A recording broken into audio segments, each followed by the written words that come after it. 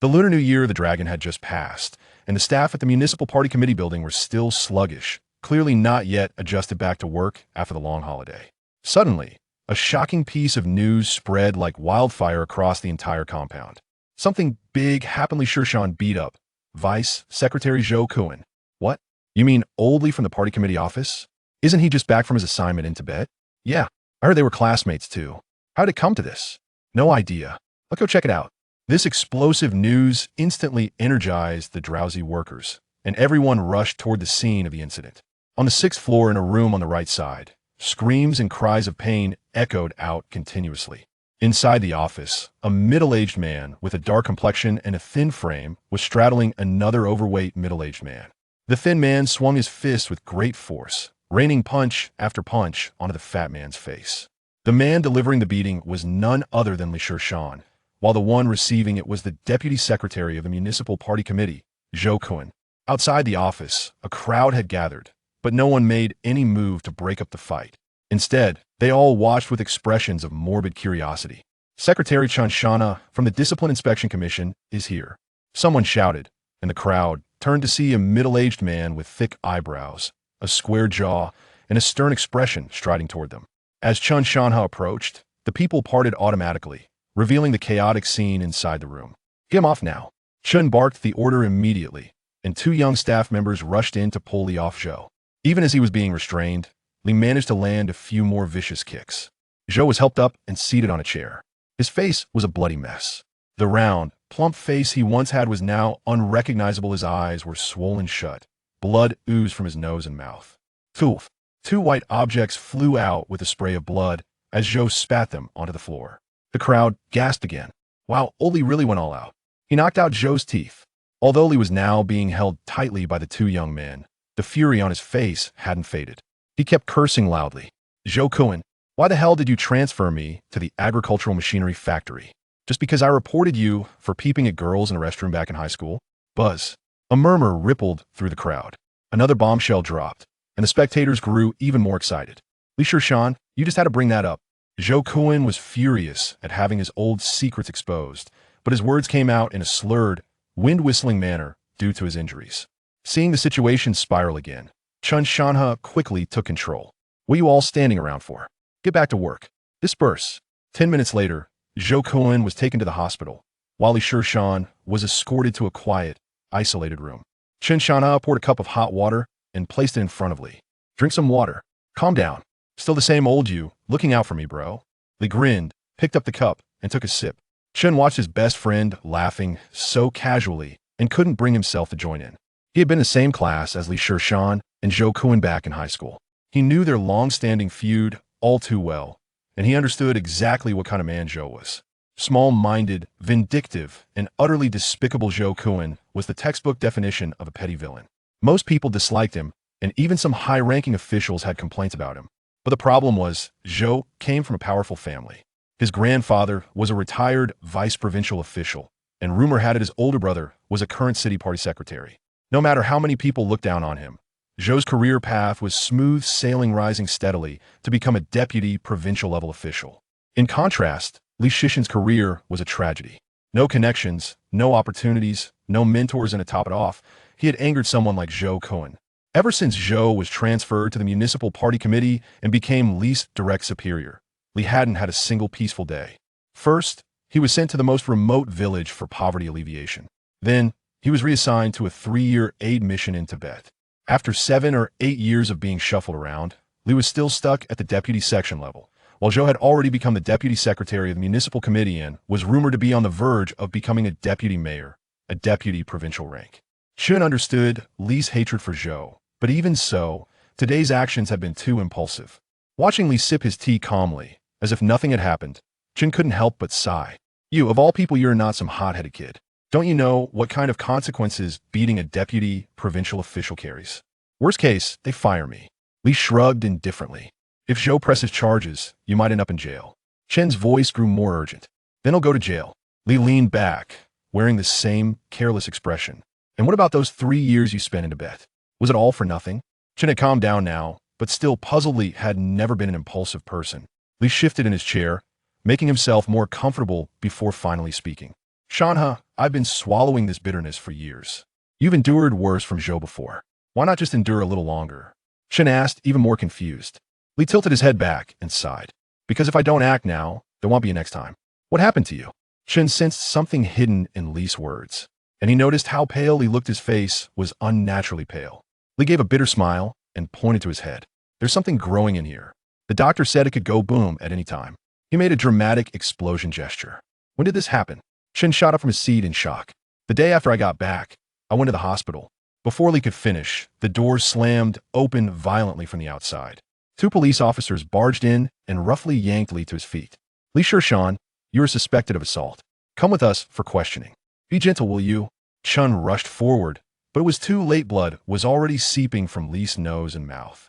The officers, startled by Li's condition, let go instinctively, and Li collapsed back into the chair.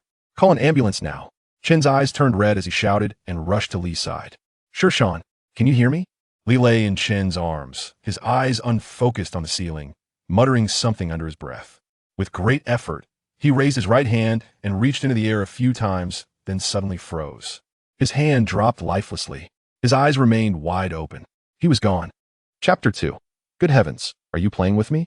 Li Shishan found himself immersed in a lengthy dream, wherein he returned to his high school days. Within this dreamscape, he discovered an extraordinary capacity for memory. Every piece of knowledge he encountered was effortlessly retained after a single glance. Although he was acutely aware of the dream's illusory nature, Li Shishan continued to study fervently, as if striving to rectify the regrets of his past. As the moment of the college entrance examination approached, just as he was about to step confidently into the examination hall to showcase his talents, he abruptly awakened. If only he could linger a bit longer in that dream, allowing it to unfold fully. The remnants of that splendid dream left him yearning for more. Wait, something felt amiss. Had he not perished? At this moment, Li Shishan realized with astonishment that he was, in fact, very much alive. Where was he now? He propped himself up and surveyed his surroundings. Beneath the hazy moonlight, the modest 8-square-meter bedroom appeared both aged and oddly familiar. Across from the bed stood a somewhat antiquated bookshelf that seemed to beckon memories. Upon turning his gaze, he noticed posters of Slam Dunk and Yu Yu Hakusho affixed to the wall beside him. This place, was it an amalgamation of bygone memories and the present? It bore an uncanny resemblance to his childhood home. How could this be possible? The housing complex where he had once lived had long been demolished. Shaking his head, he dismissed the absurdity of the thought. He flicked on the light, illuminating the room entirely. As the brightness enveloped him, Li Shishan was rendered speechless. The antiquated green window frames, the familiar dark yellow desk, and atop it, several open copies of the Huanggong exam papers, glaringly vivid in their presence. This was unmistakably real. He hastened to the desk, snatching up one of the papers to peruse it. Vast expanses of blank pages unfolded before him, and upon reaching the front page, the scrawled characters of his name, Li Shishan, affirmed his suspicions. This unsightly signature, fit to serve as a counterfeit deterrent, was indeed his handwriting from high school. Raising his gaze, he caught sight of a boy with tousled black hair and a bright disposition reflected in the windowless glass. This was his current visage, free of wrinkles, devoid of worries about hair loss, and, most importantly, brimming with vitality. Clenching his fists tightly, he reveled in the youthful energy coursing through his body. Who would have imagined that he would experience such a rebirth? This plot, typically confined to the realms of fiction, had manifestly unfolded in his own life. After indulging in his reflection for a prolonged moment, Li Shishan recalled the necessity of determining the precise time of his rebirth. His gaze fell upon the tattered calendar on the desk. June 7, 2001. Tuesday, the calendar bore a small note indicating that there were 30 days remaining until the college entrance examination. Remarkably, he had returned to a month prior to the examination. This temporal juncture ignited a thrill within Li Shishan, prompting him to laugh joyously towards the heavens. Here he stood, Li Shishan, presented with the opportunity to defy fate. In the year when I first faced the disappointment of failing the college entrance examination, I barely managed to gain admission to a vocational program the following year. The subsequent challenges I encountered in my career were, to some extent, influenced by my educational background. Given that fate has bestowed upon me another opportunity, I must not let it slip away. Although decades have passed and the specifics of those examination questions have faded from my memory, I still recall the major problems in mathematics, language, and English. With targeted revision, Achieving admission to a second-tier university should not pose a significant challenge. Time is of the essence. I shall commence my preparations without delay. Shishan, invigorated and devoid of drowsiness, immediately seized his books and began to study. At that moment, an unexpected revelation struck him. His memory had inexplicably sharpened, approaching an extraordinary level of retention. Each book he perused, even if only casually, filled his mind with clarity. This experience mirrored a dream he once had. Could this be the divine gift bestowed upon him? A cascade of delightful surprises unfolded before him, and in gratitude, he clasped his hands together and offered a silent prayer towards the window, thanking the heavens for their blessings. He resolved to exert even greater effort. As the dawn broke, he was astonished to find that it was nearly 6 o'clock. It was time for school. Shishan vaguely remembered that in his senior year, students were required to arrive by 6:30. After dressing, he opened his door, and in that fleeting moment, the familiar and affectionate faces of his parents appeared before him. A middle-aged couple was enjoying breakfast, and upon seeing their not-so-aged appearance, a wave of bittersweet emotions surged within him. In his previous life, he had been consumed by work, spending precious little time with his parents. Particularly during the 3 years he spent aiding in Tibet, both parents passed away without him having the chance to bid them farewell. The lament of a son wishing to care for his parents, yet finding them gone resonated deeply within him. Now, witnessing them again filled his heart with indescribable excitement. "Dad, Mom," Shishan's voice trembled as he hurried towards them, tears welling in his eyes. However, his greeting was met with an impatient reprimand. "What were you doing all night? Staying up in your room?" His father's tone carried a hint of disappointment, yet Shishan could not help but smile. The familiar scolding now sounded pleasing to his ears. "Son, why are you up so early? Come, have breakfast," his mother added, her gaze filled with concern. Despite the contrasting attitudes of his parents, both conveyed a deep care for him. Every parent desires their child to succeed, yet in his previous life, he had caused them considerable worry and distress. Now, given the chance to live anew, he vowed not to burden them further. He aimed to make them proud and ensure they enjoyed a gratifying life in their later years. Beginning with instilling hope in them, their son had changed. With a sense of pride, Shishan declared, "Mom, Dad, I have come to a realization. I have decided to turn over a new leaf. No, I mean to diligently amend my past mistakes and dedicate myself to my studies." However, after delivering this impassioned proclamation, he was met with an unexpected silence from his parents, who exchanged glances in bewilderment. What was happening?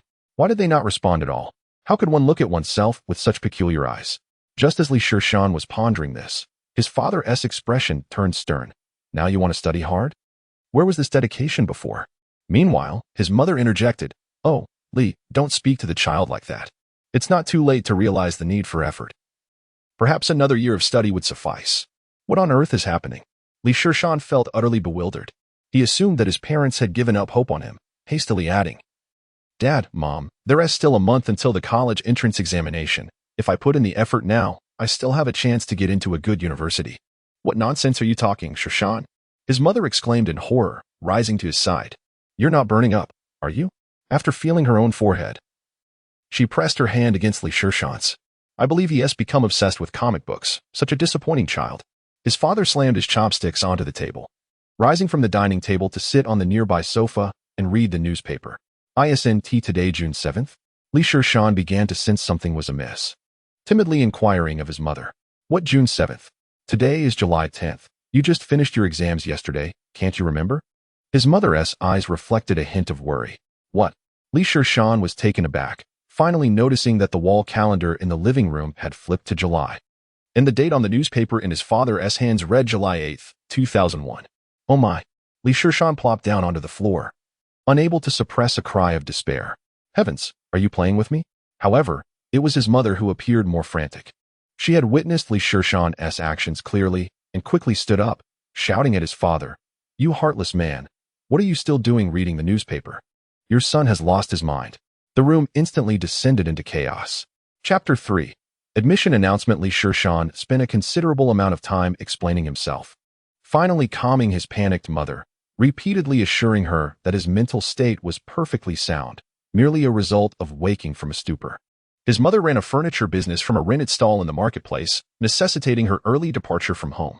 His father, employed at a public institution, left after delivering another lecture to Shishan, reflect well while you're at home. If you truly understand, repeat a year and take the exam again next year. His father's final words echoed in Shishan's ears. It seemed that this was indeed the best choice for him at present. Regardless of whether he ventured into politics or entrepreneurship in the future, a solid educational background was imperative. In today's society, a degree not only reflects one's capabilities, but also serves as a resource, a network. The future moguls thriving in politics or business. Who does not hail from a prestigious university?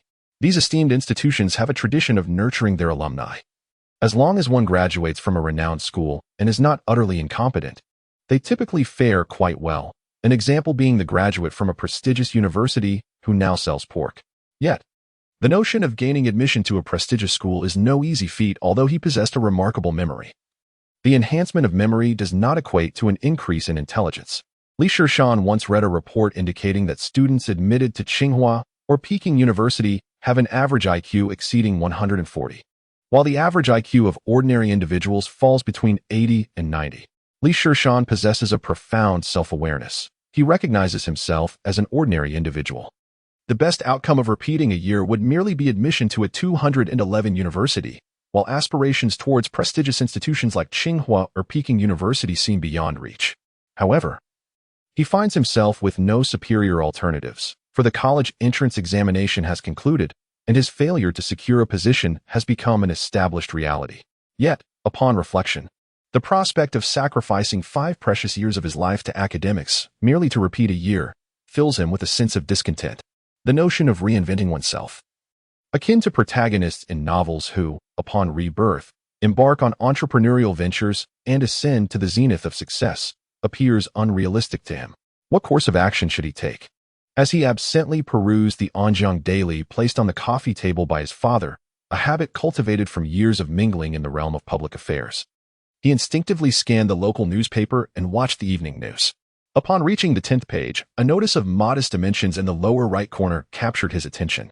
Announcement for recruitment of township civil servants in Binjiang District, Anjiang City, in accordance with the needs of the workforce and adhering to the interim provisions for the recruitment of national civil servants and relevant policies for public recruitment in Anjiang City. The People's Government of Binjiang District plans to publicly recruit 42 township civil servants in 2001. The specific details are as follows. 1. Basic qualifications for applicants. 1. Must possess nationality. 2. Must uphold laws and regulations, support the leadership of the party and the socialist system, exhibit good character, and adhere to discipline and law. 3. Must hold a high school diploma or higher, aged 18 years, born before August 1983, and not exceeding 35 years, born after December 1, 1966. 4. At this moment, Shishan realized that he perfectly met the stipulated conditions.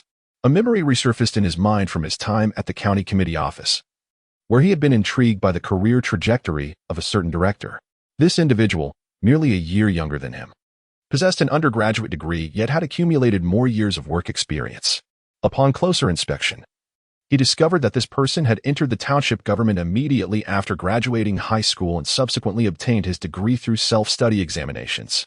Before 2005, the difficulty of civil servant examinations was relatively low, especially for township positions, which had minimal requirements. This was largely influenced by the remuneration of civil servants at that time, which was positioned at a lower middle level. Outside of certain influential departments such as public security, judicial, and taxation, most government sectors held little allure for university graduates, who preferred to seek opportunities in larger cities. Particularly at the township level, there was a scarcity of university graduates willing to apply, resulting in significantly lowered recruitment standards.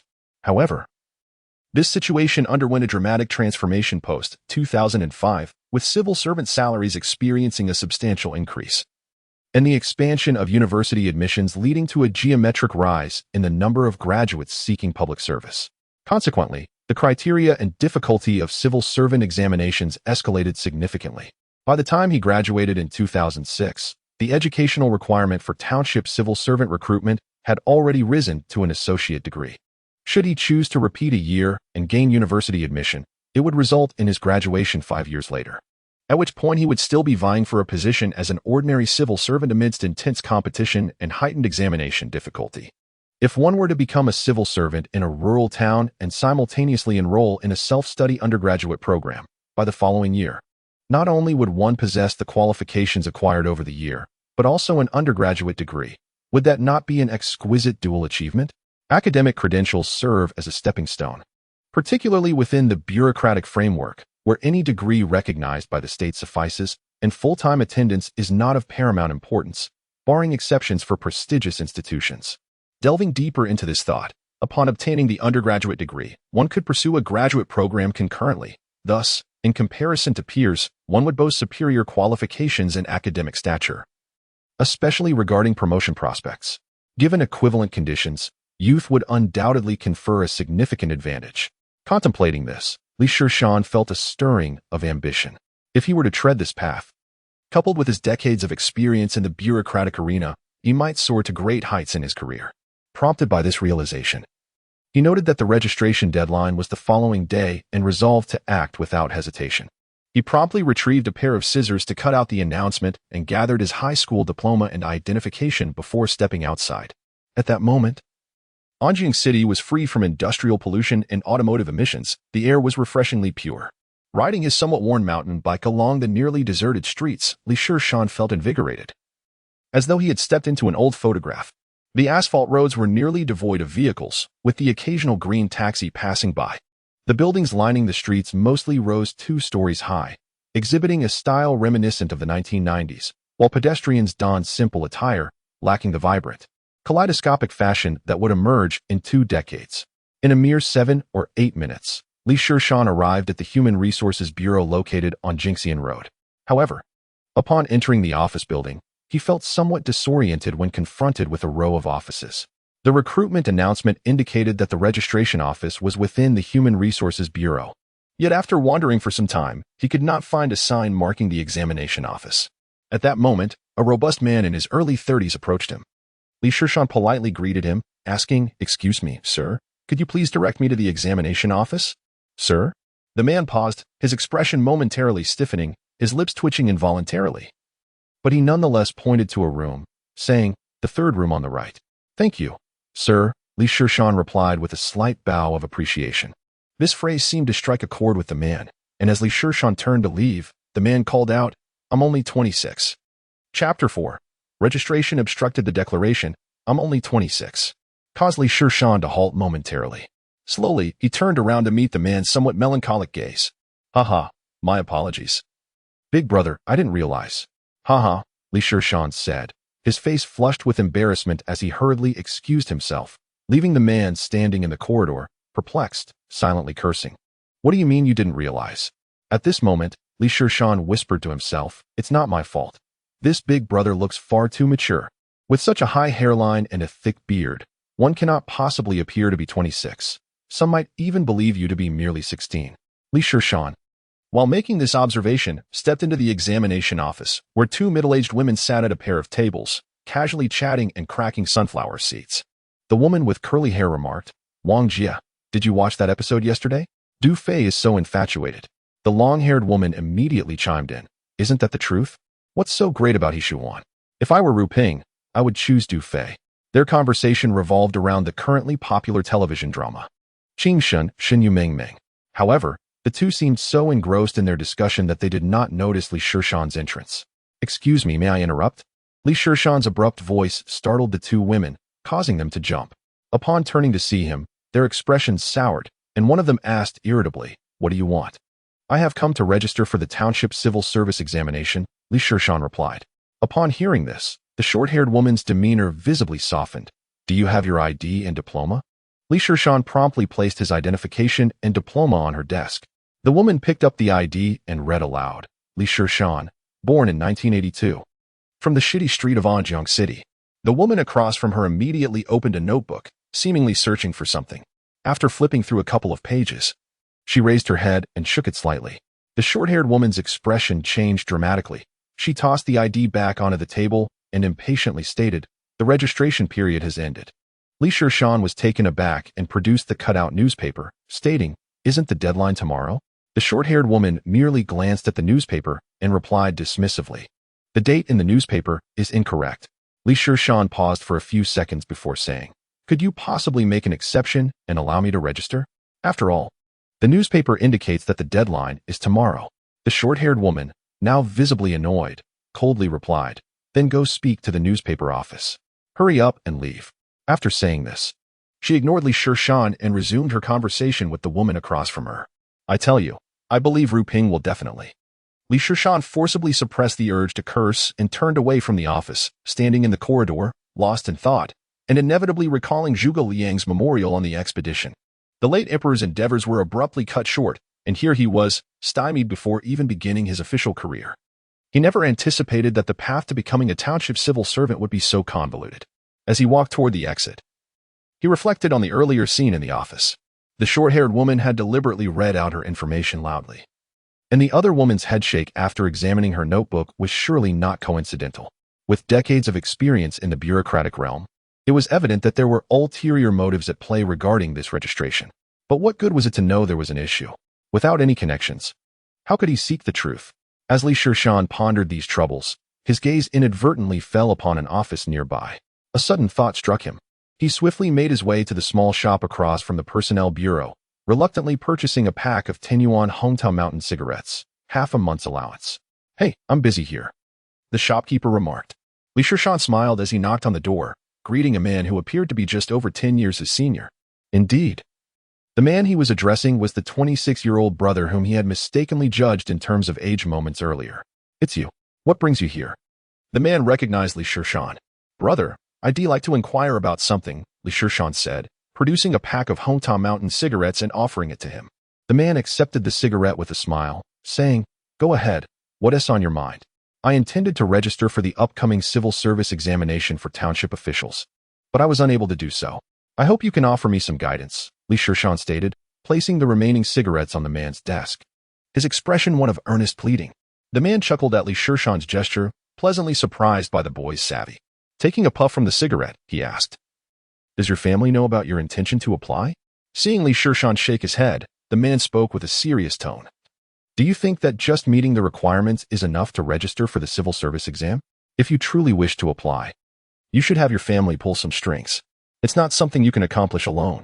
With this insight from the older brother, Shishan suddenly grasped the crucial point. Indeed, if he could think of it, surely others could as well. The low requirements and minimal difficulty of the township civil service exam create an opportunity for those with poor academic performance to enter the system. As it is an opportunity, there will inevitably be an exchange of benefits. If he was not mistaken, to ensure that those with connections pass the exam smoothly, some individuals would resort to unscrupulous methods. Firstly, the announcement for registration would be published in local newspapers, often tucked away in inconspicuous corners. Secondly, various means would be employed to prevent those without connections from registering. Such tactics would eliminate unforeseen complications, ensuring that those with ties could pass the exam without incident, especially considering the significant risks associated with cheating during the examination. Having understood the issue, Shishan found himself in a quandary once again. Resolving the registration matter should not be too difficult, after all. Township civil service positions are not particularly coveted. Being a local, he could ask his parents to leverage their connections for his application. However, the thought of foregoing university to become a township official troubled him. His father had painstakingly transitioned from a rural upbringing to becoming an urbanite through education. And now he was to reverse that? Such a whimsical and rebellious idea would surely provoke his father to react in outrage. What was he to do? The dilemma seemed insurmountable. Was he truly left with no choice but to repeat a year? Upon returning home, Shishan pondered deeply, feeling utterly lost. Suddenly, a series of electronic beeps emanated from his room.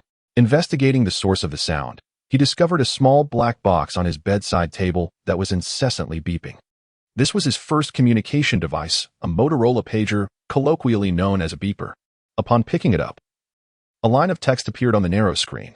Why didn't you come to school today to estimate scores? Chinshanha? Chapter 5. This plot seems off. His friend was urging him to go to school to estimate scores? Estimating scores? How could that be possible? For academic underachievers, such an endeavor was akin to self-inflicted humiliation. However, upon receiving the message from Chinshanha, Shishan felt a warmth in his heart. He held a deep gratitude for this friend, as Chinshanha had been unfailingly supportive throughout the decades of their previous life, particularly during the 3 years he spent assisting in Tibet. It was Chen Shanha who selflessly managed both significant and trivial matters at home, even overseeing his parents' affairs after their passing. In one's lifetime, having a true friend is indeed a treasure. Li Shishan recalled how Chen Shanha had achieved a remarkable score of over 590, securing admission to a prestigious law school. After graduation, he joined the Discipline Inspection Commission, smoothly ascending to the position of deputy secretary.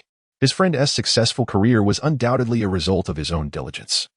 But it was also closely tied to the influence of his father, Chen Jianxin, who ultimately retired as the deputy secretary of the Provincial Political and Legal Committee. However, it wasn't until many years into his own career that Li Shishan learned of Chen Shanha's family background.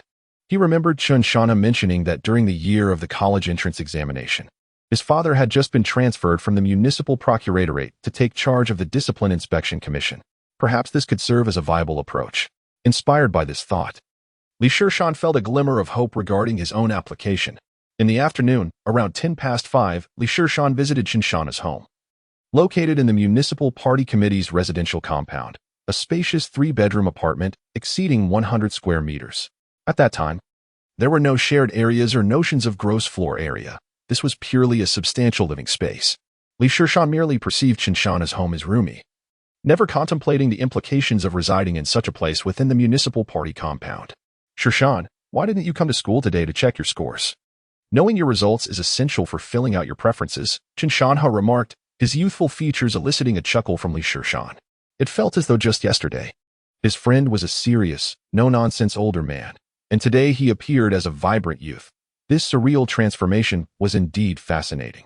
Noticing the joyful expression on Li Shishan's face, Chen Shanha became slightly irked. What are you laughing at, Shishan? Were you even listening to me? Li Shishan snapped back to reality, patting Chen Shanha on the shoulder. Oh, the exams are over. Why overthink it? Look what I brought you. He then pulled out a stack of palm-sized comic books from his shoulder bag. Naruto, Chen Shanha exclaimed with delight, eagerly flipping through the pages while Li Shishan naturally stood by the window to keep watch. Chen Shanha's mother was exceedingly strict. Comic books were strictly forbidden in their household, and the only comics he read were those provided by Li Shishan. Although the college entrance examination had concluded, Chen Shanha still worried about being discovered by his mother and facing her reprimands. Japanese manga was one of the mutual passions shared by Chen Shanha and Li Shishan. It must be said that the distinction between academic achievers and those who struggle lies precisely here. Both may indulge in comics. Yet the scholar gains admittance to esteemed institutions, while the underachiever must repeat their studies, even for a diploma. At around 5 o'clock, the sound of the door lock echoed as Chen Shanha's mother, Lu Qin, returned home. By this time, Chen Shanha had already hidden the comic books and pretended to be engrossed in his studies, while Li Shishan casually picked up another book to accompany him.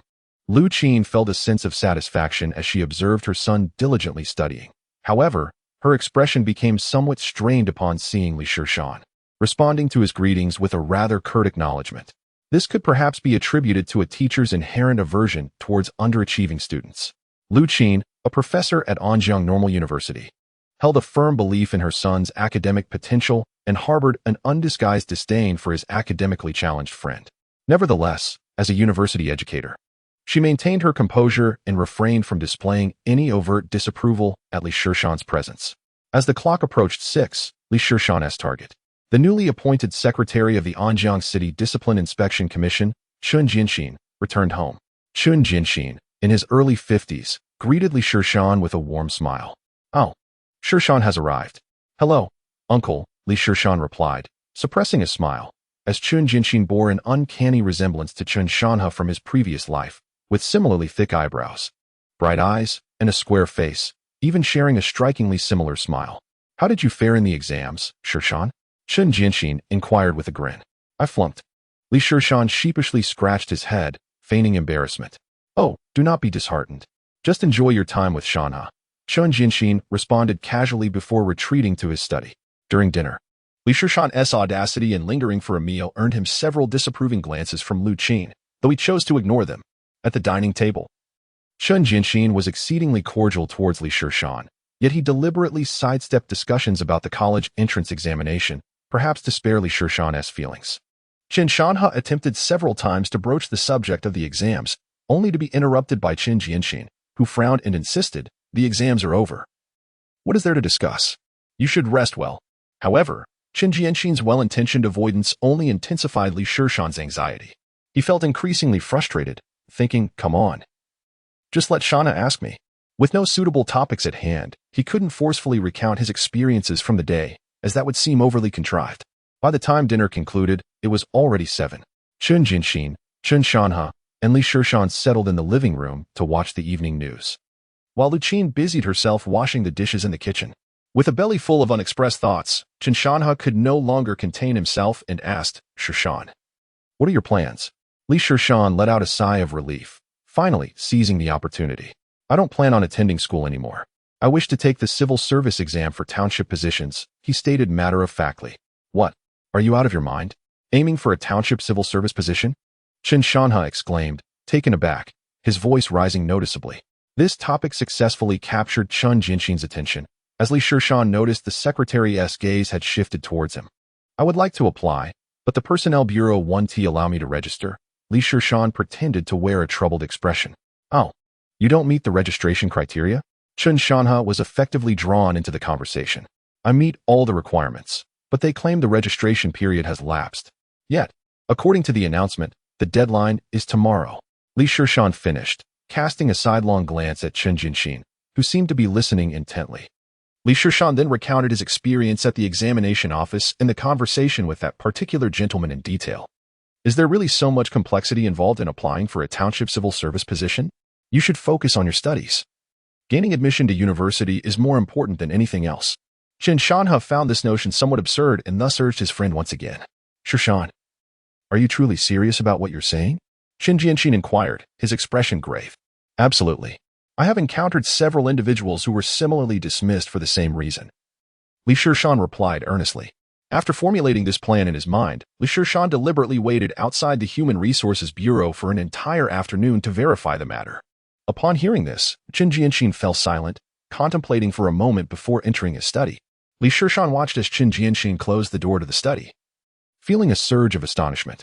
This plot did not align with his expectations. It was diverging from what he had envisioned. Chapter 6. Reapplying with a heart filled with trepidation. Li Shishan waited outside for over 20 minutes before he saw Qin Jianxin emerge from the study. Shishan, go to the Human Resources Bureau to register again tomorrow afternoon at 2 o'clock. Upon hearing Qin Jianxin's words, Li Shishan's heart soared with joy, though his face feigned reluctance as he replied, but they have already stated that the registration period has passed. Shishan, if I instruct you to go, then you shall go. My father is Qin Shanha, he added with excitement, only to be silenced by his father's piercing gaze. Shishan, could you do your uncle a favor? Qin Jianxin said with a smile. Very well, Li Shishan replied, a hint of confusion in his eyes as he reluctantly nodded. After departing from Qin Shanha's residence, Li Shishan let out a heavy sigh of relief. Here he was, a man in his 30s, forced to don the guise of an innocent youth. The performance was rather daunting. However, judging by Qin Jianxin's reaction, it seemed he had not detected anything amiss. Just as Li Shishan left, Lu Qin entered the study. Old Qin, you must proceed with caution regarding this matter. I sense that Li Shishan has ulterior motives. He is deliberately saying these things for your benefit. Although Lu Qin had been in the kitchen, she had overheard everything that transpired in the living room.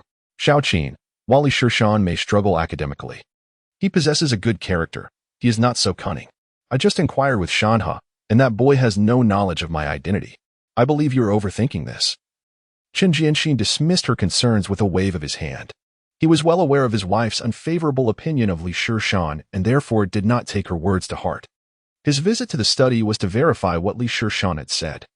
He made several phone calls to discreetly gather information about the recruitment of civil servants in the townships of Bijiang district, and indeed, there seemed to be some underlying issues. Qin Jianxin was not merely acting on a whim. He had his own plans. Recently transferred from the procuratorate to the position of Secretary of the Discipline Inspection Commission, he found himself in a precarious situation, lacking a foundation and connections, and in dire need of a tangible achievement to solidify his standing. Currently, he was investigating 2 significant cases, yet these cases were extensive in scope, challenging to investigate, and time-consuming, making it difficult to yield results in the short term. If he wished to demonstrate his capabilities to both superiors and subordinates swiftly, he needed a case that was brief in duration and quick in efficacy. Li Shishan's predicament perfectly aligned with his requirements. In the context of a civil servant examination at a township level, the case is unlikely to be overly complex, involving officials of a relatively low rank, thus presenting minimal investigative difficulties and resistance. Consequently, the resolution of the matter would naturally proceed expeditiously. Additionally, the significance of this issue is considerable. Civil servants at the township level are still civil servants, and any involvement in the selection process is of no trivial nature. Should this case be handled adeptly, it would secure a stable first step for the newly appointed official. With this thought in mind, Chen Jianxin leaned back slightly, lit a cigarette, and a smile crept across his face. Truly, the heavens are on my side. The following day, at precisely 2 o'clock in the afternoon, Li Shishan arrived punctually at the Personnel Bureau of Binjiang District.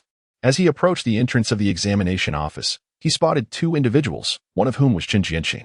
Noticing Chen Jianxin subtly shake his head, Li Shishan understood the implication and proceeded directly into the office.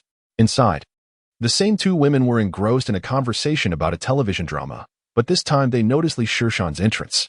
The curly-haired woman frowned and remarked, "Why are you here again? Didn't I tell you to leave yesterday?" This time, Li Shishan was resolute. "I inquired, and the registration has not yet closed. Please allow me to register." The curly-haired woman, seemingly experienced in handling such matters, retorted, "Then go ask the person you spoke to about registration. Do not bother us here." "That won't do. The announcement clearly states that the registration location is here, so I have come to register." "You claim the registration period has expired. Show me the document." Li Shishan insisted adamantly. The curly-haired woman, incensed by Li Shishan's obstinate demeanor, stood up and began to push him towards the door. "What are you making a fuss about, you little brat? If you don't leave, I will call for assistance." "Go on, leave. How can you treat me this way? I must register." Li Shishan shouted as he retreated, just as he was about to be thrust outside when Chen Jianxin entered with a stern expression, followed by a young man. Upon seeing Chen Jianxin's commanding presence, the curly-haired woman ceased her efforts to push Li Shishan and was about to speak when Chen Jianxin interjected. "Are you the ones responsible for the registration of this township civil servant examination?" The curly-haired woman instinctively nodded, but quickly felt something amiss and retorted, "Who are you? You need not concern yourself with my identity. I ask you why you are refusing to register this young man." Chen Jianxin pressed. At this moment, the curly-haired woman began to speculate. These 2 must be relatives of the young man, come to demand an explanation. If the young man had any connections, a leader would have intervened long ago, and there would be no need for such a scene. Convinced of her reasoning, the curly-haired woman regained her composure, furrowed her brow, and coldly stated, "The reasons have already been relayed to this young man. Are you attempting to cause a disturbance? Let me remind you, this is a government office, and I can call the police to have you removed." At this juncture, Chen Jianxin disregarded the curly-haired woman and turned to the young man. "Call Wu Lian and have him come immediately." Wu Lian was the director of the Personnel Bureau, and upon hearing the name of the director, the curly-haired woman felt a wave of unease wash over her, leaving her momentarily at a loss for what to do. Only 3 minutes had passed when a man in his 50s, sporting a receding hairline, hurriedly approached, panting. Upon seeing Chen Jianxin, he immediately nodded and bowed, a smile illuminating his face. "Secretary Chen, what brings you here?" "Director Wu, it seems the Personnel Bureau has quite the authority now," Chen Jianxin remarked meaningfully. "Secretary Chen, I do not quite grasp your meaning," Director Wu replied, wiping the beads of sweat from his forehead, unsure whether it was due to his rapid pace or an inner trepidation. "Is it within your bureau's purview to arbitrarily alter the civil servant application deadlines?" Director Wu glanced at the curly-haired woman, who stood in a daze, quickly comprehending the situation, yet he feigned calmness. "Is there some misunderstanding here?" he inquired, casting a significant look toward another woman with long hair. This long-haired woman, quick-witted, seized the notebook from the table, intending to toss it out the window while everyone's attention was on Director Wu. However, her action did not escape the keen eye of Li Shishan, who pointed and exclaimed, "Annie, what are you planning to throw out?" Chapter 7. The first place in the written examination. All eyes turned to the direction of Li Shishan's finger, and the long-haired woman froze, maintaining her pose of readiness to discard the notebook. A young man beside Chen Jianxin reacted swiftly, stepping forward to snatch the notebook from her grasp and handing it to Chen Jianxin. Only then did the long-haired woman, realizing the gravity of the situation, turn pale, her legs weakening as she collapsed into a chair. Chen Jianxin opened the notebook, revealing a page filled with numerous names and home addresses, a cold smile spreading across his face. "Take them both back to the Discipline Inspection Commission for a thorough questioning." Sensing the inevitability of the situation, Shishan discreetly slipped out of the personnel bureau. He preferred to avoid drawing attention as long as he achieved his goal. It was best that fewer people were privy to the matter. Just as Shishan silently departed, a prematurely aged young man stood not far away, observing his retreating figure. Stroking his stubble, he muttered, "This kid is quite skilled." He managed to summon the secretary of the Discipline Inspection Commission. "Director Tang, here is the material you requested." "I apologize for making you come here in vain yesterday," a middle-aged man said, presenting a document with both hands. "Thank you for your hard work, Director Wang. Please, just call me Xiao Tang," the young man responded courteously. Director Wang replied with utmost respect, "Director Tang, it is the least I can do." It hardly qualifies as hard work. Director Wang dared not address this young man as Xiao Tang, for he was the dedicated secretary of the district committee. Deputy director of the district committee office, Tang Buchuan, a 26-year-old cadre of the proper level, unparalleled in the entire Anjiang political scene. His future was boundless, and no amount of respect was excessive. "Director Wang, I estimate your chances of being promoted to full director are on the horizon." This statement left Director Wang momentarily stunned, somewhat perplexed. Following Tang Buchuan's gaze, he observed several individuals emerging from an office. Leading the group was Wu Lian, the director of the Personnel Bureau, closely followed by the newly appointed secretary of the Discipline Inspection Commission, Chen Jianxing. "What is this?" Director Wang inhaled sharply. The arrival of the Discipline Inspection Secretary was hardly a harbinger of good tidings. Director Wang seized the opportunity, Tang Buchuan remarked, observing Wu's pallid visage and despondent demeanor. It seemed all but certain that this director would not emerge from the clutches of the Discipline Inspection Committee, which reminded him of the recently departed Shishan. This young man wielded considerable influence. Initially, Tang had presumed that Li's involvement was merely a matter of leveraging connections for a mere name on a list. However, he was taken aback when Li unleashed a veritable bombshell, overturning the table with his initial move. Reflecting on this, Tang felt a twinge of sympathy for Director Wu. Under ordinary circumstances, he might have managed to retain his position, but with the recent appointment of Secretary Chen, escape would prove exceedingly difficult. The following day, while perusing the Anjiang Evening News, Shishan stumbled upon an announcement from the Human Resources Bureau, extending the registration period for the civil servant recruitment examination in the Binjiang district by an additional week. Notably, the final paragraph of the announcement was particularly revealing. The civil service examination adhered to principles of fairness, justice, and transparency, inviting public scrutiny and reports of any violations. Secretary Chen appeared intent on broadening his success. Recognizing Chen Jianxing's intentions, Li noted the implications of the extended registration period, which pushed the written examination to mid to late July. When he visited the Human Resources Bureau to collect his examination admission ticket, he noticed the posted examination guidelines. This examination would follow the National Civil Servant Written Examination Standards, with subjects including public basic knowledge, administrative professional ability assessment, and essay. Particularly noteworthy was the introduction of the essay section, a new addition since the year 2000, absent from previous township civil servant examinations. A group of young individuals gathered at the announcement board, bewildered and debating among themselves. "What is this essay section? I've never heard of it. Indeed, why has this examination subject suddenly been added?" Amidst the confusion and dismay, Shishan remained quietly amused, turning away to depart in silence. The essay section assessed one's fundamental capabilities as a civil servant, encompassing reading comprehension, comprehensive analysis, problem identification and resolution, implementation abilities, and written expression skills. In his past life, Li had successfully navigated the formal national civil servant examination, bolstered by decades of experience in governmental affairs. Thus, the essay segment posed no challenge for him. In fact, it was the simplest part of the examination. He felt confident of his success this time around. 2 weeks later, Shishan was once again filled with joy. The Human Resources Bureau's announcement board displayed the results of the 2001 Anjiang City Township Civil Servant Recruitment Written Examination.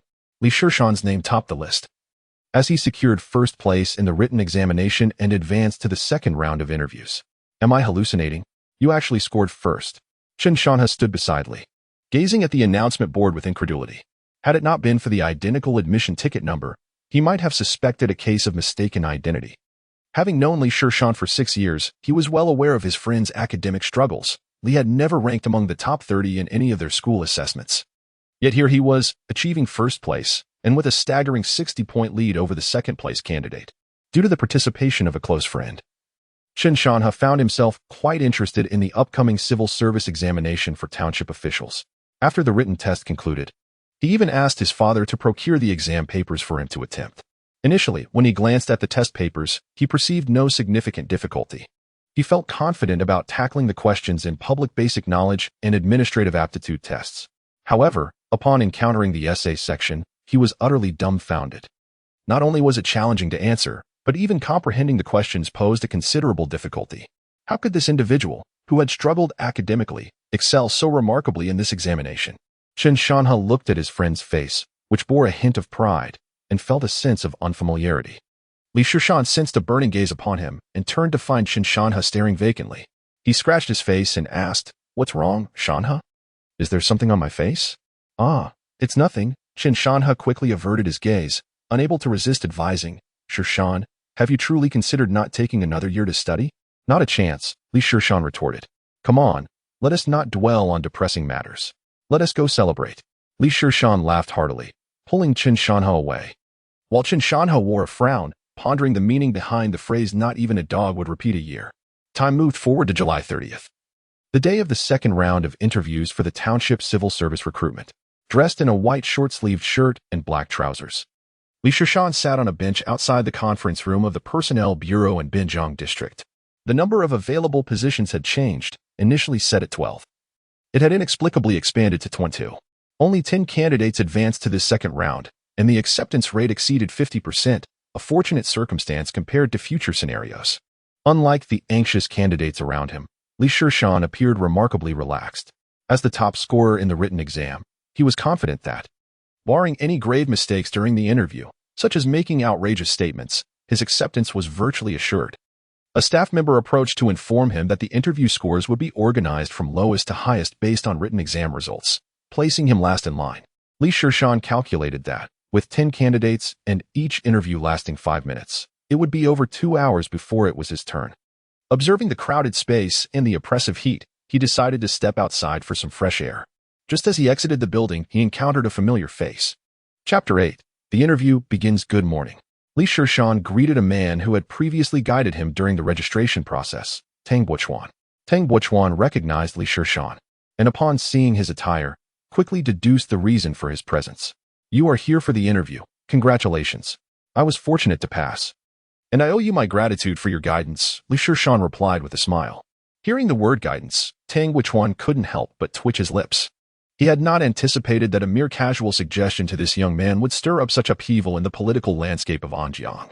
The newly appointed Discipline Inspection Secretary, Chen Jianxin, had managed to clarify the irregularities in the registration process for township civil service positions within just 1 week.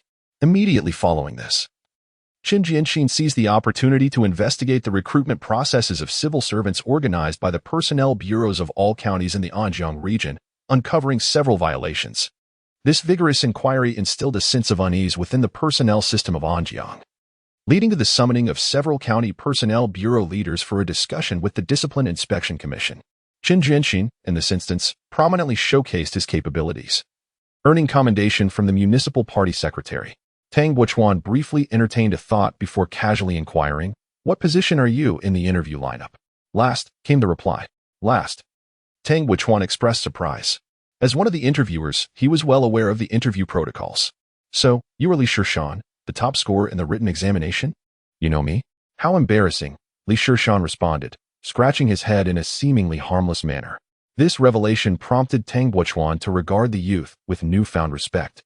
After the registration was finalized, the district party secretary had appointed him to personally oversee the examination, in which he had been involved in crafting the written test.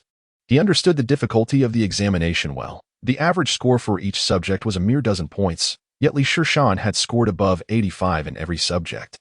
Had it not been for the fact that he personally sealed the examination papers and supervised the isolation of all those involved in preparing the questions prior to the examination, he might have suspected that the questions had been leaked to the candidate. Tang Buchuan had reviewed the information on Shishan's application form. As a recent high school graduate, achieving such high scores raised suspicions among all. A verification during the interview would be necessary. The reason Tang Buchuan had not recognized Shishan from his application was primarily due to the significant difference between the black and white passport photo and the young man's actual appearance.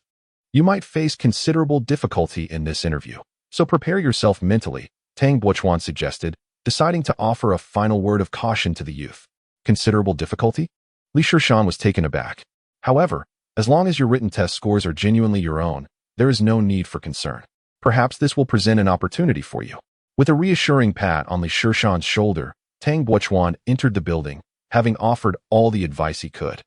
Li Shishan inhaled sharply, realizing that Tang Buochuan's words hinted at deeper implications. The phrasing of the difficulty of your interview rather than the interview's difficulty suggested a significant distinction. Was it possible that achieving the top score had led to complications? What did he mean by an opportunity? Watching Tang Buochuan's retreating figure, Li Shishan felt a mix of anxiety and anticipation. Li Shishan, come in. He immediately stood up from the bench outside the conference room. You may enter. The staff member said calmly. Thank you, Li Shishan replied politely. In truth, he was already aware that his turn was imminent, as he was now the only one left in the bustling corridor. Approaching the conference room door, he adjusted his attire before gently knocking. Upon hearing the invitation to enter, he pushed the door open. As soon as he stepped inside, Li Shishan's pupils constricted sharply. He finally comprehended the meaning of the opportunity spoken of by the elder brother. Behind a row of tables sat 7 individuals, with a middle-aged man in his 40s occupying the central position. He sported a neatly parted hairstyle, his face slightly round, and beneath his pronounced eyebrows lay a pair of sharp eyes, exuding an aura of authority.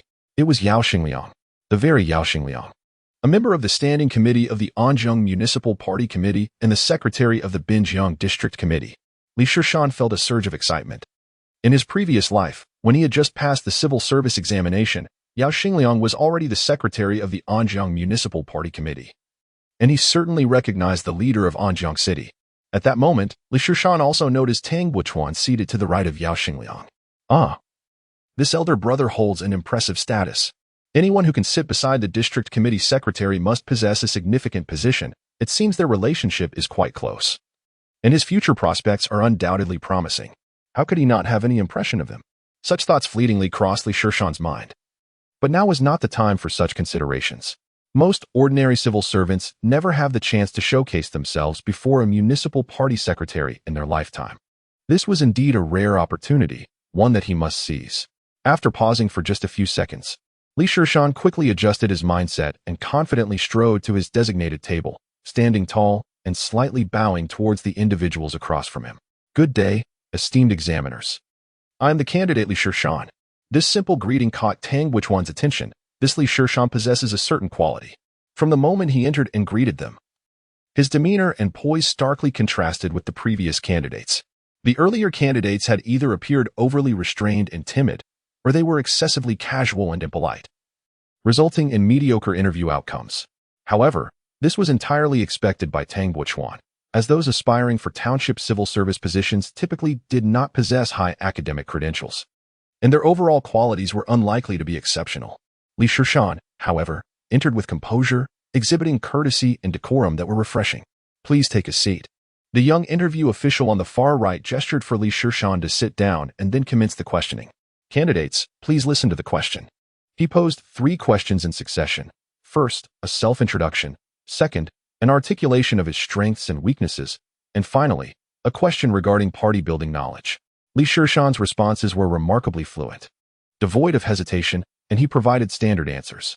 He remained acutely aware of Yao Xingliang's every move, although there were no significant changes throughout the process. Yao Xingliang's gaze was consistently fixed upon him, indicating that his performance thus far was satisfactory. Would it end so soon? Previously, while waiting at the entrance, Li Shishan had calculated the duration of each individual's interview, averaging around 5 minutes. He assessed the time and realized that he had spent 7 or 8 minutes answering the 3 questions. Could it be that the interview was coming to an end? This seemed a tad too smooth. Li Shishan began to doubt whether that elder brother had been attempting to intimidate him. At that moment, he noticed Tang Buochuan giving a slight nod to the questioning official, who then placed paper and pen before him. Candidates, please listen to the question.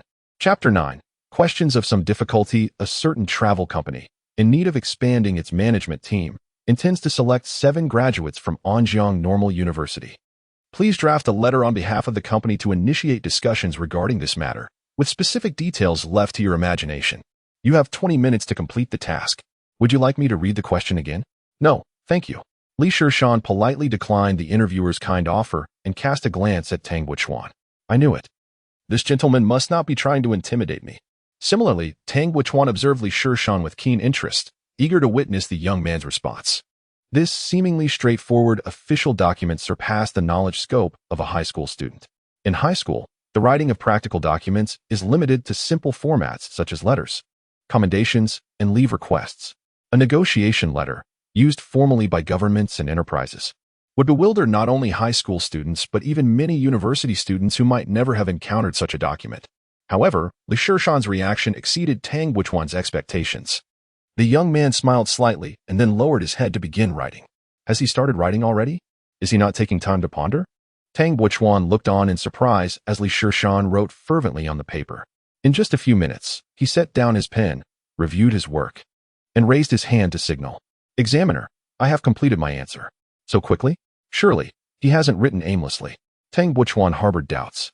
He had composed numerous negotiation letters himself, and if one did not demand quality but merely correct formatting, it would typically require at least 10 minutes for brainstorming. But who was he? He confidently considered himself one of the top writers in the district committee.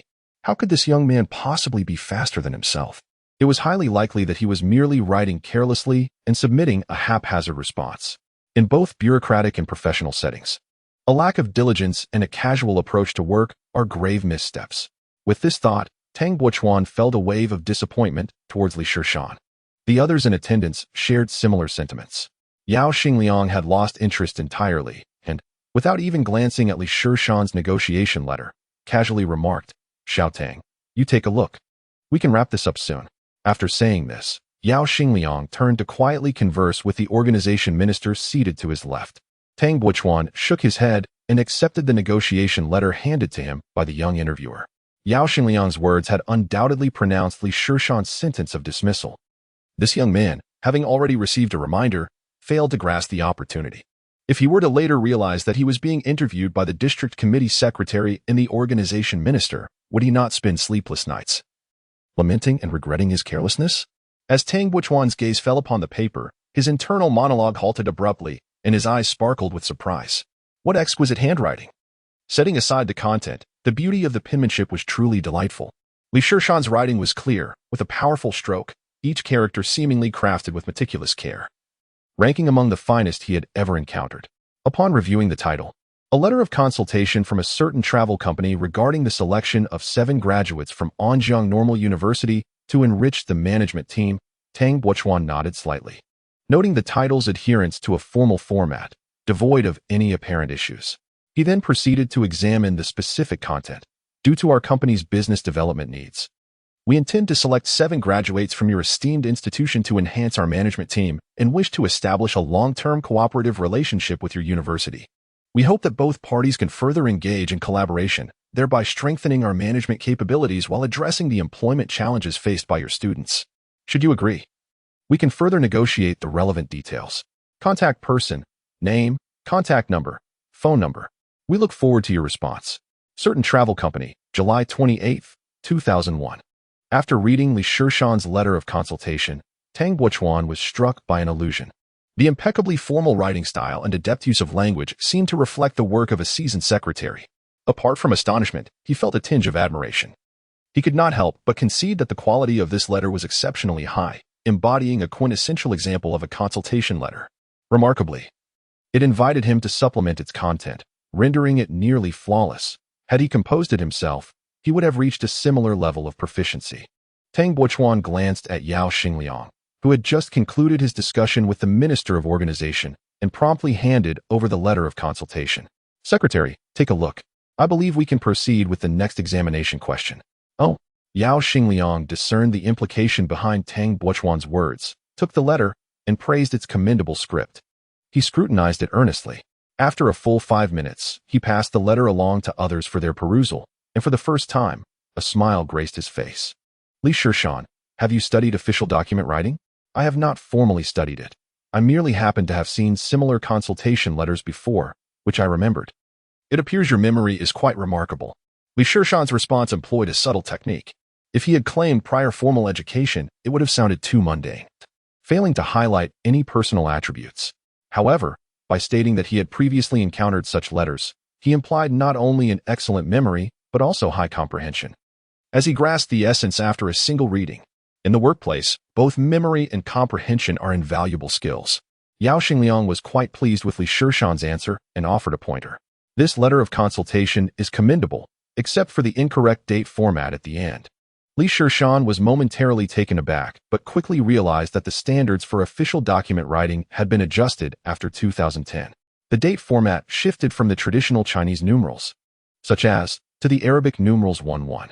Since it was still 2001, he had habitually adhered to the old standard. Thank you for the reminder, examiner. I have learned from your guidance, Li Shishan promptly responded. Yao Xingliang was gratified by Li Shishan's willingness to humbly accept his mistake and remarked, "Let us proceed to the final question. Candidates, please listen to the question," the young interviewer on the right continued. "If your leader were to engage in unlawful or unethical behavior, would you choose to report it?" Tang Buchuan furrowed his brow and turned to the interviewer, noting that this was not the originally established interview question. As Tang Buchuan was about to speak, the voice of Yao Xingliang resonated in his ears. "Xiao Tang, the question you posed demonstrates remarkable acumen. It is indeed a pragmatic issue. Might it not be somewhat challenging for our young comrade?" With a chuckle, he added, "It is through difficulty that one's true abilities are revealed." Tang Buchuan, steeling himself, managed a response, sensing Yao Xingliang's keen interest in the examination question, and refrained from further comment. "This question is truly difficult to answer. Do not respond hastily." He glanced towards the silent Li Shishan, unable to suppress his concern for him. Chapter 10. Insufficient Justification, Fabricated Narratives with Decades of Experience in the Corridors of Power. Li Shishan discerned the underlying implications of the question and could not help but internally curse. This is a twisted inquiry designed to ensnare me. At first glance, the question seemed deceptively simple. However, the essence it sought to probe was far from straightforward. The anticipated responses were not merely affirmative. It delved into the realms of human nature and principles. The intricacies of bureaucratic matters are seldom black and white. One must look beyond the surface to grasp the essence. In that moment, the meeting room fell eerily silent. Li Shishan bowed his head in contemplation, and no one pressed him for a swift response. All were eager to see what this young man would articulate. After roughly 10 minutes, he raised his head and addressed the assembly. "Esteemed examiners, my response is as follows. Firstly, it is evident that the leader has engaged in clear violations of laws and regulations. However, I believe that at this juncture, the priority should not lie in contemplating how to report this, but rather in safeguarding the collective interests from potential harm. Secondly, whether the leader has indeed committed violations is not for me to determine. I cannot report solely based on subjective judgment. I will objectively convey all facts and information that I am aware of, placing my unwavering trust in the organization.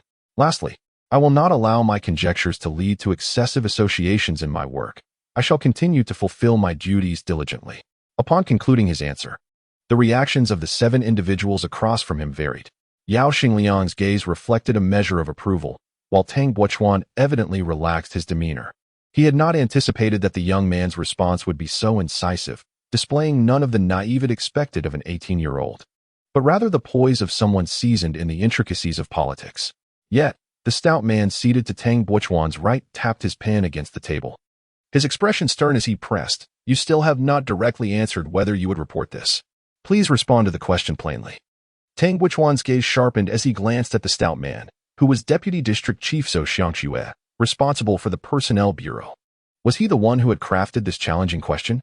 Li Shishan, unfazed by the stout man's aggressive stance, replied calmly, "If the leader were to assign me a task that clearly violates laws, I would advise the leader to rescind it. Should the leader insist on proceeding, I would refuse and report the situation internally, seeking guidance." "Am I to infer that you would not report your leader?" Zhou Xiangxue persisted relentlessly. Li Shishan felt a twinge of frustration at the unyielding stout man, clearly intent on creating difficulties for him. The essence of this matter lies in assessing how the examinee contemplates and makes judgments regarding a situation, rendering the ultimate answer less significant. As Li Shishan pondered his response, Yao Xingliang suddenly interjected, "All right, Director Zhou, he is merely 18 years old. It is quite remarkable that he can think so deeply in such a short span of time." After finishing his remark, Yao Xingliang turned to Li Shishan with a smile. "Li Shishan, having secured the top score in your written examination. If granted the opportunity to choose your workplace, where would you prefer to go? Today, Yao Xingliang was particularly pleased with Li Shishan's performance. The young man exhibited an astonishing level of potential, and he wished to extend an opportunity to him. Oh, what a privilege, thought Li Shishan, his heart stirred. His eyebrows slightly raised, as this prospect seemed to present itself more favorably. After feigning contemplation for a moment, he slowly replied, if possible. I would like to go to Shuanglong Township. Shuanglong Township? Yao Xingliang was momentarily taken aback, and all present displayed expressions of astonishment. This answer was completely unexpected. They had assumed the youth would request a position at a street office or in a township closer to the city, never anticipating his preference for Shuanglong Township. Li Shishan, do you know what kind of place Shuanglong Township is? Yao Xingliang inquired. I do. Shuanglong Township is one of the poorest areas in Anjiang and also the most distant from the city. Li Shishan succinctly summarized the situation. Knowing it is both impoverished and remote, why would you wish to go there? Yao Xingliang's interest was piqued. He was eager to understand the young man's reasoning. A reason? Li Shishan's mind raced. He knew he could not reveal his true thoughts. What compelling justification could he fabricate?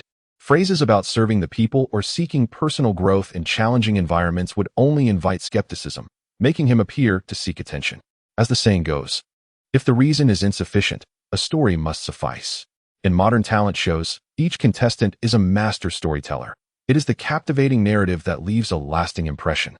After a moment of reflection, Li Shishan began to speak. I wish to go to Shuanglong Township because it is the place where my father grew up. He eloquently recounted his father's story.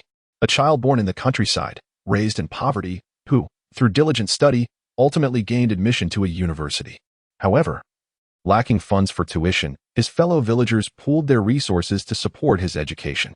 After achieving academic success, he chose to forego opportunities in the provincial capital and return to his hometown. Yet, his father harbored regrets due to the nature of his work. He could offer limited assistance to his hometown, and his mother, unwilling to leave the rural life, weighed heavily on his father's heart. Having always viewed his father as a role model, Li Shishan expressed his desire to visit his father's hometown. While he could not claim to make a significant contribution, he wished to lend his support to Shuanglong Township in gratitude to the villagers and to care for his grandmother whenever possible. As he concluded his narrative, Yao Xingliang appeared somewhat moved. His gaze towards Li Shishan softened with newfound tenderness. He, too, emerged from a rural background, fully aware of the hardships involved, and thus felt a profound empathy for the stories recounted by Li Shishan. What a remarkable young man! With ideals and filial piety, such qualities are indeed rare. As Yao Xingliang contemplated this, an expression of admiration graced his features. Li Shishan, you are truly exceptional. I hope you will maintain this sense of gratitude and dedication in your future endeavors. With these words, Yao Xingliang unequivocally confirmed Li Shishan's acceptance. Thank you for your praise. I shall remember it, Li Shishan replied, rising to bow politely before turning to exit the conference room.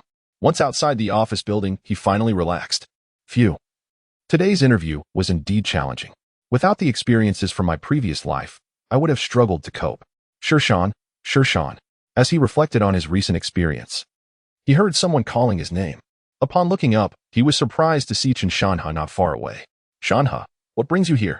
I heard you had an interview today, so I came to check on you. How did it go? What questions did they ask? Chen Shanha's future path had long been planned by his family, ensuring he would pursue a career in public service and prepare for the civil service examination upon graduating from university. Thus, he was quite invested in the interview process. Li Shishan briefly recounted the events of the interview, and when he learned that his friend was considering going to Shuanglong Township, his eyes widened in disbelief. Shishan, are you out of your mind? Why would you go to that dreadful place? Ah, Shanha, allow me to enlighten you. The films about Zhao Yulu and Kong Fanson organized by the school were not in vain. It is precisely in the most arduous environments that we must strive to build and improve. Li Shishan feigned seriousness as he spoke. Come on, I know you well enough. Just tell me, what are you really thinking? The more challenging the location, the greater the opportunities. I wish to challenge myself, Li Shishan replied earnestly. Fine. If you don't want to share, just leave it, Chen Shanha pouted, clearly skeptical of Li Shishan's words. However, Li Shishan was indeed truthful. He was seeking opportunities in Shuanglong Township. Even if he were assigned elsewhere after being accepted, he would find a way to request a transfer there. In the coming years, a significant opportunity would arise in that place. If he managed to seize it, he could potentially advance a decade in his career. With that in mind, he felt a renewed sense of anticipation for the future. Li Shishan. Hearing someone call him from behind, he turned to see Tang Wuchuan emerging from within. Li Shishan. I have a few questions to discuss with you, Tang Wuchuan stated directly. Please, go ahead, Li Shishan responded. Are you certain you wish to go to Shuanglong Township? I must caution you that the conditions there are far more arduous than you might imagine. Working in such a place should not be a fleeting whim. Once you choose to go to Shuanglong, there will be no opportunity for regret. Li Shishan observed Tang Wuchuan's serious demeanor and suspected that Yao Xingliang had likely sent him to inquire. Your interview score will not be low. You stand a good chance of being assigned to the street office or even a better position. Would you like to reconsider? Upon hearing these words, Li Shishan's heart stirred. Was this a test or a chance for reevaluation? For an ordinary individual, such an opportunity would invoke ecstasy. Who would prefer the countryside over the city?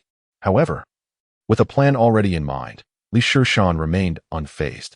In comparison to future grand opportunities, a position at the neighborhood committee was trivial. Li Shishan replied, Thank you for your advice, but I have already made my decision when I applied, and I do not regret my choice. Are you certain? Absolutely.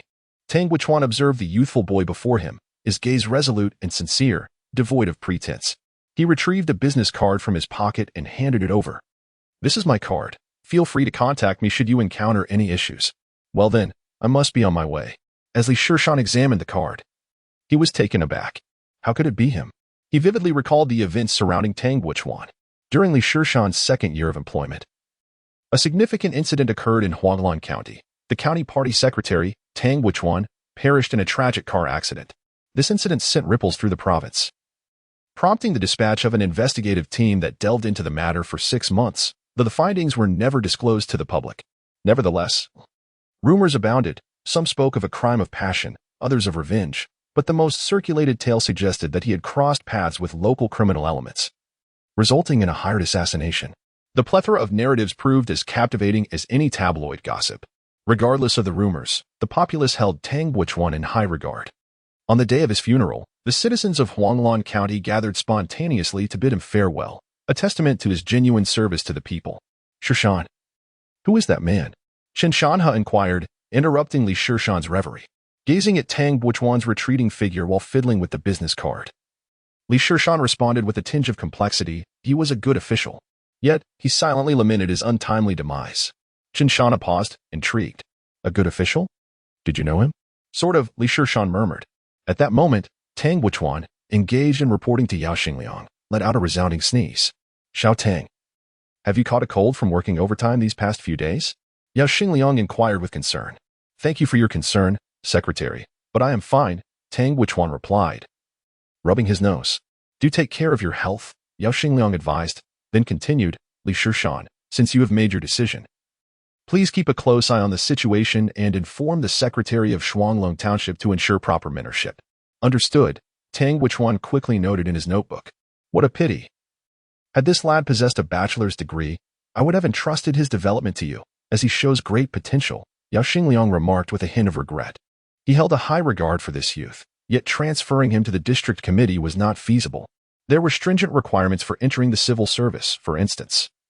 One needed at least a bachelor's degree to join the district committee, and even the district party secretary could not circumvent these rules. Tang Wuchuan helplessly shook his head. Unable to fathom Li Shishan's reasoning, a person of such intellect, why would he not pursue a university education? Fully aware of the deficiencies in his academic credentials, Li Shishan promptly enrolled in the self-study undergraduate program at Hannan University, the finest institution in the province, after learning that he had passed the interview. This program comprised 10 essential courses. With unwavering confidence and an exceptional memory, he believed he could complete all the courses in the shortest possible time and obtain his diploma. As August arrived, the oppressive heat enveloped the surroundings like a fervent young lady, saturating one with an overwhelming warmth. The slightest movement would elicit a perspiring response, especially when surrounded by a throng of 18 and 19-year-olds clad in scant attire, making one more susceptible to the heat. On this day, students from Anjiang, one high school gathered to collect their admission documents. The office of the Academic Affairs Department was inundated with students. Li Shishan found himself amidst this youthful surge, occasionally receiving unexpected surprises on his arms. His thoughts wandered. He mused that if he were still a middle-aged man, Being in such a crowd would undoubtedly lead others to label him a pervert or a rogue.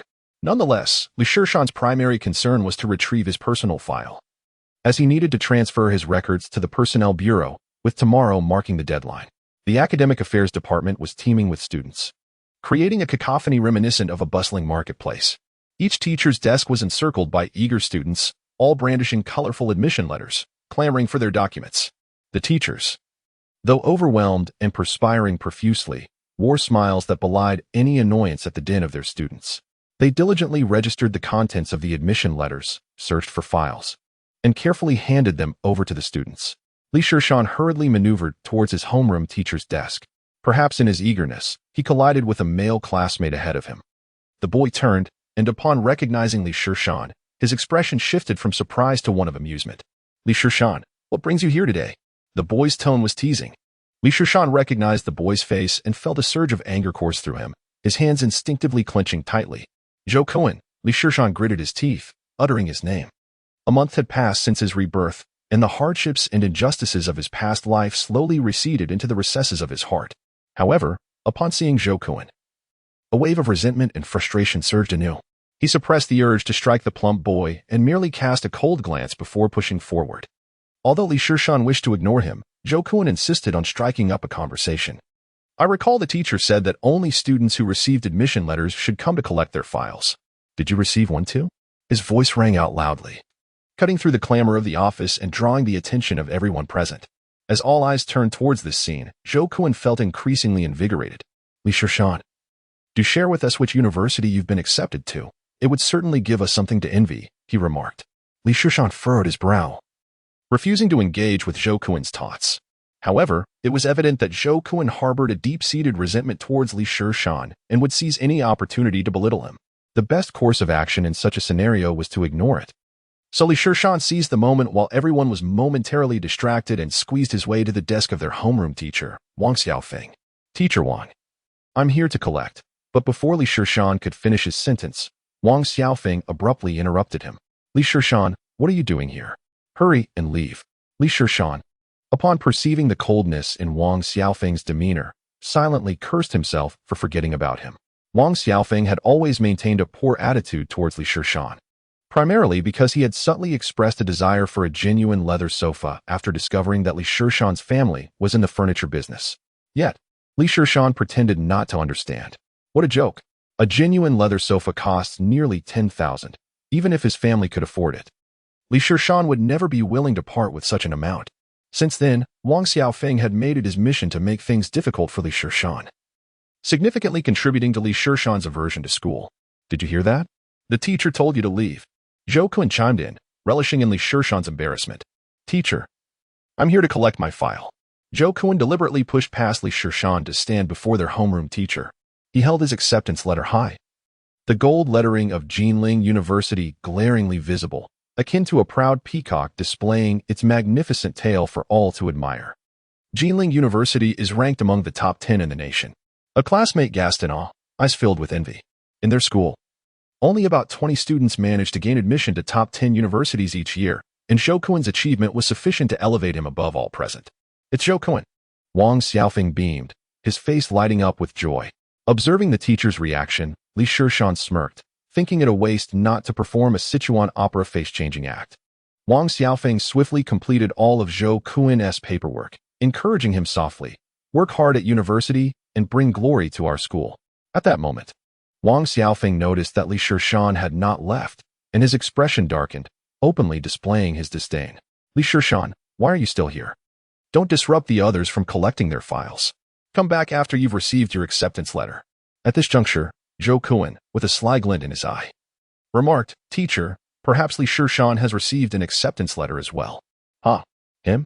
Wang Xiaofeng scoffed. Many classmates around them wore mocking expressions, eagerly anticipating the unfolding drama. Li Shishan remained unfazed by the reactions of those around him, maintaining his smile. Teacher, I do indeed have an acceptance letter.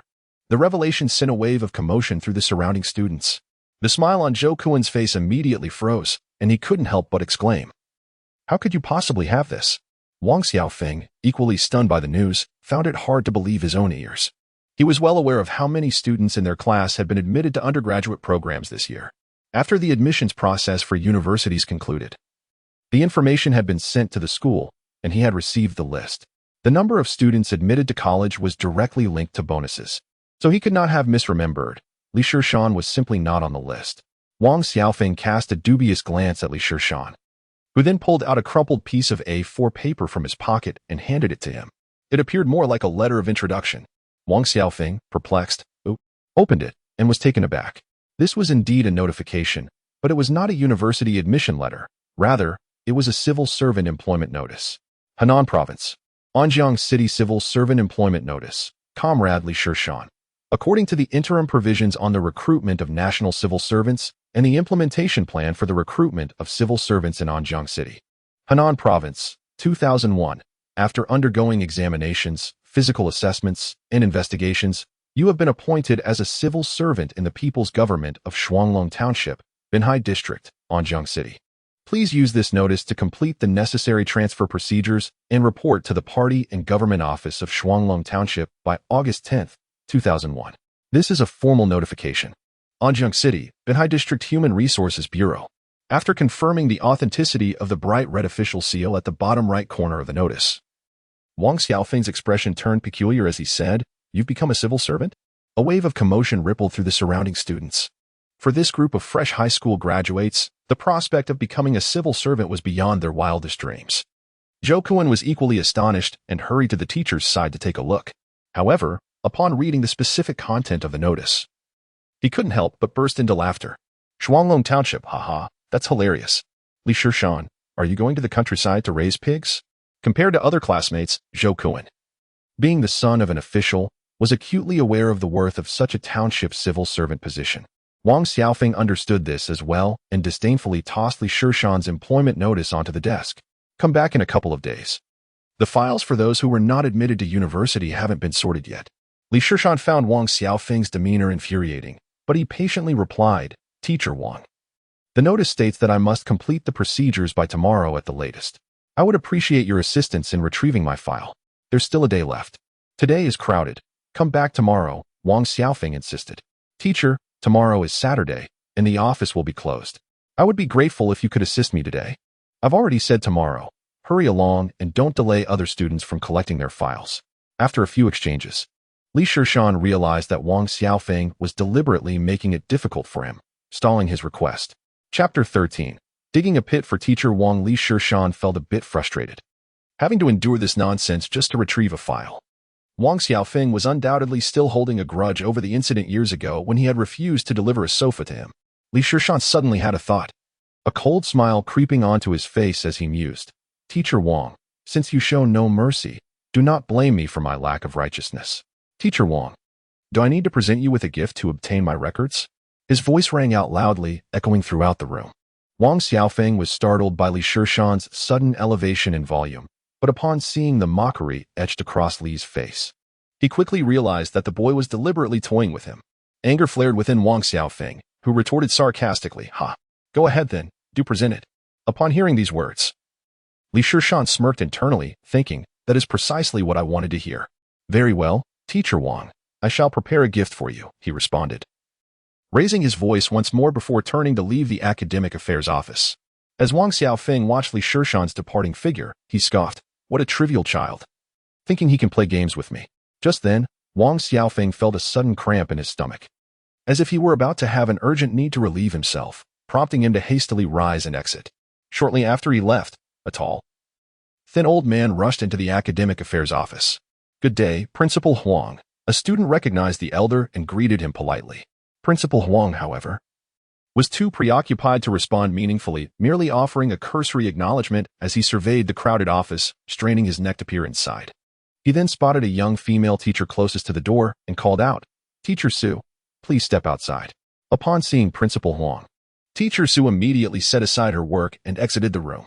Before she could utter a word, Principal Huang anxiously inquired, Teacher Su, did a student come to collect their records just now?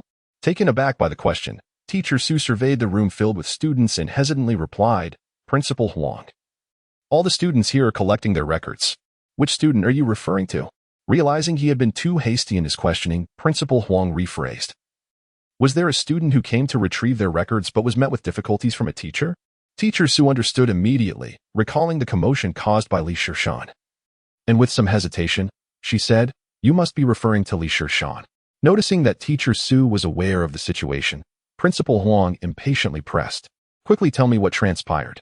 Seeing the principal's agitation, Teacher Su felt compelled to recount everything she had witnessed and heard truthfully. "Are you saying that Teacher Wang indeed asked Li Shishan to bring him a gift?"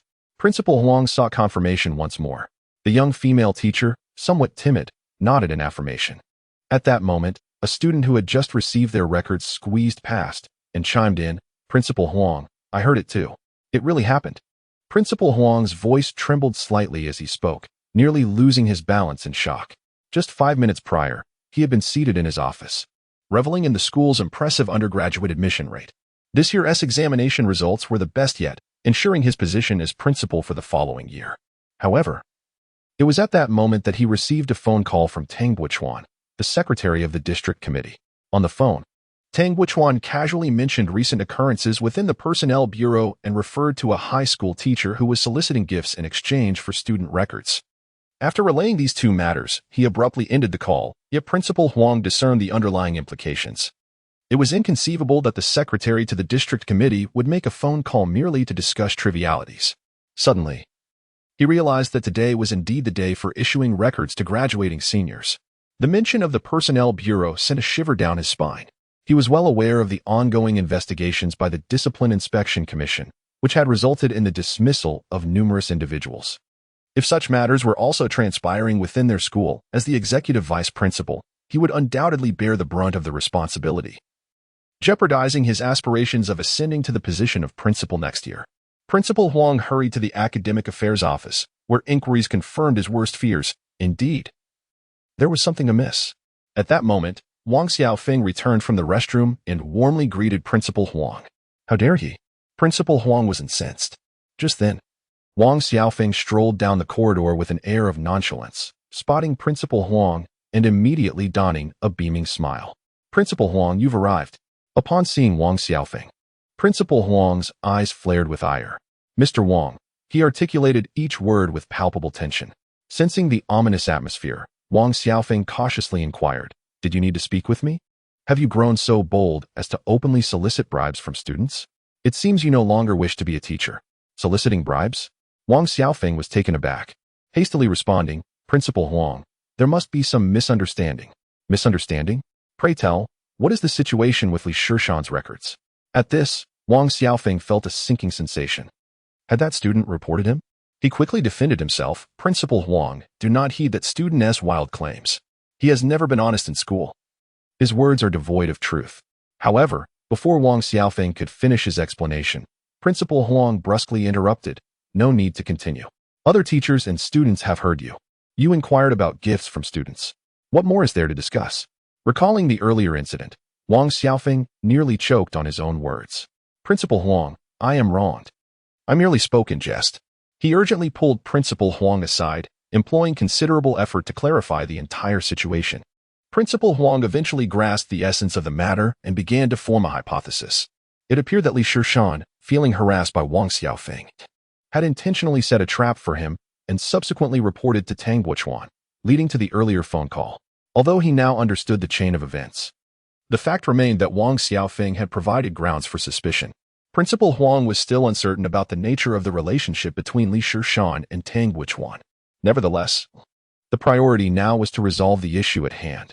After a moment of contemplation, Principal Huang furrowed his brow and addressed Teacher Wang, stating, "Regardless of any grievances you may have with that student, I need you to prepare their file immediately and personally deliver it to their home to extend an apology." Upon hearing this, Huang Xiaofeng's face flushed with embarrassment. While preparing the file seemed straightforward, delivering an apology in person felt like a significant loss of dignity. Just then, a voice interjected, "Principal Huang, there's no need for such trouble. I can collect it myself." Turning around, they saw Li Shishan, who had approached them unnoticed, smiling amiably. Within a mere 10 minutes, Li Shishan successfully obtained the file, and Principal Huang courteously escorted him downstairs. "Please convey my regards to Director Tang. This incident was merely a misunderstanding, and I hope you can clarify it with him," Huang suggested earnestly. "Certainly, thank you, Principal Huang," Li Shishan replied, waving goodbye with a smile. Once they had seen off this troublesome visitor, Principal Huang exhaled deeply, feeling a sense of relief wash over him. At that moment, Wang Xiaofeng cautiously inquired, "Principal Huang, who is this Director Tang?" "Humph, someone you cannot afford to provoke. Should I ever catch you making things difficult for a student again?" "You'll regret it," Principal Huang retorted coldly before ascending the stairs, muttering to himself about his misfortunes. After leaving the school, Li Shishan stopped at a newsstand to call Tang Buochuan and express his gratitude. Although it might seem frivolous for Li Shishan to seek assistance from Tang Buochuan for something as trivial as a file, it served as a strategic move to strengthen their relationship. Relationships require constant nurturing. The more one engages, the more intertwined they become, and the deeper the connection grows. If one can always distinguish between you and me, the bond will inevitably weaken. The next time, he could leverage this opportunity for gratitude to further solidify his rapport with Tang Buochuan. Of course, such tactics must be predicated upon mutual goodwill, otherwise, they may backfire. Shortly thereafter, Li Shishan visited the personnel office to complete the remaining formalities, where he was informed that he could report to Shuanglong Township the following Monday. Upon returning home before noon, when his parents were still out, he hastily prepared a simple meal and began reviewing his self-study materials for adult education. However, for some inexplicable reason, he found himself unable to concentrate, as images of Zhou Kun incessantly danced through his mind, bringing forth memories of their past entanglements. According to the historical trajectory, Zhou Kun had graduated from university, passed the civil service examination, and swiftly ascended within the municipal government, leveraging his family's connections. If such a pattern were to repeat, he might once again find himself under Zhou Kun's authority, trapped in a cycle of mediocrity. No, he could not allow the tragic repetition of history. Clear adversaries in one's career must be stifled in their infancy. At the very least, their ascent must be impeded. It was imperative that he not rise to a position of greater authority than his own. Yet, Zhou Kun possessed superior connections, resources, and academic credentials. What then was to be done? Li Shishan found himself in a quandary. On a dark and tempestuous night, the audacious thought of infiltrating his home and eliminating him was evidently impractical. Li Shishan promptly shook his head and began to meticulously recall information about Zhou Kun. After a prolonged period of contemplation, a particular detail surfaced in his memory. He remembered that Zhou Kun hailed from Jinling and had transferred to their class during his second year of high school. He often boasted to his classmates about his previous school, claiming that he had consistently ranked at the bottom in his hometown, yet upon arriving at Anjiang High, he could outshine 90% of the students there. At that time, although Zhou excelled academically, his classmates, though envious, could only begrudgingly accept this. The term Gaokao immigrant immediately sprang to Li Shishan's mind. Without delay, he called Shanhe. "Shanhe, do you recall Zhou Kun mentioning that he came from that school in Jinling?" "I believe it was Jinling Foreign Language School. He often raved about how impressive his former school was and how he excelled in the top class." "All right, I understand. Shishan, what is the purpose of your inquiry?" "Nothing in particular." After hanging up, Li Shishan promptly made his way to an internet CAF, where he began searching online for the official website of Jinling Foreign Language School and for information regarding Zhou Kun. In a short span of time, he discovered pertinent information. The official website of Jinling Foreign Language School featured a photo from an open class, with Zhou Kun prominently seated in the front row. Another image depicted him proudly holding a trophy, having secured third place in an English-speaking competition, accompanied by a caption reading, "Zhou Kun, third place winner." In the photograph, Zhou Kun beamed with joy, and Li Shishan could not help but smile as well. This evidence was sufficient to substantiate his status as a Gaokao immigrant. After saving the evidence in his email, Li Shishan left the internet CAF and sought out a more clandestine establishment, one that required no identification and lacked surveillance cameras. He registered a new email account and composed a letter of denunciation, which he dispatched to the Academic Affairs Office and the private email of the university president at Jinling University. Renowned for its rigorous academic standards, Jinling University, particularly under the stewardship of its esteemed educator-president, would undoubtedly not turn a blind eye to such injustices. Li Shishan also posted on several well-known forums, titling his thread, "Breaking News, the son of a certain official is a Gaokao immigrant, admitted to a prestigious university." His choice to visit the clandestine internet CAF stemmed from a wary consideration of Zhou Kun's family's influence. Who could say whether they would employ means to trace his identity? The black internet CAF provided a safe haven. After completing these actions, Li Shishan still felt unsatisfied. He printed the photographs and penned another letter of denunciation, mailing it to the provincial education department. Once he had deposited the letter into the mailbox, he looked up at the darkening sky, realizing it was time to return home. He had done all he could. The extent of the impact on Zhou Kuan now rested in the hands of fate. Arriving at his building, he noticed the lights in the sixth-floor left window were already aglow. Taking a deep breath, Li Shishan prepared for his final task of the day, to inform his parents of his success in the civil service examination. Upon learning of this news, Li Shishan was uncertain about the tumultuous storm he would have to weather with his parents. Nevertheless, he knew he had to confront it. As he pushed open the door, he beheld his parents seated on the sofa, engrossed in something, while several admission brochures lay scattered on the coffee table. Upon noticing his return, his father's face hardened, and with a huff, he remarked, "All you do is play every day. I knew that your studying the other day was merely for show." Li Shishan offered a sheepish smile, refraining from retorting. Recently, he had diligently studied at home to prepare for the civil service examination. After deciding to head to Shuanglong Township, he had spent the past few days gathering information, thus was naturally absent during the day. Observing her son being scolded, his mother felt a pang of sympathy and began to defend him. "Enough. You constantly reprimand him. What's wrong with a little relaxation after studying so hard?" "Oh." A doting mother spoils her child, his father coldly snorted, picking up the brochure to scrutinize it once more. Chapter 15. Registration with a smile. His mother beckoned, "Son, come take a look.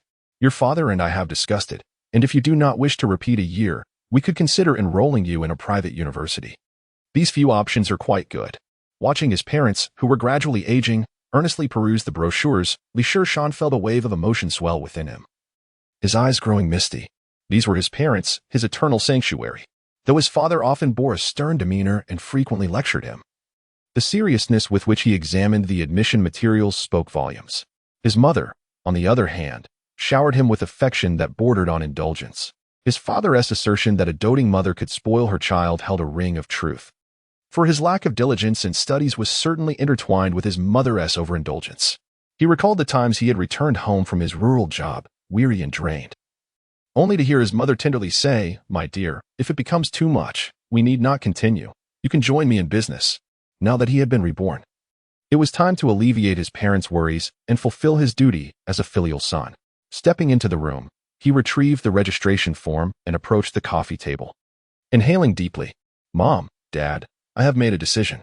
I shall forge my own path in the future." With that, he placed the registration form on the table. "What is this?" His father, puzzled, picked up the registration form, and silence enveloped the room, punctuated only by his father's rapid breathing. After a quarter of an hour, his father slowly set the form down and quietly retreated to the bedroom. "Wait, this is not how I envisioned it," Li Shishan mused, perplexed by the absence of the explosive reaction he had anticipated. How could his father accept this so calmly? Just as he pondered this, his mother seized the registration form from the table and, after merely a few seconds, gasped in shock. "Son," before she could finish, Li Shishan felt a rush of air behind him and swiftly turned. There stood his father, wielding a 50-centimeter steel ruler, ominously poised behind him. "Unfilial son, I shall teach you a lesson." This steel ruler was the family's disciplinary tool, reserved for wayward children. A flurry of strikes ensued, sending Li Shishan into a frenzy. "Dad, it hurts. Mom, save me." A scene of familial warmth and harmony unfolds at the Li household. At 5 o'clock on Monday morning, Li Shishan silenced the incessantly ringing alarm clock and, with squinting eyes, rose from his slumber. Today marked the day of registration, and given the considerable distance to Shuanglong Township, an early start was imperative to avoid tardiness. Upon stepping out of his room, he was greeted by the sight of steaming buns laid out on the coffee table, while his mother emerged from the kitchen carrying a bowl of congee. "Son, you're up. I was just about to call you. Hurry and brush your teeth." "Breakfast is ready," she urged with a tender smile. "Ah, still in bed, I see," his father grunted, remaining seated on the sofa, engrossed in the newspaper. Li Shishan had long grown accustomed to his father's demeanor. It was unusual for his father, who typically rose at 7, to be awake so early, clearly preoccupied with his son's affairs. As for his mother, her concern was palpable, evident in the lavish breakfast she had prepared, indicative of her worry for her beloved child. With haste, Li Shishan completed his morning routine and sat down to enjoy breakfast, while his mother began to impart her usual advice about taking care of himself in the countryside and avoiding disputes with colleagues. Nodding along, He polished off the lovingly prepared meal within 10 minutes. After returning to his room to don formal attire, he emerged to discover a new yellow briefcase on the coffee table. The briefcase, crafted from fine leather, was a gift his father had received last year for being recognized as an outstanding worker, a prize his father had chosen not to use. Now that you're entering the workforce, it's essential to present yourself properly. If I find out you're not maintaining decorum at your workplace, just wait and see, his father admonished. Understood, Shishan replied with a smile, retrieving his notebook and pen from his bag to place them in the briefcase, only to find it already contained these items, along with an additional water bottle. Father, always so thoughtful, he mused, reflecting on his father's indirect expressions of love. After gathering his belongings, Shishan bid farewell to his parents and departed. His mother lingered at the door, watching him descend the stairs until he vanished from view, before turning to her husband on the sofa to voice her concerns. Oldly, why the long face on our son's first day? You could at least say a few words of encouragement, she complained. What do you expect? It's a miracle I'm not dead from worry, his father replied, shaking the newspaper with impatience. You're just like a stubborn duck in a pot, clinging to your pride. If you weren't concerned, why wake up so early? She retorted before sitting down to breakfast.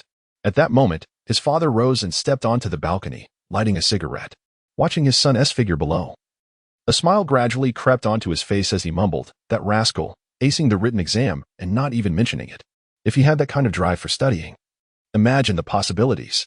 After a 20-minute walk, he arrived at the Anjiang bus station, the sole hub for transportation to various townships.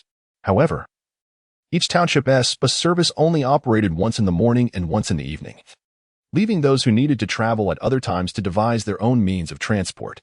Shuanglong Township is situated at the southernmost edge, approximately 10 kilometers west of Anjiang Urban District, requiring passage through Maojia Town and Longtai Township. After a bumpy hour-and-a-half ride, Shishan finally arrived at his destination. The drop-off point was the township's small market town, which also serves as the seat of the township government. This quaint settlement consists of a mere 200-meter-long street lined with modest buildings, the tallest of which is a 3-story office building housing the township government.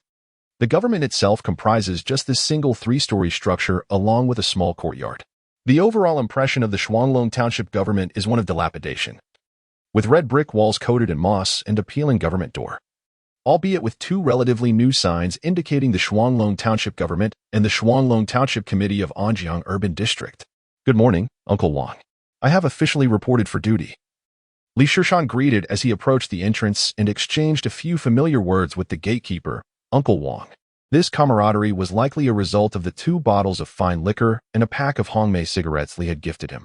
Based on past experiences, if one sought to unravel the complexities within the township government, conversing with the gatekeeper was the way to go, especially someone like Uncle Wang, who had been on the job for over a decade and was privy to all matters, both significant and trivial, as well as the latest rumors. After indulging in a hearty feast with Uncle Wang, Shishan gleaned a fair amount of information regarding the township government. Newcomers must first seek out the director of the party and government office, Fei Hongyi, to complete their onboarding procedure. From Uncle Wang, Li learned that Fei was merely 23 years old, a university graduate who had been sent down from the municipal committee for practical training, and was said to be returning to the city next year. Li could not recall this individual, surmising that he was unlikely to be a significant figure in the future. As Li entered the second floor where the party and government office director's office was located, he found the door ajar.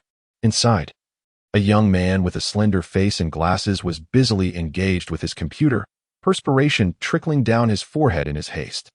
Chapter 16. Assigned to the party and government office, Shishan knocked lightly before the young man looked up. Who are you? Hello, Director Fei. My name is Shishan. I am here to report for duty, Li announced as he stepped inside and presented his registration form. Ah, Shishan, welcome, Fei Hongyi exclaimed, rising eagerly to greet him, displaying an unexpected warmth that caught Li off guard. It was then that he learned the reason behind this cordiality. Fei was a junior of Tang Wuchuan, who had given a heads-up before Li's arrival. This connection filled Li with gratitude toward his senior. Having established a rapport through the secretary of Secretary Tang would undoubtedly ease his experience within the township government. After a brief conversation, Fei Hongyi rose again and stated, "Let me take you to meet the township head." Just then, he slapped the computer in frustration. This wretched machine has to break down now, just when I need it the most. At that moment, Li caught a glimpse of the words displayed on the screen and quickly understood the issue. Director Fei, would you like me to give it a try? You know how to fix computers? Then go ahead, Fei responded, somewhat taken aback. In the town, there was no place to repair computers. Thus, any necessary repairs required sending the device to the city, which inevitably consumed a considerable amount of time. Therefore, they decided to let Li Shishan give it a try. Li Shishan first unplugged all the power sources from the computer and opened the case, revealing a thick layer of dust that made one sneeze uncontrollably. Fei Hongyi felt a bit embarrassed and remarked, "I didn't expect there to be so much dust inside the computer. It's quite normal. Typically, no one would open it," Li Shishan replied, wanting to spare Fei Hongyi from further embarrassment. Subsequently, Li Shishan carefully cleaned the dust from the case and removed the memory stick, reinstalling it before powering on the device. With the familiar chime of the boot-up music, the computer returned to normal function. Fei Hongyi quickly sat down to operate the computer and discovered not only had it been fixed, but its speed seemed to have improved as well. "I didn't realize you possessed such skills," Fei Hongyi exclaimed, his face alight with surprise. In this era, understanding computer repairs is undoubtedly a valuable skill. "I know a little, but I wouldn't say I'm proficient," Li Shishan humbly responded. For those accustomed to using computers in later years, such minor issues were generally manageable. The earlier display had indicated that the memory stick was improperly installed. "Haha, you've been a tremendous help. Come, let me introduce you to the village head," Fei Hongyi said cheerfully, patting Li Shishan on the shoulder as they exited. As they walked, Fei Hongyi, perhaps buoyed by the successful repair, expressed an increased fondness for Li Shishan. "Shishan, I've heard from my senior that you write official documents quite well." Upon hearing this, Li Shishan understood the implication of the question. There was no one nearby who could draft materials. He answered subtly, "I have read some books on writing official documents." "Is that so? That is wonderful. You have no idea. The folks at the party and government office can run errands, but none are capable of writing materials properly. I have to revise everything they produce. Let me see if I can mention you to the village head and secure you a position at the party and government office." The prospect of joining the party and government office intrigued Li Shishan. Having worked at the grassroots level for over a decade, he understood the significance of being stationed in such a pivotal department. The party and government office is, without a doubt, the most essential department within the township government. It serves the leadership of the township party committee and government, providing the greatest opportunities for exposure and promotion. However, what delighted Li Shishan most was the prospect of working in an office.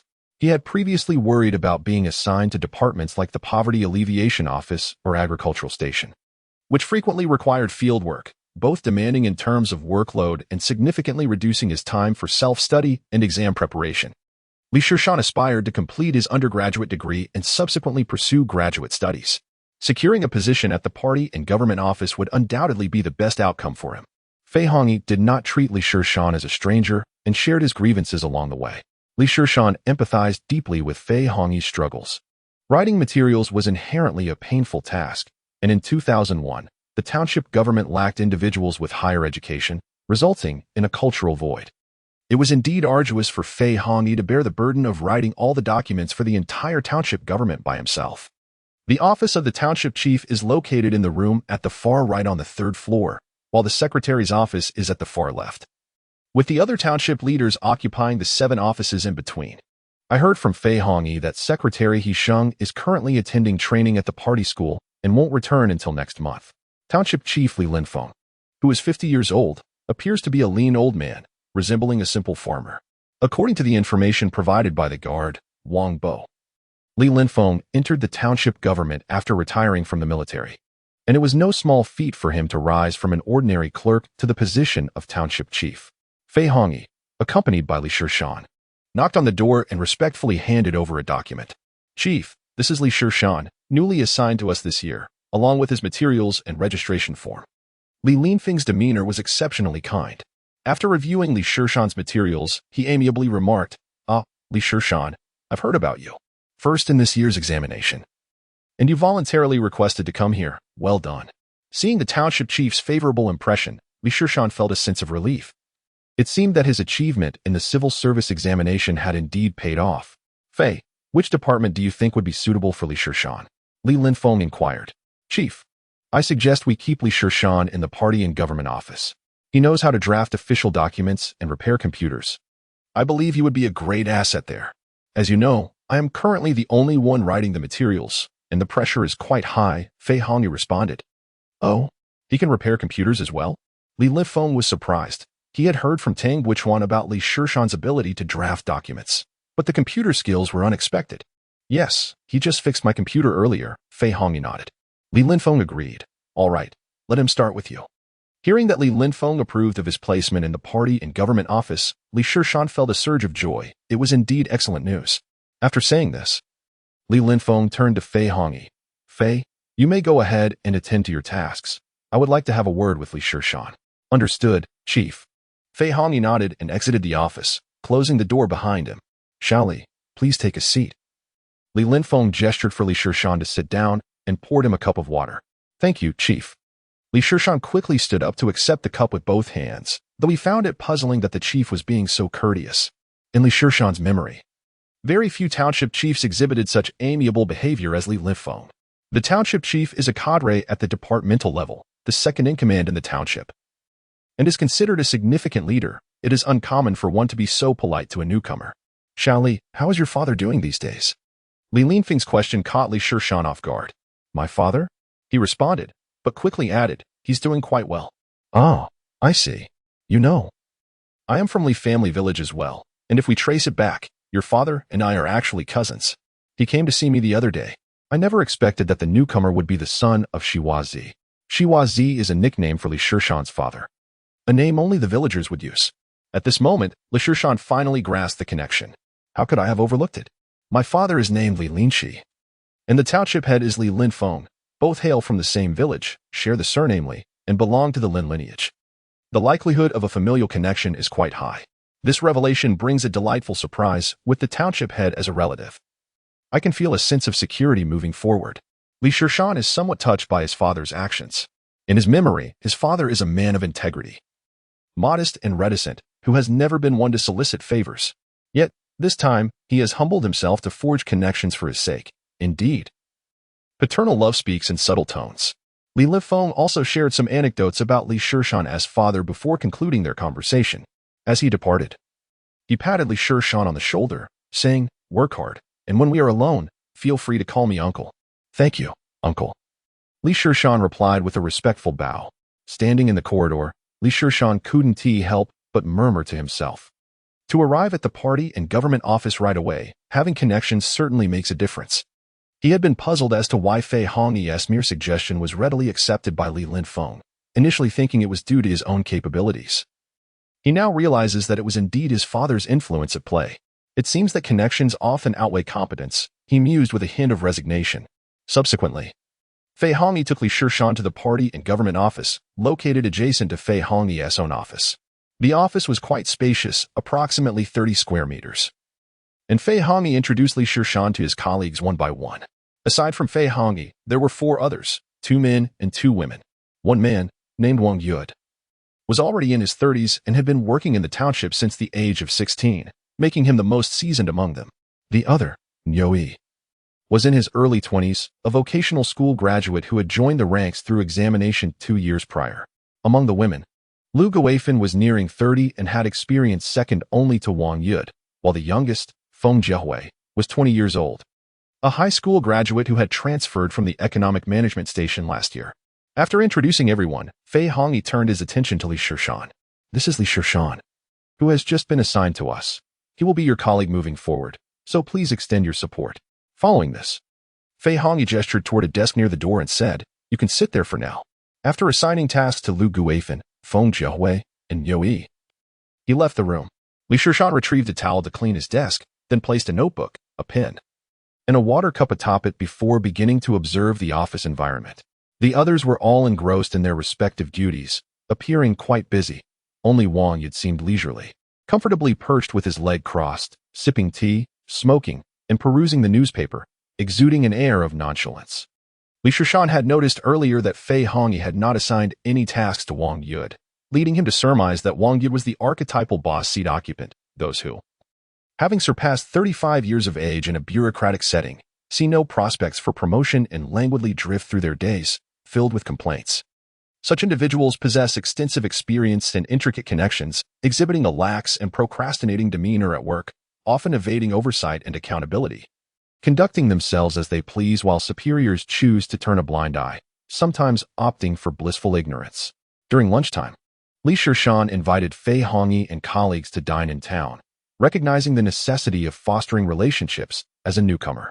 At the table, Li Shishan gained deeper insights into his colleagues. Niuyi exuded a vibrant personality, while Feng Jiahui appeared somewhat shy and reticent. Noticing Niuyi's attentive concern for Feng Jiahui, Li Shishan speculated that Niuyi might be pursuing her. Lu Guifan shared that Fei Hongyi had previously worked in family planning, which contributed to her forthright nature and impressive drinking capabilities. Had it not been for the afternoon work commitments, she could have easily consumed an entire bottle. Finally, there was Wang Yud, who was both loquacious and jovial, with a hearty appetite. Li Shishan noted that he consumed the most cigarettes from the pack of Hongtao Mountain, suggesting a tendency to take advantage of small perks. As the afternoon drew near to the end of the workday, Li Shishan made another visit to Li Linfeng's office, extending an invitation to dinner, only to be politely declined. It was not a matter of disrespect. Rather, Li Linfeng, with paternal warmth, advised, "Young Li, as a newcomer, you should refrain from unnecessary expenditures. Your good intentions are appreciated." Li Linfeng, embodying the role of a kindly elder, offered numerous practical insights regarding work, prompting Li Shishan to regard him with newfound respect. Though uncertain of his political acumen, he appeared commendable at present. Due to the considerable distance of Shuanglong Township from the city, Li Shishan rented a room adjacent to the township government, thus avoiding lengthy daily commutes. In the subsequent days at the party and government office, Li Shishan adapted swiftly. Each morning, he was invariably the first to arrive, sweeping the office and preparing the water kettle, eagerly volunteering for tasks such as delivering documents. This proactive attitude endeared him to his colleagues, particularly Fei Hongyi, who found Li Shishan's unexpected talents to be a delightful surprise. Initially, he assumed Li Shishan would only manage simple paperwork, but was astounded by his remarkable aptitude. Materials assigned to him could be crafted effortlessly after a brief review of prior documents, demonstrating both eloquent expression and adept structural comprehension, leaving even Fei Hongyi feeling somewhat inadequate. Previously, Fei Hongyi had personally authored all materials submitted by the township, with little assistance from others. Now, with Li Shishan's involvement, his workload had been halved. "Shishan, your writing is impeccable. Please submit this to the township head for review," Fei Hongyi remarked, having merely glanced at the document before returning it. Fully confident in Li Shishan's capabilities, as Li Shishan prepared to leave with the report in hand, Fei Hongyi suddenly inquired, "By the way, how is old Wang faring?" "Still the same," Li Shishan replied. "Keep me informed of any developments there," Fei Hongyi said, somewhat vexed. "Understood." Li Shishan nodded slightly, feeling a measure of sympathy for the dejected Fei Hongyi at that moment. Chapter 18. Who will take the shift? Recently, a major inspection of party building had been underway, and the office staff was exceedingly busy preparing materials. Fei Hongyi had assigned the most idle Wang Yud to inspect the work in the village. However, Wang Yud, relying on his seniority, evaded the task, claiming family matters one moment and that his old ailments were acting up the next. When pressed, he even exchanged heated words with Fei Hongyi.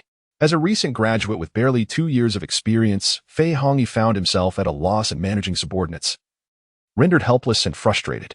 Li Shishan, on the other hand, possessed ample strategies to bring Wang Yud into line, yet he refrained from intervening. While he empathized with Fei Hongyi's predicament, matters of personnel management were often complex and could easily offend others. As a newcomer, he sought to maintain a low profile and stability. Being overly kind would yield no benefits for himself. After delivering documents to the township chief, Li Shishan returned to the office. Just as he settled down for a sip of water, he noticed Wang Yud approaching with a broad grin. "Shali, you're back." Wang Yud greeted cheerfully. Upon seeing the somewhat suggestive smile on Wang Yud's face, Li Shishan immediately sensed that trouble was brewing. Wang Yud rubbed his hands together and said, "Actually, I have family matters today. Could you cover my evening shift?" "Cover the shift?" Li Shishan elongated his tone, feeling a wave of melancholy wash over him. The party and government office required someone to remain on duty every day, primarily to manage any emergencies that might arise at night and ensure timely communication with leadership. Li Shishan was not apprehensive about taking shifts, having spent considerable time in the offices of townships, districts, and city committees. However, he was reluctant to cover for Wang Yud, who was not the type to remember favors. Li Shishan was well aware of Wang Yud's character.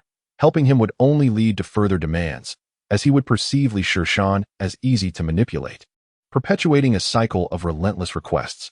Noticing Li Shishan's hesitation, Wang Yud added, "Xiao Li, it's quite simple to be on duty. Just answer the phone in the office. It's not a big deal. Old Wang, Xiaoli has only been here for less than half a month and knows nothing. If something happens, who will take responsibility? At that moment, Lu Guifang interjected, unable to contain her discontent. Lu Guifang, mind your own business. What trouble could there be on duty? Just take care of yourself. Wang Yud retorted sharply, narrowing his eyes before turning back to Li Shishan with a smile. Xiaoli, I truly have matters at home. How about this? You cover for me for a little while, and I'll return later. Does that work for you? Li Shishan was not naive enough to believe in the notion of just a little while. This would undoubtedly extend until the next morning. Xiaoli. Don't listen to him, Lu Guifang asserted, her indignation palpable as she approached. Lu Guifang, what are you trying to do? Wang Yud's temper flared as he began to hurl unkind words. Lu Guifang did not back down, quickly firing back with sharp retorts. Their voices grew increasingly louder, drawing the attention of Fei Hongyi, who entered the room, puzzled. What is going on? What happened? Fei Hongyi inquired, a look of suspicion crossing his face. Director Fei. Lu Guifang, with her characteristic loquacity, recounted the recent events with the rapidity of a machine gun. After she finished, Fei Hongyi furrowed his brow and asked Wang Yud. Old Wang, how could you possibly assign the duty to Xiaoli? He has only been here a few days. Couldn't you find someone else? Lu Guifang interjected sharply. Well, it's not as if he can find anyone else to cover for him. He is hardly in a position to complain. Fei Hongyi let out a wry smile. Wang Yud had a penchant for exploiting others' goodwill. Each time he sought someone to cover for him, he never reciprocated, leading to a growing reluctance among colleagues to assist him. This had inevitably resulted in his targeting Li Shishan for the shift. Wang Yud, feeling the sting of Lu Guifang's words, flushed with embarrassment and irritation. He abruptly stood up and announced to Fei Hongyi, Xiao Fei, I'm feeling unwell and must go to the hospital. I'm leaving now. Fei Hongyi, incensed, felt heat rising to his ears, yet by the time he processed Wang Yud's departure, the latter had already exited the office, leaving him to swallow his frustration. The atmosphere grew awkward. Who would take the shift tonight? The other colleagues quickly noticed and, without waiting for Fei Hongyi to speak, sought excuses to leave, including Lu Guifang. While she was willing to stand up for Li Shishan, that did not equate to her willingness to take on the duty. Soon, only Li Shishan and Fei Hongyi remained. Exchanging glances, Li Shishan comprehended fully, this director Fei lacked any real authority, although everyone outwardly showed him respect when personal interests were at stake. No one was inclined to heed his requests. Fei Hongyi found himself in a quandary. He would have to cover the shift himself, yet tonight was his girlfriend's birthday, and failing to show up would result in significant trouble. What to do? Fei Hongyi paced anxiously, noticing the director's distress akin to an ant on a hot skillet. Li Shishan resolved to lend a hand. After all, Fei Hongyi had spoken favorably of him to the township chief, and this was a debt to repay. Director, I'll take the shift, he offered. Are you sure you can handle it? Fei Hongyi asked, eyeing Li Shishan with hesitation. Rest assured. I have stayed late to work on materials before and have seen how Sister Lu and the others manage the duty, Li Shishan reassured him. After a moment of internal struggle, Fei Hongyi finally relented. All right then, call me if anything arises. Absolutely, Li Shishan gestured affirmatively. Fei Hongyi glanced at the time. It was nearly 6 o'clock, and the drive back to the city would take 2 hours. After giving Li Shishan a few more instructions, he hurriedly departed. To think a director has fallen to such a state, Li Shishan mused, feeling a deep sympathy for him. Before long, the other colleagues returned. Upon hearing that Li Shishan would be on duty, they remained silent, maintaining an unspoken understanding. After all, speaking up for the shift could easily place the responsibility upon themselves. Li Shishan chose not to expose the situation and began preparing for his duties. Contrary to Wang Yud's simplistic view that being on duty merely involved answering calls, the reality of government duty was far more complex. Especially for a first-timer, the knowledge and preparations required were extensive. First, I needed to obtain the contact list, which included the phone numbers of all department heads and members of the township leadership team. Next, I sought the division of responsibilities among the leadership team, so that in the event of an emergency at night, I would at least know whom to report to first. Finally, I reviewed the township's emergency response plan, preparing for any unforeseen incidents. These actions of Li Shishan have certainly caught Lu Guifang's attention. She found it perplexing how an 18-year-old could possess such an understanding of the government duty roster. It seemed evident that he had someone guiding him from behind the scenes, or perhaps had family within government circles. Chapter 19. A fire breaks out as closing time approached. Li Shishan first returned to his rented accommodation to fetch his toiletries and casually ordered a meal from a local restaurant to take back to the office, where he began studying for his self-exams. For Li Shishan, studying had ceased to be a burdensome task. He could recall information after a single reading. After attempting a set of practice questions, he was pleasantly surprised to find his accuracy rate around 90%, a wave of accomplishment washing over him. The study session extended into the late hours, past 10 o'clock, and with the township government lacking internet access. The only computer in the party and government office was limited to 2 trivial games, Spider Solitaire and Minesweeper. For someone like Li Shishan, who had played major titles like World of Warcraft and Blade Soul, these games held no appeal. With no entertainment available, he resolved to retire early to ensure good health. As Li Shishan reached for his towel, the phone rang, and a sudden unease gripped him.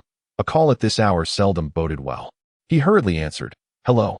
This is the Shuanglong Township government. Shali, is everything normal on your end?"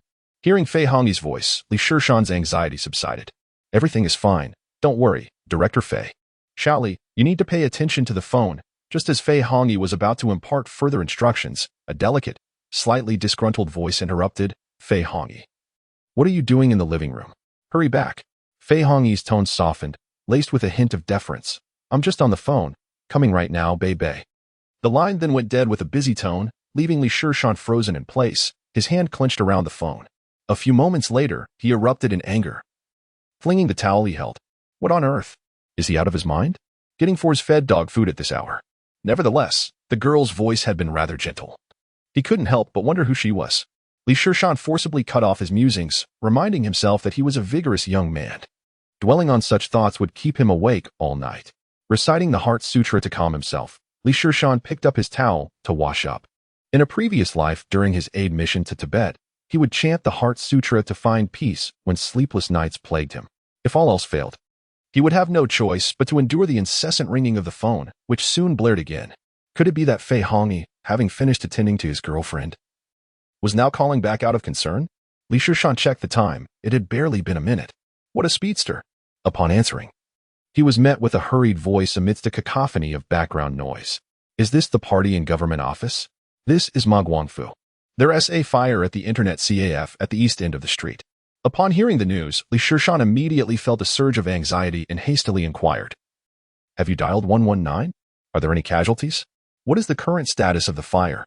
The response was swift. They had contacted emergency services, but the fate of those inside remained uncertain as the flames raged fiercely. "You must send help promptly." Li Shishan quickly grabbed the prepared phone directory from his desk and located the village chief's number. While dialing with his portable phone, he rushed outside.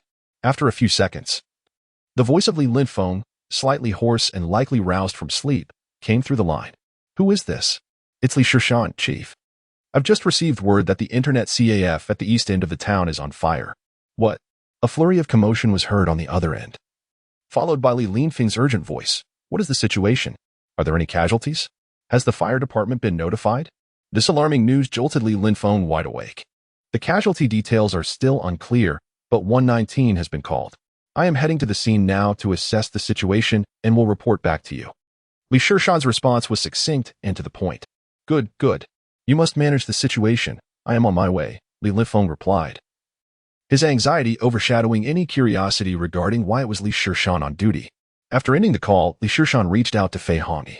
Upon answering, Fei Hongyi, panting heavily, was both startled and fatigued by the news of the fire, creating a chaotic atmosphere. Li Shishan sprinted towards the eastern part of the town, and within minutes, he could see the fierce flames illuminating the sky, a large crowd of onlookers gathering nearby.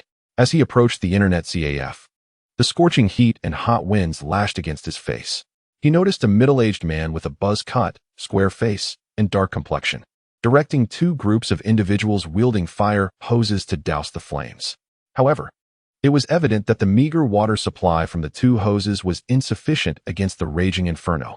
This man was Ma Guangfu, the town security chief responsible for fire prevention, whom Li Shishan had encountered when delivering documents previously. Li Shishan approached, clapping Ma Guangfu on the shoulder, and called out, "Director Ma, what is the situation?" Ma Guangfu turned, momentarily perplexed by the young man before him, unable to recall their previous encounter amidst the chaos. Annoyed, he waved dismissively. "Which family do you belong to? Hurry and leave." Can't you see how massive the fire is? Li Shishan forced a smile, realizing Ma Guangfu's poor memory, and swiftly reminded him, I am Li Shishan from the party and government office. I was the one who delivered documents to you. And it was I who received your call just now. The name Li Shishan rang a bell for Ma Guangfu, yet he could not place it, responding with skepticism. You're from the party and government office? I don't recall seeing you before. Li Shishan quickly interjected, Brother Ma, this is not the time to debate my identity. What is the situation? Are there any casualties? The village chief is awaiting news. Upon hearing the mention of the village chief, Ma Guangfu ceased to doubt. Pointing to a soot-covered man nearby, that individual is the CAF owner. He claims that everyone inside has escaped. That is good news, indeed. Hearing there were no fatalities, Li Shishan felt a slight relief, though his worries remained. When a disaster strikes, the first concern is whether there are any casualties. If there are none, then the situation is manageable. However, if there are fatalities, it becomes a grave matter, with reports escalating to the city and subsequent accountability measures being exceedingly stringent. Li Shishan, still uneasy, approached the owner of the internet CAF to confirm once more, Are you certain everyone has evacuated? The owner, having overheard Li Shishan's conversation with Ma Guangfu and recognizing his authority, promptly nodded, I was the last to leave. I assure you, no one remains inside. Li Shishan pressed further, What kind of patrons frequent this CAF? The owner candidly replied, Mostly young people, including school children. Upon hearing the mention of children, Li Shishan's heart sank. A vivid memory flashed before him. After the college entrance examinations, he had spent days immersed in the internet CAF. He recalled that during that period, fire safety officials routinely inspected the place, following a tragic incident where a CAF in another town caught fire, resulting in one boy's death and a girl sustaining severe injuries. Reportedly siblings. A sense of dread enveloped Li Shishan. Could it be that this very fire was the same? Chapter 20. Rescue at the fire scene. The same time frame. The same internet CAF, such coincidences are rare. He swiftly turned to the owner, intensifying his tone, Are you absolutely certain no one remains? Think carefully. If there are casualties, you could face imprisonment. Upon hearing this, the owner grew visibly anxious, his complexion paling as he stammered, Everyone inside has escaped. But what? Speak. Li Shishan pressed urgently. I can't say for certain if anyone is in the restroom, the owner murmured. Damn it. Li Shishan cursed. Realizing that the two injured children were likely in the restroom, he hurried to Ma Guangfu's side, urgently stating, Director Ma, there must be someone still inside the CAF. We need to organize a rescue. Ma Guangfu hesitated. Someone is still inside? But the owner said there was no one left. I just asked him again. And he couldn't confirm if the restroom is empty, Li Shishan insisted. If he is unsure, there is a possibility that someone is still there. Ma Guangfu's expression grew troubled as he replied, We are merely volunteer firefighters, lacking experience and proper equipment. Entering the fire scene is perilous. We should wait for the professional fire brigade. Hearing this, Li Shishan refrained from pressing further. He understood Ma Guangfu's predicament. After all, attempting to rescue someone from a blaze is no trivial matter. What if they did not emerge? Everyone has loved ones who would willingly risk their life for an uncertain outcome. Yet time was of the essence. As Li Shishan observed the flames intensifying, his anxiety grew. Every moment wasted increased the peril for the children inside. He recalled a news report he had seen, featuring an interview with the girl who had sustained serious injuries. In a hospital, a little girl, her skin charred and battered, lay on a bed, crying out in agony, Mommy, it hurts. Mommy, I'm in so much pain. Beside her, a humble rural woman, tears streaming down her face, comforted her daughter while lamenting to a reporter. They were ordinary farmers. Their entire savings spent on medical treatment for their child, with future expenses amounting to hundreds of thousands, leaving them utterly lost on what to do next. At that moment, Li Shishan felt a pang of sorrow and donated 50 yuan. The fates of those two children rested in his hands. What should he do? Should he dash into the raging flames to save them? If he failed, would he not be sacrificing himself as well? For reasons unknown. The girl's voice echoed in Li Shishan's ears once more. Mommy, it hurts. Mommy, I am in so much pain.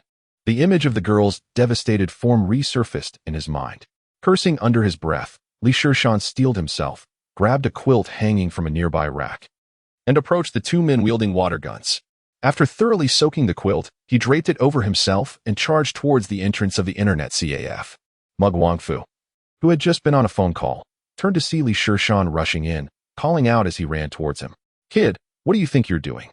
Unfortunately, Ma Guangfu was a moment too late, helplessly watching as Li Shishan plunged into the inferno.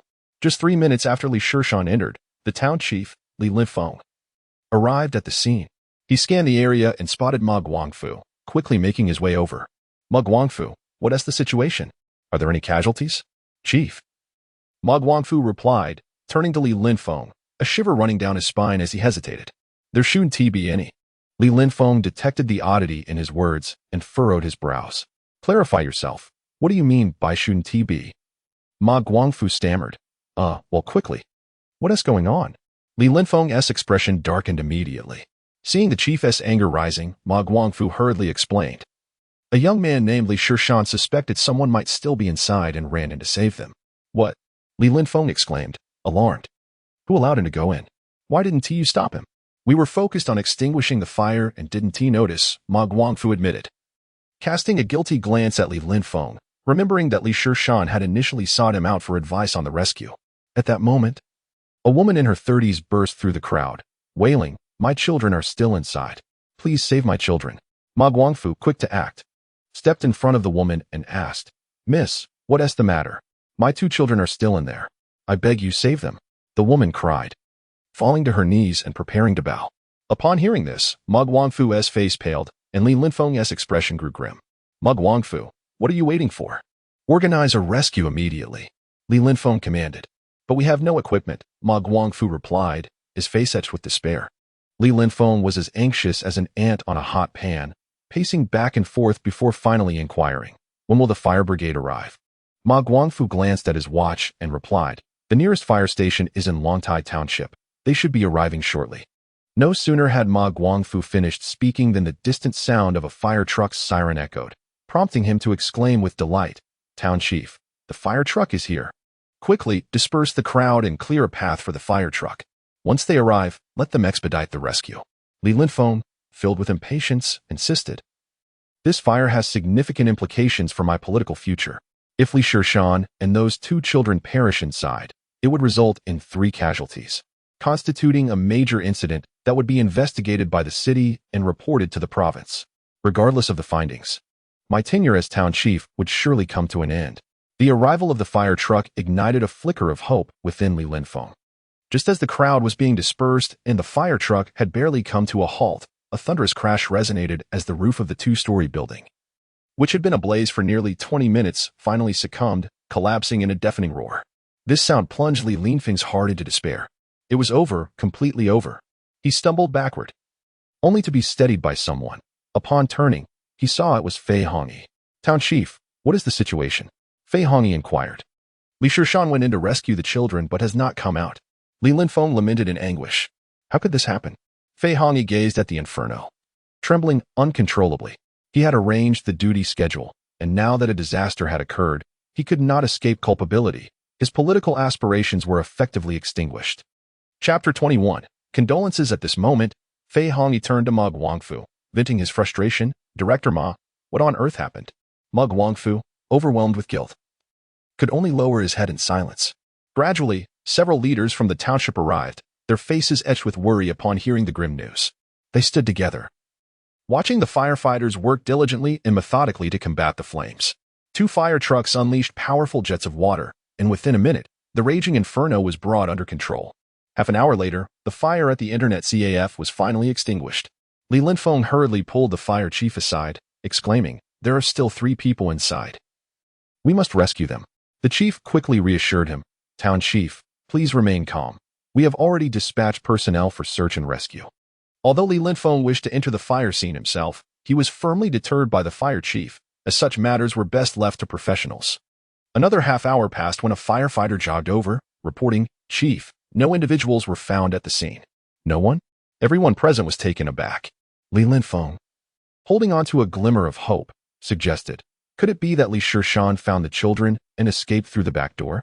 I sealed the back door to prevent anyone from leaving without paying, interjected the internet CAF owner, dousing Li Linfeng's hope with cold reality. You've really done a good job. Li Linfeng retorted angrily, pointing at the CAF owner, rendered speechless. Could they have been reduced to ashes? Ma Guangfu murmured softly. Li Linfeng felt a sudden chill in his heart. If everything were to turn to ashes, how could he possibly explain it to Li Shishan's parents? The captain shook his head and said, "Impossible. No fire, no matter how great, could incinerate a person completely. Search thoroughly." "Yes, Captain." The firefighters saluted and rushed back into the inferno.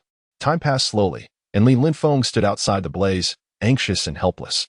At that moment, he suddenly turned to Fei Hongyi and asked, "Xiao Fei, wasn't it Wang Yud on duty tonight? How could Li Shishan be here?" Fei Hongyi's face flushed as he recounted the events of the afternoon. Old Wang said he had matters at home and asked Li Shishan to cover for him for a while. Li Linfeng's face darkened with discontent. "Where's Wang Yud?"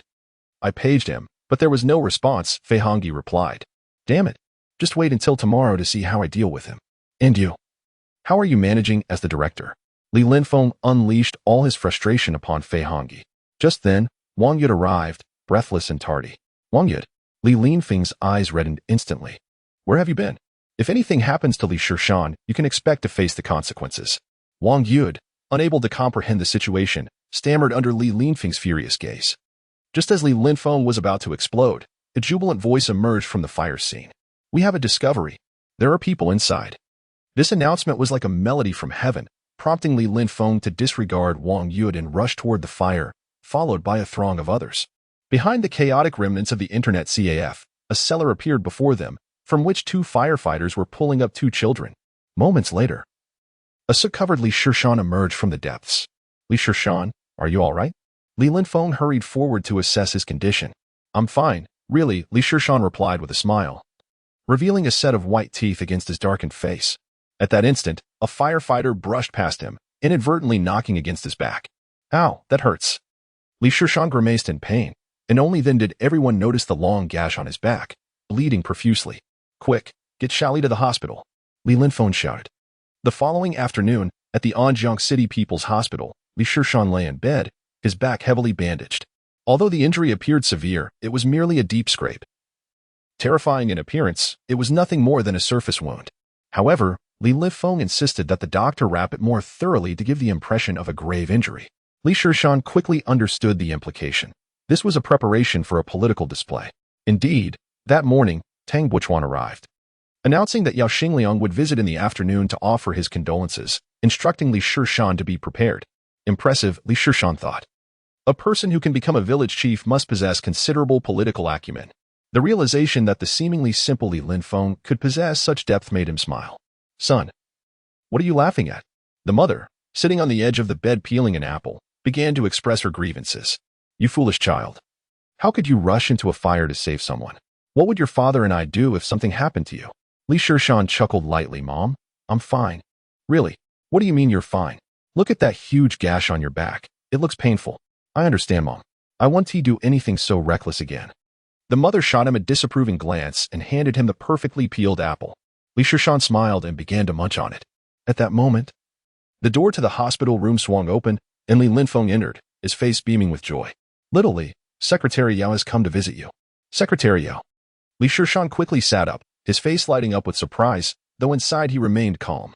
Just then, Yao Xingliang hurried to the bedside and gently pressed Li Shishan back down, smiling as he said, "Lie down. You need to rest properly now." Behind him followed several journalists with cameras and one carrying a video recorder. "Hello, Secretary Yao," Li Shishan greeted, reclining slightly. "How's your injury?" Yao Xingliang's face was filled with concern. The usual formalities followed: greetings, checking his injuries, and expressions of care.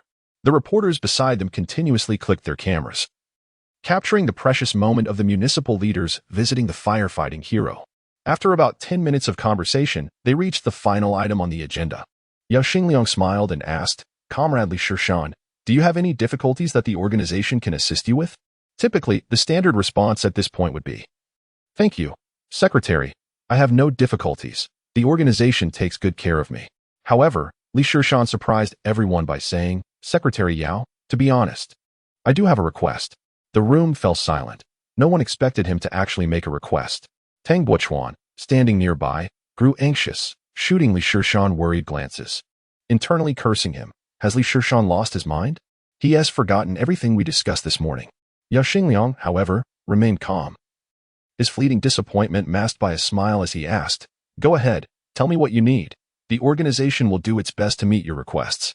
"Secretary, during this fire, I noticed 3 issues. First, the nearest Long I fire brigade is too far away. It takes over 30 minutes to arrive. Second, there are insufficient fire hydrants on our streets, not meeting fire safety design requirements. Lastly, the electrical wiring in the residential homes in our town is problematic. I wonder if we could establish a fire station in Shuanglong Township, upgrade our town's fire pipelines, and optimize the residents' electrical wiring. As Li Shishan articulated his observations, Yao Xingliang's expression grew increasingly serious, nodding frequently. Tang Guichuan quickly took out a notebook to jot down the points. Secretary, improving Shuanglong Township's fire safety facilities and electrical wiring is urgent. Fortunately, there were no casualties this time. Otherwise, the consequences would be unimaginable. Li Shishan spent 10 minutes outlining the issues he had identified. Especially the last statement resonated deeply with Yao Xingliang, instilling a sense of apprehension within him. He addressed Li Linfeng, stating, Comrade Li Shishan has posed an excellent question. The lessons imparted by this fire are profoundly significant. Please prepare a detailed report. Following this, Yao Xingliang, with a look of satisfaction, inquired, Comrade Shishan, do you have any other requests?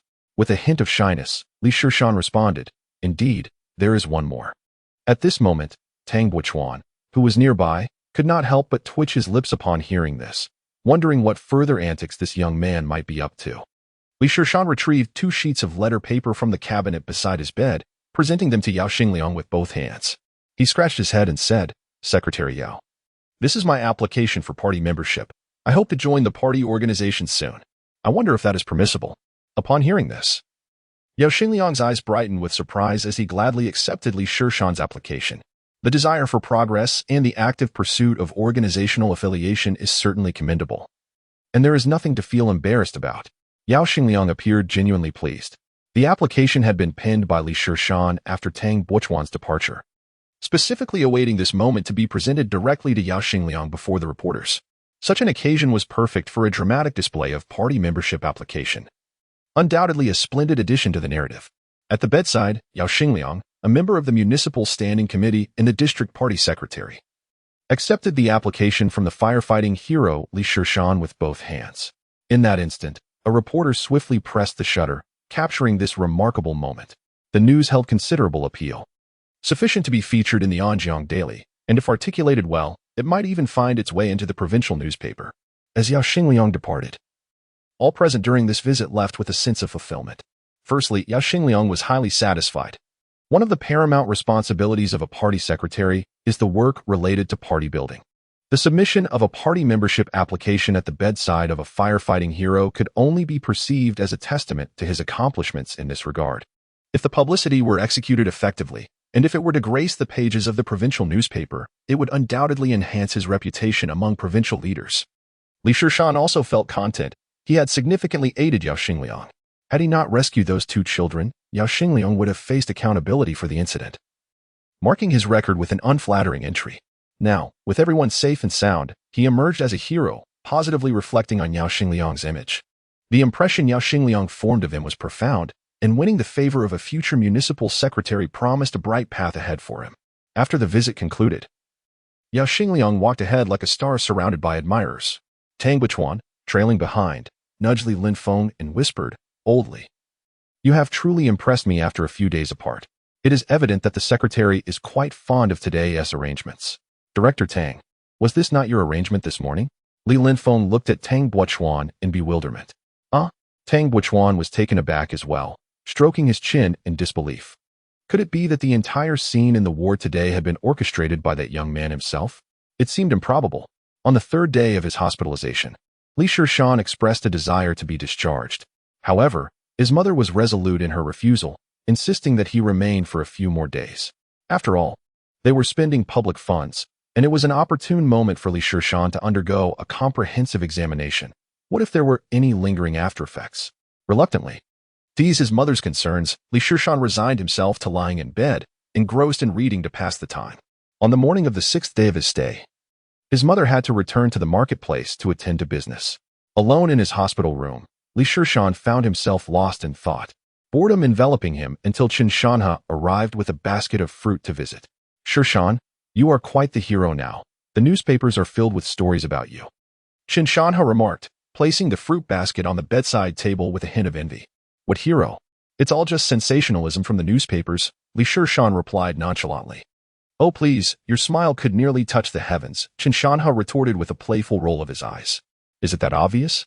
Li Shishan grinned broadly, playfully pinching his own cheeks. After a leisurely chat, Shishan shifted the conversation to the college entrance examination. Have you heard about Jokuin? He inquired. Jokuin? What happened? Li Shishan's interest peaked immediately. Ever since he reported Jokuin, he had been preoccupied with the matter, regrettably lacking any means to gather information. Even his email to the president of Jinling University went unanswered. He has been rejected by Jinling University, Shishan divulged with a gossiping tone. Really? What transpired? Please elaborate. Li Shishan exclaimed, exhilaration bubbling within him. This was indeed splendid news. I heard it was due to issues with his student status, but the specifics are unclear. Shishan continued.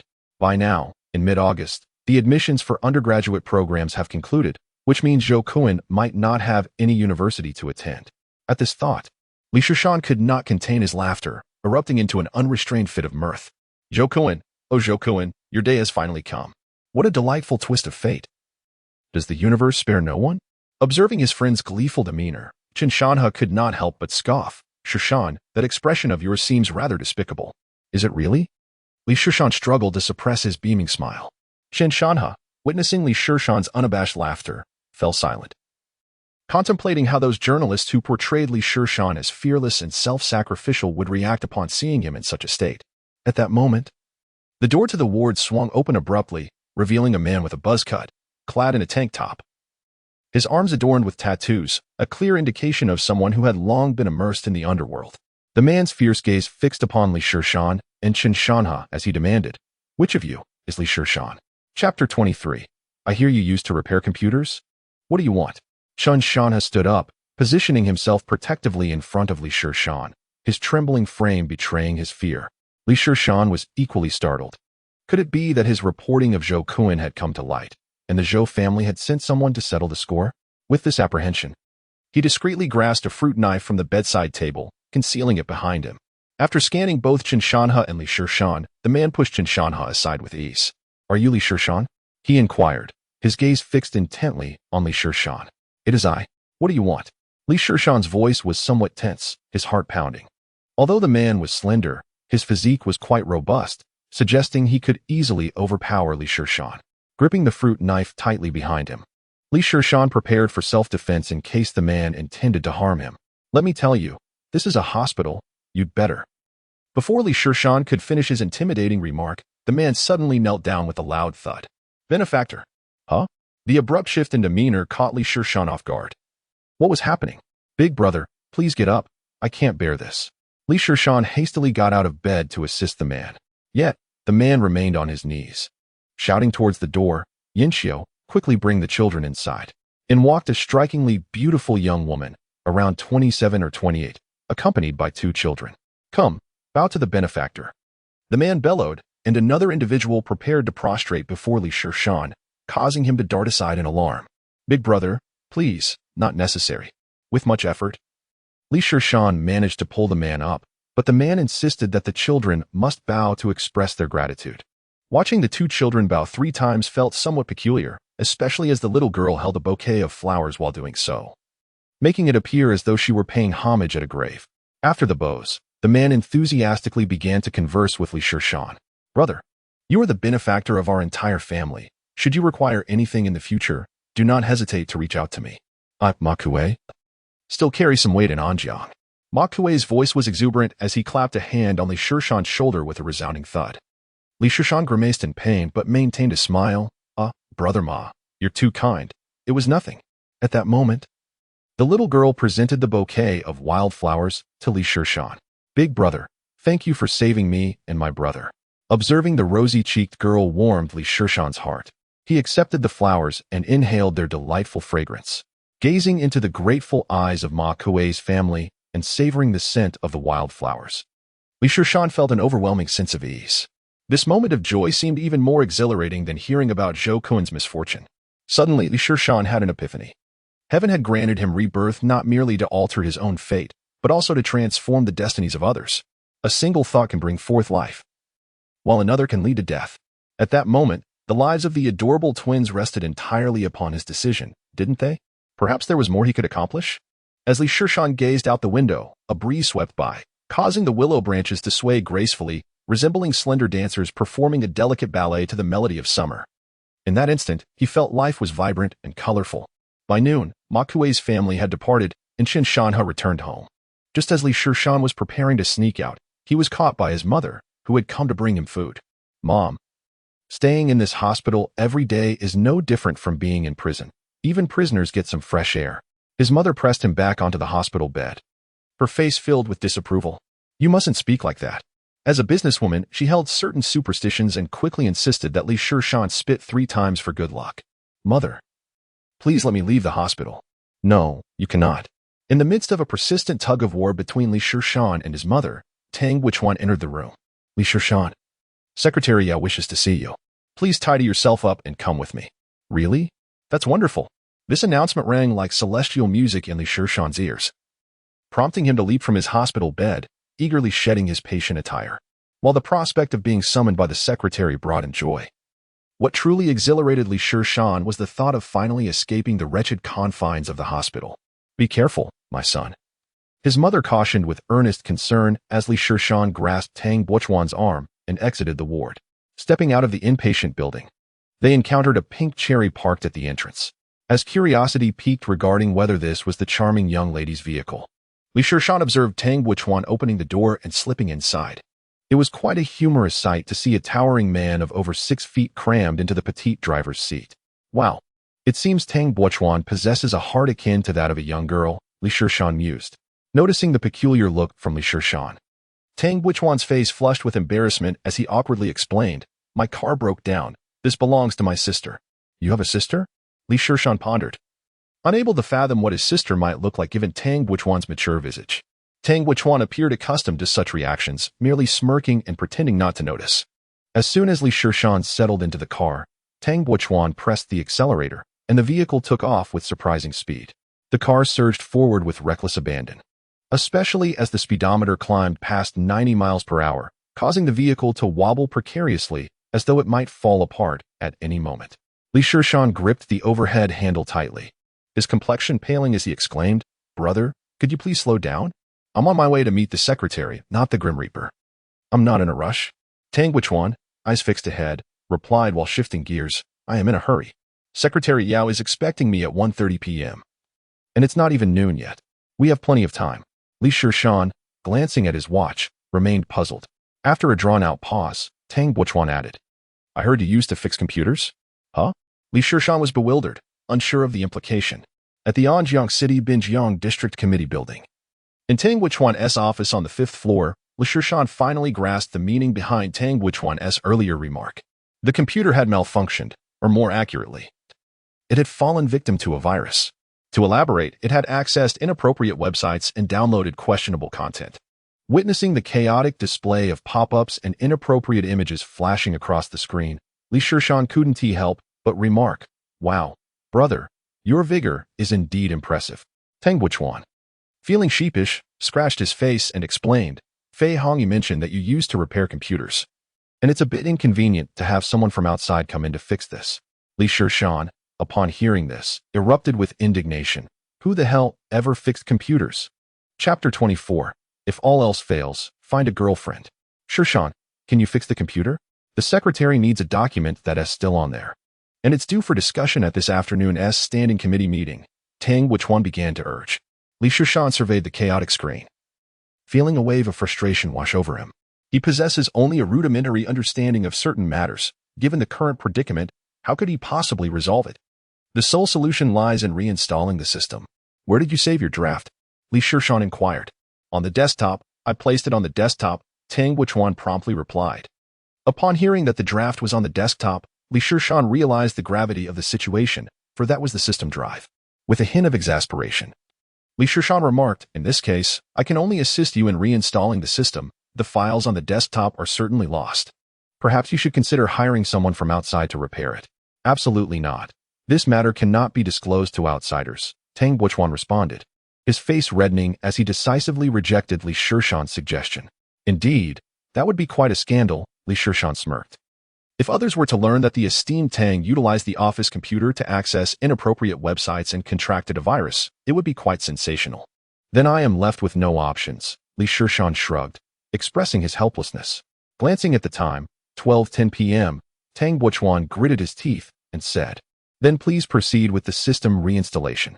Afterward, Tang Buchuan retrieved a laptop from a nearby cabinet and placed it on the table, picking up a printed draft to begin typing. Li Shishan glanced over to see that it was a report from the Shuanglong Township News regarding the recent fire incident. "Are you preparing to rewrite it?" "There is no other choice. I must rewrite it. It is better than producing nothing." Tang Buchuan sighed deeply. A look of distress etched on his face as his fingers flew over the keyboard. At that moment, Li Shishan refrained from interrupting Tang Buchuan and commenced the system reinstallation on his computer.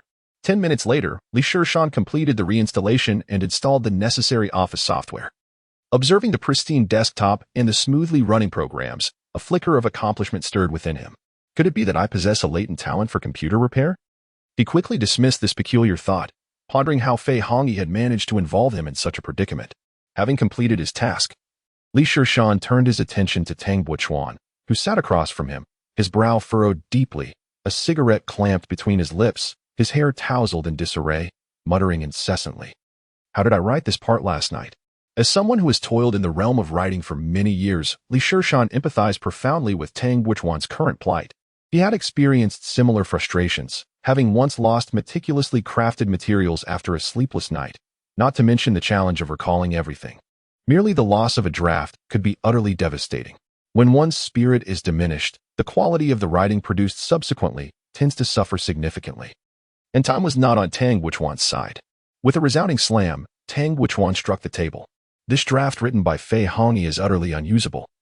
After 3 years in this profession, how can it be so poor?" It appeared he had encountered writer's block, and Tang Buchuan vented all his frustrations onto Fei Hongyi. What a pity! Li Shishan could only express his sympathy as he moved behind Tang Buchuan to glance at his draft. From Li Shishan's perspective, the report was somewhat lacking in quality. After glancing at the Shuanglong Township report, he realized that most of its content mirrored what he had previously expressed. Observing Tang Buchuan's pained expression sparked an idea within him. As Tang Buchuan scratched his head, struggling to recall his writing, Li Shishan opened document 97 and began typing, using the Shuanglong Township report as a reference. Time flew by, and before long, it was past 1 in the afternoon. Tang Buchuan stood up, twisting his neck, and sighed at the report he had painstakingly compiled. It was all he could manage. He copied the document onto a drive and turned to say, "Shishan, please help me transfer this file to the computer. I need to print it out." However, his words trailed off as his gaze became fixed on the computer monitor. Before him appeared an entirely new analysis and corrective measures regarding the fire situation in Shuanglong Township. Li Shishan, noticing Tang Buchuan's astonished look, modestly remarked, "Seeing you so focused on writing the report piqued my curiosity, so I attempted to draft one myself." "You did well," Tang Buchuan said, quickly scrolling through the document with his mouse, his heart racing with astonishment. The quality of this draft surpassed what he had labored over the previous night. The analysis was more insightful, and the recommendations were practical. Most importantly, the report included solutions for funding the renovation costs. Li Shishan proposed applying to the city for a portion of the funds, with the township covering some, and the remainder sourced independently, employing a phased construction approach to significantly alleviate financial pressure. "How did you come up with that?" Tang Buchuan pointed to the funding proposal. "I read an article online about a local township government that did something similar to complete a project. I wasn't sure if it would work," Li Shishan replied. "It works brilliantly," Tang Buchuan said, reviewing the document again. After correcting a few typographical errors and rephrasing several sentences, he clicked print, bound the report, and stepped out. About 10 minutes later, Tang Buchuan returned to the office, took a sip from his water cup, and exhaled a sigh of relief. "We finally passed, Shishan. Let me take you to meet the secretary." "Sure," Li Shishan replied, standing up and gesturing toward the computer. "Brother Tang, I've tidied up your computer and installed antivirus software. Give it a try." "Really? Let me check," Tang Buchuan said as he sat down at the computer. After a brief session of operation, he expressed satisfaction. "The computer is much faster now." Li Shishan rolled his eyes, noting that a reinstalled system would indeed be quicker. "By the way, Brother Tang, I must advise you to consider finding a girlfriend. Excessive screen time can lead to aging." In the office of the district committee secretary. Yao Xingliang praised the report written by Li Shishan, his gaze reflecting admiration. Li Shishan felt elated. Garnering goodwill from Yao Xingliang was a rare achievement. And he couldn't help but glance at Tang Buchuan, who stood solemnly beside him with his hands clasped behind his back, feeling a deep sense of gratitude. This gentleman exhibits no selfishness whatsoever, as he candidly informs Yao Xingliang that the report is not his own work. Such openness is truly admirable. Yao Xingliang engaged in a brief conversation with Li Shishan and, seemingly struck by a thought, inquired with keen interest, "Xiao Li, how has your application to join the party progressed since you last mentioned it? The township head has informed me that I am included among this year's candidates for evaluation." Li Shishan promptly replied, "Indeed, Li Linfeng seems quite capable." Yu's secretary nodded with approval before further asking, "Have you decided on your introducer for joining the party?" "Not yet." Li Shishan quickly responded, "The process of joining the party is quite intricate, involving suggestions from the party group, soliciting public opinion, discussions within the branch committee, and reviews by the party committee, among other steps. The selection of an introducer occurs only after one has been confirmed as a development target." After a moment of contemplation, Yao Xingliang remarked, "Xiao Tang, please call the secretary of Shuanglong Township and inform him that I will serve as Li Shishan's introducer." "You wish to be my introducer?" Li Shishan exclaimed in disbelief upon receiving this news. "Why? Are you reluctant?" Yao Xingliang, noticing Li Shishan's astonishment, teased him with a smile. No, I am willing." Li Shishan hurriedly nodded in agreement. Having the future secretary of the Anjiang Municipal Committee as his introducer meant that he would bear the mark of Yao Xingliang, a formidable political asset. However, Li Shishan pondered why Yao Xingliang would choose to be his introducer. A seasoned politician like him surely understood the implications. Just as Li Shishan was lost in thought, Yao Xingliang asked, "By the way, Xiao Li, I heard your family sells computers?" "Ah?" Li Shishan was taken aback by the question. "What on earth? How did I go from repairing computers to selling them? Has the rumor spread so wildly in such a short time? I happen to be in the market for a laptop. Xiao Li, do you have any recommendations?" As Yao Xingliang continued, Li Shishan hastily sought to clarify, fearing a significant misunderstanding. "Actually, secretary, my family sells electric saws." "No, I mean, we sell furniture," he stammered, causing Yao Xingliang to burst into laughter. Thus, their meeting concluded in a cheerful atmosphere. Upon departing from the secretary's office, Li Shishan's face was still flushed, and he had yet to recover from the earlier embarrassment. He cast a sidelong glance at Tang Buchuan and questioned with a hint of reproach, "Brother Tang, where did the secretary hear that I sell computers?" "Haha, the secretary inquired about your family. Perhaps he misunderstood." Tang Buchuan chuckled. "I find that hard to believe." Li Shishan retorted, rolling his eyes in frustration, convinced that Tang Buchuan was deliberately seeking revenge for his earlier teasing. "Do you believe I should tell the secretary that you used the office computer?" Li Shishan began, but Tang Buchuan swiftly covered his mouth, casting a guilty glance around. "Keep your voice down. We wouldn't want anyone else to overhear," he whispered. "Brother, when will this cycle of revenge end?" Li Shishan replied with a cold laugh. Tang Buchuan accompanied Li Shishan downstairs, and as the two arrived in the lobby on the first floor, they overheard a few young girls whispering excitedly, "Wow, doesn't that person resemble Hua Zilei? Indeed. If only he grew his hair longer, he would look even more like him. I wonder which department he belongs to. It would be wonderful to get his contact information." The girls' conversation piqued Li Shishan's curiosity. Hua Zilei? Which handsome man could possibly match such a description? The 2001 television series Meteor Garden had captivated countless young girls across the nation, particularly with characters Dao Mingxi and Hua Zilei. Following the girl's gaze, Li Shishan spotted a young man conversing with a middle-aged female police officer at the entrance. Upon closer inspection, the young man indeed possessed striking features: a sharp chin, thin lips, a straight and delicate nose, and enchanting peach blossom eyes, complemented by a tall and slender figure. He bore a resemblance to Hua Zilei. No wonder these girls were utterly enchanted. If I were a girl, I too would likely be as enthralled. Ugh, that effeminate fellow with the surname Bai. Tang Buchuan's sarcastic voice cut through the air, hinting at his acquaintance with the young man. "Do you know him?" Li Shishan promptly inquired. "He is Bai Lang from the Provincial Organization Department."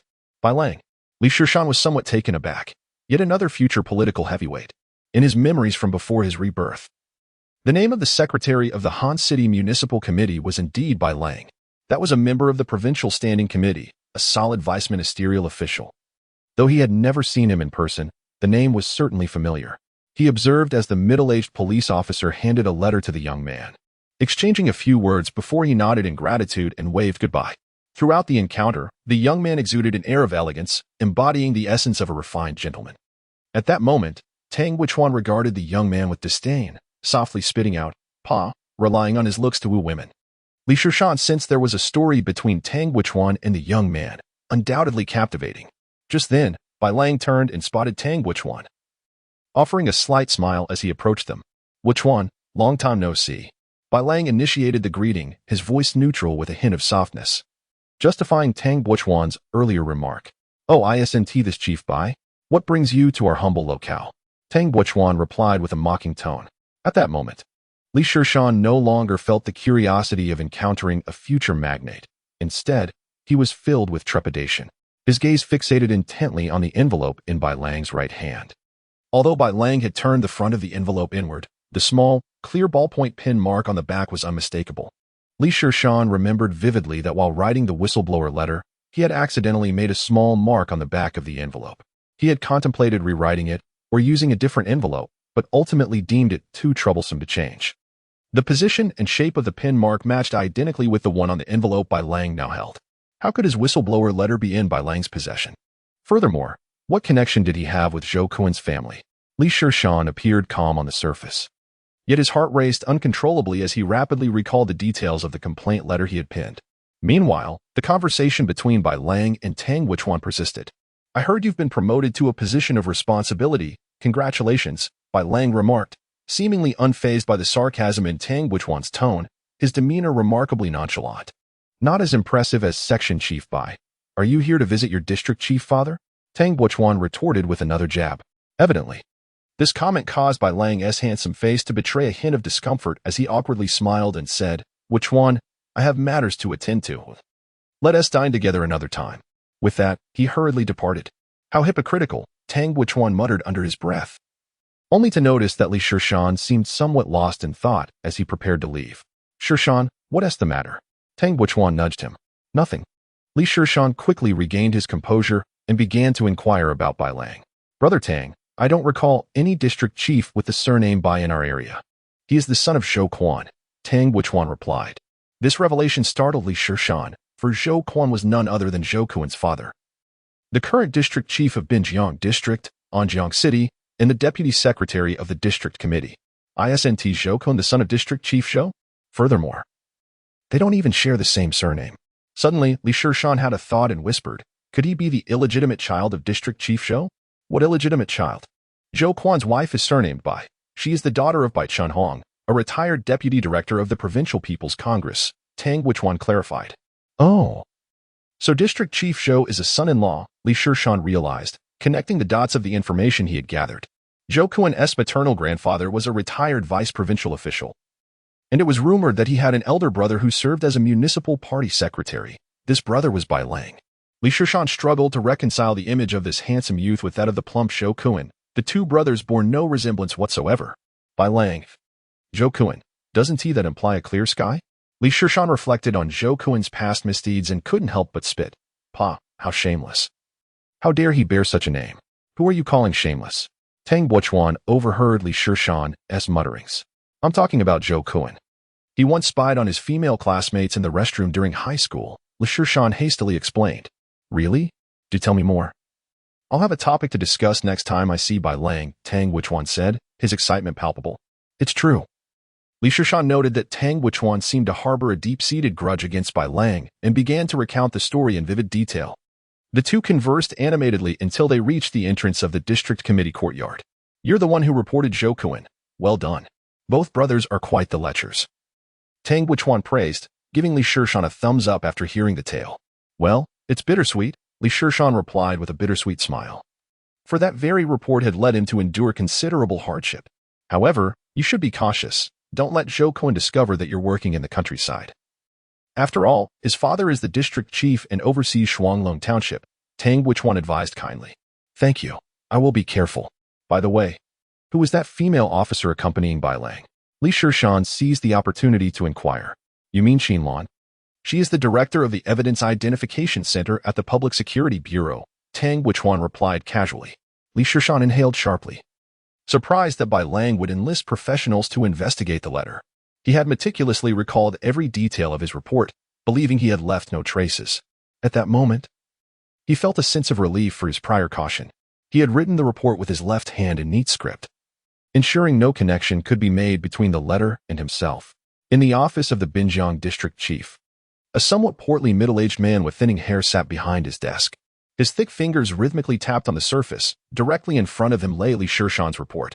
This man was Zhou Quan.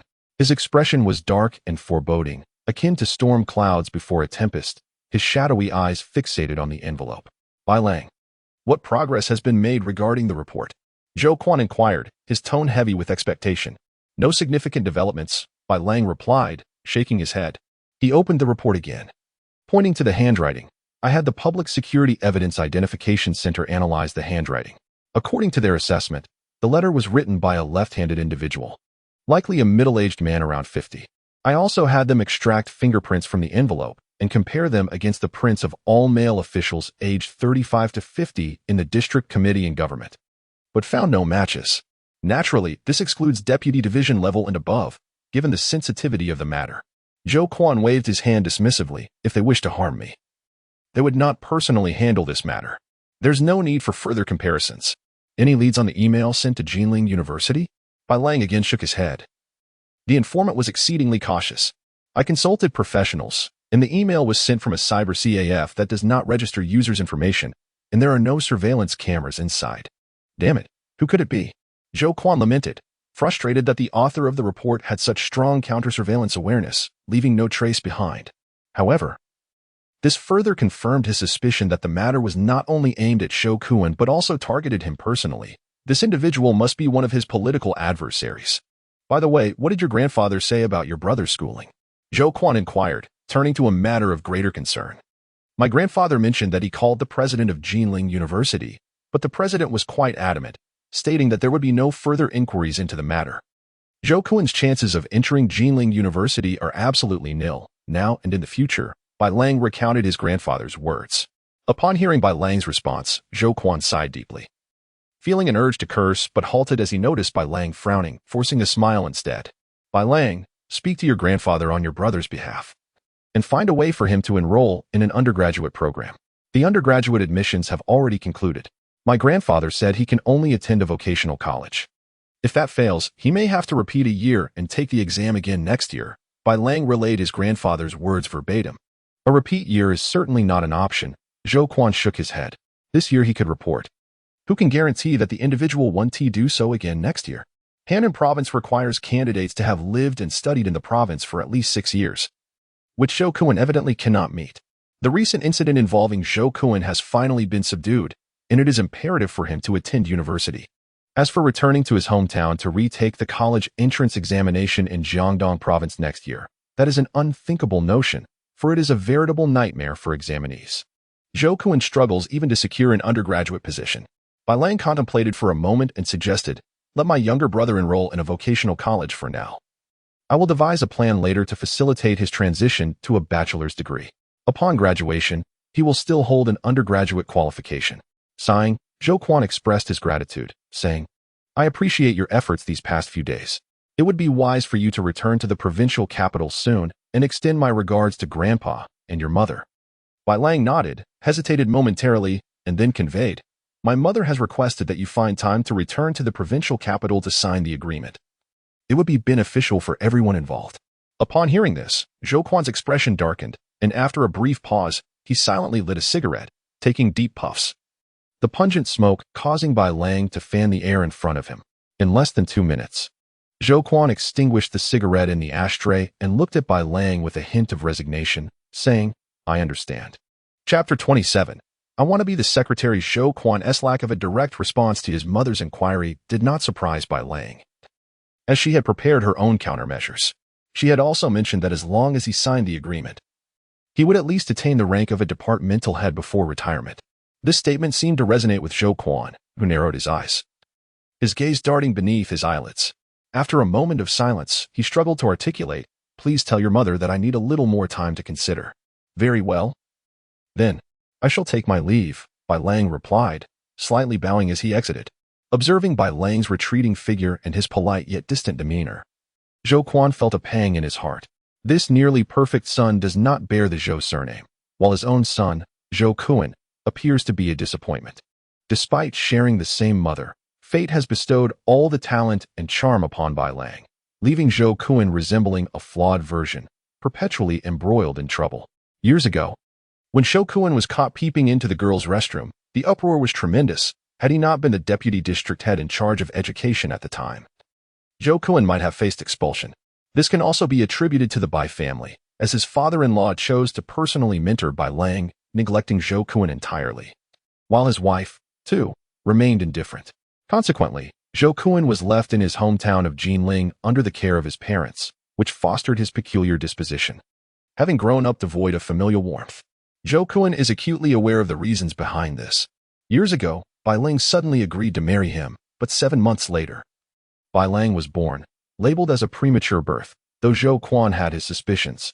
However, he dared not seek confirmation, fearing that uncovering the truth would obliterate everything he had built. Throughout the years, he had been accommodating and meticulously attentive to the Bai family. Yet it ultimately culminated in this disheartening outcome. Alas, this year seems particularly unfortunate. His younger son faces a lack of educational opportunities, while his wife is embroiled in a divorce dispute with him, leaving Zhou Quan feeling irritable and in need of an outlet for his frustrations. Just then, a knock echoed at the door. Zhou Quan hastily tucked away the complaint letter into a drawer, adjusted his posture, and solemnly instructed, "Come in, District Chief. This is the proposal to be discussed at this afternoon's standing committee meeting. I kindly ask for your review." A young man in his early 30s, of modest stature and round face, respectfully placed the materials on the table. He was Zhang Jian, the dedicated secretary to Zhou Quan, who had been by his side since Zhou assumed the position of deputy district chief. Upon entering the room, Zhang immediately sensed that the district chief's demeanor was less than favorable, and he dared not speak, resting his hands on his abdomen, his head bowed in silence. Zhou casually flipped through the pages, but upon reaching the last page, he furrowed his brow and remarked, "I was unaware of the plan to establish a fire station and upgrade the pipeline network in Shuanglong Township. How is it that I am only now learning of this? I only became aware of it upon receiving the materials. I inquired earlier and learned that Secretary Yao has already discussed this matter with other standing committee members. It seems this is merely a formality for the meeting," Zhang Jian cautiously responded. As a secretary, Zhang was competent, adept at anticipating which matters would concern his superior, thus allowing him to prepare in advance. "That Yao is exceedingly arrogant," Zhou seethed, hearing that Yao Xingliang had bypassed him and other committee members. He was so enraged that his native dialect slipped out. His fury then shifted towards Zhang Jian as he slammed the table and admonished, "Knowing that the standing committee meeting is this afternoon, couldn't you have requested the materials from the district committee office in advance? Must you wait for them to be delivered? What kind of secretary are you?" Zhang felt an overwhelming sense of grievance. This proposal had been personally prepared by Tang Buochuan, who had delayed in providing it. Only just moments ago had he found someone to deliver it. Yet, regardless of his grievances, he had no choice but to endure. "District Chief, it is my fault for not performing my duties adequately," Zhang Jian admitted, his gaze lowered in acknowledgement of his shortcomings. "Humph," Zhou snorted coldly, falling into silence as he regarded the proposal. In truth, Zhou was aware that this situation could not be entirely blamed on Zhang Jian. However, his pent-up frustration needed an outlet, and Zhang had become the unfortunate target. "District Chief, if you are dissatisfied with this proposal, should I consult with other committee members once more?" Zhang Jian tentatively inquired. "Consult about what? Which committee member would dare to oppose Yao Xingliang?" Zhou replied, his irritation palpable. If Yao Xingliang were merely an ordinary district committee secretary, Zhou, as district chief, might have been able to confront him. Yet, Yao was a member of the municipal standing committee, possessing voting rights within that assembly, and had influence over personnel recommendations for deputy-level officials. The other committee members were far too eager to curry favor with Yao to oppose his views. Zhou, as district chief, felt like a mere figurehead, disregarded by all. "From now on, inform me immediately of any developments regarding Yao Xingliang," Zhou instructed, waving his hand for Zhang Jian to leave. He then gazed blankly at the ceiling, engulfed in thought. At that moment, he felt an unprecedented sense of humiliation, having navigated the complexities of the Bai family to finally secure the position of district chief. He had hoped for a smoother journey in the political arena, especially after experiencing setbacks in his personal life. Yet, what was the reality? Barely having assumed the role, he was now confronted by the formidable presence of Yao Xingliang. As the head of the district government, he felt like a puppet on strings, bound to comply with Yao's directives, reduced to a mere stamp of approval. No, he could not continue in this manner. Zhou Quan recalled Bai Lang's words before his departure, gritted his teeth, and picked up his phone to dial his number. Tell your mother that I can agree to sign, but I shall only do so after I assume the position of district committee secretary. Understood, I will relay this to my mother.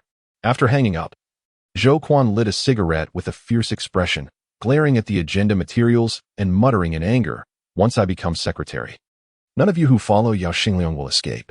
Just as Zhou Quan finished his cigarette, Zhang Jian returned to the office. District Chief, I have just received news that Secretary Yao has become the introducer for Li Shishan as party membership. Li Shishan? Who is this person? Zhou Quan pondered, struggling to recall any details about him. He is the top scorer in this year's Township Civil Service examination, reportedly personally interviewed by Secretary Yao and assigned to Shuanglong Township. Zhang Jian's information-gathering efforts were impeccable. Shuanglong Township again? Zhou Quan tapped his fingers on the desk and said, investigate Li Shishan's background. What is Yao Xingliang up to? Suddenly becoming an introducer? The news of Yao Xingliang becoming Li Shishan's introducer quickly reached Shuanglong Township.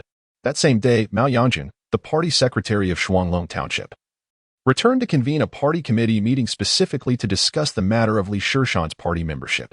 The proposal to admit Li Shishan as a probationary member was unanimously approved, with a decision made to conduct a vote at the upcoming Party Members' Congress in October. From now on, the primary focus of Shuanglong Township would be to prepare diligently for the Congress, as Yao Xingliang, being Li Shishan's introducer, was required to attend. Subsequently, all of Li Shishan's procedures were expedited, with various processes hastened, and once approved at the Party Members' Congress, he would become an honorable probationary member. Upon returning to the township from the hospital, Li Shishan could not help but stroke his chin with pride upon hearing the news. Little did he expect that he would so swiftly fulfill the 3 ages and 2 experiences required for his identity. Chapter 28. Secondment to the District Committee Office. Within the bureaucratic framework, the term 3 ages and 2 experiences is frequently referenced. The 3 ages refer to age, years of service, and party tenure. The 2 experiences pertain to educational background and work experience, and the final aspect of identity refers to official status. This terminology, originating from the planned economy system, continues to be relevant today. These 6 elements serve as significant references and constraints in the promotion and appointment of officials, particularly the first 5, which greatly influence the selection of party and government cadres. In personnel promotion, the advantages of younger candidates with longer years of service and party tenure, along with higher education and richer work experience, become increasingly evident. Notably, the 3 ages are especially important. While education and work experience can be supplemented over time, the 3 ages are immutable. Consequently, it has not been uncommon for many officials in the past to alter their age or party tenure to advance further. Now, Li Shishan had already begun counting his 3 ages at the tender age of 18, placing him significantly ahead of his peers in terms of rigid qualifications for future promotions. At present, everyone in Shuanglong Township was aware of Li Shishan's name. On his first day back at work in the township, he was surrounded by enthusiastic colleagues. From time to time, individuals approached the party and government office, seeking to establish connections with Li Shishan. The deputy township head has been inviting Li Shishan for discussions and heart-to-heart exchanges one by one. It can be said that Li Shishan has become the most sought-after figure in Shuanglong Township. Nevertheless, Li Shishan is acutely aware that the more one is in the limelight, the more one must maintain a low profile and humility. He continues to be the first to arrive at the office each day, adhering to the habit of tidying up the entire workspace, always greeting everyone with a smile, neither overly enthusiastic nor dismissive. In his previous life, Li Shishan was obscure and unnoticed, so the sudden attention is somewhat disconcerting for him, and he can only reassure himself that this too shall pass. However, contrary to his hopes, merely 2 days later, Li Shishan once again became the focal point within the township government. At this moment, the city is fully implementing an information-based office system, with the district committee as a pilot unit, allocating computers to all office personnel. The cost of over 100 computers is substantial, and Yao Xingliang is quite apprehensive. Given that computers have only recently gained popularity and he lacks anyone knowledgeable about them, it was then that Tang Buochuan mentioned Li Shishan. Tang Buochuan has long coveted Li Shishan's writing skills. Yao Xingliang has exceedingly high standards for material quality, and even after years of honing his craft, Tang Buchuan often finds his submissions returned for revisions. The task of writing materials is laborious, mentally exhausting, and can lead to hair loss, a particular concern for Tang Buchuan, whose hairline is already receding. Since the last time Li Shishan produced satisfactory materials for Secretary Yao in under an hour, Tang Buchuan has been contemplating the possibility of having Li Shishan transferred to assist with writing. Now, the opportunity has arisen. Li Shishan is computer literate, and Secretary Yao holds him in high regard, making it the perfect time to formally request his assistance. Upon hearing Tang Buchuan's suggestion, Yao Xingliang instantly discerned his ulterior motives, but chose not to confront him. Yao Xingliang, too, had his considerations. Firstly, there was a genuine need for someone knowledgeable about computers to participate in the procurement process. Secondly, this would provide the young man with a valuable opportunity for growth. After all, it was only a temporary transfer with minimal restrictions. Seeing Yao Xingliang's approval, Tang Buchuan eagerly dashed out to make a phone call. At that moment, Li Shishan, having just returned to work in Shuanglong Township for barely 2 days, received Tang Buchuan's call. Upon learning that he was to be temporarily assigned to the district committee to participate in the computer procurement project, he could not help but express his frustration to Tang Buchuan. "I say, brother, do you really think my family sells computers? I know just a little, a mere bit. Shanzi, this is a rare opportunity, and I've worked hard to secure it for you," Tang Buchuan replied, his tone laced with a sense of goodwill. "No, brother. Are we that close? Just call me Shanzi." "I'm not going," Li Shishan retorted indignantly. Li Shishan was resolute in his refusal. His primary concern was that if Zhou Kuan learned of his involvement with the district committee, he might report to his father, drawing the district head's scrutiny upon him, which would complicate his life significantly. This stood in stark contrast to his philosophy of quietly developing his skills, focusing on learning and awaiting the right opportunity. Additionally, he was well aware of the complexities involved in the procurement process. From price comparison to procurement and subsequent installation, it is indeed a complex matter. Moreover, the procurement process is fraught with intricacies and vested interests, and I would prefer to avoid wading through such murky waters. Ultimately, he consistently suspects that Tang Buchuan has ulterior motives.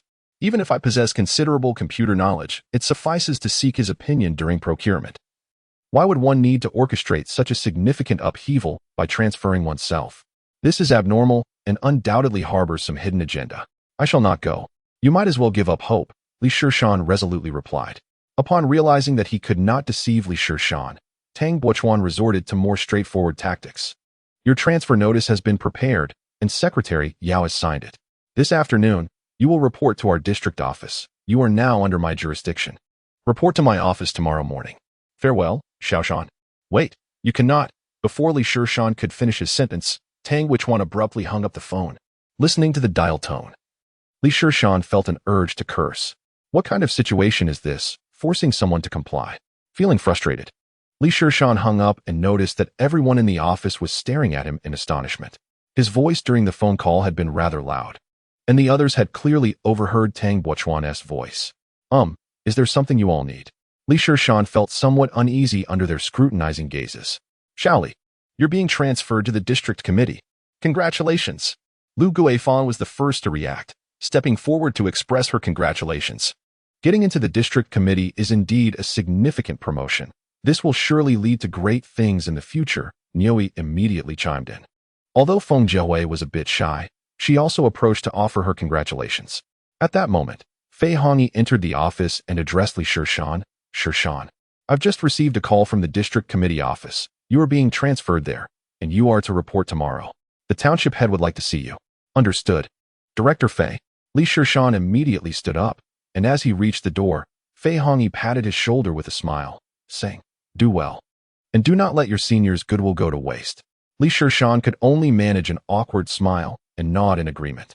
Not long after he left, news of his transfer to the district committee office spread, leading to an influx of colleagues who began inquiring about his situation, with several middle-aged women even probing whether he was in a relationship. Chapter 29. Farewell toast. Li Shishan is incredibly fortunate. He has only been in the township for a few days and is already being transferred to the district committee, remarked a short-haired woman. "This is not mere luck. Li Shishan has earned this through hard work," Lu Guifang immediately countered. "Indeed, Let us not forget that Li Shishan's party admission was introduced by Secretary Yao. Another slightly plump, middle-aged woman chimed in. As the saying goes, 3 women make a play. Now, 7 or 8 women surrounded the office, chattering incessantly, much to Wang Yude's annoyance. Ever since discovering that the district committee secretary was Li Shishan's party introduction, Wang Yude had been plagued by regret, losing sleep over the thought that if he had only been on duty that day, everything Li Shishan had attained would have been his. As the voices of several women grew increasingly louder, Wang Yude could no longer contain himself and interjected, "You must understand that Li Shishan is merely on loan. He has not been reassigned permanently and will return." His somewhat envious remark immediately drew the merciless ridicule of Lu Guifang. "Old Wang, do you regret it? You shouldn't have left. A splendid opportunity was given to Li Shishan. Had you been on duty that day, it might have been you going to the district committee. But then again, even if you were on duty, would you have had the courage to rescue anyone from the fire?" The surrounding women continued to chuckle at Wang Yude's expense. Embarrassed by Lu Guifang's revelation, he flushed crimson, stammering and pointing at her, utterly speechless. Lu Guifang had spoken the truth. He indeed lacked that courage. Frustrated, Wang Yude could only vent his anger on his teacup. He slammed the cup onto the table, shattering the glass with a resounding crash, leaving him drenched in tea and utterly humiliated. Laughter erupted among the onlookers as Wang Yude, dejected, left the office. In the township head's office, upon entering, Li Shishan was greeted by Li Linfeng. "Shishan, you are now the pride of our Shuanglong township." "You flatter me, uncle." Li Shishan humbly replied. Li Linfeng rambled on, praising his capabilities and urging him to work diligently, to which Li Shishan could only smile and nod in agreement. Although his time in the township had been brief, he could still sense Li Linfeng's support and care. Their conversation lasted nearly an hour until Fei Hongi entered. "Mayor, the restaurant has been arranged. We can head there now." "All right," Li Linfeng nodded, smiling at Li Shishan. "Shishan, let's have lunch in town. It's a send-off from the township." No, that's unnecessary," Li Shishan protested, but he could not resist Li Linfeng's insistence and eventually accompanied him to a Sichuan restaurant named Shalaxiang in town. As they ascended to the second-floor private room, Li Shishan noticed the deputy township head, the deputy secretary, and several committee members were already present. It could be said that apart from the secretary, all the principal leaders of the township government were in attendance, prompting Li Shishan to reflect on the significance of connections. All of them were seasoned officials, fully aware of the importance of the district committee office, the most vital department within the district committee and the closest to the leadership, with a high probability of promotion. Although Li Shishan was merely on loan, his youth, coupled with his significant contributions during the recent fire and his connection with Yao Xingliang, meant that remaining in the district committee office was merely a matter of time. His future in politics appeared bright. At this moment, anyone with sense would strive to cultivate a good relationship with Li Shishan. As the banquet progressed and the wine flowed, Li Linfeng, now somewhat inebriated, raised his glass. His face flushed. "Shishan, you are the first from our township to make it out there. Before you came, those who served in our township either languished here or resigned to seek other opportunities." These words caused Fei Hongi's heart to skip a beat. After all, Tang Buchuan had said he was sent here for training. Surely, they wouldn't be deceiving him. At this moment, Li Linfeng's expression appeared somewhat somber as he drained his glass of wine. The other deputy township heads also sighed in sympathy. Li Shishan understood their sentiments. Shuanglong Township, being remote, mountainous, and impoverished, had always been a place where officials were dispatched, implying that promotion opportunities were virtually non-existent. Li Linfeng raised another glass and said, "Shall we? I toast to you." I dare not. I raise my glass to you," Li Shishan replied promptly, lifting his cup and standing up. "Though you have not been with us long, you are indeed one of us from Shuanglong Township.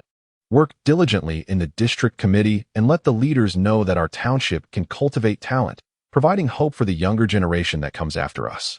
Li Linfeng clinked his glass with Li Shishan's and drank heartily. Li Shishan followed suit, promptly downing his drink and nodding, "I will strive to do my best." However, a sense of melancholy began to creep into Li Shishan's heart. It seemed as though the current trajectory of development had completely diverged from his original intentions.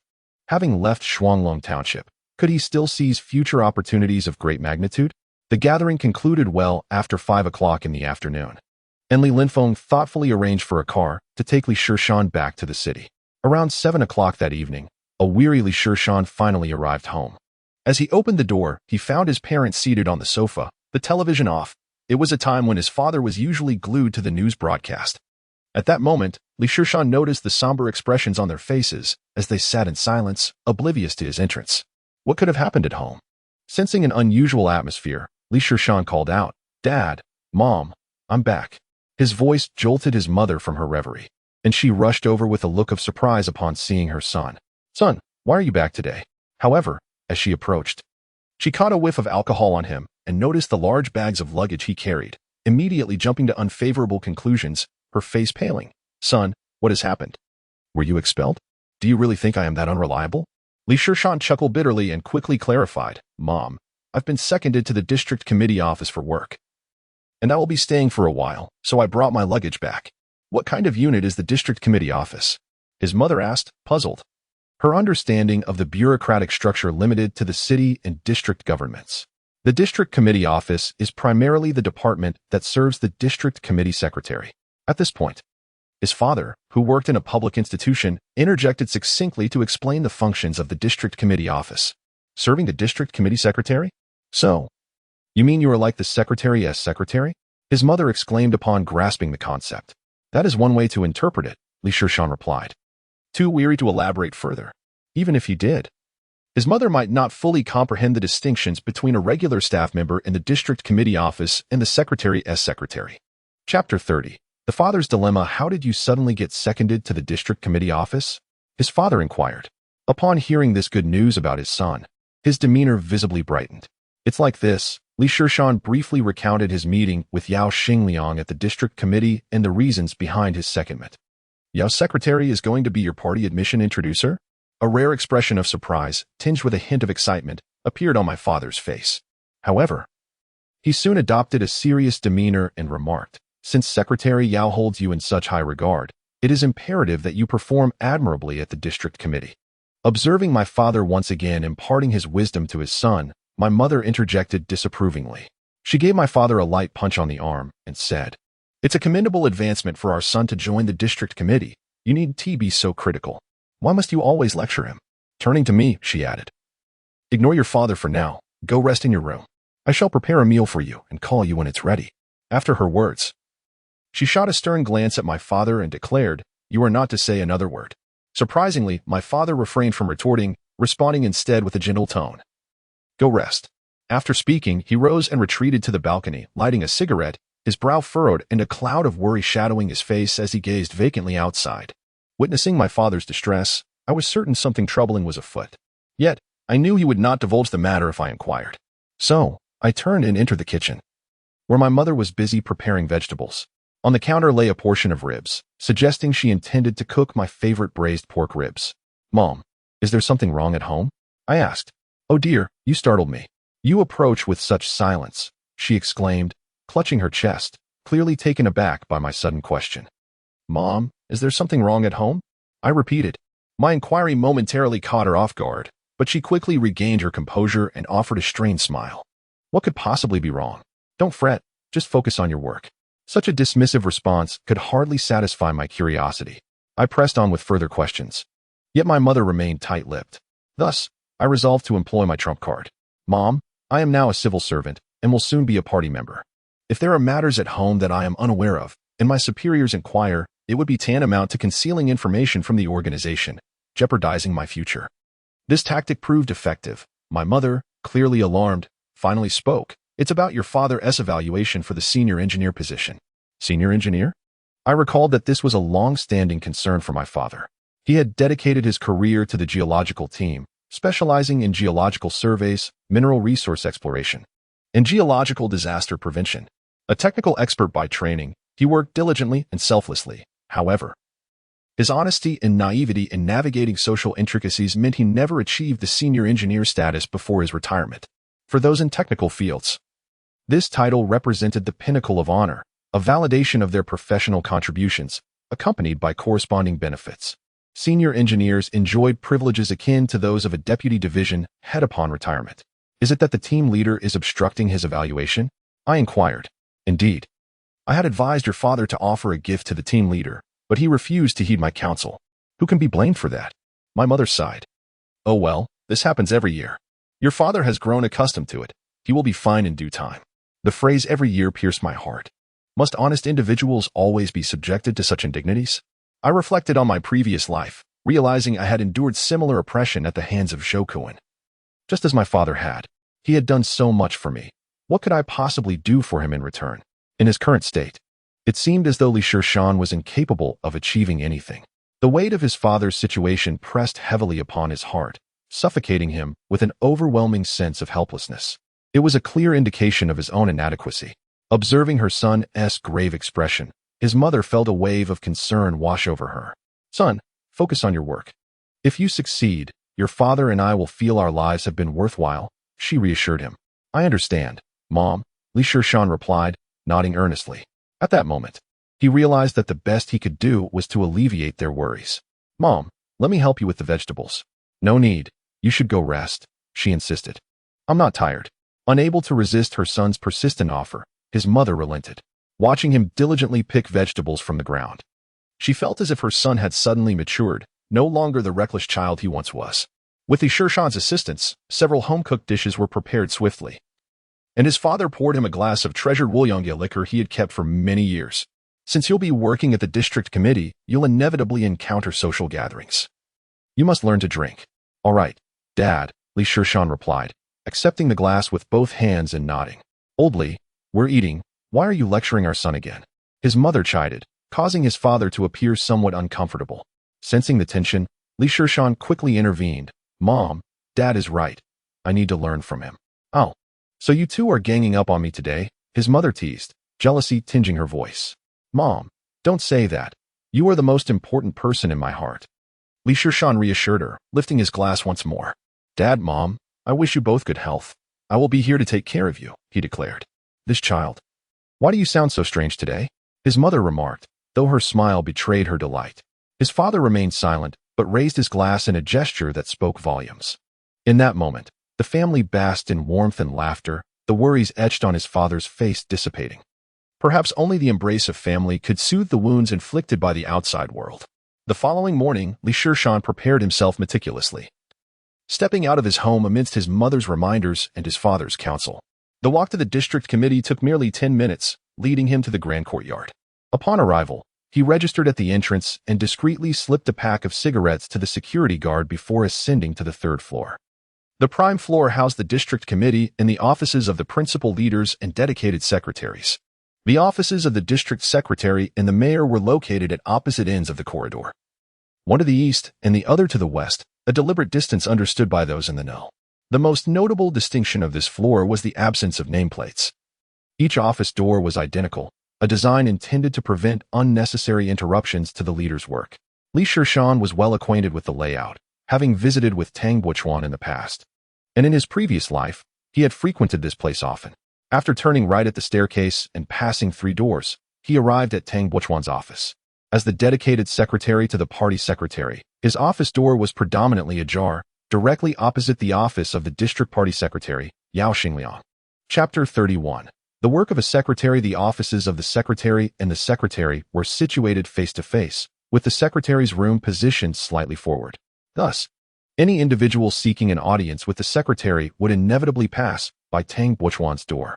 This allowed Tang Buchuan to promptly address any uninvited guests. Typically, visitors would first approach Tang Buchuan, who would then arrange matters based on the visitor's identity and the urgency of the issue at hand. This process, while not codified in any official regulations, was universally respected, a tacit understanding among colleagues. However, this protocol did not apply to peers or superiors, who adhered to an entirely different set of rules. Shishan entered Tang Buchuan's office without knocking. Director Tang, I am here to report, he announced. Tang Buchuan, having noticed Shishan long before, greeted him with a warm smile and rose to welcome him. Approaching Shishan, he gave a hearty pat on the shoulder. Shishan, welcome. Welcome. Faced with Tang Buchuan's playful nicknaming, Shishan could only roll his eyes and helplessly inquire, Director Tang, may I ask where my office is and which department I have been assigned to? I will take you there, Tang Buchuan replied, leading Shishan to an adjacent room. Here it is, your office. As for the department, you are currently under my direct management. I am to work here. Shishan observed the small room with a hint of confusion. It was quite compact, notably narrow, only a little over 2 meters wide, but stretching 5 or 6 meters long. If a desk were placed horizontally, it would be difficult for anyone to pass through. The office contained a desk against the wall, equipped with a computer and all necessary office supplies. How is it? I treat you well, don't I? An independent office. This is a proper division chief's treatment. Tang Wuchuan began to flatter. Li Shishan cast a glance at the corner where newspapers and various clutter were stacked. Really? Why do I always feel like this is a storage room? Haha, that's merely your illusion, Tang Wuchuan chuckled, sensing Li Shishan's skepticism. Li Shishan narrowed his eyes at Tang Wuchuan. With a knowing tone he remarked, is that so? Deceivers often end up bald, you know. Tang Wuchuan instinctively touched his forehead, realizing this young man had a sharp tongue, and quickly shifted the topic. Well, let us discuss work. Upon hearing the word work, Li Shishan ceased his playful demeanor and replied seriously, are you referring to the computer procurement? What do you need me to do? That procurement can wait. First, I need you to review this document for me. I feel the wording is not quite smooth. Could you help me revise it? Tang Wuchuan said, producing a document from behind him and presenting it to Li Shishan. Revise the document? Li Shishan was taken aback, but upon noticing Tang Wuchuan's evasive gaze, he quickly understood. I knew it. You brought me here just to write materials for you, didn't you? Li Shishan glared at Tang Wuchuan with mock severity. Tang Wuchuan, realizing he had been discovered, abruptly placed the materials on the table and turned to leave, muttering, this is part of your job. Hurry up and review it. The secretary is waiting. Well, you are quite ruthless. Li Shishan, feeling helpless, settled into his new position. In truth, he had already sensed Tang Wuchuan's intentions prior to his arrival. In governmental agencies, the most arduous and taxing tasks often involve writing materials, particularly in the commission office. Typically, the materials requested by leaders are urgent, and producing them swiftly and effectively is a rare skill.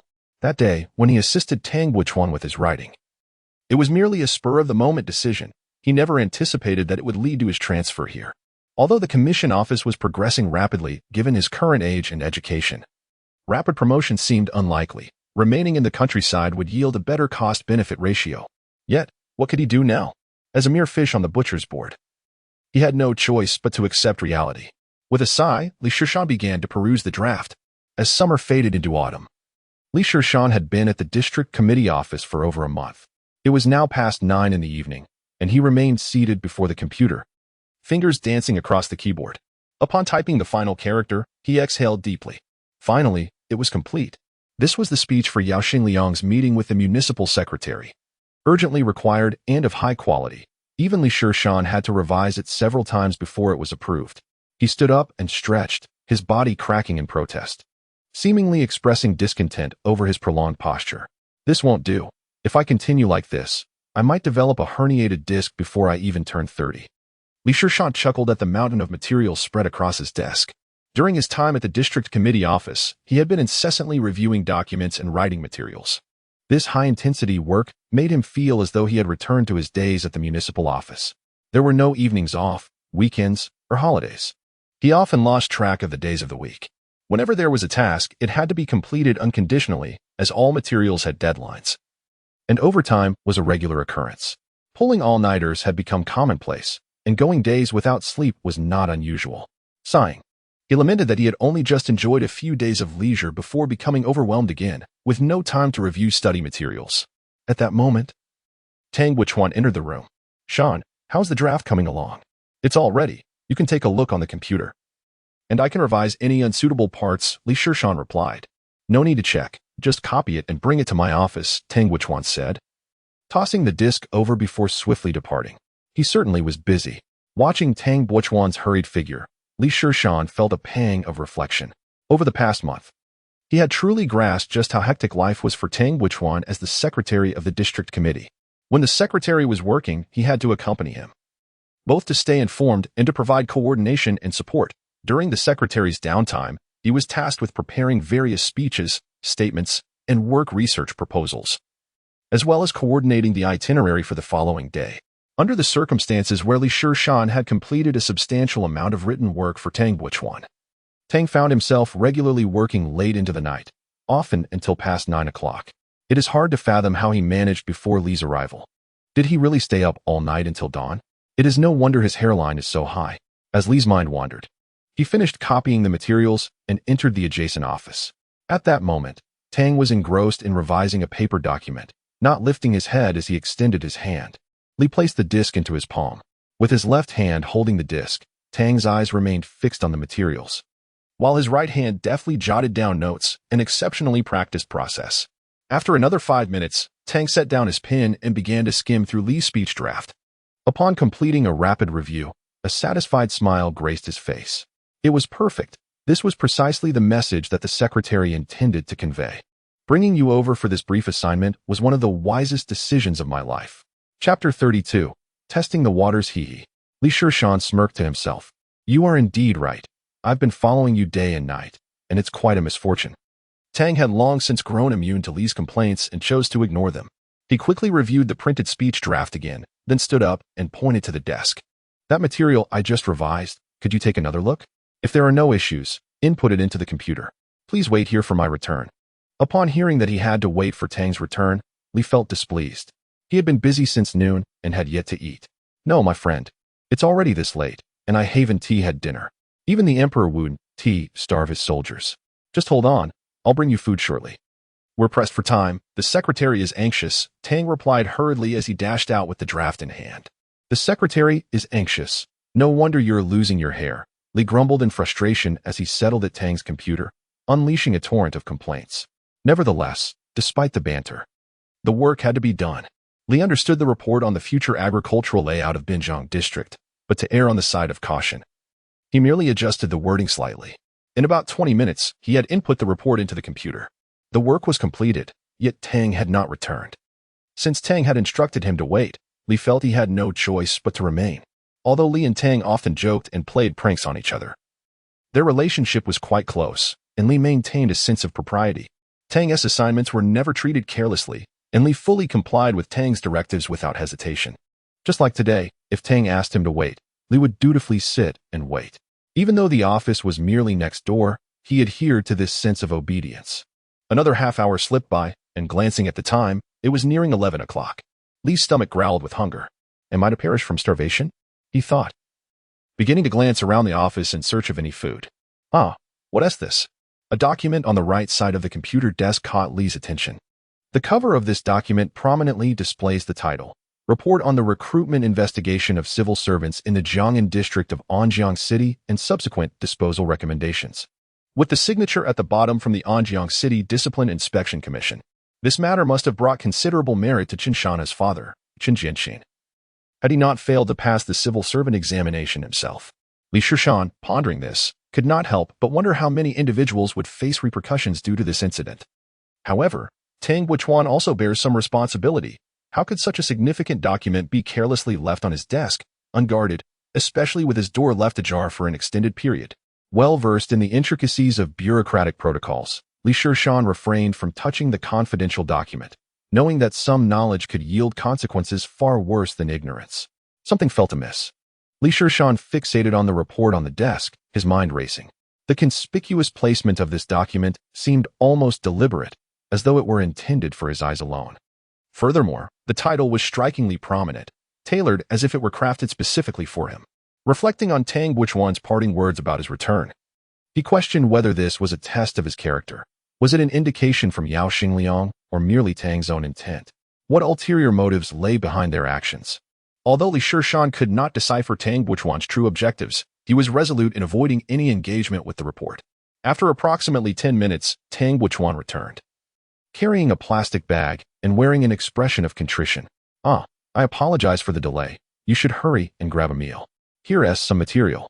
Please draft a report. Li Shishan inwardly grumbled, rolling his eyes as he accepted the materials and exited with his food. However, at that moment, he had already confirmed that the earlier report from the Discipline Inspection Commission was indeed a test set forth by Tang Buchuan. Tang had mentioned wanting to discuss matters with him before leaving, yet now said nothing of it. Once Li Shishan departed, Tang Buchuan promptly shut the door and scrutinized the discipline inspection report. He had tampered with it, using glue in several places to ensure it would tear if anyone attempted to handle it. The report's intact condition indicated that Li Shishan had not interfered. It appeared that the young man understood the rules well, indicating he possessed the qualities of a capable secretary. Tang Buchuan smiled with satisfaction and took the report into Yao Xingliang's office. At that moment, Yao Xingliang was reviewing documents. Upon seeing Tang Buchuan enter, he remarked with a smile, "Your expression suggests that Yang Li has passed the test? I have checked, and there are no signs of tampering with the report." After handing over the document, Tang Buchuan added with pride, "I want to look at it again. You may dispose of it." Yao Xingliang waved his hand appreciatively, commenting, "At 18, curiosity is a natural trait. To restrain one's instincts is indeed a commendable quality. It is certain that someone favored by the secretary is not mistaken. Indeed, a person chosen by the secretary must be correct." Tang Buchuan seized the opportunity to flatter. "You'd best ensure that Li Shishan becomes your secretary." Yao Xingliang inquired meaningfully as he set down his documents. Yet, Tang Buchuan shook his head, stating that it was premature and that they must first ascertain whether the young man could navigate the procurement hurdles. It is no easy task. There are many hidden intricacies in procurement, and numerous officials have stumbled in this regard. Can Li Shishan withstand the temptations? Yao Xingliang inquired. If he cannot overcome the lure of wealth, ascending to a higher position may ultimately lead to his downfall. Perhaps it would be better for him to return to his hometown and live a humble life. Tang Buchuan asserted with unwavering conviction. Very well. You may decide this matter for yourself. Yao Xingliang gestured dismissively, pointing to a document. This is the material regarding the development zones prepared by several cities in the south. Take it for reference. It should prove beneficial to you. Secretary, regarding the establishment of the development zone, I believe. Half an hour later, Tang Buchuan exited Yao Xingliang's office. Upon entering Li Shishan's room, he found him fast asleep on a simple army cot, dressed in his clothes. This cot had been a gift from Tang Buchuan, intended for late nights at the office. Observing Li Shishan's youthful visage, Tang Buchuan felt a surge of emotion. This young man truly embodies resilience. After a month of working together, he had spent nearly half of that time sleeping at the office. Despite his complaints, his work ethic had never faltered. Such dedication is indeed rare. This fellow seems impervious to the cold. Noticing that Li Shishan was uncovered, Tang Buchuan returned to his room and gently draped a garment over him. What is this young man mumbling about? Tang Buchuan leaned in closer, hearing Li Shishan seemingly speaking in his sleep. Writing materials. Sooner or later you'll lose all your hair and struggle to find a wife. Goodness. Tang Buchuan's temper flared. This fellow even curses himself in his dreams. Angrily, he shook Li Shishan awake. With bleary eyes, Li Shishan mumbled, "What is it?" "I was sleeping so soundly." Tang Buchuan replied sternly, "Your sleeping posture is incorrect. Get up and try again." Chapter 33. Finally engaging in proper business before 8 o'clock the following morning, Tang Buchuan entered Li Shishan's room. As Li Shishan munched on a fried dough stick, he noticed Tang Buchuan holding several documents, and his eyelids twitched. "Brother, it's not even time to start work, and you're already assigning tasks. Even the livestock of a landlord wouldn't be treated so harshly." Tang Buchuan habitually disregarded Li Shishan's complaints, placing the materials on the table. "Familiarize yourself with these documents." "Oh." Li Shishan wiped his hands and picked up the files. One was the government's approval for the district's computer procurement, while the other three included the interim measures for government procurement management, the interim measures for government procurement bidding and tendering management, and the measures for government procurement information announcement management. Finally remembered to assign me some real work? Li Shishan teased. "What are you saying? Was what you did before legitimate work?" Tang Buchuan discerned the young man's deep-seated grievances but chose not to dwell on them. "Hurry up and review these, this afternoon. I'll take you to the district's finance bureau to meet with Director Mao from the procurement center regarding the procurement matters. You will primarily manage this project moving forward." "Really? Are you certain?" Li Shishan's face lit up with excitement. "What does that expression mean?" Tang Buchuan found his reaction rather peculiar. "Might I infer that during this period, I will no longer need to draft materials for you, allowing me to focus solely on this project?" Li Shishan rubbed his hands together, exuding an air of imminent liberation. How naive. By day, busy with projects, and by night, writing materials. Tang Buchuan's light-hearted remark deflated Li Shishan like a punctured balloon, leaving him slumped in his chair. He casually picked up the materials that Tang Buchuan had just provided and handed them back. "You can take these back." Noticing Li Shishan's lackluster demeanor, Tang Buchuan assumed it was a result of the intense workload over this period, prompting him to offer some encouragement. "Shanzi, your work attitude is not quite right. You are still young. You should engage in more tasks and write more. This is both a training opportunity and..." Before Tang Buchuan could finish, Li Shishan raised a hand to interrupt. "Hold on. I never said I wouldn't do it." "What do you mean by that?" Tang Buchuan asked, puzzled. I have had these 3 documents for ages. I've already reviewed them. By the time you provide them, they'll be stale. Li Shishan replied disdainfully. You, my friend. We're already prepared, he added, giving Tang Guichuan a small surprise, which eased his worries. As he observed Li Shishan perusing the government approval documents, Tang Guichuan could not conceal his admiration for the young man's capabilities. This lad possesses exceptional work competence, meticulous thought, and a strong sense of responsibility. Tasks assigned to him never require concern. The most impressive aspect is his innate understanding and intuition. Often, he remembers even the most casual remarks and, without realizing it, completes the task effectively.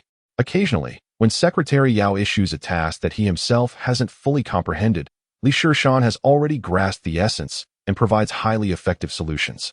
Over the past month, Tang Guichuan has received numerous commendations from Secretary Yao. Having such a subordinate makes work considerably easier. One must ponder which leader would not appreciate that. Tang Guichuan felt it necessary to further encourage this young man and said with a smile, Shanzi, if the procurement project is executed well, I will commend you to the secretary. Upon hearing this, Li Shishan merely rolled his eyes in exasperation. Thanks, but please don't add more tasks for me. Oh, so this approach of encouragement is ineffective, is it?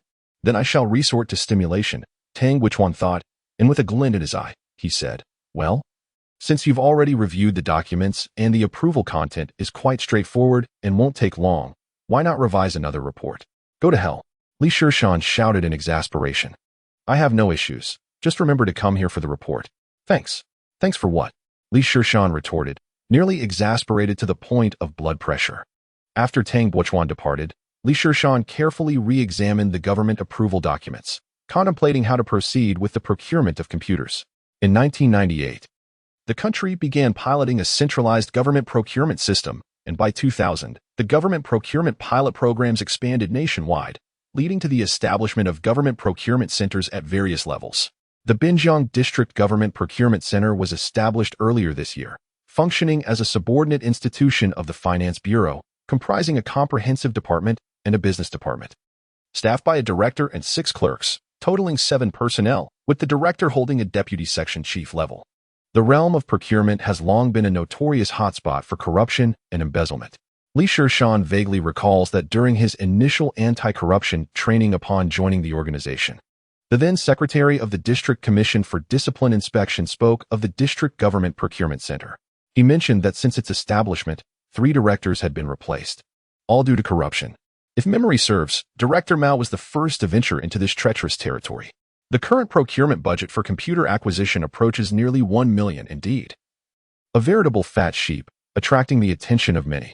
Li Shishan rubbed his hands together, placing the documents on the desk, left only with a sigh. This procurement project is truly a hot potato. At 1 o'clock in the afternoon, outside the district committee's office building, a black Buick Regal was parked directly beneath. The driver, Xiao Xiao, clad in a jacket, was polishing the vehicle while Tang Guichuan stood nearby, advising, Master Zhao, please check the vehicle condition again. The road to Baiquan Township is not in good shape, and we must avoid any mishaps along the way.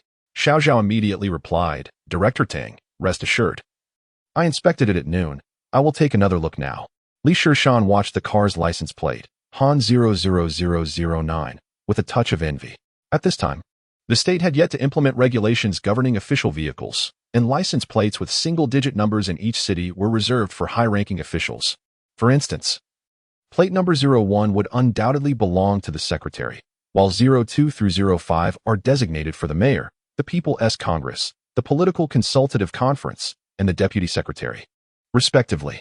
The sequence of the first 5 license plates remains unalterable, while subsequent numbers are adjusted based on the ranks within the standing committee. Typically, a county or district committee secretary would not qualify for such a plate, yet Yao Xingliang was an exception, being a member of the municipal standing committee, ranked 9th. Thus his plate was 09. What are you thinking about? Tang Guichuan's voice jolted Li Shishan from his reverie. Li Shishan glanced at him, a hint of melancholy in his tone as he remarked, Brother, are you really going to let me go to the procurement center alone this afternoon? Chapter 34.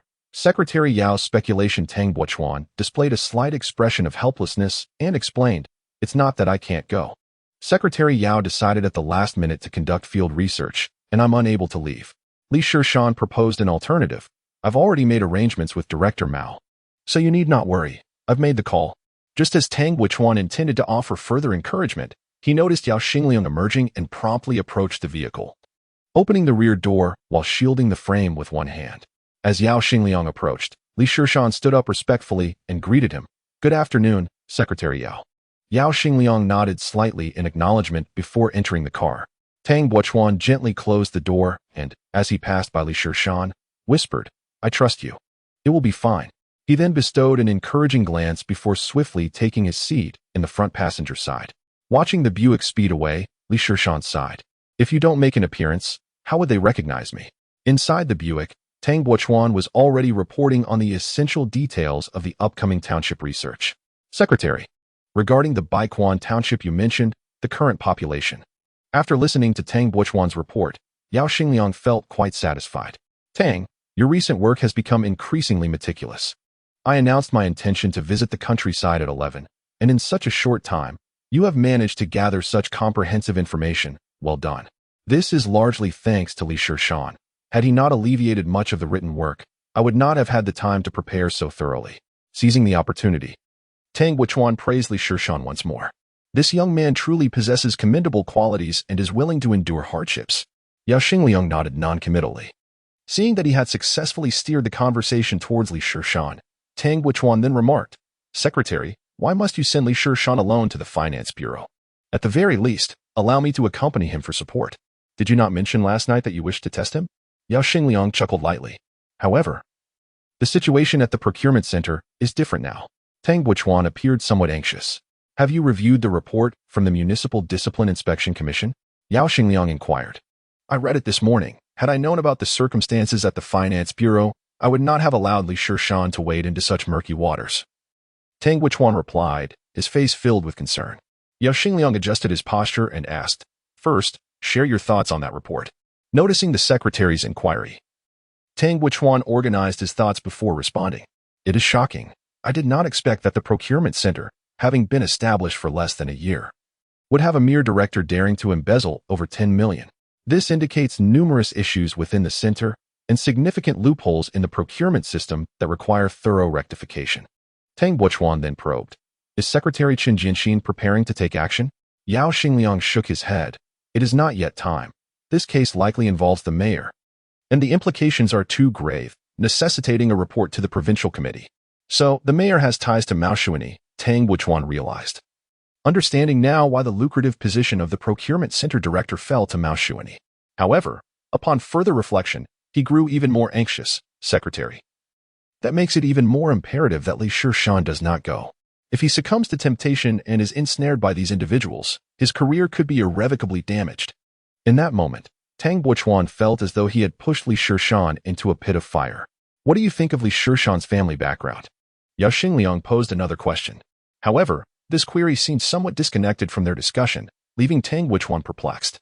Since the secretary asked, he carefully recalled Li Shishan's personal details and replied, Li Shishan's father is the director of a geological team's laboratory, while his mother, Naiyun, is a laid-off worker from a machinery factory and now runs a furniture business. They are both ordinary citizens. Yao Xingliang continued to inquire. Ordinary, you say? Yao Xingliang chuckled lightly and pressed on. Then let me ask you, what is the name of Li Shishan's mother? Tang Wuchuan thought for a moment and said, I believe it's Naiyun. Yao Xingliang, with a knowing expression, remarked, Young Tang, you are from Yanjing. You must not be unfamiliar with that surname. Prompted by Yao Xingliang, Tang Wuchuan suddenly recalled something. Gasping in surprise, could it be that you are suggesting Li Shishan has a connection to that family from Yanjing? Have you looked into the background of Li Shishan's mother? Tang Wuchuan found himself at a standstill, yet after careful contemplation, an answer began to form in his mind. Fortunately, he had perused the political review materials concerning Li Shishan. Otherwise, he would have been utterly at a loss. As it stood, Li Shishan's lineage appeared quite ordinary. His grandfather was a common laborer, and his grandmother was unemployed. But what of the information regarding Li Shishan's great-grandparents? This time, Tang Wuchuan truly found himself speechless. The political review documents contained details for only 3 generations. And Li Shishan was hardly a spy. It seemed excessive to delve into the ancestry of his family. Today, Secretary Yao's inquiries were exceedingly peculiar. Noticing Tang Wuchuan's evident discomfort, Yao Xingliang did not press him further, but instead provided the answer himself. Na Yun's grandfather had graduated from Baoding Military Academy and served as a cavalry brigade commander before relocating to Anjiang to establish a restaurant. Na Yun's grandmother was an alumna of Yinjing Women's Normal University and had once been a member of the Political Consultative Conference in the Anjiang region. Did one still consider Li Shishan's family unremarkable? It was astonishing to learn that Na Yun's maternal family had such a distinguished background, while Li Shishan's family seemed quite average. Tang Buchuan widened his eyes in surprise. It appeared that Li Shishan had concealed much about his lineage. Na Yun's grandparents had passed away in the 1950s, and the restaurant had been handed over to the state. Na Yun's father was rather unremarkable, which rendered Na Yun herself rather ordinary. However, even if Na Yun's family had migrated from Yinjing, there were many individuals with the surname Na in Yinjing, which could not definitively link Li Shishan to them. Tang Buchuan still felt that the connection was rather tenuous. Seeing that his capable subordinate remained perplexed, Yao Xingliang began to analyze the situation with patience. I cannot believe that such coincidences exist in this world. Allow me to pose another question. Could you, in all honesty, have authored the report on Shuanglong Township that Li Shishan pinned? I could not, Tang Buchuan admitted with a solemn shake of his head. You cannot produce such a work. And yet you have not considered the possibility that a child with no social experience and merely a high school education could accomplish such a feat? The overall structure and the level of vocabulary in that report are of a caliber that would be commendable even at the provincial level. Is it plausible that Li Shishan lacks guidance from someone knowledgeable? To my knowledge, aside from him, Li Shishan's family consists entirely of farmers. And his father's social connections are exceedingly simple, devoid of any ties to officials. So, who do you believe this knowledgeable individual could be? Yao Xingliang's series of questions rendered Tang Buchuan silent. He indeed could not find reasonable explanations for these doubts. It seemed that Yao Xingliang's conjectures were the most rational and coherent. No wonder the secretary was eager to be Li Shishan's introducer for party membership. At last, Tang Buchuan grasped the situation. How could a dignified member of the Municipal Standing Committee lower himself to be Li Shishan's introducer? It was clear he sought to connect with that family. Chapter 35. A Day Off Young Tang. The path of officialdom is as treacherous as walking on thin ice. For any matters that raise suspicions, one must ponder multiple whys and investigate from various angles. The Development Zone Management Committee is set to be established by the year's end, and you will soon be in a position of authority. Exercise utmost caution. Yao Xingliang spoke with earnestness, to which Tang Buchuan nodded and replied, Secretary, I understand. However, he continued, I still do not comprehend why you would send Li Shishan alone to the procurement center. At this moment, Yao Xingliang merely smiled and refrained from answering, leaving the question for Tang Buchuan to ponder himself. Very well. Tang Buchuan found himself at a loss for words, yet his mind was rife with perplexities. There were numerous flaws in Yao Xingliang's recent analysis, likely stemming from his ignorance regarding the dynamics within the prominent family. Although Li Shishan shared a blood relation with them, it was a distant one, and he was an outsider. How could they possibly traverse great distances to assist someone unconnected by lineage? Such reasoning eluded him. It was futile to speak of familial obligations. These wealthy clans were far more cold-hearted than ordinary families. They valued profit over kinship. A truth Tang Buchuan understood all too well. Nonetheless, the fact that Secretary Yao regarded Li Shishan with newfound respect was not necessarily a negative development for him. As Tang Buchuan gazed out the window, October heralded the season of ripened corn. Sunlight poured down, and the golden ears of corn swayed gently in the breeze, resembling the earth's golden waves, undulating gracefully. He couldn't help but wonder how that young man was faring. Tang Buchuan felt a strong urge to send a text to inquire about the progress of Li Shishan's endeavors. Likewise, Li Shishan was contemplating sending a message to Tang Buchuan, curious about the means by which he had made contact. He had already been waiting for nearly an hour, and not only had he not encountered Mao Shuani, but he had yet to see any staff from the procurement center. At that moment, Li Shishan found himself in the lobby of the District Finance Bureau. The lobby was flanked by office areas. To the left was the Finance Supervision and Inspection Bureau of Binjiang District, while to the right was the Binjiang District Government Procurement Center. However, the office area on the right was obstructed by a large iron gate, securely locked, indicating that no one was on duty. The lobby had amassed a considerable crowd, a mix of men and women, young and old. Some elegantly attired while others appeared quite rustic. Despite their varied expressions and demeanors, they shared a singular objective: to obtain their payments. They were all suppliers who had fulfilled their contractual obligations and now required Director Ma's signature to receive their remuneration. Shishan paced restlessly, his agitation mounting. He had numerous tasks to attend to and had hoped to complete his business promptly so he could return to write. Yet, at this rate, he would be working late into the night. It was already 2 o'clock, and still, no one had appeared. Glancing at his watch, he could not suppress an expletive.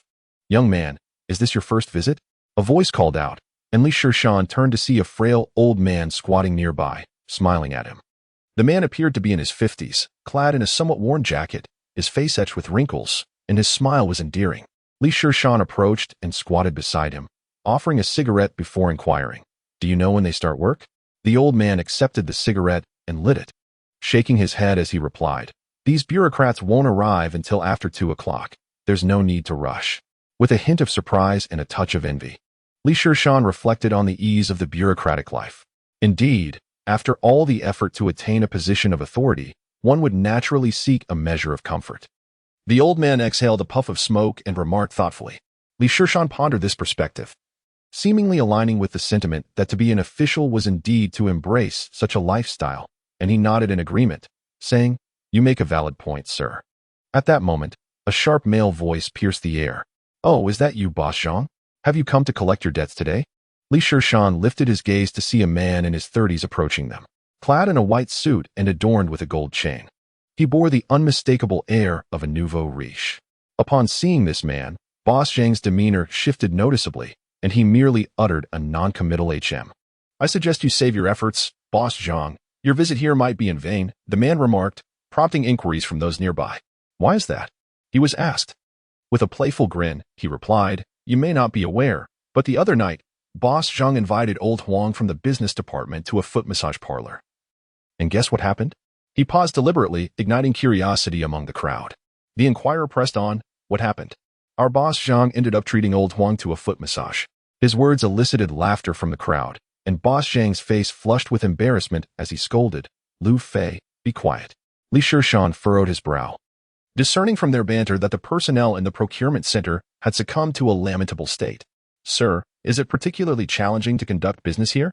he inquired, offering old Zhang a cigarette. Upon receiving the cigarette, old Zhang sighed. Who can argue with that? These people have insatiable appetites. They demand not only money but also meals and entertainment. After I gave out red envelopes the other day, funds ran short, so... He trailed off, taking a heavy drag from his cigarette, his expression clouded with despair. Shishan felt a surge of sympathy for the troubled old Zhang. Previously, he had heard others claim that collecting debts in business was arduous, especially when it involved the government.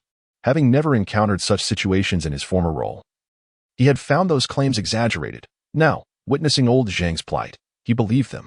"Boss Zhang, perhaps today you might successfully reclaim your funds," Shishan offered in consolation. "Just him? What a joke. He offended old Huang and still expects to collect. He's dreaming," Lu Fei interjected, having approached them and switching to a mocking tone. Shishan frowned, his displeasure evident. "Lu boss, we are all here to recover our funds. It's a tough endeavor for everyone. There's no need for disparaging remarks." Noticing someone standing up for old Zhang, Lu Fei scrutinized Shishan from head to toe. Seeing that Shishan appeared to be merely 18 or 19, he assumed he was also there to collect debts for his family, and a look of derision crossed his face. "Who do you think you are? Move aside," Lu Fei retorted. He then leaned closer to Boss Zhang and said, "Boss Zhang, I am quite familiar with old Huang. If you transfer your shop in the trade city to me, I can ensure you receive your funds." Upon hearing this, hesitation flickered across Boss Zhang's face. Yet he remained silent. At that moment, Lu Fei continued, "I've heard your funds exceed 500,000, and the bank is currently holding your loan, which has been delayed for months. If you can't repay the bank, they will seize your shop, and you will lose everything." Just as Boss Zhang's expression shifted toward uncertainty, Shishan interjected. Chapter 36, A Bet. "Sir, you cannot transfer the shop in the trade city. How can you be sure he is not deceiving you?" Moments ago, Shishan found himself bewildered by Lu Fei's scathing remarks, his temper flaring as he contemplated a retort when he overheard Lu Fei's subsequent words. The Commerce City is a comprehensive wholesale market for small commodities that was recently established last year, primarily dealing in products such as sports and cultural items, electronics, toys, hardware, and daily necessities. Initially, during the recruitment phase, many were skeptical, and the prices for shops were quite low. However, upon its grand opening. The market witnessed an unprecedented surge in popularity, drawing a throng of merchants from Anjiang to procure goods. This sudden demand rendered shop spaces exceedingly scarce. It could be said that anyone fortunate enough to possess a shop could profit even from selling mere clay. Clearly, Fei harbored ill intentions, and the thought of him taking pleasure in his insults was intolerable. It was imperative to intervene. At that moment, Boss Zhang also regained his composure, shaking his head and declaring, "Enough! I will not sell." Fei, infuriated, particularly at this meddlesome youth, raised his hand to strike, exclaiming, "You insolent brat! What right do you have to speak here?" The unexpected turn of events caught Shishan unprepared, just as he raised his hand to shield himself. A loud slap echoed as Boss Zhang firmly grasped Fei's arm. "Fei, why stoop to squabble with a mere child? It is quite shameful," he admonished. "Let go." Fei cried out in pain as Zhang released his grip, allowing him to rub his sore arm. At that moment, he became acutely aware of the mocking gazes surrounding him, and he felt his cheeks burn with embarrassment. Fei glared at Boss Zhang and Shishan, pointing towards the iron gate of the procurement center, and declared, "Boss Zhang, there will come a time when you will need my assistance. And you, brat, you desire money too, don't you? Do you believe that shortly, you both shall find yourselves unable to even enter that gate? Such bravado. You think we cannot enter? This place is not yours," Shishan retorted with a cold smile as he stood up. "Brat, do not underestimate me. How about a wager?" Fei provoked. "All right. What are the terms?" Shishan inquired. "If you manage to enter that gate today, I, Fei, will bow to you 3 times in public. Should you fail, you will bow to me 3 times. Do you dare?" Upon hearing this challenge, the onlookers, eager for entertainment, began to stir. "Brat, I'm rooting for you." "Yes. It's just a gate. We go in there all the time." At that moment, Boss Zhang tugged at Shishan's sleeve, advising, "Young man, do not engage with him.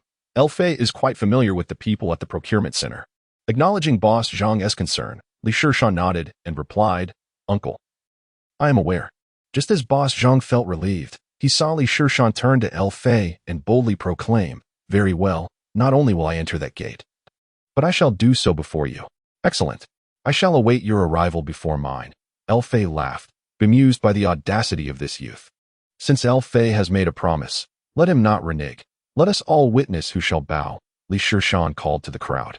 The onlookers, already bored, grew increasingly animated and began to cheer loudly. "Excellent. We shall serve as witnesses. Indeed, if Fei were to have regrets, we would compel him to bow before you."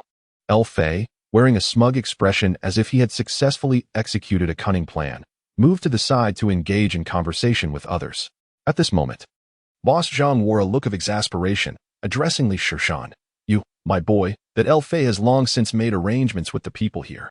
He is simply here today to collect money. How can you possibly compare yourself to him?" "It's no matter. It's just bowing," Shishan replied with an air of nonchalance. This left old Zhang somewhat taken aback, pondering whether the youth of today were truly so casual. As the anticipation among the onlookers mounted, the clock struck 2, and a few staff members began to trickle through the iron gate. A few minutes later, someone shouted, "The director has arrived." A portly man with a round face and small eyes sauntered in, accompanied by 2 others, sharing jovial conversations.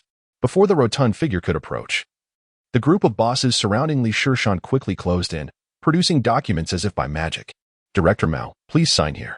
"Director Mao, I'm old Joe from Angel Renovation." At this juncture, 2 men positioned themselves in front of Mao Shuani, pushing the crowd back while insisting, "Everyone, step aside. Let Director Mao enter the office first." Clearly, the scheme to secure signatures amidst the chaos had been thwarted, as Director Mao was escorted into the office, and the heavy door was shut behind him. "What is going on? Aren't they supposed to be working? Why the closed door?" Shishan wondered aloud. Boss Zhang interjected with an explanation. "They need to tidy up once inside. Someone will come out shortly to call people in. If you haven't made arrangements beforehand, they won't pay you any mind." After finishing, old Zhang shook his head. "You, my boy, know nothing about this. What are you even betting on?" Shishan sighed, reflecting on how a public service window had devolved into such a state. If this were 20 years hence, it would surely be broadcast online, subjecting them to national scorn. Just then, another man entered, appearing to be in his early 30s, with a broad face and a prominent mole at the corner of his mouth. "Commissioner Huang." The previously silent Fei suddenly called out, sprinting towards the broad-faced man. He first offered a cigarette, then leaned in to whisper conspiratorially, gesturing towards Li Shishan. Commissioner Huang cast a glance in their direction, a playful smile gracing his lips as he nodded before stepping inside. "Old sir, who is that man?" Li Shishan inquired. Boss Zhang replied, "That is Huang Wei from the business department. He is likely up to no good. You should leave quickly." Approximately 10 minutes passed before the door creaked open and Huang Wei emerged. At this moment, the crowd in the hall rose en masse, surging towards him. However, it was evident that Huang Wei possessed considerable experience. He remained at the threshold, not stepping out, and began to reprimand the crowd. "No pushing. I will call on those whose names I announce. First, everyone disperse, or I will not call anyone at all." Huang Wei's words wielded considerable authority, causing the surrounding crowd to disperse immediately, albeit not too far from him. "Step back a bit more," he commanded again. Observing the group retreating further at his behest provided Huang Wei with a sense of gratification in his authoritative role. He then produced a small notebook and began to call names. "Is Lu Li from Ollie Fashion present?" Huang Wei inquired. Yes. A woman in her 30s, with a commendable figure, raised her hand and approached briskly. "Please enter," Huang Xing said, slightly shifting his body aside. The woman squeezed past him.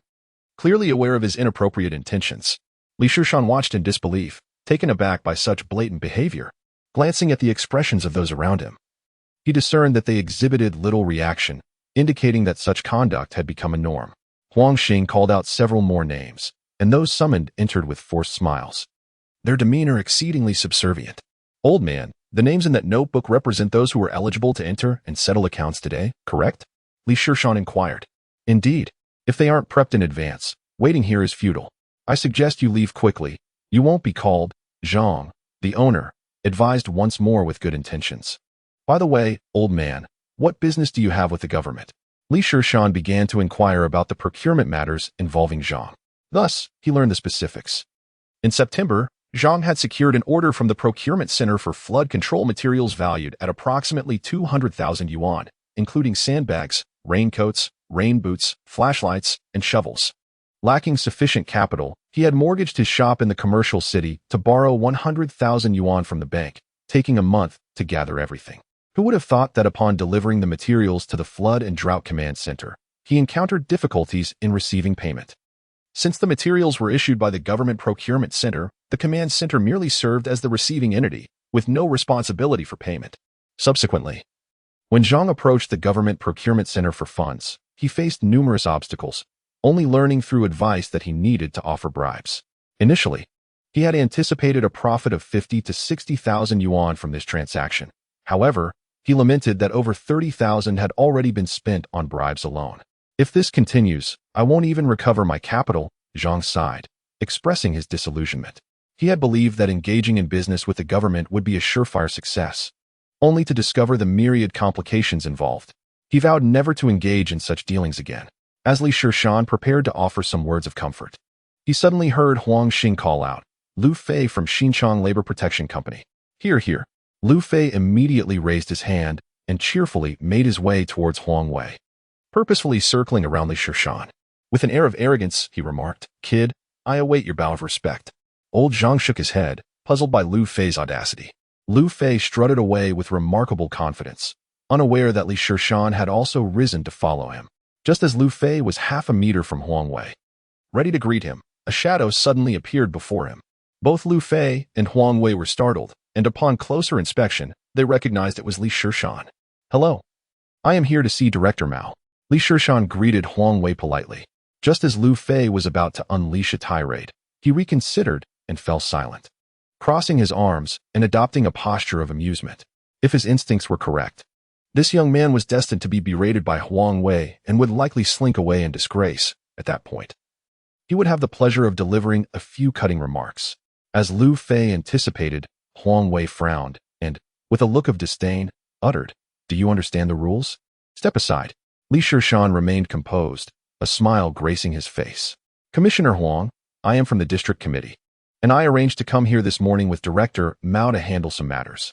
"From the district committee? You? That's hilarious." Lu Fei interjected with a laugh before Huang Wei could respond.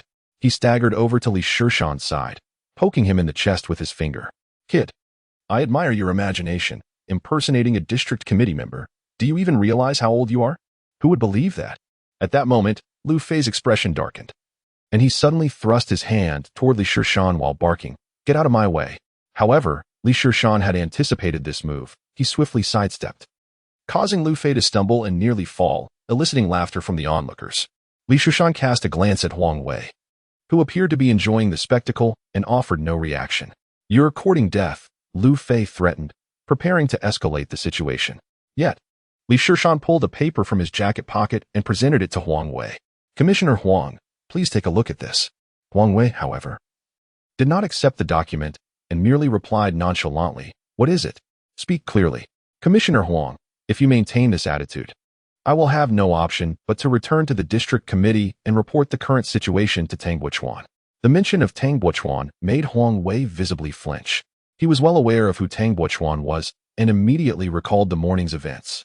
Earlier, Mao Shuani had mentioned that Secretary Yao's secretary, Tang Buchuan, had called, indicating that someone from his team would be checking on the progress of the computer procurement, urging him to prepare.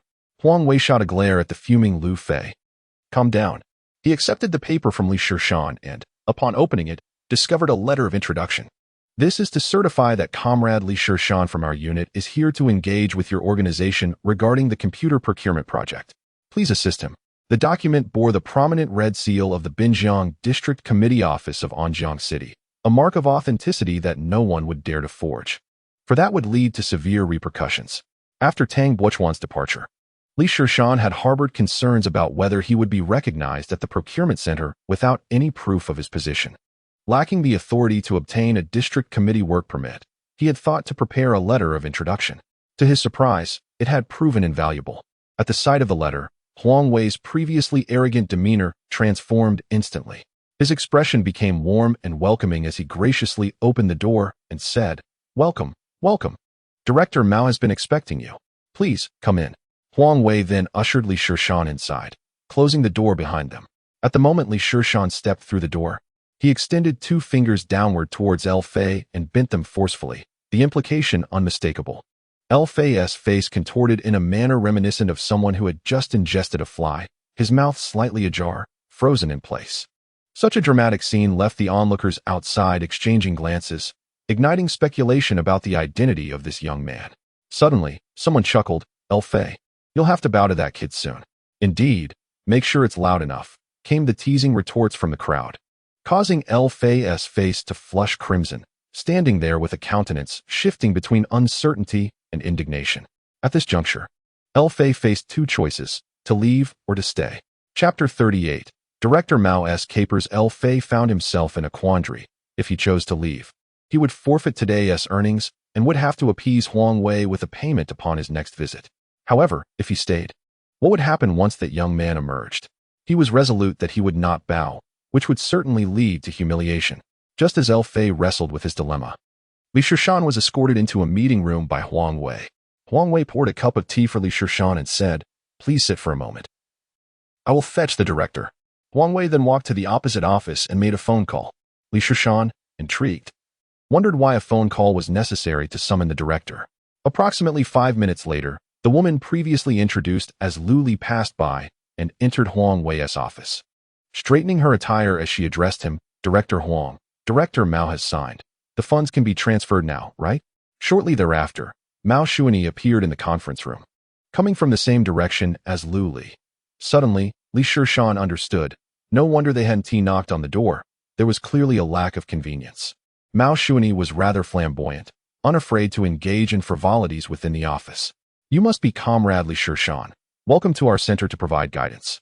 Mao Shuani spoke with great courtesy, exuding an approachable demeanor, so different from the disdain he had shown when confronted by the suppliers upon entering the hall. Li Shishan felt a deep-seated aversion towards such individuals, yet he maintained the facade of politeness, reciprocating with a smile. "Director Mao, you are too kind. I wouldn't dare claim to provide guidance. I'm here to learn," Li Shishan replied. "Does Director Tang have any instructions?" Mao Shuani inquired. Li Shishan responded earnestly. "Director Tang mentioned that this computer procurement project is crucial to the informatization process of the entire district committee, and he urged me to take it seriously."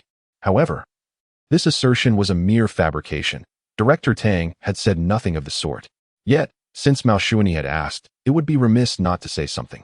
lest it appear that Director Tang did not prioritize the matter. Director Tang is absolutely correct. As soon as we received this project, our center mobilized personnel to begin preparations. I'll call Huang Wei over for the specific details, Mao Xuanyi concluded, turning to Huang Wei and instructing, please bring the documents regarding the district's computer procurement project. Mao Xuanyi was quite loquacious, and before long, he had transitioned from addressing Li Shishan as comrade to brotherly. In this intricate exchange, subtle inquiries were made regarding Li Shishan's identity, yet he deftly navigated through them without revealing anything. After a brief conversation, Huang Wei entered the conference room, clutching a stack of documents, and commenced outlining the procurement process for the computers to Li Shishan. Throughout this discourse, Mao Xuanyi remained present, accompanying them diligently. Within approximately 20 minutes, Li Shishan had garnered a substantial understanding of the procurement progress. Pointing to the materials on the table, Li Shishan requested, Director Mao, could you kindly provide me with a copy of this document? I wish to present it to Director Tang. Of course, Huang Wei promptly replied, ready to make a copy for his elder. Mao Xuanyi immediately instructed Huang Wei to proceed with the task. Once Li Shishan received the documents, Mao Xuanyi personally escorted him out. Upon exiting the iron gate, Li Shishan spotted LV Fei, who, upon seeing him, turned abruptly and dashed out of the hall in a flurry. Li Shishan merely chuckled, having no intention of calling out to LV Fei. But he felt a sense of satisfaction at the latter's flustered retreat. Mao Xuanyi accompanied Li Shishan to the entrance, where Li Shishan politely bid farewell. Director Mao, you are too kind. Please, do return. Young brotherly, let us keep in touch, Mao Xuanyi replied. Certainly, Li Shishan affirmed, exchanging a few more pleasantries before preparing to depart. At that moment, he noticed Boss Zhang still lingering nearby in the hall. Reflecting on Boss Yang's circumstances evoked a pang of sympathy within him, prompting him to address Huang Wei, Commissioner Huang. I have heard that there may be some misunderstandings between you and Boss Zhang. Huang Wei, who had been standing behind with a forced smile, suddenly paled at this remark. Mao Xuanyi turned to Huang Wei, inquiring, Huang Wei, what is the situation? In a flustered manner, Huang Wei replied, there is no misunderstanding. It's merely trivial matters. Oh, perhaps I misheard, Li Shishan responded, then continued to Mao Xuanyi, Director Mao, it is not easy for Boss Zhang to conduct his business. If there are no issues with his order, please authorize it. Which Boss Zhang? Mao Xuanyi asked, puzzled. The one who supplies materials to our flood control and drought relief command, Li Shishan indicated towards Boss Zhang. Since young brotherly has spoken, there should be no problem. Let him come find me shortly, Mao Xuanyi readily agreed. Fearing that Mao Xuanyi might reconsider, Li Shishan called out to Boss Zhang, Boss Zhang, come over here. Noticing Li Shishan's beckoning, Boss Zhang hurried over, humbly greeting everyone. Boss Zhang, quickly present your acceptance form to Director Mao for his signature, Li Shishan urged with a smile. Really? Boss Zhang could hardly believe his ears. Hurry up, Li Shishan prompted again, and only then did Boss Zhang frantically pull out the documents. Li Shishan promptly produced a pen and handed it over, while Mao Xuanyi readily signed the form. Upon receiving the signed acceptance form, Boss Zhang's eyes welled with tears as he bowed deeply to the group, expressing his gratitude. Thank you, leaders, thank you. In this moment, Mao Xuanyi displayed a warm demeanor, quickly assisting Boss Zhang to stand. What are you doing? Serving the people is our duty. Li Shishan nearly choked upon hearing those words. Mao Xuanyi's proclamation of serving the people was indeed delivered with grandiloquence. Had it not been for the earlier sight of your lofty demeanor and the emergence of that woman, I might have genuinely believed you to be a commendable public servant. Nonetheless, at this moment, Li Shishan felt compelled to flatter this director, as he had, after all, extended assistance. Director Mao, your approachability and dedication to the common folk is admirable. I shall faithfully relay this to Director Tang, and I trust it will soon reach Secretary Yao's ears. With a hearty laugh, Mao Xuanyi responded, well then, I shall rely on you, my dear Li, to speak favorably. After exchanging a few more pleasantries, Li Shishan took his leave, observing Boss Zhang bowing deeply in gratitude, with tears of appreciation brimming in his eyes. Li Shishan felt a pang of melancholy. The payment, which should have been rightfully his, now required him to beseech and plead, only to be obtained after considerable effort. Yet, here was Boss Zhang, bowing in thanks to an official. Once again, Li Shishan felt the chilling weight of power, with just a word. He had resolved what had taken Boss Zhang months of turmoil. Chapter 39, The Hidden Agenda and the Proposal. As Li Shishan departed, Mao Xuanyi also turned to leave. No sooner had Mao Shuani entered his office than Huang Wei, following closely behind, could hardly contain himself. "Director, that young lad asked you to sign, and you simply complied. You are far too accommodating." Mao Shuani cast a sidelong glance at Huang Wei, aware of his ulterior motives, which were merely to extract more benefits from Boss Zhang. Upon having his thoughts laid bare, Huang Wei merely chuckled. "I was merely hoping to show you a bit more respect." "Enough of that," Mao Shuani replied. "I've reviewed Boss Zhang's contract. There isn't much left. If we corner him, he may act out of desperation, which would be detrimental to us all." As he spoke, Mao Shuani retrieved a pack of soft Zhonghua cigarettes from his drawer. Just as he placed one in his mouth, Huang Yi promptly produced a lighter to ignite it. "Director, that Li Shishan is merely a lowly clerk. I feel you are being excessively courteous towards him. It undermines your stature." Taking a drag from his cigarette, Huang Wei remarked, "What do you know? That Li Shishan appears to be no more than 20 years old. Do you comprehend what it signifies for someone so young to enter the district committee office? What difference does it make? He is just a material writer." Huang Wei inquired with curiosity. Those who enter the district committee office are not ordinary. Moreover, given that Tang Wichuan specifically made a phone call, this young man undoubtedly possesses an impressive background, Mao Shuani cautioned. "Ah, I see.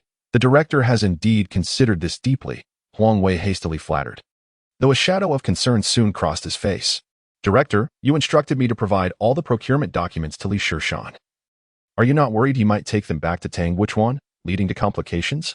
In contrast to Huang Wei's apprehensions, Mao Shuani remained remarkably at ease, leisurely inhaling his cigarette.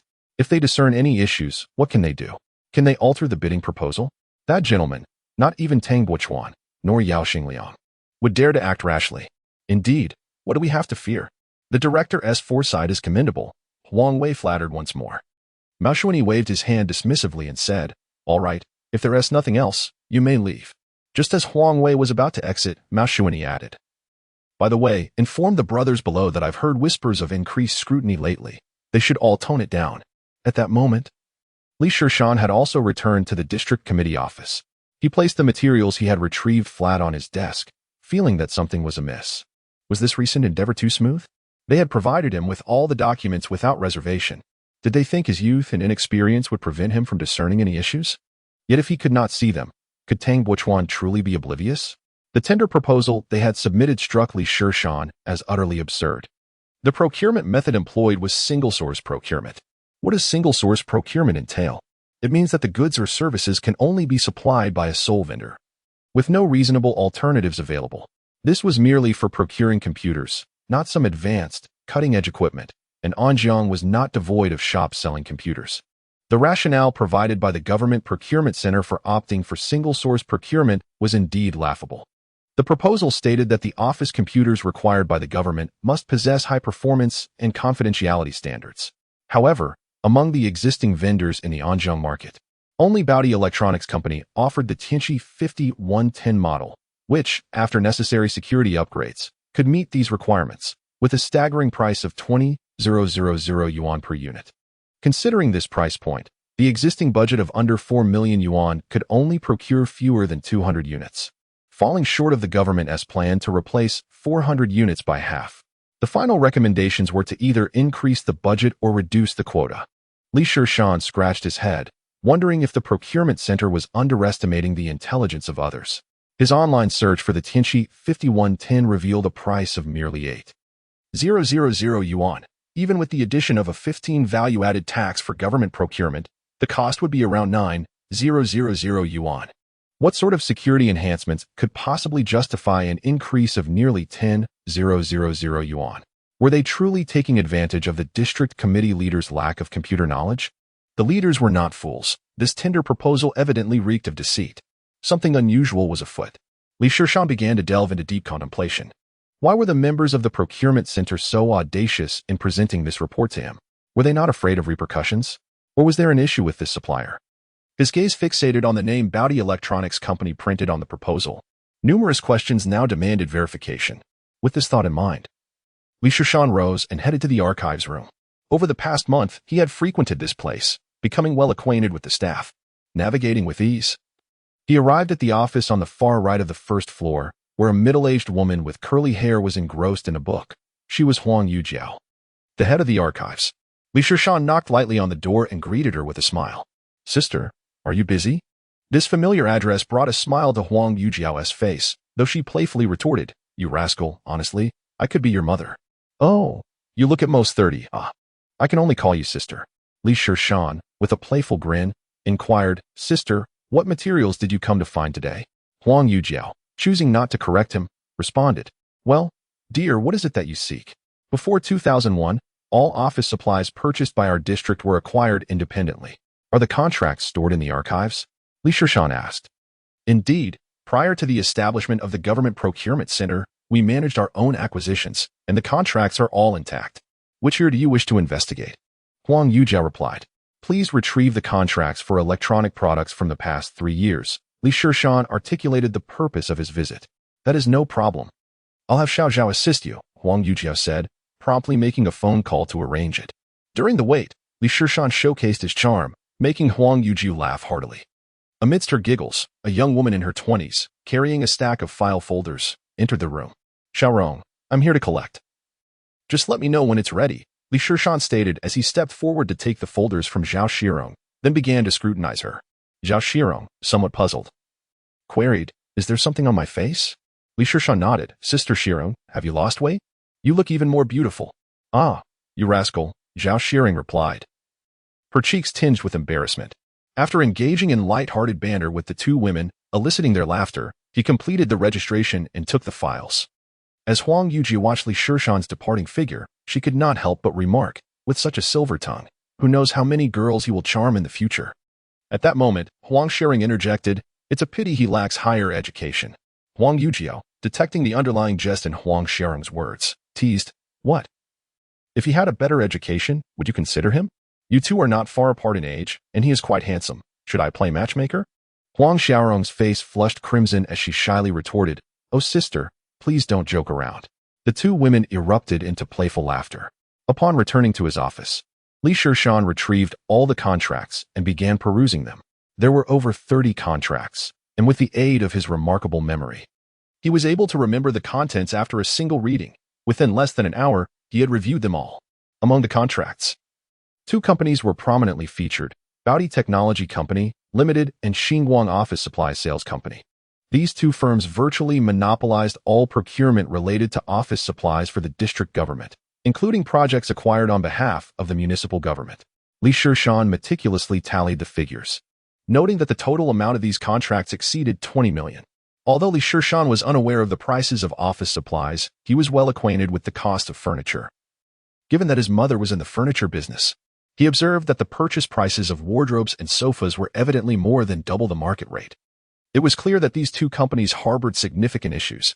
The fact that they were capable of undertaking government projects and monopolizing the market suggested that influential government officials were backing them, likely holding considerable power.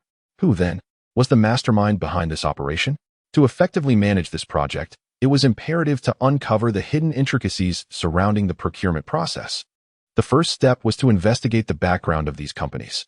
How could he proceed with such an inquiry? Li Shishan found himself at a loss, feeling he lacked the necessary channels to delve into the affairs of these 2 companies. At that moment, a rotund figure suddenly surfaced in his mind. His name was Jin Qinggong, a short man with a round face who preferred to slick back his hair, trimming it closely around his ears.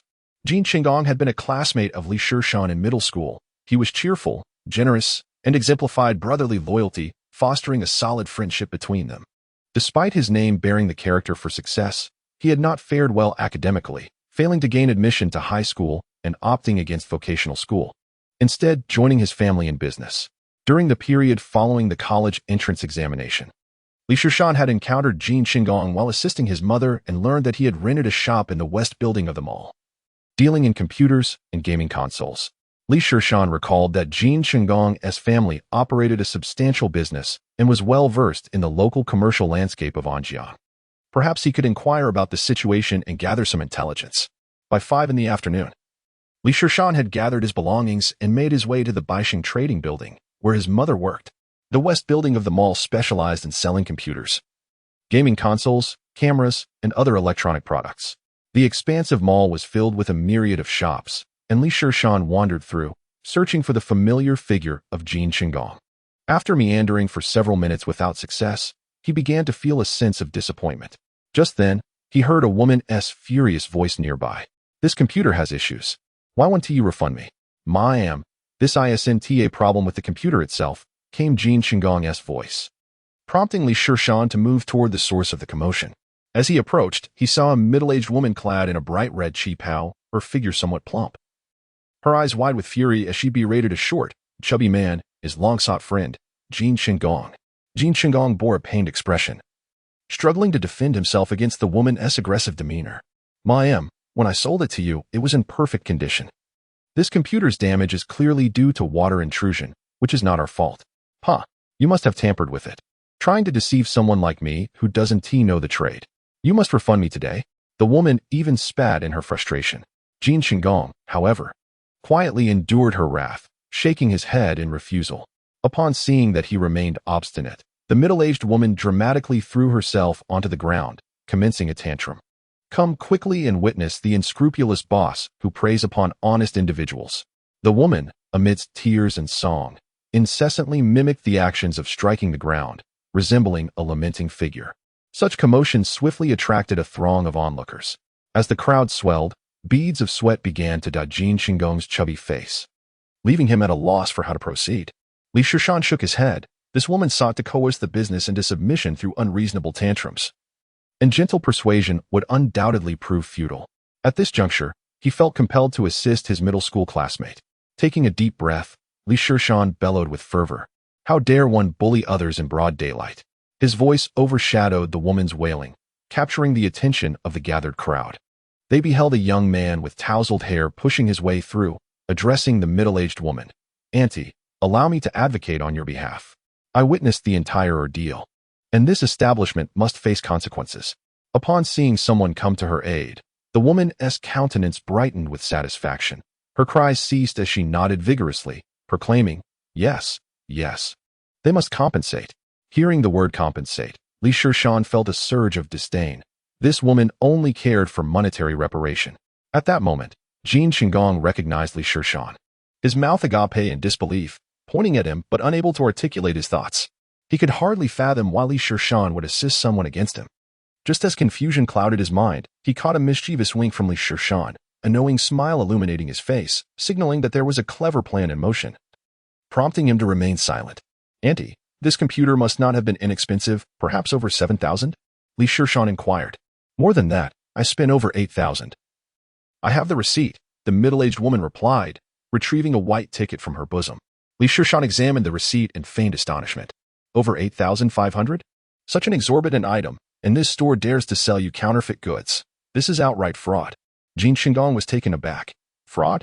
Are you assisting me or her?" Chapter 41. The mastermind behind the scenes. We shall contact the authorities. Once the police arrive, they will ascertain that this chubby fellow must not only replace your computer, but also provide compensation and face imprisonment, Li Shishan declared with righteous indignation. Upon hearing that she could receive a new computer and compensation, the woman was elated, eagerly insisting, "Yes, yes, let him replace it and pay." At this moment, Li Shishan turned back to the woman, saying, "Auntie, are you certain the computer was indeed defective? If the police discover that you damaged it yourself, it could lead to accusations of slander and extortion, which carries a penalty for amounts exceeding 5,000. Initially, the woman had been joyous, but upon hearing the words extortion and penalty, her expression shifted dramatically, and her speech grew hesitant. Well, never mind. Let us not involve the police. Just let him pay." Li Shishan waved his hand resolutely, proclaiming, "That is unacceptable. We cannot allow honest individuals to suffer. Auntie, do not fear. I shall call the police right away. They will surely uncover the truth." Li Shishan, after finishing his words, pulled out his phone, preparing to dial, which startled the middle-aged woman, prompting her to wave her hands and exclaim, "We won't compensate. We won't compensate." "Auntie, are you truly certain about not compensating?" Li Shishan inquired with a hint of profundity. At that moment, even the most naive of the middle-aged women comprehended the situation. She realized that Li Shishan and the chubby boy were in cahoots. Resigned to her fate, she called her son to pick up the computer, leaving in a dejected manner. The crowd, seeing that the excitement had dissipated, scattered in all directions, resuming their own affairs. Jin Qinggong wiped the sweat from his forehead as he watched the woman's figure vanish, letting out a long sigh of relief. He turned to Li Shishan, his expression filled with gratitude. I owe you one. Otherwise, I wouldn't have known what to do. Thank you so much. Li Shishan observed the youthful version of Jin Sampang and teasingly responded, just verbal thanks? You must treat me to a meal of spicy hot pot. Jin Qinggong immediately pounded his chest, declaring, forget hot pot. Let us go for a proper feast after the mall closes. Oh, that sounds splendid. Li Shishan exclaimed joyfully. For hot pot was his favorite. Since his rebirth, he had not indulged in it even once. Before his return, his mother had disapproved of the hygiene of outside hot pot establishments. And after starting work, he found himself in the countryside without access to such dining options. Once he joined the district committee, he was caught up in a whirlwind of tasks, often barely having a day off, leaving little time for meals outside. Today, however, he was able to leave work on time, thanks to Tang Bochuan's visit to the countryside. As the two chatted while waiting for the mall to close, Li Shishan broached a serious topic. If you were to procure a Tianqi 5110 computer, what would the cost be? He asked. Let me check, Jin Qinggong replied, rising to retrieve the price list for procurement. After flipping through it, he stated, under 5,000. Are you considering buying a computer? This brand isn't particularly great. Just asking, Li Shishan casually remarked, though he was quite astonished internally. The quoted procurement price was 200,000, netting a profit of 150,000 per unit. If he could purchase at that price, it would mean a clean profit of 3 million.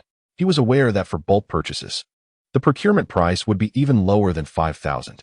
By the way, Fatty, since you are in the computer business, you must know quite a few suppliers, right? Li Shishan inquired further. I know a few. Why? Jin Qinggong responded. Are you familiar with the background of Baodi Technology Company, Limited? Li Shishan posed another question of interest. I have some impression. Why are you asking about this? Jin Qinggong pondered. Oh, a relative's child is interested in working at that company, and they asked me to inquire. Li Shishan fabricated a reason. I'll help you look into it, Jin Qinggong replied, promptly making calls to several acquaintances, none of whom were familiar with the company. He assured that he would find out and relay any information shortly. As 6 o'clock approached, the mall began closing, and Jin Qinggong locked up the store. The two merrily headed to a hot pot restaurant run by a Chongqing owner on Jiefeng Road. When the waiter brought the hot pot and accompanying ingredients, Li Shishan eagerly dug in with great enthusiasm. It must be said that the merchants of 2001 were quite conscientious. The beef and mutton were indeed authentic, raised on natural forage and grains, a far cry from the delectable yet artificially enhanced varieties of decades later. Observing Li Shishan devouring the food as if he were a starving soul reborn, he swiftly placed plate after plate of meat into the pot. Jin Qinggong watched with a twinge of sympathy, realizing the hardships of rural life, where one might seldom enjoy such delights. This remark rendered Li Shishan somewhat embarrassed, prompting him to set down his chopsticks with a laugh, acknowledging that hot pot was indeed a rare treat in the countryside. No worries, brother, if it's not enough. We can order more. Today, I want you to feast to your heart's content. Jin Qinggong called over the waiter with a flourish, requesting 3 more plates of mutton and 3 plates of beef. That's sufficient. Li Shishan blushed slightly, yet he picked up his chopsticks and resumed his meal. At that moment, Jin Qinggong's phone rang. Hello? All right, I understand. Thank you. After hanging up, he turned to Li Shishan with a serious expression and said, I've inquired about the company's situation, but I advise you to dissuade your relative from getting involved. Upon hearing there was news, Li Shishan swallowed the lamb roll in his mouth and asked, Oh, what is the situation? Lowering his voice, Jin Qinggong glanced around and said, The owner of this company is Zhao Xiaolong. Zhao Xiaolong. Li Shishan immediately recalled a notorious gang leader by that name, apprehended during a crackdown. Though he couldn't quite remember the exact timeline. Is he the Zhao Xiaolong known on the streets as Dragon Brother? Li Shishan inquired. Yes, that's him. Infamous for his ruthlessness, Jin Qinggong replied, a hint of fear evident in his voice. I thought that company was quite large, even doing business with the government. How could Zhao Xiaolong be capable of that? Li Shishan continued probing. I just learned this myself. On the surface, the company is Zhao Xiaolong's, but in reality, it belongs to Zhu Mao. You know Zhu Mao, right? The mayor's son? Jin Qinggong's voice grew even softer. With a clatter, Li Shishan dropped his chopsticks. Are you saying he is the son of our mayor Zhu Bin? Li Shishan sought confirmation. Isn't that obvious? How many mayors could we possibly have? Jin Qinggong sensed something unsettling in Li Shishan's demeanor, as if he had stumbled upon a momentous revelation. although Li Shishan had braced himself for bad news. Discovering that the supplier's hidden owner was the mayor's son still left him astounded. Internally, Li Shishan cursed, realizing the gravity of the situation. If this company were merely a gang's operation, it might be manageable. After all, even the most formidable gang wouldn't dare oppose the government. But the son of the mayor complicates matters significantly. At that moment, Li Shishan was already mentally lambasting Tang Wuchuan, thinking, "That bald-headed scoundrel has pushed me into the fire pit. No longer interested in the hot pot." He engaged in conversation with Jin Shinggong for a brief, while before parting ways. Li Shishan's first thought was to withdraw. He could not afford to entangle himself further in this murky affair. After all, he was just a small-time player, hardly capable of navigating such treacherous waters. Li Shishan first sent a text message to Tang Wuchuan, inquiring whether he had returned. After waiting for quite some time without a reply, he resolved to visit the district committee to see if he had come back. Just as he stepped into the office building, the sky suddenly darkened, fierce winds howled, and in an instant, torrential rain began to pour down, with immense raindrops relentlessly battering the exterior walls of the building, creating a cacophony of sound. Li Shishan silently rejoiced at having reached the district committee. Had he gone home, he would have been drenched to the bone. Ascending to the third floor, Li Shishan noticed that the door to Tang Wuchuan's office was tightly shut, indicating that he had not returned, and it remained uncertain whether he had gone home or stayed in the countryside. Observing the incessant downpour outside, which showed no sign of abating, Li Shishan surmised that Tang Wuchuan would likely not return to the committee, leaving him with no choice but to wait until the following day. He returned to his office to fetch an umbrella, and as he descended to the first floor, he spotted a young woman standing at the entrance of the hall, draped in a flowing dress with long hair cascading down. "Xiaorong, why are you just getting off work at this hour?" Li Shishan greeted her. Zhao Xiaorong wearily rolled her eyes at him and replied with a hint of annoyance, "It's all because of your director Tang. Just as we were about to finish for the day, he called to say that Secretary Yao wants to review all the bidding contracts from the district government over the past 5 years, and he needs them by tomorrow morning. So, I had to stay late. Is it that urgent?" "You've worked hard, Xiaorong." Li Shishan pondered over this news thoughtfully. "By the way, make sure to hand those contracts over to Director Tang first thing tomorrow, so I won't have to carry them up." "Absolutely," Zhao Xiaorong added. As Li Shishan prepared to leave, he noticed that Zhao Xiaorong showed no intention of departing either and realized she had not brought an umbrella. "Xiaorong, didn't you bring an umbrella? You can use mine," he offered, extending it towards her. "That is not acceptable. What will you do?" Zhao Xiaorong quickly waved her hands in refusal. "Oh, I'm just a young lad. What is there to fear about getting a little wet? But if you catch a cold from the rain, it would be unfortunate," Li Shishan insisted, pressing the umbrella into Zhao Xiaorong's hands. Seeing Li Shishan preparing to dash into the rain, she glanced at the umbrella in her grasp and hesitated before calling out to him. "Li Shishan, wait. I need to tell you something." "What is it, Xiaorong?" "Just let me know." He turned around with a smile.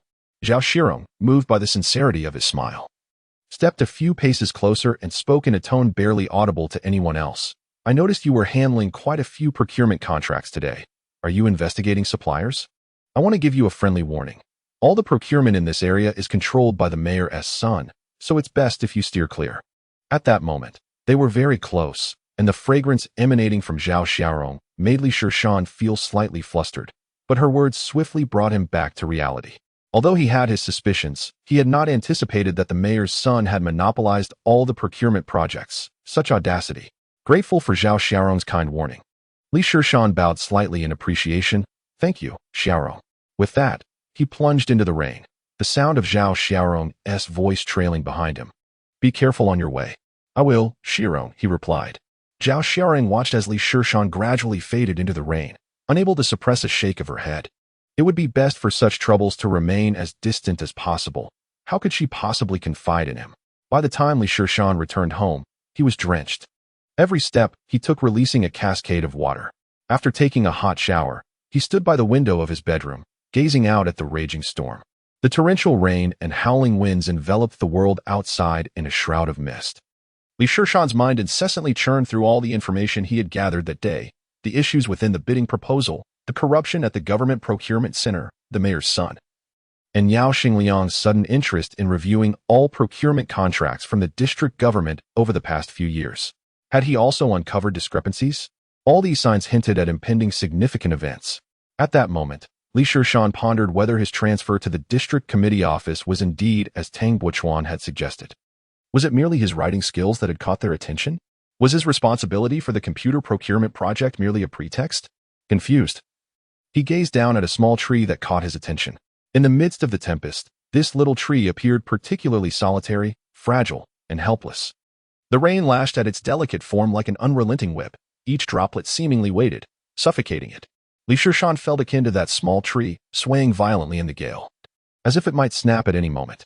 He stood there for quite some time, until drowsiness overtook him and he finally withdrew his gaze from the tree. Murmuring to himself, "May you and I both survive this storm." The following day, Li Shishan was stricken with a high fever of 39.8 degrees, rendering him nearly unconscious. Fortunately, his mother, returning home unexpectedly, checked on him and found he had not yet risen.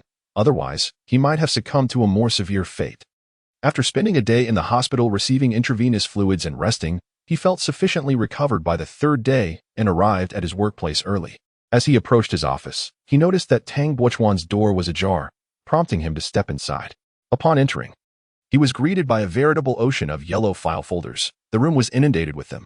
On the coffee table, the sofa, and the desk, everywhere was a chaotic array of procurement contracts, with Tang Buchuan buried amongst the yellow folders, scribbling away. "Our diligent director Tang has begun working before 8 o'clock. Li Shishan jested. "How are you feeling, little mountain?" Tang Buchuan inquired, concern etched on his face.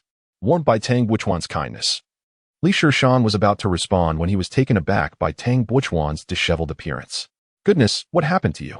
At that moment, Tang Buchuan looked utterly exhausted. His hair in disarray, dark circles under his eyes, the whites of his eyes tinged with blood, and his complexion pale as parchment, making him appear as though he had just emerged from a grave illness. If one did not know better, they might assume that Tang Buchuan was the one who had just suffered a severe ailment. Chapter 43. "I can only assist you up to this point, it's nothing. I merely endured a few long nights. A good night's sleep will suffice." Tang Buchuan merely mentioned it casually, and then inquired whether a few more days of rest were necessary. "I have already recovered. Moreover, work is paramount. Let me first recount my visit to the procurement center." Li Shishan began to narrate all that he had witnessed that day, from the dubious points in the bidding scheme to the inflated computer quotations, culminating in the fact that Baudi Company had secured the procurement of all computer-related materials for the district committee over the years. Li Shishan was astute enough to withhold the information that the company's hidden owner was the mayor's son. He noticed that Tang Buchuan displayed no surprise upon hearing about the misconduct of the personnel at the government procurement center. Rather, he seemed to possess a premonition of it, which led Li Shishan to suspect that something was amiss. "How do you propose we handle this matter?" Li Shishan tentatively asked. Tang Buchuan remained silent for an extended period, and after a while, he slowly replied, "I will report this to Secretary Yao." Li Shishan yearned to express his reluctance to be involved any further. Yet upon witnessing Tang Buchuan's gaunt visage, he found the words caught in his throat and swallowed them back.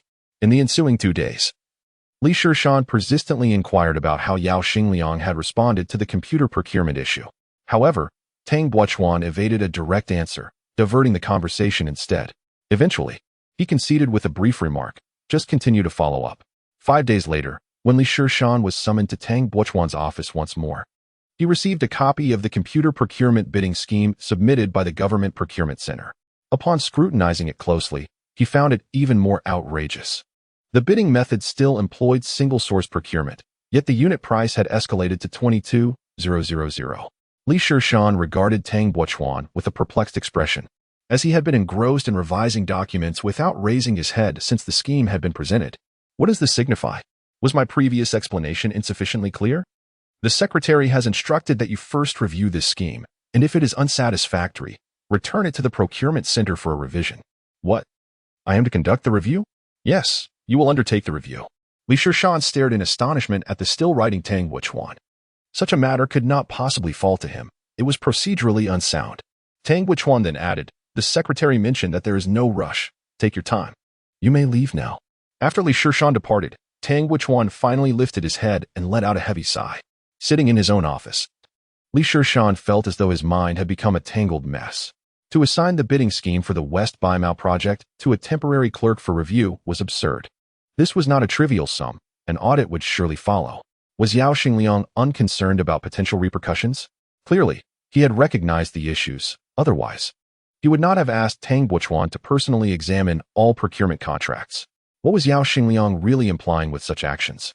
Was he testing me? Am I of such significance to warrant such elaborate schemes? Confusion enveloped him entirely, leaving him at a loss. After an hour of contemplation, still without clarity, he pulled open the drawer with a clatter, revealing several packs of Hometown Mountain cigarettes within. This was specifically purchased for the purpose of sharing with others. The flick of the lighter echoed, flames ignited the cigarette, and a thick cloud of smoke billowed from Li Shishan's mouth.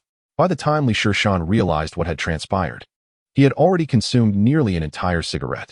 Cigarettes are hardly a benevolent indulgence. In his previous life, he had succumbed to peer pressure during his university days and took up smoking, only to find the path to quitting more arduous than ascending to the heavens. The moment one announces their intention to quit, a host of dubious friends begins to tempt them in myriad ways. And countless resolute attempts to abandon smoking ultimately culminate in failure, leading to a lifetime entangled in its grasp. He had once believed he could break free from this habit, yet unexpectedly found himself indulging once more. With a bitter smile, Li Shishan extinguished the cigarette. Once the first was lit, the second was inevitable. Gazing up at the white ceiling, he was engulfed in confusion. At this moment, an inner voice cautioned him against this venture. To engage would be tantamount to signing his own death warrant, compelling him to retreat to the countryside. Yet reason continually admonished him that returning home would be tantamount to a death sentence in the eyes of Yao Xingliang, as long as he held sway over Anjiang. Li Shishan could never hope for significant advancement. Must he truly resign himself to a life of mediocrity? Memories of his past life surged through his mind, bringing forth a wave of indignation and humiliation. What am I to do? In a fit of agitation, Li Shishan lit another cigarette, seeking the fleeting pleasure of nicotine to dull his racing thoughts. Cough, cough, cough. How many cigarettes has he smoked? Suddenly, the office door swung open, and Tang Buchuan strode in, choking even as an experienced smoker. Amidst the swirling smoke, Li Shishan, cigarette in hand, furrowed his brow, his eyes glazed over, lost in contemplation. Tang Buchuan felt an odd sensation, as if the figure seated there was not a youth but an elder, weathered by the vicissitudes of life, pondering existence. This young man exhibited a level of maturity and competence that surpassed his peers. Given Li Shishan's meticulous nature, it was evident he had discerned the underlying issues. Otherwise, he would not have borrowed the previous procurement contracts from the archives. However, judging by his current demeanor, he seemed to have unearthed a considerable amount of information. For reasons unknown, Li Shishan's state stirred a sense of inexplicable sympathy in Tang Buchuan. Li Shishan, Tang Buchuan called out loudly, and slowly, Li Shishan's eyes regained their focus. Upon noticing Li Shishan had come to, Tang Buchuan continued, "Please come to my office. I need you to sit for a moment." "Oh," Li Shishan responded, somewhat dazed. As Tang Buchuan was about to leave, he glanced back inside and remarked to himself, "With that smoking posture, one might think you've been at it for decades." When he observed Li Shishan enter, Tang Buchuan shook the report in his hand. "Help me input this report into the computer. I have something to attend to." "Oh," Li Shishan replied, still somewhat numb. Tang Buchuan noted the heavy burden that seemed to weigh on Li Shishan's shoulders and couldn't help but sigh. He understood that Li Shishan was grappling with considerable confusion over this matter, yet with Yao Xingliang adamantly forbidding any hint of dissent, he felt powerless to assist. As Li Shishan approached to take the report from Tang Buchuan's hands, Tang forcefully rapped the table and stated, "Shan, this document is of utmost importance. Take your time to read it thoroughly. I shall return in 20 minutes. Having delivered his message, Tang rose and departed. As he reached the door, he cast a glance at Li Shishan, who was preparing to take his seat, and casually closed the door behind him, silently reflecting, "Xiao Shanzi. This is where my assistance must end." Chapter 44. A twofold advantage. The moment the door slammed shut, Li Shishan's spirit was instantly revived. He tilted his head slightly, directing his gaze toward the spot where Tang Buchuan had just knocked. There lay an envelope, beneath which was something else. Li Shishan moved aside the documents, revealing a black-covered diary. He understood the implication of Tang Buchuan's earlier words and actions. This diary was meant for his perusal. A bookmark protruded from the center of the diary, indicating the page he was meant to examine. Upon opening the notebook, a bold and vigorous script greeted his eyes. October 16th, 2001. Clear Secretary Yao unexpectedly arranged for Xiao Shanzi to independently liaise with the procurement center regarding the computer procurement project. which left me perplexed. I harbor concerns that this young man might be drawn into the murky waters of the procurement center, as the reports from the Municipal Discipline Inspection Committee indicate severe corruption issues there. Secretary Yao mentioned that this matter involves the mayor and requires reporting to the provincial committee for a decision. I attempted to dissuade Secretary Yao from involving Xiao Shanzi. Yet he spoke of the young man's background. He believes that Xiao Shanzi is connected to that enterprise in Yanjing, although there are various doubts surrounding the young man. I suspect Secretary Yao is overthinking it. In the end, he did not disclose why he wanted Xiao Shanzi to oversee this project, leaving me to ponder. After reading Tang Buchuan's diary entry, Shishan abruptly closed the notebook, the frown that had marred his brow for the afternoon finally unfurling. This journal arrived at a most fortuitous time, unraveling the mystery that had long plagued him. At that moment, Li Shishan felt as though clouds had parted to reveal the sun. Drawing upon decades of experience in the bureaucratic arena, he swiftly grasped Secretary Yao Xingliang's intentions. This was not the moment to deliberate on such matters. His priority was to ensure that Tang Buchuan completed his assigned task. Li Shishan returned the diary to its original place, placing the stack of documents atop it. After inputting the report provided by Tang Buchuan into the computer, he rose and exited the room. Just as he re-entered the adjacent office, Tang Buchuan strolled in from the balcony. Taking his seat once more, Tang picked up his diary to review it, noticing that the bookmark he had previously placed was now inserted within the pages. He understood that Li Shishan had indeed perused its contents. Tang then glanced at the other markings he had made in the diary, all intact, a smile gracing his face. It seemed that this young man was indeed trustworthy, refraining from delving into the other contents of his diary.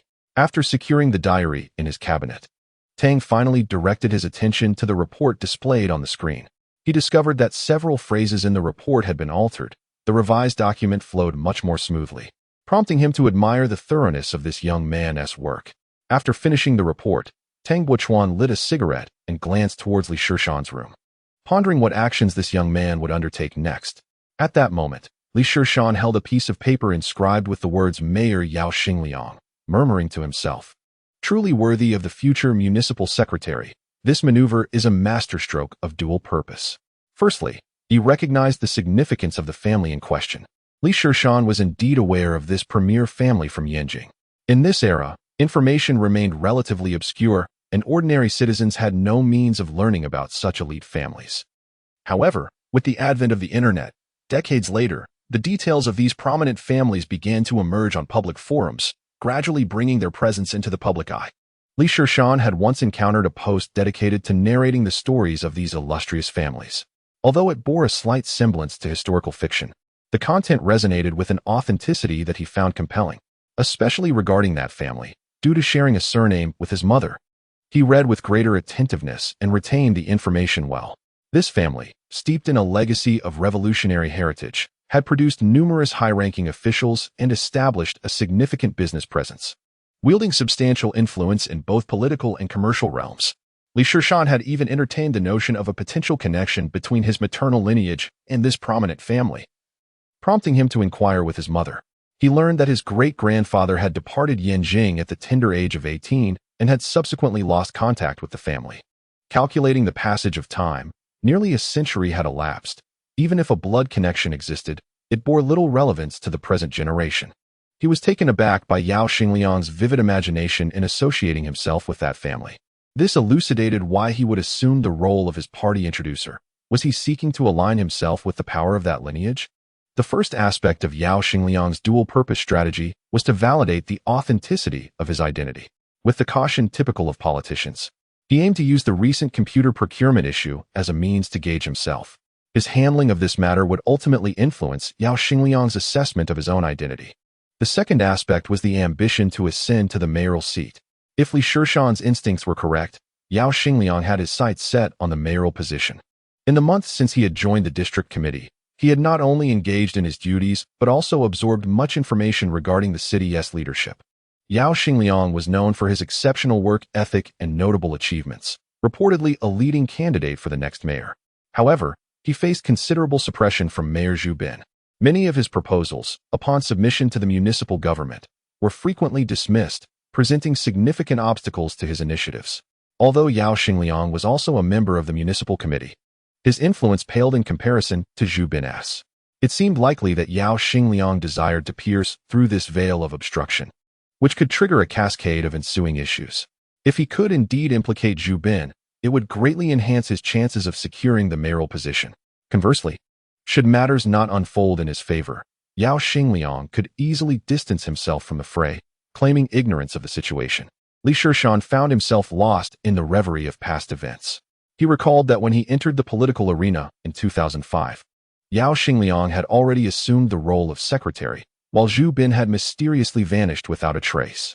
He remembered that Yao Xingliang had been parachuted into Anjiang as secretary, which indicated that he had not previously been in Anjiang, suggesting a return to his former position, though at that moment, he had no inkling of this. As he pondered these matters, Li Shishan couldn't help but reflect that indeed, in this world, there exists no uncaused affection. Yao Xingliang's significant regard for him was merely a reflection of viewing him as a pawn on a chessboard, one that was required to charge into battle. At that moment, he felt akin to Yao Xingliang. Yet, upon further contemplation, it struck him that he seemed to have no means of retreat, unless he wished to remain in the countryside for the rest of his days. After some deliberation, Li Shishan made a resolute decision and began to tap away at the keyboard. Early the next morning, Li Shishan presented a report to Tang Buchuan. After careful consideration of this bidding proposal, I have decided to return it with my amendments, he stated. Chapter 45. Haha, you've definitely hit a brick wall. Tang Buchuan took the document and scrutinized it thoroughly.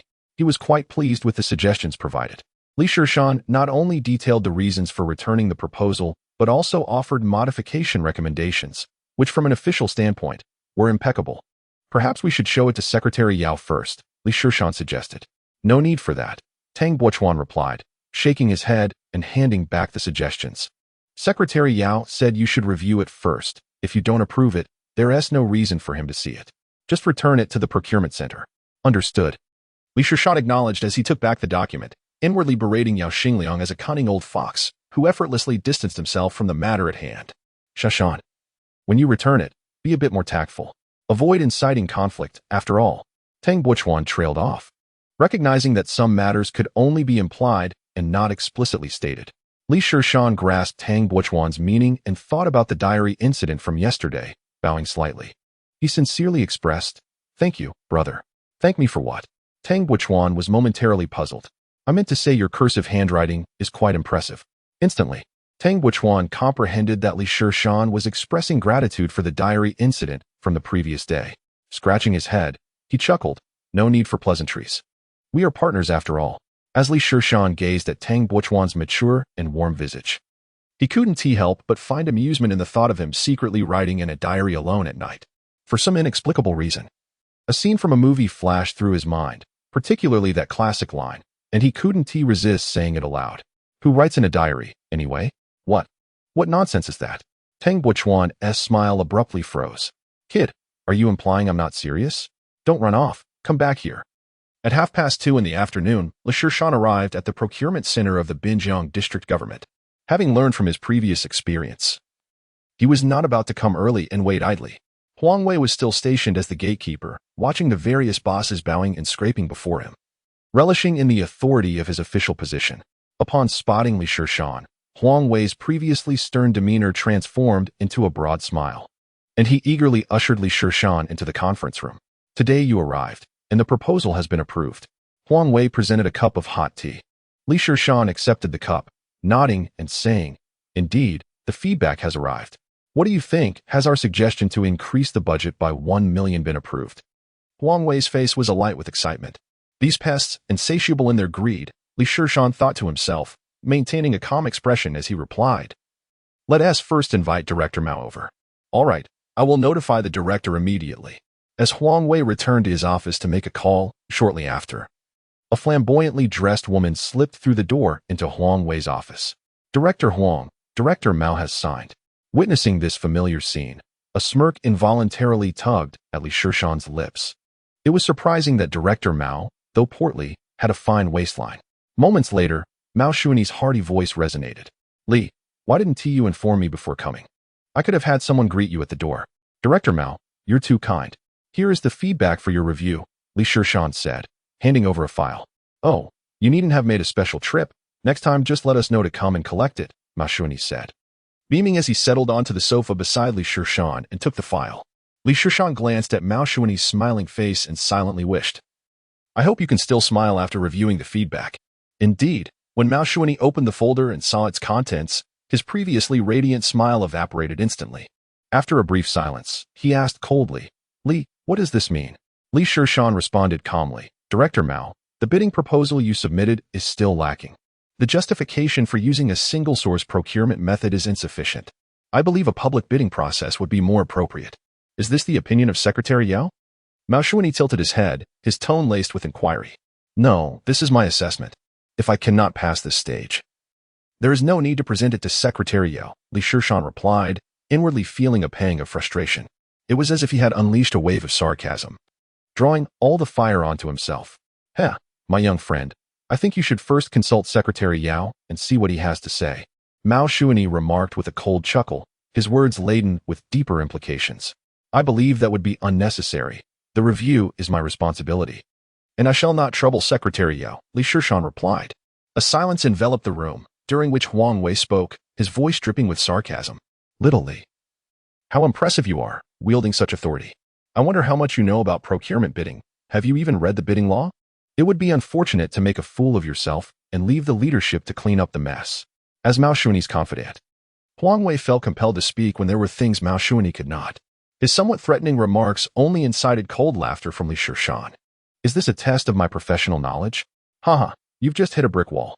Commissioner Huang, according to Article 20 of the Interim Measures for Government Procurement Management, procurement through a single-source method may only be conducted from specific suppliers or suppliers possessing proprietary rights, with no suitable alternatives available."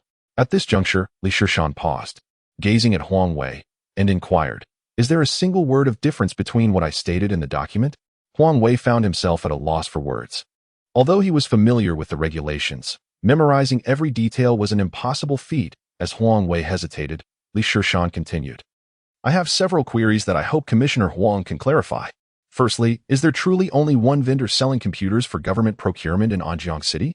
Where lies the so-called irreplaceability? Secondly, even if your report mentions security upgrades, does only this supplier possess the capability to perform such tasks? Are there no reputable brands in the provincial capital with the requisite technology? Finally, is there a necessity for computers to undergo these so-called security measures? Which leader mandated this? Or is it stipulated in the regulations?" Li Shishan's barrage of questions left Huang Wei speechless, unable to respond coherently. Mao Shuani shot Huang Wei a glare, initially believing he could suppress Li Shishan's momentum, only to inadvertently bolster his confidence. "Li, my dear brother, heed my advice as you embark on your bureaucratic journey. There are many matters you may not fully grasp, and it is easy to find yourself at a disadvantage. It would be prudent to seek the counsel of your seasoned colleagues," Mao Shuani said, his tone and expression resembling that of a life coach. Li Shishan was not swayed by such counsel. Instead, he rose and stated, "Director Mao, I have conveyed my feedback, and I shall take my leave now." Chapter 46. Testing cadres with such a meager sum? Mao Shuani watched as Li Shishan departed before he could finish his thoughts, leaving him infuriated and motionless on the sofa. After a considerable pause, Huang Wei observed that Mao Shuani's countenance remained grim, although he wished to avoid provoking Mao Shuani at this moment. The identity of the caller from earlier prompted him to cautiously say, "Director, General Zhao just called again, urging that this matter has been delayed for too long. And young Master Yu is rather displeased. What do you suggest we do?" Upon hearing the name young Master Yu, Mao Shuani felt a jolt, his expression shifting dramatically as he anxiously raked his sparse hair. As the saying goes, the king of hell is easy to see, but the little devils are troublesome. Despite his meticulous planning, he had not anticipated this issue would become ensnared in Li Shishan's hands. If Yao Xingliang were to disagree, he would not be troubled.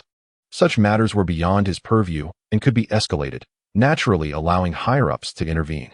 However, being stuck with Li Shishan was indeed awkward. How could he inform young Master Zhu that he could not even manage a mere child? Surely he would be subjected to scathing criticism. And should the young master become displeased, his position would be at stake. After pondering for a moment, Mao Shuani addressed Huang Wei. "You shall visit that young man's office tomorrow and deliver some funds. How much should I give?" Huang Wei inquired. "Just 5,000 yuan. "I doubt this young lad has ever received such a sum before," Mao Shuani replied with a hint of disdain. "Understood. I will take care of it tomorrow." Huang Wei nodded thoughtfully, but then reconsidered and asked, Director, who is footing the bill for this? Mao Shuani, who had momentarily calmed his emotions, widened his eyes in astonishment and retorted sharply, "Are you really complaining about such a paltry sum? Have you not received enough in your daily allowances? Am I supposed to pay?" Huang Wei flinched at Mao Shuani's reprimand and quickly replied, "I will cover it. I will cover it. Get out." Mao Shuani glared again. Huang Wei hastily exited the conference room. Upon returning to his office, Huang Wei slumped down in his chair, simmering with frustration and muttering curses under his breath. Damn it. Working for others and having to pay out of pocket. What gives me the right? After venting his grievances, he pulled open his drawer and retrieved a sleek black leather wallet. He unzipped it to reveal a stack of vibrant red 100 yuan bills, totaling around 10,000. After counting out 5,000, he hesitated, feeling a pang of regret. This was the fruit of a month's hard labor. How many foot massages and encounters with ladies could this money afford? Contemplating this, he paused again. Then counted out an additional 3,000, only to hesitate once more before placing it into the envelope. After much internal deliberation, he ultimately resolved to insert 1,000 into the envelope, justifying to himself, for such a trivial child, 1,000 is quite generous. The following morning, shortly after Shishan entered his office, a knock echoed through the room. He called out, "Come in," though he was puzzled about who might be visiting. It had been over a month since anyone had stopped by. The only visitor was Tang Buochuan, who never knocked. When the door opened and Huang Wei stepped inside, Shishan was taken aback and inquired, "Commissioner Huang, what brings you here?" "I've brought the revised plan for your review," Huang Wei replied, beaming as he placed an envelope on the desk. "Revised? So quickly?" Shishan was taken aback. Mao Shuani had amended the plan so easily in just one night? Was their execution so remarkably efficient? Shishan opened the envelope cautiously, and upon seeing the stack of money inside, he felt a wave of relief. "I knew it. My instincts were correct. This situation could not be so straightforward. They must have resorted to bribery." However, upon closer inspection, he noticed the bills seemed rather thin, only about 1,000 yuan.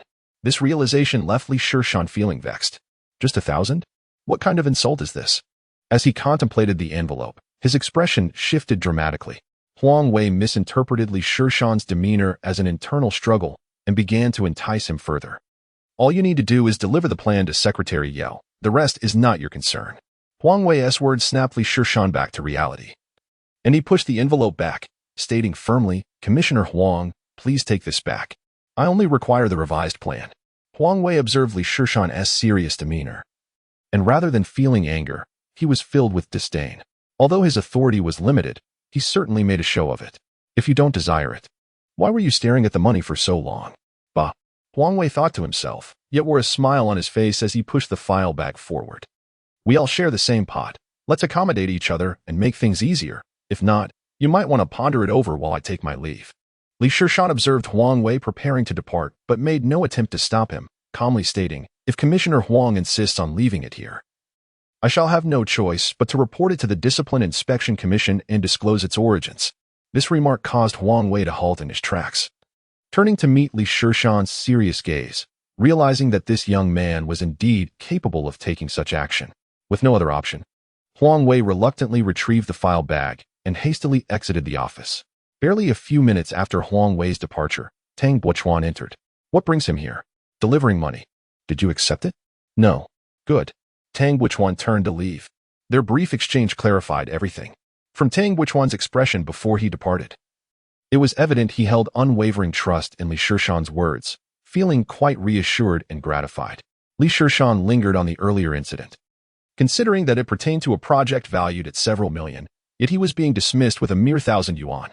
He felt quite disdainful. To test a cadre with such a paltry sum? How miserly. Just then, Tang Buochuan returned, curiosity etched on his face. "How much did they offer you?" Shishan extended a finger. 10,000. Tang Buochuan appeared surprised. "They are rather generous, aren't they?" 1,000. Shishan replied, visibly frustrated. 1,000? Such a trivial amount. They must think little of you. Ha ha ha. Tang Buochuan laughed heartily. In the office of the director of the Government Procurement Center, Mao Shuani angrily slammed the file bag against Huang Wei's face. Humiliated by Shishan, Huang Wei grew increasingly enraged on his way back. That young brat is far too insulting. Therefore, he hurried back to the procurement center and rushed to Mao Shuani, embellishing the story with fervor. However, upon noticing Huang Wei's shifty eyes, Mao Shuani immediately sensed something amiss. He took the file bag from Huang Wei's hands and, upon inspection, found the falsehood unraveling. "Director, I merely thought he is just a child. Why would he need so much money?" Huang Wei stammered, fear evident in his voice. "Silence.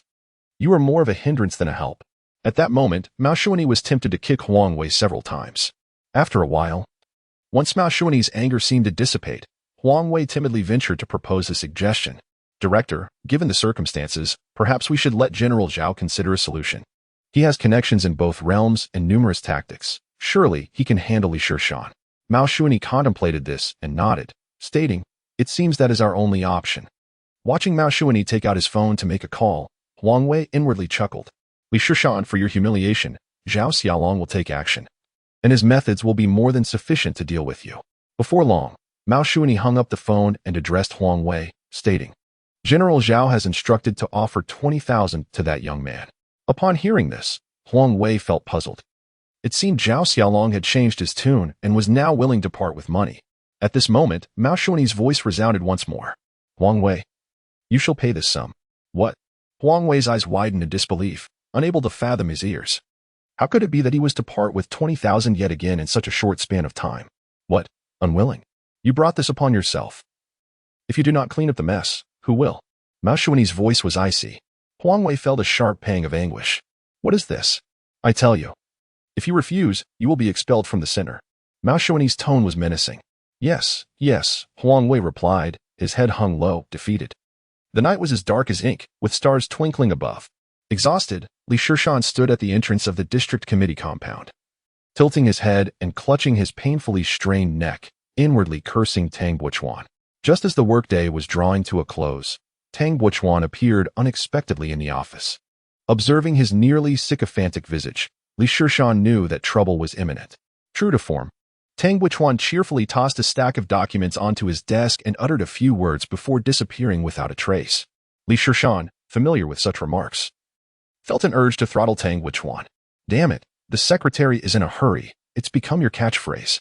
The hours dragged on until it was past 11. "What beautiful stars! How long has it been since I've seen them?" With his head tilted back, Shishan gazed at the vast expanse of twinkling stars. Perhaps it was only at this moment that such beauty could be witnessed.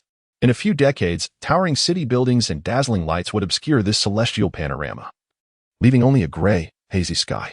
"Ah, there's Orion, and the Big Dipper. I can even spot my own zodiac, Gemini." Suddenly playful, Shishan continued to walk, pointing at the sky and counting the stars.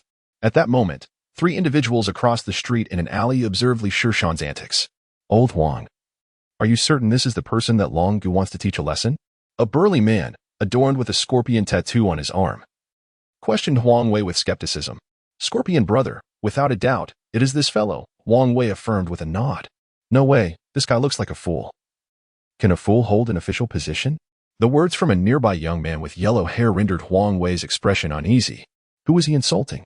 Watching Shishan count stars while grinning foolishly, muttering to himself, he indeed resembled a simpleton. Huang Wei clicked his tongue in frustration. This was not the same individual from the morning.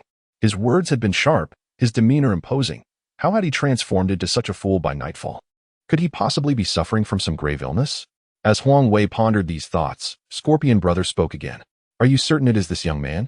While mistakes in identification may be inconsequential, failing to carry out Long Gu's orders will have dire consequences. Indeed, I have seen him 3 times. I cannot be mistaken." Huang Wei asserted vehemently, his eyes narrowing as he regarded Shishan. "I care not whether you are truly foolish or feigning to make me part with such a sum. You deserve to be punished. Come, let us follow that lad." Scorpion Brother gestured to the young man with yellow hair, and the two exited the alley, tailing Shishan. In the stillness of the night, the desolate streets of Shizhou were illuminated only by the dim glow of street lamps, casting mottled shadows of trees. Shishan walked ahead, counting the stars, while 2 men stealthily followed behind, wielding sticks. "When that kid passes the alley, you 2 should cover his mouth and drag him in for a beating. Just remember not to be too rough," Scorpion instructed Huang Mao in a hushed tone. "Got it, boss," Huang Mao replied with a nod. Suddenly, he pointed ahead and shouted, "Oh no, that kid has spotted us." Scorpion turned just in time to see the naive boy, who had been counting stars, suddenly take off running. Swiftly diving into a taxi that was nearby, "Quick, chase after him." Scorpion yelled as he sprinted forward, but alas, a human's legs are no match for a car's speed. The taxi roared to life and sped away. Realizing they had lost him, Scorpion angrily threw his stick far into the distance. At that moment, Huang Wei arrived, panting heavily. What happened? Damn it, that kid got away. He was just pretending to be foolish. Scorpion kicked a nearby utility pole in frustration. Just then, the sound of a vehicle approaching reached their ears, and they looked up to see the same taxi returning, passing right by them. Huang Wei's heart raced as he noticed Li Shishan staring intently at him from the back seat. The boy's gaze was cold and piercing, like the frigid wind of winter, sending chills down Huang Wei's spine. He shivered and, feeling at a loss, turned to Scorpion and asked, "What should we do now?" "What to do? Just let it go," Scorpion said, turning to leave. Huang Mao hurried to catch up, puzzled and asking, "Boss, just like that? Just like that? We're looking for another opportunity. If we mess this up, Long Go 1T let us off the hook," Scorpion replied, kicking Huang Mao in the rear out of irritation. Huang Wei remained rooted in place, a bitter expression on his face, unable to comprehend how Li Shishan had noticed him. Meanwhile, in the taxi, the driver, a chatty middle-aged man in his 40s, was conversing with Li Shishan. "Young man, have you offended someone?" "Yes." "Well, you shouldn't be out at this hour." "I understand. You're lucky to have met me. Others wouldn't dare take you." "Thank you so much." Li Shishan engaged in the conversation while internally relieved that he had been vigilant that night. Chapter 48. A disturbance at home. Li Shishan felt fortunate. The area surrounding the district committee office was lined with low-rise buildings, no more than 2 or 3 stories high. His office window faced the street directly across, allowing him to see everything clearly. After a tiring night of overtime, he enjoyed standing there to gaze into the distance, letting his eyes rest. The moonlight was bright that night, illuminating the surroundings distinctly, and while he was admiring the scenery, he happened to notice 3 figures in the alley across the street. At first, he paid them no mind, assuming they were merely chatting while waiting for someone. However, as he glanced again just before finishing work, he saw that the 3 were still lingering in the same spot, which aroused his suspicion. It was now past 11 o'clock at night, and they were still there. Who could they be waiting for?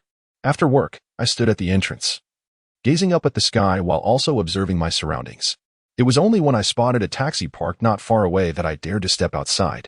Indeed, just as I took my first step, someone emerged from across the street, heading directly towards me. Fortunately, the kind taxi driver was willing to take the risk of allowing me into his vehicle. Otherwise, I might have found myself in peril. As I pondered this, the driver spoke up. "Young man, we've arrived. Thank you for saving me, but you needn't worry about the fare," I replied, handing him 100 yuan. In Anjiang City, which is rather small, the fare within the city is merely 5 yuan, and at night it rarely exceeds 10. "That won't do. I offered you a ride not for the money," the driver insisted, repeatedly waving his hands and refusing to accept the cash. "Your kindness deserves a reward," I stated, placing the money in the middle of the seat before exiting the car. "Ah, this boy," the driver murmured with a smile, pocketing the bill, and called out to me as I walked towards the entrance, "Try not to come home so late next time." "Understood," I waved back, but as I turned, my expression darkened. I truly hadn't anticipated their retaliation would come so swiftly. Just that morning, I had refused them, and by nightfall, they were already seeking to settle the score.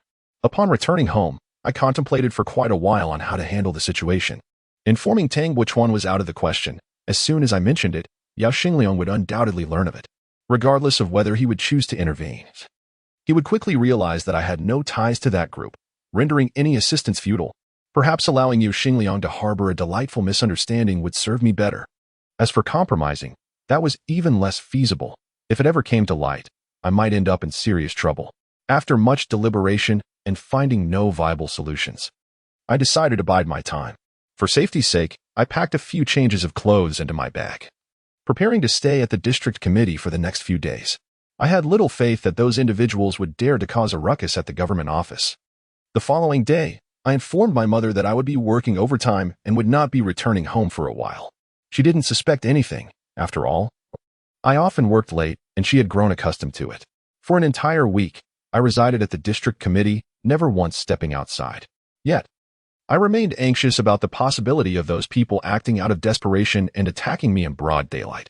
The security situation in Anjiang City in 2001 was far from ideal, with only a handful of surveillance cameras. Should I be assaulted, I would undoubtedly be the one to suffer. In the district committee's cafeteria, I sat at a table, listlessly holding my tray. The vibrant red braised pork and the soft egg custard offered no appeal, regardless of how well the cafeteria prepared the meals. The limited variety had grown tiresome after more than a week. I began to feel restless. I couldn't possibly stay there indefinitely. Eventually, I resolved to confront the situation. I could not allow this to drag on any longer, or I would surely become stale in this stagnant environment, where there was no place to bathe. Without hesitation, Shishan hastily consumed a few bites of his meal before returning to his office. Sitting in his chair, he contemplated for a moment before typing the words supervision and inspection notification on his computer. Are you issuing a supervision notice to the procurement center? Tang Buchuan inquired, glancing at the contents of the notification with a tone of skepticism. If a plan isn't presented to the municipal procurement center within 3 days and accountability isn't established for the involved parties, I cannot take responsibility for this matter. It's merely to intimidate them. It's not as if we intend to follow through, Shishan retorted. They've had the approval for a week without any feedback. The city is watching. If we are held accountable, it would reflect poorly on Secretary Yao. Intimidating them a bit will certainly motivate them, he added. Yao Xingliang had been away on provincial business, and Tang Buchuan initially considered postponing the matter. However, he recalled Yao's earlier directive to allow Shishan to manage this issue, provided it was reasonable and compliant. With this in mind, Tang Buchuan returned the notification to Shishan. All right. Go and have Director Zhu stamp it with the district committee's seal. To his surprise, Shishan showed no inclination to leave. Instead, he appeared hesitant. Do you have something else on your mind? Tang Buchuan inquired, perplexed. Shishan rubbed his nose and replied, could you arrange for someone else to deliver it? I'd prefer not to go myself. Why's that? Tang Buchuan asked, intrigued. Given the unpleasantness from the last visit, it would be awkward, Shishan provided as his rationale. You? Awkward? Tang Buchuan chuckled. With your thick skin, I find that hard to believe. Indeed, I would be. Just send the notice out for me, Shishan insisted. Watching Shishan depart, Tang Buchuan shook his head, bemused. This fellow had been acting strangely lately, spending every day at the office without returning home, leaving Tang curious about his activities. Upon returning to his room, Shishan lit a cigarette and inhaled deeply, feeling quite pleased with his devised strategy. This tactic he referred to as stirring the grass to scare the snake. The Municipal Procurement Center fell under the jurisdiction of the Municipal Finance Bureau, ostensibly under the mayor's leadership. However, reliable sources indicated that the finance director was closely aligned with the party secretary. Once a procurement project worth several million entered the Municipal Procurement Center, the mayor would have no recourse to intervene. One could only imagine the expression on Mao Shuni's face upon seeing this notification. As long as Shishan remained within the district committee, those individuals would have no leverage over him. His calculated provocation would undoubtedly shift pressure onto Yao Xingliang. Once the heat was redirected, Shishan would feel liberated from any burdens. As he eagerly awaited the unfolding of events, Shishan received an unexpected call from Jean Qinggong the following noon. Shanzi, hurry to the market. Something has happened to your mother. Startled by the news, Shishan sprang to his feet, donning his coat as he hurriedly departed. What has happened? He urgently inquired. The details are unclear, but I saw some thugs vandalizing your family stall. You need to come quickly. Fatty. Please watch over my mother and ensure she isn't harmed. I'll be there shortly. After hanging up, Shishan sprinted away, only to hear Tang Buchuan's voice behind him. What is going on? Shishan's frantic sprint down the corridor created quite a commotion, startling Tang Buchuan inside the room. No one had dared to make such a racket on this floor before. However, at this moment, Shishan had no time to respond to Tang Buchuan and hurriedly descended the stairs. In just about 10 minutes, he arrived at his mother's marketplace. He rushed towards her stall, only to see a large crowd gathered ahead. Pushing his way through the throng, he caught sight of the chaotic scene, and his pupils involuntarily narrowed, a fierce glimmer flashing in his gaze. The ground was strewn with debris, overturned bookshelves, a toppled coffee table, and shattered glass scattered everywhere. What infuriated Shishan even more was the sight of a young man with yellow hair shouting at his mother, while another man, adorned with a scorpion tattoo on his arm, stood with his arms crossed, wearing a mocking expression.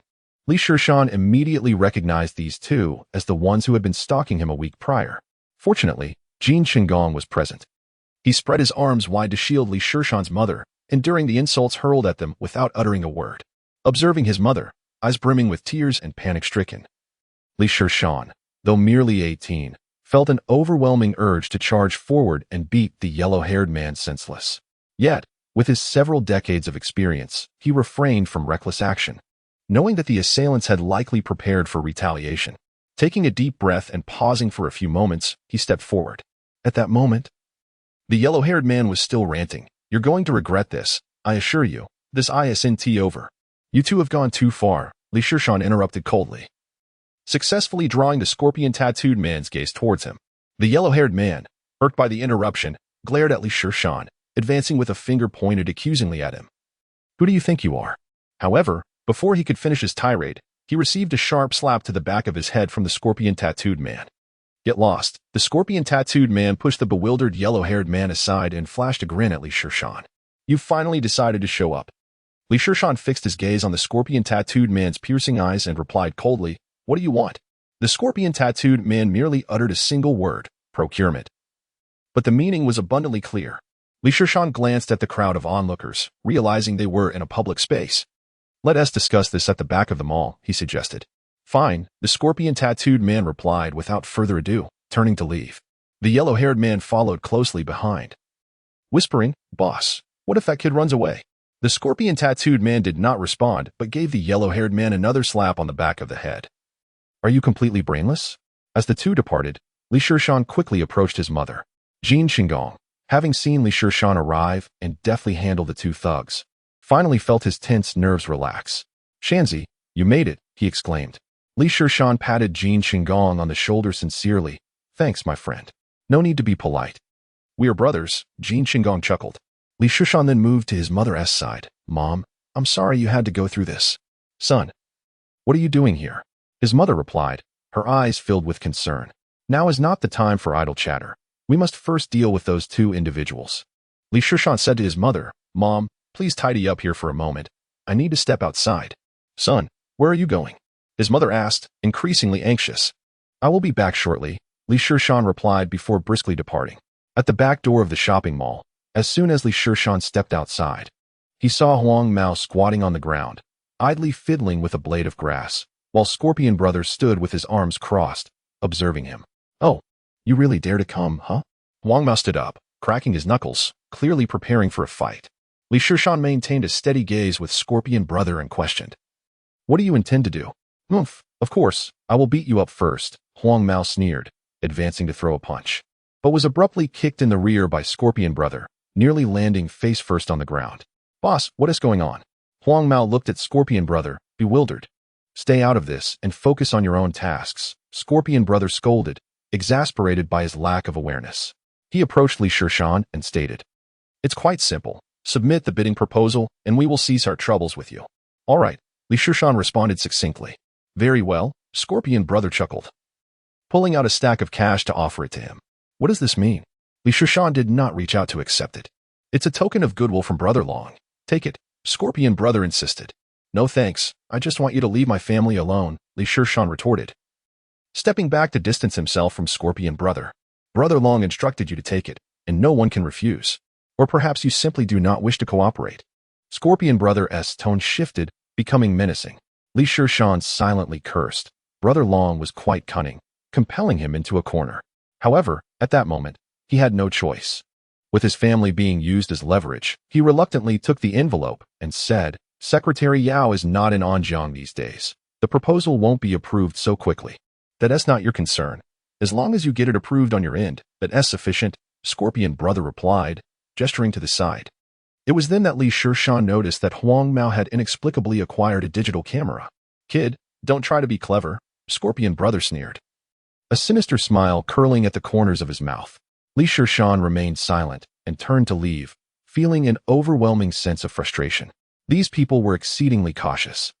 With a photograph as evidence, he would become their puppet. That stack of cash was no less than 20,000. Such a bribe could easily land him in prison. As Scorpion Brother and Huang Mao walked back, Huang Mao, looking perplexed, asked, "Boss, that's 20,000. That kid already agreed. Why don't we just take it ourselves?" "I don't understand." "Heh, with your dim-witted brain, how could you comprehend anything?" "You're lucky to be related to me," Scorpion Brother said mockingly. "But we are family." "Boss," Huang Mao scratched his head in confusion. Scorpion Brother, feeling his temper rise, barked, "Get lost." Upon returning to the shopping mall, Li Shishan assisted his mother in cleaning up their stall before heading back to the district committee. As he approached the entrance of the district committee courtyard, he spotted Huang Wei standing there with a file folder in hand. Li Shishan, with a stoic expression, ascended the staircase with the file bag in hand, having exchanged not a single word with Huang Wei throughout the encounter. Chapter 50. Arrival at the red light district. Upon returning to the office, Li Shishan placed the money in the file bag on the desk, standing there in a daze. The image of his mother's fearful countenance relentlessly replayed in his mind, ultimately compelling him to clench his fist and strike the wall with a forceful blow. "You have overstepped your bounds. Do not involve my family." Having vented his pent-up anger, Li Shishan calmed himself to contemplate a strategy. It was evident that his previous supervisory notice had proven effective, yet he had underestimated the situation. The opposing party clearly intended to ensnare him. His current predicament was perilous. To acquiesce would lead him into a chasm, while resistance would pit him against a malevolent force shielded by the mayor. How could he extricate himself? Habitually, Li Shishan jotted down the names. Mayor Zhao Xiaolong, Procurement Center. He continuously recalled relevant information from his past life regarding the corruption within the procurement center and the subsequent crackdown related to Zhao Xiaolong, perhaps stimulated by today's upheaval. Forgotten memories resurfaced in his mind. The procurement center had been under investigation by the Provincial Discipline Inspection Commission not long ago, leading to a citywide crackdown during which Zhao Xiaolong had been apprehended. Li Shishan also remembered that upon passing the civil service exam in 2005, Yao Xingliang was the secretary of the municipal party committee, yet the mayor at that time was not Zhu Bin. And there was no mention of Zhu Bin among the provincial leaders. Could he have been implicated in these matters and subsequently taken by the Discipline Inspection Commission? Li Shishan pondered throughout the night. Despite fatigue, his eyes sparkled with clarity as he devised his plan. In the morning, as Tang Buochuan opened the office door, Li Shishan appeared. "What does this mean?" Tang Buochuan asked, taken aback by the thick stack of money and the file bag in Li Shishan's hands. "This is a bribe of 20,000 yuan offered to me, along with the proposal submitted by the procurement center," Li Shishan replied candidly. Tang Buochuan gasped in surprise, astounded by the magnitude of the bribe. "Please keep this money and proposal for now. Additionally, I need to take a few days off," Li Shishan added. "What do you need time off for?" Tang Buochuan immediately recalled Li Shishan's frantic dash in the hallway the previous day, wondering if something had happened at home. Li Shishan, unable to divulge too much, simply stated, "There has been an issue that requires my attention. Do you need assistance?" Tang Buochuan inquired with concern. Li Shishan shook his head, replying, "No, but please do not submit the money and proposal until I return from my leave." Observing the weariness etched on Li Shishan's face and the furrowed brow, Tang Buochuan refrained from pressing further and nodded in agreement. As soon as Li Shishan departed, Tang Buochuan dialed Yao Xingliang's number, recounting the events that had just transpired. "I understand. Proceed as he suggests," Yao Xingliang responded. "But secretary, is that truly wise?" Tang Buochuan expressed his reservations. "Ah, is the little one about to make a move?" At this moment, Yao Xingliang's spirits were high. "What does that mean?" "I do not comprehend," Tang Buochuan replied, somewhat bewildered. "Yesterday, Zhao Xiaolong's men vandalized Li Shishan's mother's shop." "What?" Tang Buochuan was taken aback by this news. No wonder Li Shishan had appeared so flustered the previous day. "Very well, let us observe the developments. Do not hesitate to call if anything arises." After Yao Xingliang concluded the call, Tang Buochuan found himself engulfed in a profound sense of guilt. The crisis that Li Shishan currently faced was entirely of his own making. What recourse could that little fellow possibly have? "Little Shanzai, please refrain from acting recklessly." After departing from the district committee, Li Shishan immediately sought out Jin Qinggong. At this moment, the market had just opened, and the plump fellow was meticulously cleaning. Upon seeing Li Shishan's arrival, he immediately inquired with concern, "Shanzai, is everything well at home? If you need anything, do not hesitate to ask." "Fatty, I have come to seek your assistance," Li Shishan said earnestly. "State your request. If it is within my capacity, I shall oblige," Jin Qinggong declared, thumping his chest confidently. "Could you lend me 20,000? The amount Li Shishan mentioned left Jin Qinggong astounded. "So much? What do you intend to do with it?" "I will explain later. Can you lend it to me?" Li Shishan wished to keep Jin Qinggong uninvolved in his troubles. "Of course, although I am unaware of your intentions, please prioritize your safety." Jin Qinggong sensed that Li Shishan's request for funds might be related to the events of the previous day. After acquiring the money from Jin Qinggong, Li Shishan promptly purchased 2 machines and 2 voice recorders, preparing to embark on his next plan. Around 5 in the afternoon, Li Shishan arrived at a narrow alley in the southern part of the city known as Officialdom. The alley was short, merely about 100 meters long, and not particularly wide, just sufficient for 2 vehicles to pass side by side. The pavement, long neglected, was riddled with potholes. However, come evening, the area came alive with vibrant lights and a throng of passers-by. Indeed, this was the most renowned red light district in Anjiang City, a place beloved by both young and old for its affordability and charm. Li Shishan had never ventured here in either his past or present life. Not because he was a paragon of virtue, but because when he had the means and desire, this street had already been thoroughly eradicated due to stringent crackdowns. The shops lining the alley boasted colorful signs, advertising services such as authentic Wenzhou hair washing and pink foot baths. Li Shishan recalled that the Wenzhou hair washing establishments were once a celebrated brand, found across the nation, rivaling the likes of Shishan snacks and Lanzhou ramen. As it was still early, the alley was relatively empty. Inside the shops, numerous scantily clad young women lounged, sat, and stood, their flamboyant appearances leaving little to the imagination regarding their professions. Yet, Li Shishan was not here for amusement. He had come to find Ma Kuei, a pivotal figure in his plan. After a prior phone conversation, he had learned that Ma Kuei was overseeing the premises and had instructed Li Shishan to meet him here. As Li Shishan gazed at the signboard of the establishment, he meticulously searched through each shop until, after passing a dozen, he finally spotted the emblem of the Red Moon Foot Massage Parlor. This was indeed the place that Ma Kuei had mentioned.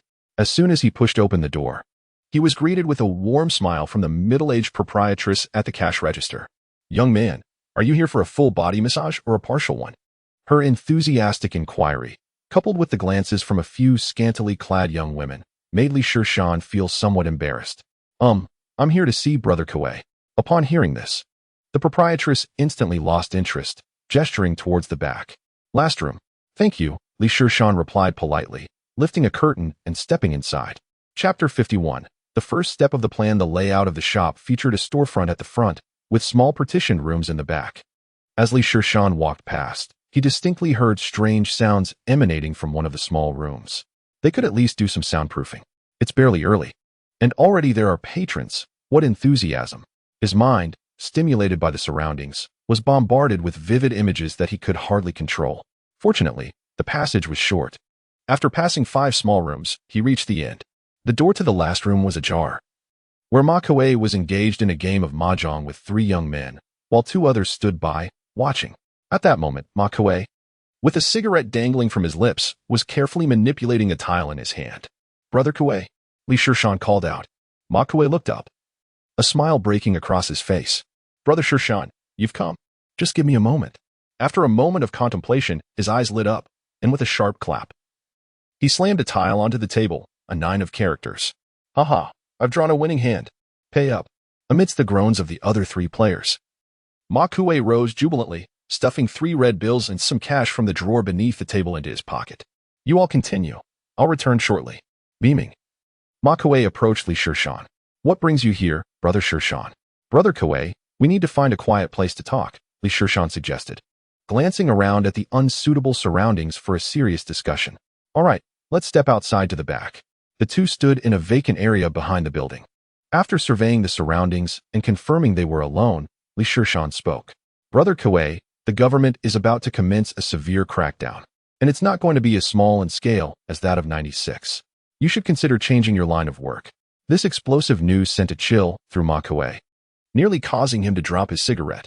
The harrowing memories of that suffocating time flooded back, as if he was transported to a summer night in 96.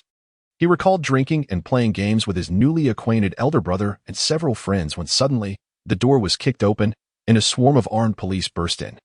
Confused and apprehensive, he had been taken into custody, and with the assistance of a profound memory recovery technique, he recounted every misdeed from his childhood to adulthood in meticulous detail. At that time, anyone apprehended faced severe penalties. Life sentences were given without the possibility of parole, and those who could face the death penalty received no reprieve. At that time, committing a robbery for a mere 50 cents would result in a minimum sentence of 6 years. If one were to steal over 30,000, the consequences would be dire. Fortunately, I was merely a newcomer, tasked with keeping watch for my elder brother on a couple of occasions and guarding the door, for which I received an 8-month sentence.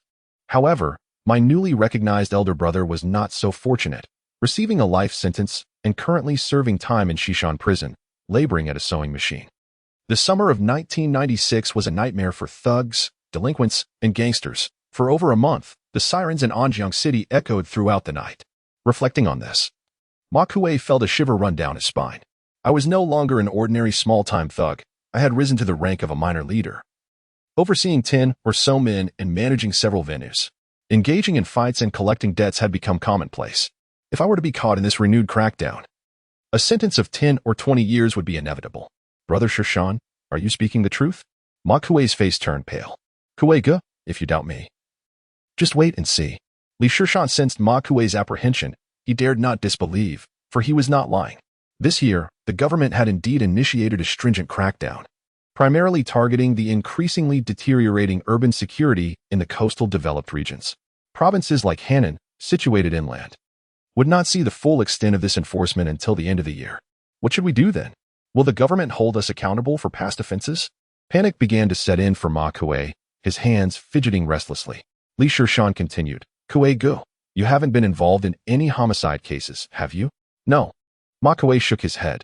What about robbery, extortion, or drug trafficking? Li Shishan listed a series of serious offenses. No, we merely oversee venues and collect debts. At most intimidating debtors, Ma Kuei insisted, shaking his head vigorously. Li Shishan, sensing the sincerity in Ma Kuei's words, felt the moment was ripe to propose his plan. Kuei-ge, I actually have a way for you to avoid prison. Upon hearing this, Ma Kuei grasped Li Shishan's arm desperately, exclaiming, Shishan, what is this method? Li Shishan smiled and patted Ma Kuei's hand reassuringly, saying, this is the main reason for my visit today. There is something I need your help with. After explaining, he handed over a newly purchased device, urging Ma Kuei to redeem himself and start anew, stating, this opportunity is yours. Ma Kuei, being a straightforward person, accepted the device without hesitation, his eyes brimming with gratitude. Brother Shishan, you previously saved the lives of my 2 children. Now you assist me in this way. I owe you a tremendous debt. Li Shishan quickly waved his hand, saying, Kuei-ge, you are being too polite.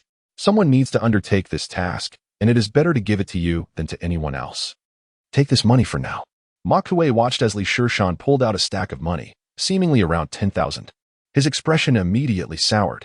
Brother Shishan, what do you mean by this? Every task requires funds, and once you leave here, you will have no income.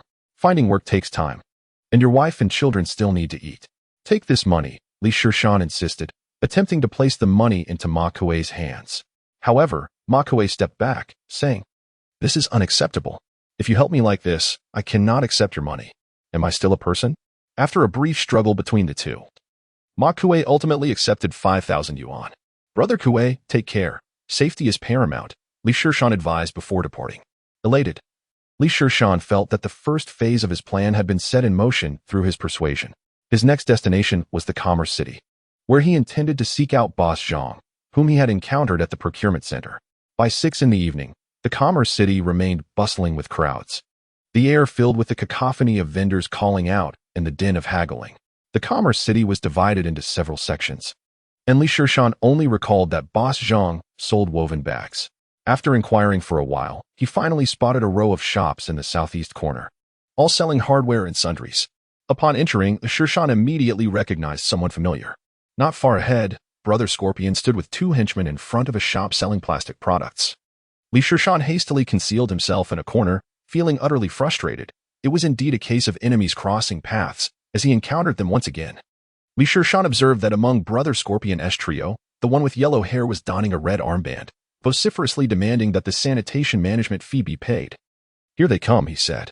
At that moment, a middle-aged proprietor, beaming with feigned respect, emerged and dutifully handed over 2 red bills. The yellow-haired man accepted the money, scrutinizing each note towards the heavens before stashing them away, remarking, next month, it'll rise to 300. Upon hearing this, the proprietor's expression immediately soured. Hadn't there just been an increase earlier this year? How can there be another hike? The yellow-haired man, displeased, glared menacingly. What's the matter? Do you have a problem? You can always forego the rental. There are plenty waiting for a shop. No problem, no problem. The man repeatedly gestured, forcing a smile. With a disdainful snort, The yellow-haired man swaggered toward the next shop. Once the trio departed, the proprietor, seething with anger, spat on the ground before retreating inside. Shishan, hidden in the corner, recorded this entire scene. Once Brother Scorpion and his associates had vacated the area, Shishan emerged from his concealment. Observing the intense dissatisfaction and fury etched on the faces of the shop owners, he couldn't help but reflect on Zhao Xiaolong's pervasive influence. His grip extended even into the commerce city. However, capturing that moment on film proved to be an unexpected boon. Shishan inquired further about Boss Zhang's shop and finally learned its precise location, just around the corner. Boss Zhang's establishment was modest, merely around 10 square meters. Stocked with various goods such as woven bags, raincoats, rain boots, and other plastic products. As Shishan stepped inside, he found Boss Zhang and his wife at the counter. Engrossed in calculations on a calculator, Boss Zhang's wife lamented, "Next month, the sanitation management fee is rising again by 100. How are we supposed to survive? Well, we'll have to postpone buying clothes for the kids, and I'll quit smoking. Let us conserve on groceries." Boss Zhang sighed heavily. Listening to the conversation between the elderly couple and observing their furrowed brows, Shishan shook his head, pondering the difficulties of conducting business. "Boss Zhang, your business is thriving." Shishan greeted warmly. Upon recognizing Shishan, Boss Zhang turned with a look of surprise and hurried over. "Leader, what brings you here? Are you looking to purchase something?" "Please, do not call me leader. Just refer to me as Xiao Li." Shishan humbly waved his hand. "Dear, quickly brew some tea. This is the benefactor I mentioned earlier, the one who helped us recover our funds." Boss Zhang excitedly informed his wife, handing Shishan a cigarette. Shishan accepted it graciously, engaging in conversation with Boss Zhang while enjoying the smoke. "Boss Zhang, I noticed you seemed troubled about the sanitation management fee. 300 a month isn't exorbitant? Is it a cash flow issue?" Shishan inquired. "Ah, if only it were just that. It's 300 every week." Boss Zhang lamented, his brow furrowing once again. Shishan was taken aback. 300 weekly for sanitation meant a staggering monthly expense, especially with so many shops in the trade city. "Leader, you may not be aware, but it's not just the sanitation fee. There are also security fees, fire safety fees, and various other charges that total over 2,000 a month. With business registration and tax obligations, I can barely keep this shop afloat." As Boss Zhang recounted his plight, Shishan began to grasp the severity of the situation. Most of the earnings were siphoned away, leaving Boss Zhang barely managing to sustain his business. While Boss Zhang spoke, Shishan discreetly retrieved a hidden device from his briefcase. To facilitate evidence collection, he had modified an old briefcase, creating an aperture for the device's lens. After listening to Boss Zhang's woes, Shishan could only offer some comforting words. "Boss Zhang, you must have faith in the government. This situation will not last forever. It will improve." "One can only hope," Boss Zhang replied, his tone tinged with skepticism and sorrow.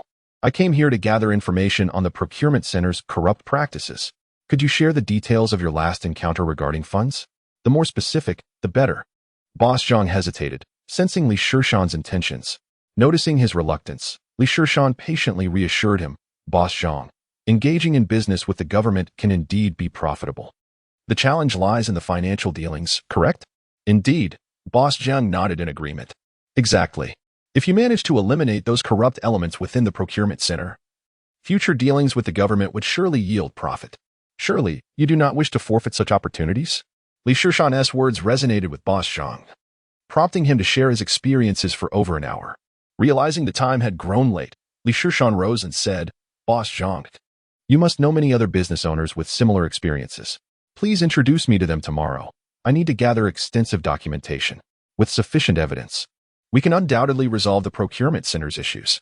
"That's no problem. Some owners are still waiting to receive their payments," Boss Zhang assured, thumping his chest. "However, my identity must remain confidential for now. It cannot be disclosed." Before leaving, Shishan offered a brief admonition. After his departure, Zhang's wife approached with a hint of skepticism, saying, "Old Zhang, that child is so young. How can he resolve the issues at the procurement center?" Zhang, casting a disdainful glance at his wife, retorted, "What do you know, woman? This is a classic case of youthful heroes emerging. You are unaware that Director Mao from the procurement center beams with delight when he meets this young leader. I've never seen him smile like that at anyone else. I believe this matter will be successful." For 5 consecutive days, Zhang led Shishan to meet a dozen bosses, all of whom had suffered under the procurement center's oppressive demands. Their experiences were meticulously recorded by Li Shishan. On the sixth day, Zhang Kuei brought the required items to Li Shishan, leaving him profoundly impressed. After spending an entire day compiling the materials he had gathered and the knowledge stored in his memory into a coherent written document, Li Shishan felt a sense of satisfaction with the results of his efforts thus far. The first half of his plan had reached a conclusion, and the success of his endeavor now hinged on his journey to the provincial capital. "Auntie, is there truly no express train available?" Li Shishan asked the ticket clerk at the station, his face clouded with frustration. "None left. Only ordinary trains remain. Will you purchase or not? Others are waiting." The clerk replied impatiently. Chapter 53. The theft on the train. At this moment, the train staff exhibited a rather arrogant demeanor, treating ordinary passengers with an air of disdain. Observing the long queue behind him, Li Shishan resignedly bought a ticket for a slow train. After queuing, checking tickets, and boarding, he found himself somewhat unaccustomed as he stepped onto the green carriage. Having grown accustomed to the comfort and speed of high-speed trains, he found the lingering odor of the train's restroom quite distressing. It is easy to fall from frugality into indulgence, but challenging to return to simplicity, he mused. Beginning to reflect on himself, a hissing sound emanated from the bottom of the carriage, signaling the train's impending departure. As the carriage began to sway and rattle, Li Shishan was carried towards the provincial capital. Shortly after the train set off, a familiar scene unfolded before him. This was a unique spectacle of old-fashioned trains. As the attendants pushed small carts to bring warmth to the passengers, the female attendant, clad in a navy blue uniform, began to call out in her distinctive tone, "Sunflower seeds, peanuts, mineral water, step aside." Li Shishan held a deep admiration for these attendants. They skillfully maneuvered their carts through the crowded aisles, navigating the tight spaces with grace and precision, their cart-pushing techniques honed to perfection. However, the corridor was still relatively empty, making their skills unnecessary at this moment. With his eyes gently closed, Li Shishan leaned back in his seat, gradually succumbing to slumber as the carriage swayed rhythmically. Perhaps the tension he had felt in Anjiang dissipated the moment he departed, allowing him to relax completely and drift into a peaceful sleep. Uncertain of how long he had slept, Li Shishan was abruptly awakened by the jarring sound of a train's brakes. The train shuddered momentarily before coming to a gradual halt. He pondered which station it might be, opening his eyes to gaze out the window, where he spotted the sign on the platform reading Xinzhuang. A wave of discontent washed over him. This was the northernmost town of Anjiang and the first stop for this train. After calculating the time, he realized it had taken over an hour to travel a single stop, with 5 more to go. The train was indeed sluggish. Had he taken a high-speed train, he would have nearly reached the provincial capital by now. He found himself nostalgically yearning for the days of faster trains. As the train came to a stop, he witnessed a scene long absent from the train stations of his future. Numerous vendors, pushing carts, hurried to the windows, calling out their wares: roast chicken, roast goose, soy sauce duck, and braised meat, 5-spice peanuts, beer, cigarettes. The vendors' distinctive shouts and the delicious offerings captivated the passengers, who leaned out of the windows to haggle. Li Shishan, however, was uninterested, fully aware of the unsanitary nature of the food these vendors peddled. Minutes passed, and a multitude of passengers began to board the carriage. Their attire was simple, with some carrying woven baskets and others clutching bags, clearly indicating they were local farmers. Given the busyness of this particular train, there were no available seats, and the newcomers stood in the aisles. Beside Li Shishan stood an elderly gentleman and lady. The gentleman had a buzz cut, his hair streaked with gray, and his dark skin and calloused hands suggested a lifetime of labor in the fields. The lady appeared frail, her complexion pale, and she occasionally coughed weakly. As a considerate young man, Li Shishan felt compelled to offer his seat. "Please, madam, take a seat," he said, rising. "Oh dear. How can I accept such kindness?" replied the lady, her surprise evident. After expressing her gratitude, the elderly man helped his wife into the seat. With no chance of sleeping while standing in the aisle, Li Shishan retrieved his self-study materials from his backpack and began to read. Not long after the train set off again, a man in his 30s struck up a conversation with the elderly gentleman. Their discussion reached Li Shishan's ears. It revolved around the elderly lady's severe lung condition, which could not be treated locally, necessitating a visit to a larger hospital in the provincial capital. This aligned with Li Shishan's own assumptions, as during this era, only the provincial capital boasted advanced medical facilities, prompting many citizens to seek treatment there for serious ailments. The train continued its leisurely journey, stopping and starting at intervals. Time slipped away, and soon darkness enveloped the sky.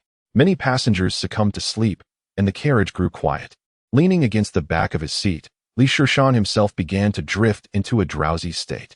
Suddenly, a frail and trembling voice shattered the stillness of the carriage. My money has been stolen." It was the voice of the elderly gentleman. In an instant, Shishan's eyes flew open. The elderly gentleman appeared pallid. His eyes reddened and his entire body trembled. In his grasp was a fabric bag, which had inexplicably developed a gaping tear. Beside him, the elderly lady wept softly. Her gaze filled with despair. This poignant scene tugged at the heartstrings of many onlookers. The surrounding travelers became agitated, hastily checking their belongings. Just as Shishan intended to approach and inquire, a sudden blur caught his eye. A young woman swiftly approached the old man. She appeared to be in her early 20s. Sporting a bob that framed her face, with large eyes, a prominent nose, and full, sensuous lips. Frankly, her beauty was not of the conventional sort. However, her most striking feature was her alabaster complexion. Her skin was smooth and flawless, reminiscent of a delicate layer of foundation, complemented by her height of approximately 1.75 meters. Her long, slender legs and fair skin epitomized the phrase fair-skinned and beautiful. This enchanting young woman captured the attention of those around her, particularly the male travelers. Yet, at that moment, she directed her inquiry towards the elderly gentleman. "Sir, when did you notice your money was missing?" The old man lamented. "I was resting here and suddenly felt someone tampering with my bag. I woke up immediately, and this is what I found." With a heartbroken expression, he displayed the torn fabric bag to her. The young woman leaned in to inspect the bag and mused aloud. The thief likely hasn't had the chance to escape. They must still be within this carriage. Afterward, she straightened up, surveying the crowd with a piercing gaze that deterred many from meeting her eyes. At that moment, a somewhat portly man in his 30s was making his way towards the other end of the carriage. The young woman, perceiving this, shouted, "Everyone, please remain still and do not move. Wait for the train police to arrive." However, her admonition seemed to have no effect on the stout man, who continued his path. The young woman swiftly pursued him, grasping his arm firmly. "Hey, sir, did you hear me? Return to your seat." The man displayed evident impatience, yanking his arm away. Expecting the girl to stumble, instead, her grip remained steadfast. Irritated, he exerted more force, his neck reddening with exertion, yet her hold did not waver. This humiliation ignited his anger. He turned around, swinging his other hand towards her while shouting, "Who do you think you are? Why should I listen to you? Get out of my way." With a swift motion, the young woman seized his wrist, twisting it expertly, causing him to emit a pained cry as he contorted in agony. "Let go. I'm calling the police." This astonishing display left everyone in the carriage in shock. It was remarkable that such a petite young woman could subdue a grown man so effortlessly. The man screamed for a good 10 seconds before the young woman finally released her grip. Just as he was about to unleash another tirade, a black badge appeared before his eyes. "I am a police officer, and I hereby command you to return to your seat immediately." Her gaze was icy, and her tone exuded an undeniable authority, each word struck like a nail, resonating with power and an unassailable command. The declaration of her status as a police officer wielded considerable intimidation, causing the slightly overweight man to change color, clearly cowed. Clutching his arm, he silently grumbled as he returned to his seat. This young woman, no, she should now be addressed as the police officer, displayed a commanding presence that quelled the entire room. Many of the passengers who had earlier been defiant and eager to witness the unfolding drama now sat quietly in their seats, tamed by her demeanor. Who would have thought that this beauty was a veritable Tyrannosaurus? Anyone fortunate enough to marry her would surely have quite the life ahead, mused Shishan. Stroking his smooth chin and imagining a scene where a man kneels before this formidable woman, singing of his subjugation, the police officer conducted another sweep of the area. And upon noticing that no one dared to move, she returned to the elderly gentleman's side. "Sir, please hurry to the front and inform the conductor of the situation. Have him call for the train police." Yes, the old man responded, quickly rising and stumbling towards the front of the carriage. Before long, the elderly gentleman returned with 2 trained police officers and 2 conductors. The police officer exchanged a few words with the train officers before carefully inquiring about the old man's situation. One of the middle-aged train officers then raised his voice. Addressing the passengers, "Ladies and gentlemen, a theft has occurred on this train. Please remain seated while we inspect your personal belongings and luggage. We appreciate your cooperation." Thanks to the earlier display of force by the police officer, everyone complied obediently with the officer's requests, and they began to systematically check the passengers' belongings. Working in pairs from both ends of the carriage, Shishan observed the methodical search and couldn't help but shake his head. The efficiency was abysmally slow and unlikely to yield results. This antiquated green train carriage had a standard capacity of 116 passengers, but today, with many standing in the aisles, there were undoubtedly no fewer than 150 people aboard. They were now opening luggage one by one, and it would take ages to finish with so many individuals. If the train reached its next stop, would passengers be allowed to disembark? The train wouldn't halt for a theft investigation. The police officer also recognized this predicament and approached the elderly gentleman, asking, "Sir, did you have any physical contact with anyone when you boarded today?" The old man pointed towards Shishan. "This young man let me through. There was contact when he got up." Upon hearing this, the police officer's gaze immediately shifted to Shishan, who, recognizing the gravity of the situation, felt a twinge of fear. He promptly removed his backpack, unzipped it, and laid its contents bare for her inspection. The police officer scrutinized the items carefully, but as she reached for a folder to open it, Shishan's expression shifted dramatically. The documents contained therein were personally gathered and must not be disclosed to others. "Apologies, but this is confidential information, and you are not permitted to view it." Shishan reached out to halt the young woman's attempt to open the folder. "Confidential?" The female officer paused, her expression shifting to one of skepticism as she scrutinized Shishan from head to toe. Her gaze clearly conveyed a singular thought. What significance could a person of your age possess in terms of confidential documents? Shishan forced a wry smile, realizing she had indeed misunderstood, and helplessly remarked, "Allow me to open the folder and extract the documents for your perusal." Fortunately, the officer displayed a degree of understanding. Despite her doubts, she returned the folder to Shishan. With great caution, he retrieved a thick stack of materials, and after the officer conducted her examination, he carefully returned the documents to their place. "Please surrender your personal belongings," the officer instructed once again. Shishan produced his wallet from a hidden pocket. But when the officer opened it and beheld the substantial amount of cash within, her expression shifted dramatically. "How do you possess so much money?" It was evident that for an 18 or 19-year-old in ordinary attire, carrying such a sum was highly unusual. Upon hearing her question, an elderly gentleman, visibly agitated, rose from his seat and approached. Let me see. Shishan felt a pang of annoyance. He had overheard the officer's inquiry to the old man and had just lost over 10,000. "Do not move. Stand still." The officer's sharp command left Shishan frozen in place. "Great. Now I'm treated as a suspect." Frustration welled within him as he watched the officer hand his wallet to the old gentleman for inspection. Thankfully, the elderly man was straightforward. After scrutinizing the thick stack of bills, he shook his head and declared, "This is not my money. Mine is all old and worn, while this is far too new." The old man's words eased Shishan's heart. Indeed, the farmer's honesty was refreshing. If this were to occur decades later and someone harbored ill intentions, explaining himself would prove quite arduous. However, as Shishan observed the officer return his wallet, a hint of regret crossed her face, and he felt an overwhelming sense of frustration.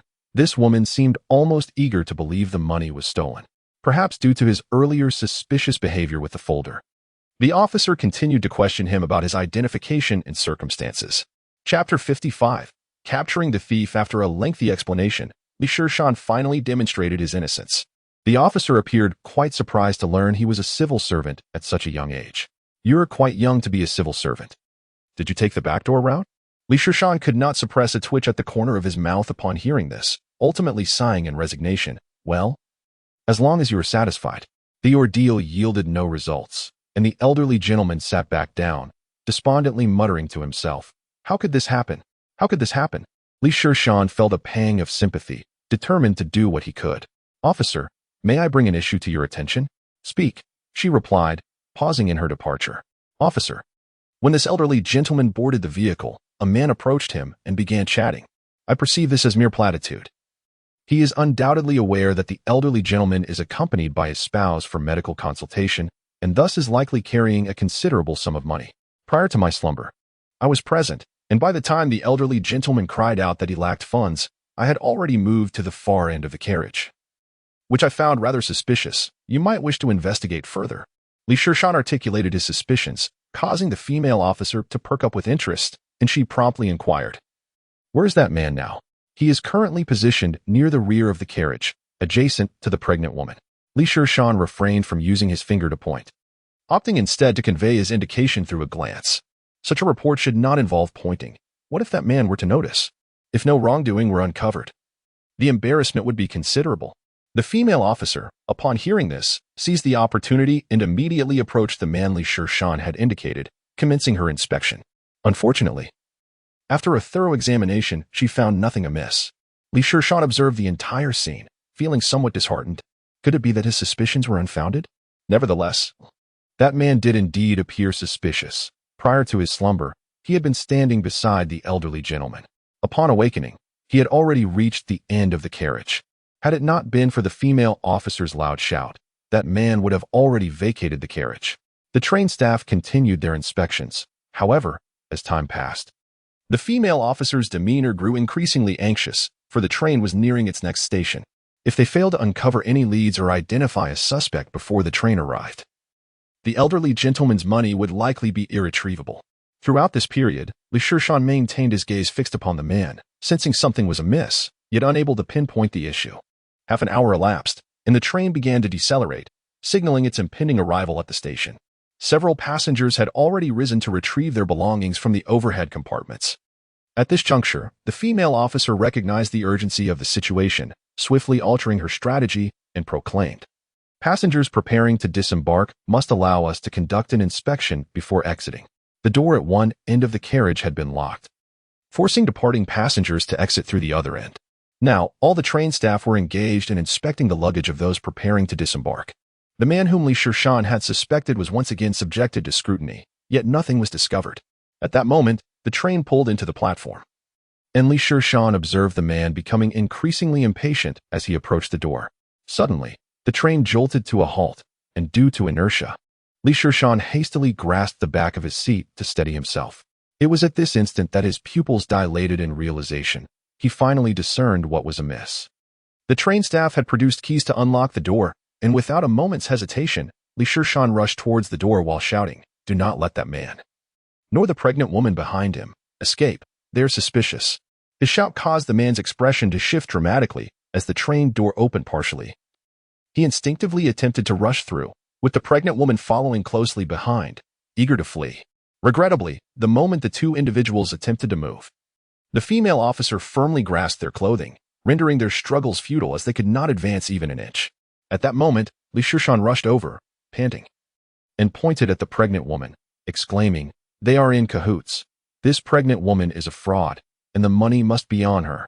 Upon hearing this, the woman's face turned pale, and she accused Shishan, "What nonsense are you spouting?" However, her previous attempt to flee had already raised suspicions. No matter how she protested, the officer refused to loosen her grip, leading her into the crew's rest area for further examination. Meanwhile, the suspicious man had been firmly restrained by the train attendants. In a short while, the officer emerged, escorting the pregnant woman, and everyone instinctively glanced at her abdomen. To their astonishment, the woman's prominent belly had vanished. In the officer's hand was a small sack wrapped in plastic and a pillow. "Elderly gentleman, please see if this belongs to you," the officer said, extending the small sack toward the old man. He took a glance and immediately erupted in joy, nodding fervently. Yes, my money was indeed in that sack, wrapped in plastic." The old man eagerly opened the plastic, revealing a stack of cash from within the sack, just as he had described. Most of the bills were old and some appeared wrinkled. After counting 3 times, a smile finally graced his face, confirming the amount, 12,000, not a cent less. Upon hearing that the money had been recovered, everyone sighed in relief. Shishan advised the old man, "Make sure to keep a close watch on your money this time. Don't fall asleep again." Having learned his lesson, the old man protectively clutched the sack to his chest, nodding repeatedly. All right, he said, bowing in gratitude to those around him. The officer, wearing a warm smile, watched as the old man was escorted back to his seat. However, when she turned her gaze to the slumped figures of the man and woman, her expression hardened. "Take them away," she commanded. And 2 officers escorted the duo to the dining car. "And you, come along as well." "Me?" Shishan looked perplexed as the officer pointed at him. "I have nothing to do with this. Just for a statement." The officer's tone softened considerably. "Very well," Shishan acquiesced and followed her to the dining car. The subsequent interrogation of the two thieves proceeded smoothly, revealing a straightforward scheme. The man was responsible for selecting the prey, seizing the opportunity to strike, and then transferring the money to the woman impersonating a pregnant person. Given their demeanor, it was evident this was not their first offense. However, their insistence on maintaining their innocence seemed futile. Once they were in the police station, the truth would undoubtedly emerge. Observing the silver handcuffs glinting on their wrists and their ashen faces served as a testament to the adage, "Those who stretch out their hands shall be caught." Chapter 56. Hannan Daily News. After the train attendants dealt with the two thieves, they finally had the opportunity to take Li Shishan's statement. "Please recount how you discovered that this woman was masquerading as a pregnant person," the female officer inquired earnestly, pen in hand. Li Shishan felt a wave of disdain wash over him. Clearly, he was eager to uncover the truth, yet he maintained an air of bureaucratic detachment. The primary trigger for his irritation was the female officer's earlier insinuation about nepotism, which had provoked him deeply. With a deliberate elongation of his tone, he cleared his throat, exclaiming, "My throat feels rather parched." The female officer bristled with annoyance. The middle-aged policeman, who stood nearby and was equally curious about the matter, chuckled and remarked to the younger officer, Xiao Wang, "Fetch this young man a bottle of cola." Li Shishan, initially intent on riling the female officer, waved his hand dismissively, saying, "I was merely jesting. In truth, I had my suspicions about that man from the very beginning." The middle-aged officer reassured him, "Not to worry, my boy. You've been of great assistance. A bottle of cola is nothing." He placed the drink before Li Shishan, who felt a twinge of embarrassment at the gesture. The female officer, however, scoffed in disdain, but Li Shishan pretended not to notice, taking a sip of the cola and speaking with a hint of pride. "Firstly, it struck me as peculiar that this man had no luggage after such a lengthy train journey. Secondly, when the elderly gentleman lost his money, the man was eager to disembark, which raised further suspicion." At this point, the middle-aged officer interjected, "I noticed that too. But how did you deduce that he was in cahoots with the faux pregnant woman?" Li Shishan gestured toward the handcuffed figure of the supposed pregnant woman and continued, "I kept a close eye on that man. Although he didn't converse with the faux pregnant woman, there was a palpable exchange in their glances, which I initially overlooked. When they both stood up to leave, the train made a sudden stop. A man in front of the pregnant woman lost his balance and stumbled backward, and her instinctive reaction was to shield her face. One must wonder, shouldn't a soon-to-be mother instinctively protect her belly in such a scenario? Why would she prioritize her face first? Moreover, I noticed the wooden box in the man's hand collided with the pregnant woman's stomach, causing her belly to indent. Yet she displayed no reaction. That was a clear indication of her deception." Upon hearing this explanation, everyone around them experienced a moment of enlightenment. They had all overlooked the presence of the so-called pregnant woman. Who would have anticipated that this impersonator was an accomplice of the man? During previous checks, the examination of the pregnant woman had been rather cursory. The middle-aged officer clapped Li Shishan on the shoulder and remarked, "Young man, your observational skills are quite keen. Have you ever considered a career in law enforcement?" Before Li Shishan could respond, the female officer muttered, "A bureaucrat who relies on connections to get ahead. And you think he could become a cop?" Li Shishan, feeling irked by her comment, retorted, "Well, that's certainly preferable to being all brawn and no brains." The female officer's cheeks flushed with indignation, ready to erupt. Sensing the tension, the middle-aged policeman laughed heartily and attempted to diffuse the situation. "I suppose everyone must be hungry. I'll treat you all to some roast chicken," as they gathered to share a meal. The female officer sat at the far end of the dining car, engrossed in a book, seemingly wishing to avoid close proximity to Li Shishan. Meanwhile, he engaged in casual conversation with the middle-aged officer, voicing his curiosity. "Uncle, I've noticed that you all treat that female officer with great respect. What is her background?" Officer, as it turns out, is a member of the Criminal Investigation Department at the Public Security Bureau, revealed the middle-aged conductor. It dawned on Li Shishan why she possessed such remarkable prowess. Being so young and already working for the Public Security Bureau signifies an extraordinary background. The subsequent journey unfolded smoothly, with Li Shishan being thoughtfully assigned to a sleeper compartment, a gesture that could be seen as a form of commendation. Departing from Anjing at 9 in the morning, they arrived in the provincial capital, Hangzhou, by 5 in the afternoon. Li Shishan found a hotel to settle in, intending to address official matters the following morning.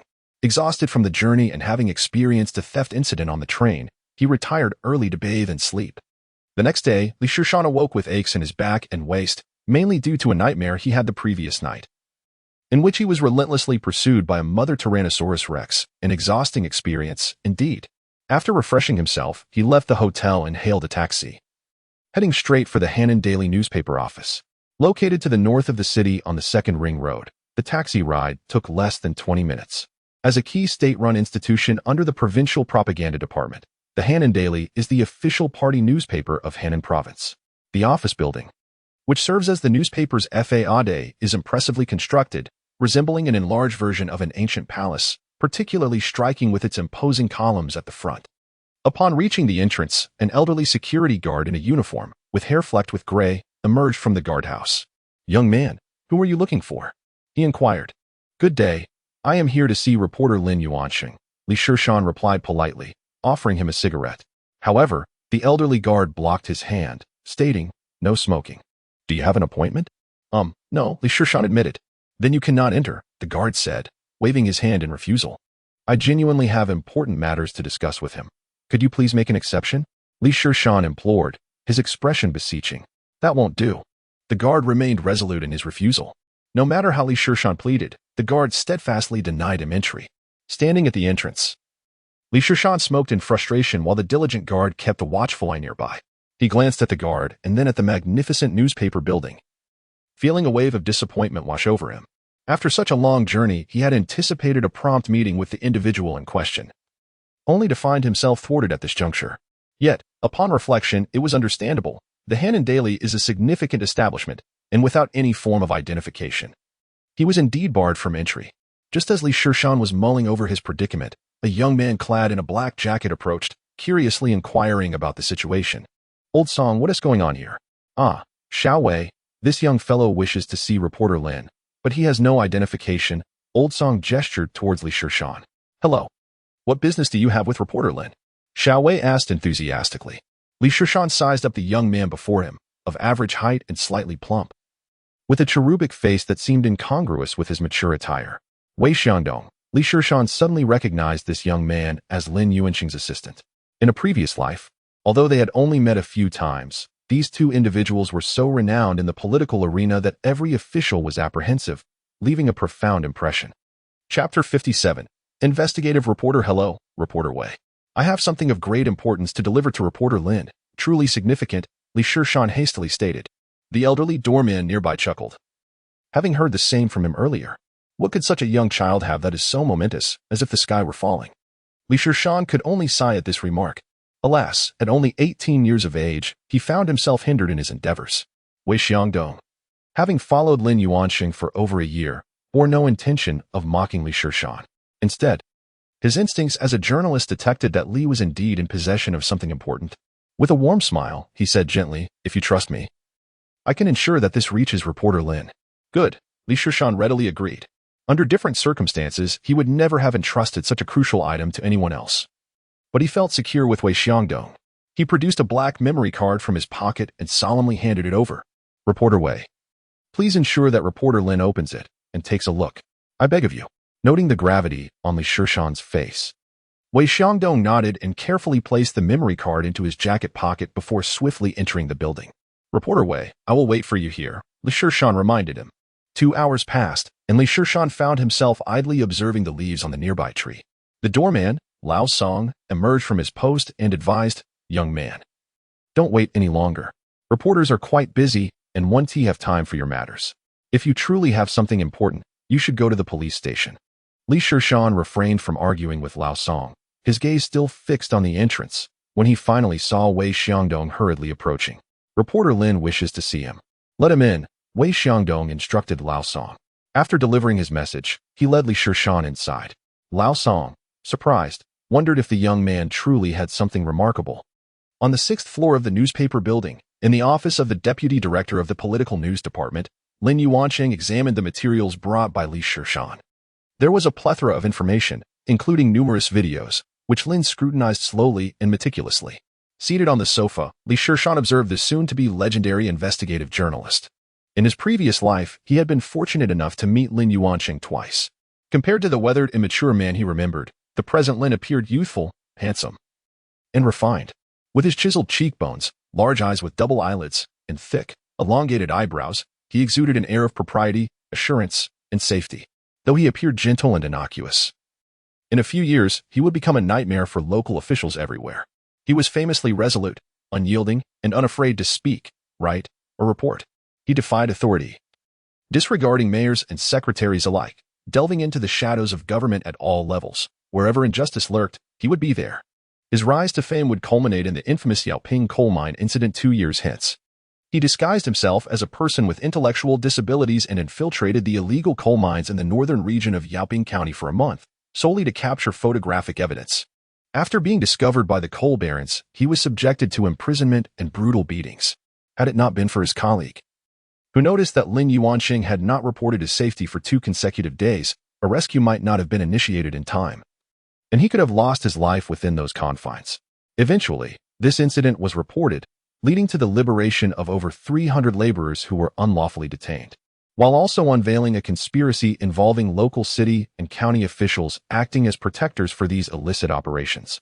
This exemplifies the work of investigative journalists who, through independent, in-depth, meticulous, and comprehensive inquiries, unveil actions that certain individuals or organizations deliberately conceal, thereby infringing upon citizens' rights and public interests. The profession of investigative journalism is fraught with peril. Shishan noted a report indicating that there are over 750,000 news professionals nationwide, yet only 175 of them are investigative journalists. Not everyone is suited for this demanding role. One must possess inherent qualities such as resilience, logical reasoning, adeptness in managing relationships, and emergency response skills. Additionally, connections are crucial, as countless journalists have resigned from their posts due to the dangers associated with investigative reporting. A strong support system and extensive network are indispensable. Lin Yuanqing possessed both attributes. Otherwise, he would have vanished long ago after exposing numerous scandals and dark secrets. Shishan handed over the meticulously gathered materials to Lin Yuanqing, fully aware that merely relying on his identity as an investigative journalist would not suffice to topple in Jiang, the most notorious crime lord. What he valued was the connections that Lin Yuanqing had cultivated. It took Lin Yuanqing the entire morning to peruse all the documents. He removed his glasses and rubbed his swollen eyes, feeling an overwhelming shock that surpassed his expectations, yet his mind was rife with further questions. He inquired of Shishan how he had obtained such materials. Part of it was collected by a friend of mine, and the rest was gathered by me. Shishan replied candidly. Why are you doing this? Lin Yuanqing pressed further. Anticipating this question, Shishan wore a faint smile of resignation. For self-preservation, and for the sake of my family. Could you elaborate? Lin Yuanqing adjusted his glasses, his gaze piercing as he scrutinized Shishan. Recognizing that this young man had a significant story to share, Shishan recounted his journey, beginning with the procurement of computer projects, the threats he faced from Zhao Xiaolong, and his subsequent efforts to gather evidence. After hearing Shishan's ordeal, Lin Yuanqing couldn't help but feel a surge of admiration. An 18-year-old bearing such immense pressure would have likely crumbled under ordinary circumstances, yet he had managed to fight back. This courage alone was remarkable. However, a greater question loomed in Lin Yuanqing's mind. As a relatively obscure reporter, how had Shishan come to seek him out? He promptly voiced his thoughts, asking Shishan, "Why did you choose to approach me?" Shishan replied, straightforwardly, "Because your father is the director of the Public Security Bureau of Henan Province. Only he possesses the capability to eradicate in Jiang's criminal influence and alleviate my current predicament." During this period, the director of the Public Security Bureau concurrently held the position of Secretary of the Political and Legal Committee, overseeing the 3 key departments of public security, prosecution, and judiciary. It can be asserted that his actual power was only slightly inferior to that of the secretary and the governor, making him a formidable third figure. Shishan's words caused Lin Yuanqing to adopt a grave demeanor as he began to contemplate further implications. With a tone growing colder, he inquired, "Speak. Who sent you to find me?" The secrecy surrounding his identity led him to suspect how Shishan had come by such knowledge. Pondering whether he was merely a pawn in a larger scheme and what the underlying intentions might be, Shishan anticipated that his statement would evoke unfavorable associations in Lin Yuanqing, yet he had adequately prepared for the ensuing tension. Chapter 58. Lin Yuanqing's home. With a hint of self-deprecation, Shishan remarked, "Journalist Lin, you are overthinking this. My social connections are rather straightforward. I do not know influential individuals. The incidents I have encountered are genuine, and with your family's resources, you could easily verify them. Why would I need to fabricate anything? My intentions have been clearly stated. It's merely self-preservation. Observing Li Shishan's candidness, which seemed devoid of deceit and held a measure of validity, Lin Yuanqing's expression softened slightly.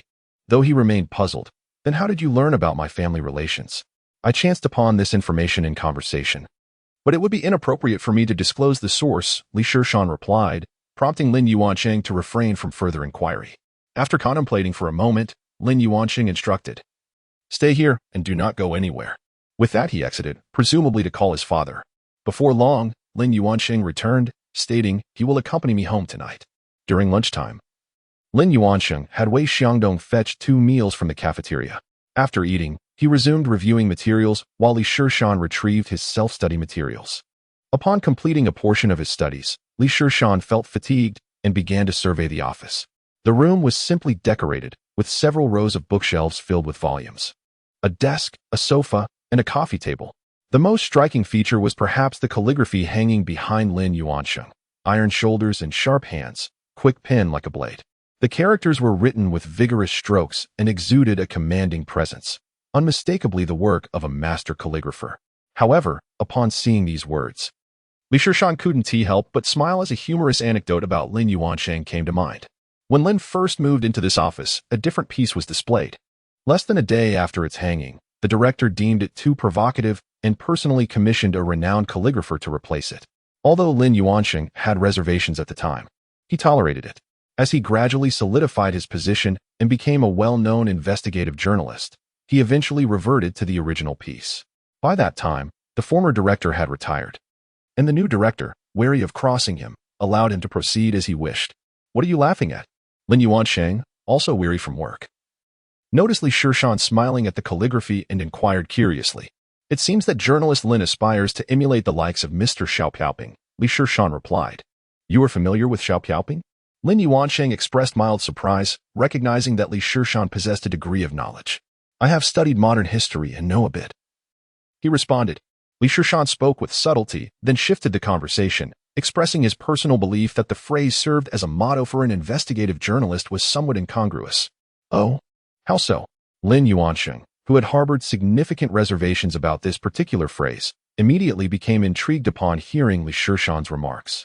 He fondly recalled the words of the esteemed Spanish journalist, Carlos Emerquez, who asserted that a true journalist illuminates the truth rather than the lies of politicians. To me, this statement aligns more closely with the essence of investigative journalism. Li Shishan suppressed a smile, recognizing that this very phrase echoed Lin Yuanqing's own words uttered previously. And he was merely reiterating them. It was also a quote he had once displayed. "You appreciate this phrase as well?" Lin Yuanqing seemed to have found a kindred spirit, launching into his interpretation of the statement and sharing his aspirations. At that moment, Li Shishan played the role of an attentive listener, occasionally offering affirmations. Their conversation flowed seamlessly until the end of the workday, and Lin Yuanqing found himself developing a favorable impression of Li Shishan. On the way back, Lin Yuanqing inquired if Li Shishan had any thoughts about becoming an investigative journalist. To this question, Li Shishan could only respond with a chuckle, brushing it aside, as he lacked the requisite background and wished to navigate life a little longer. The newspaper office was not far from the provincial party residence, merely a 10-minute drive. Lin Yuanqing drove a Beijing Jeep, a vehicle well-suited for his future investigative endeavors, capable of adapting to various road conditions. The provincial party residence was divided into eastern and western courtyards, with the eastern courtyard situated in a tranquil yet central area of the city. Once a villa district for dignitaries before the liberation, renowned for its picturesque scenery. Given the prime location, coupled with access to excellent educational districts, property prices here had surged beyond 30,000 per square meter within a decade, especially for villas, making this neighborhood home to high-ranking provincial officials. At the entrance stood a security guard, the kind whose formidable presence indicated genuine expertise. The residential complex was expansive, and it was Li Shishan's first time entering. He found everything novel and fascinating. The grounds were impeccably maintained, with lush green lawns and uniquely designed fountains. The forefront featured a series of 5-story buildings exuding a strong Republican architectural style, while deeper within lay individual villas, one of which belonged to Lin Yuanqing. After parking, Lin Yuansheng led Li Shishan into the two-story building. Upon stepping inside, Li Shishan was struck by the ambience of Lin Yuansheng's home. The space was not opulent, rather. It emanated an air of antiquity and solemnity. The decor adhered to a traditional Chinese style, with predominantly wooden furnishings that appeared unassuming yet were profoundly impressive. This epitomized understated elegance and sophistication. As someone with a background in furniture sales, Li Shishan possessed a discerning eye. Every piece of furniture was solid wood, some crafted from mahogany, and even Wang Wali.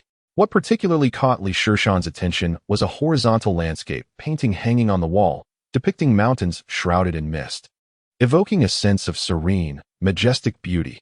Clearly a distinguished work of art, though its creator remained unknown to him. Li Shishan felt much like Lu Laolao entering the Grand View Garden, wandering about in awe. This was indeed the residence of high officials, a realm unlike any other.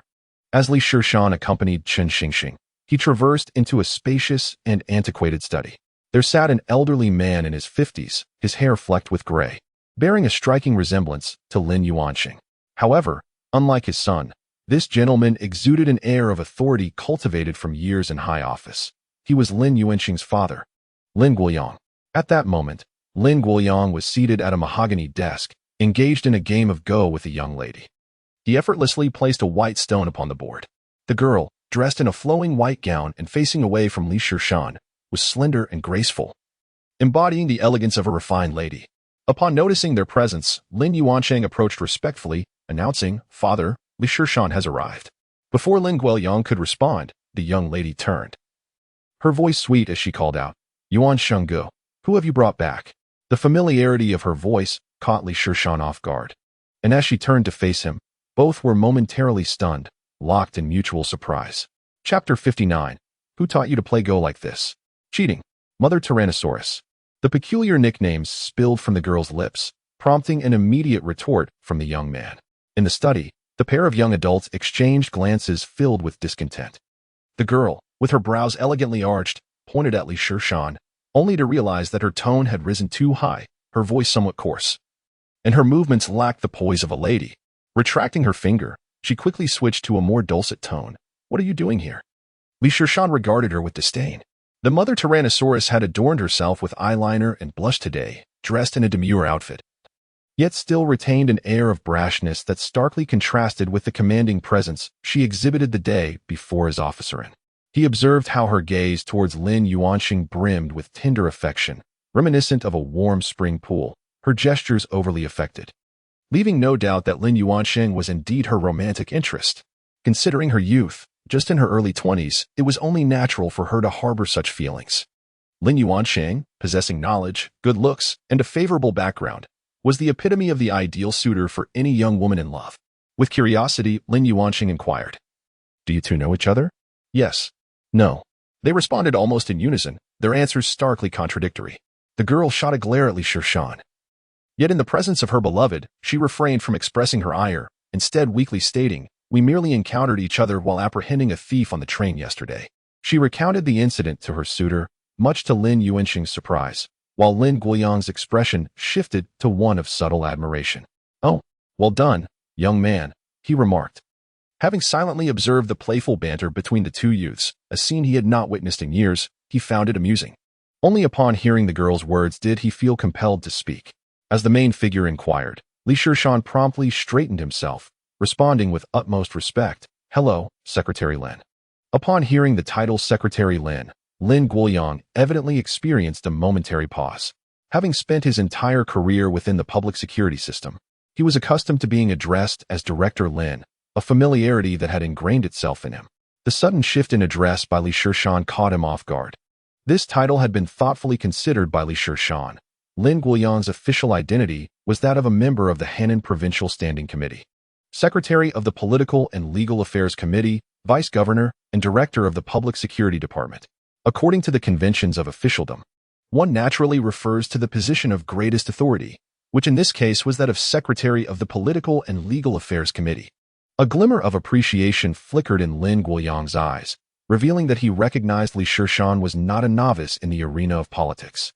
Lin Guoyang smiled and nodded at Li Shishan, stating, "I have already been informed by Lin Yuansheng regarding your matters. Let me first peruse the materials you have brought, and we shall converse further. Li Shishan slightly bowed, seeing Lin Guodong off. Lin Yuanqing took the documents from Li Shishan's hands and cheerfully said to the young lady, Rulin, since you are acquainted, why don't you keep Li Shishan company here? Rulin? Li Shishan recalled that the middle-aged train conductor had addressed her as officerin. Her full name was Enrulin, a name that seemed familiar yet elusive in his memory. At this moment, however, Enrulin was hurriedly explaining to Lin Yuanqing, Brother Yuanqing. I do not know him, truly. Lin Yuanqing merely smiled in silence, his eyes glinting with amusement as he turned to leave. At that moment, only Li Shishan and Enrulin remained, staring at each other in silence. After a brief interval, or perhaps once it was confirmed that Lin Yuanqing had ascended to the second floor, Enrulin erupted, her voice reverting to a robust tone. You entered through the back door, didn't you? Was that intentional?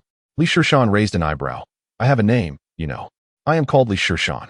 As for you, weak male, you are far stronger than any man. You ought to be called strong male. You are the strong male. Enrulin nearly let slip a curse, but refrained. Mindful of her surroundings within the Lin household, Li Shishan chose to disregard the irate young woman, stepping over to the desk. Intrigued by the unfinished game of chess on the board, at first glance, the white and black pieces appeared to be in a stalemate. However, an expert would discern that this was evidently a teaching game, with the player of the white pieces exhibiting far superior skill over the player of the black pieces. The act of teaching a game of chess is indeed mentally taxing, and Lin Guoyang's patience in guiding Enrulin indicated a relationship beyond the ordinary. As Li Shishan observed the movements of the black pieces, he couldn't help but shake his head, noting that Enrulin's level of play was rather abysmal. What are you shaking your head at? Enrulin noticed his disapproval as he scrutinized the board, her irritation escalating. It's nothing, Li Shishan replied dismissively. His attention now focused on the white pieces. It is said that one's style of chess can reveal aspects of their character. Lin Guoyang's playing style was remarkably steady, with a well-structured layout that balanced offense and defense, often sparing the black pieces from complete annihilation. This indicated that he was a meticulous thinker, composed and dignified, as well as a person who valued relationships deeply. You understand, Go? Enruoxi approached Li Shishan, her expression one of disdain. Oh dear, how condescending. Go is one of the few pursuits that Li Shishan can truly excel at. During his high school years, he encountered the captivating manga Hikaru no Go, which ignited his passion for the game, particularly during his 3 years of service in the remote Ali region, devoid of entertainment and often lacking mobile signal. He found solace in the company of a former professional player. Together, they whiled away the hours with their games. And it was during this time that Li Shishan's skills flourished, reaching at least the level of a novice professional. Now, sensing a playful inclination, Li Shishan feigned hesitation and remarked, I know a little. His expression successfully baited Enrulin, whose eyes sparkled with excitement as she eagerly suggested, let us play a game. It was evident that Enrulin could hardly wait to outmaneuver Li Shishan on the board. Swiftly, she arranged the pieces and pushed the box containing the black stones toward him, urging, you go first. Li Shishan accepted without demur, retrieving a stone and placing it at the star point in the bottom right corner of the board. With a sharp sound, Enrulin quickly placed a white stone at the center. Li Shishan paused, casting a puzzled glance at her. Who taught you to play like this? He inquired. With a sense of pride, she replied, Brother Yuanqing always starts with this move. It's the Tianjin opening, a strategy from the Go sage Wuqing Yuan. You wouldn't understand. So let us just play. Chapter 60. The unraveling of events. Observing Enrulin's impatience, Li Shishan struggled to contain his amusement. This mother Tyrannosaurus was both inexperienced and playful. Lin Yuanqing, playing with the white stones, mirrored her initial move at Tianjin, effectively giving her a 2-stone advantage under the guise of courtesy. He had not anticipated this amusing side of Lin Yuanqing. As Li Shishan placed a black stone beside Tianjin, Enrulin was taken aback. She had never seen such a move. Curiously, she asked, what is that? This is called dimension, since it is created by 2 players.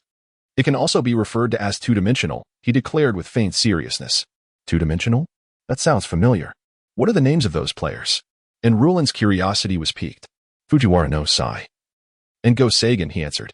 Meanwhile, in a room on the 2nd floor, Lin Guoyang was engaged in his daily administrative duties. Lin Yuanqing placed a file in front of him, his expression grave. Dad, take a look at this. The local gang has become utterly brazen. However, Lin Guoyang did not hastily open the file. Instead, he picked up his teacup, gently blew on the surface to disperse the tea leaves, and took a sip before inquiring. What do you think of Li Shishan as a person? Lin Yuansheng, taken aback by the sudden question, pondered briefly before responding. It's too early to form a judgment. But from what I've observed and the information I have, he is quite intelligent, possesses keen insight, and demonstrates a strong sense of justice. Lin Guoyang, after listening, expressed his satisfaction with a smile, remarking, "Indeed, you have made considerable progress as a journalist over these past 2 years. One must not hastily draw conclusions about a person. Rather, it is essential to gather ample information and engage in thorough observation." Lin Guoyang seized every opportunity to impart wisdom to his son. After speaking, he handed over a stack of documents, saying, "Peruse this first, then share your thoughts." Lin Yuansheng accepted the documents and discovered they contained investigative materials on Li Shishan. However, he found it somewhat puzzling that he had only informed his father about Li Shishan earlier that afternoon. And yet so much information had been gathered in such a short time. Observing his father donning reading glasses to examine the materials Li Shishan had provided, he refrained from asking further questions and began to read himself. Initially, the documents contained information regarding Li Shishan's family background, social connections, and academic credentials. When he came across the part where Li Shishan sought assistance from the Secretary of the Discipline Inspection Commission, Qin Jianxin, due to obstacles in his application, Lin Yuanxing couldn't help but chuckle. It seemed this was not the first time he had resorted to reporting. His top score in the written examination and the content of his interview responses, particularly his stated intention to repay his hometown and save lives in the fire scene, garnered Lin Yuanxing's respect. The subsequent section discussed the procurement bidding project for computers, which he had heard Li Shishan mention previously and found to be largely consistent. The only surprise was that this matter was actually orchestrated by Yao Xingliang behind the scenes, particularly when speculating about Li Shishan's connection with the Yanqing firm. He shook his head and remarked, "Yao Xingliang's imagination is rather extravagant. If there were indeed a connection, how could Li Shishan forego university?" He deemed Yao Xingliang overly ambitious. At this moment, Lin Yuansheng removed his reading glasses and commented, "Yao Xingliang possesses considerable capability, yet his ambition renders him rather ungrateful." He mused that such a person should not ascend far in their career. It was curious how he had managed to secure a position on the standing committee of the municipal party committee. Lin Yuansheng was intrigued. Yao Xingliang was indeed fortunate in his political career. He had once served as the secretary to the former provincial secretary, who had taken good care of him and promoted him to his current position. However, with the former secretary now retired, Yao Xingliang was in a hurry to attach himself to more powerful figures. Lin Guoyang's explanation left Lin Yuansheng somewhat bewildered. Was Ti Tang Wuchuan already serving as Yao Xingliang's secretary? Hadn't he already established a connection with the Tang family? Lin Guoyang took a sip of tea and said leisurely, "What comparison can be made with the Tang family? That colossal entity is bound to entice Yao Xingliang." Lin Yuansheng sighed. Greed knows no bounds. At this point, Lin Yuansheng chuckled and said, "If Yao Xingliang were to discover that Li Shishan is merely an ordinary individual, I wonder what his expression would be. Do you consider that young man ordinary?" Lin Guoyang's face bore a teasing expression as he retrieved another report from the drawer and handed it over, saying, "Examine this and then speak. Is he truly not extraordinary?" Lin Yuansheng took the report once more, feeling that his father was perhaps overly concerned about Li Shishan. Upon opening the report, Lin Yuansheng was taken aback to find it involved the deputy director of the Provincial People's Congress. This was evidently a report detailing the investigation into Zhou Kuan's college entrance exam immigration, meticulously chronicling the process through which Li Shishan had lodged his complaint. The methods employed, sending emails to Jinling University, creating public discourse online, and drafting complaint letters, especially the meticulous erasure of traces, seemed far beyond the capabilities of an 18-year-old. It is indeed hard to believe that it was Li Shishan who perpetrated this act. Initially, I too found it astonishing. However, the evidence laid before us is irrefutable.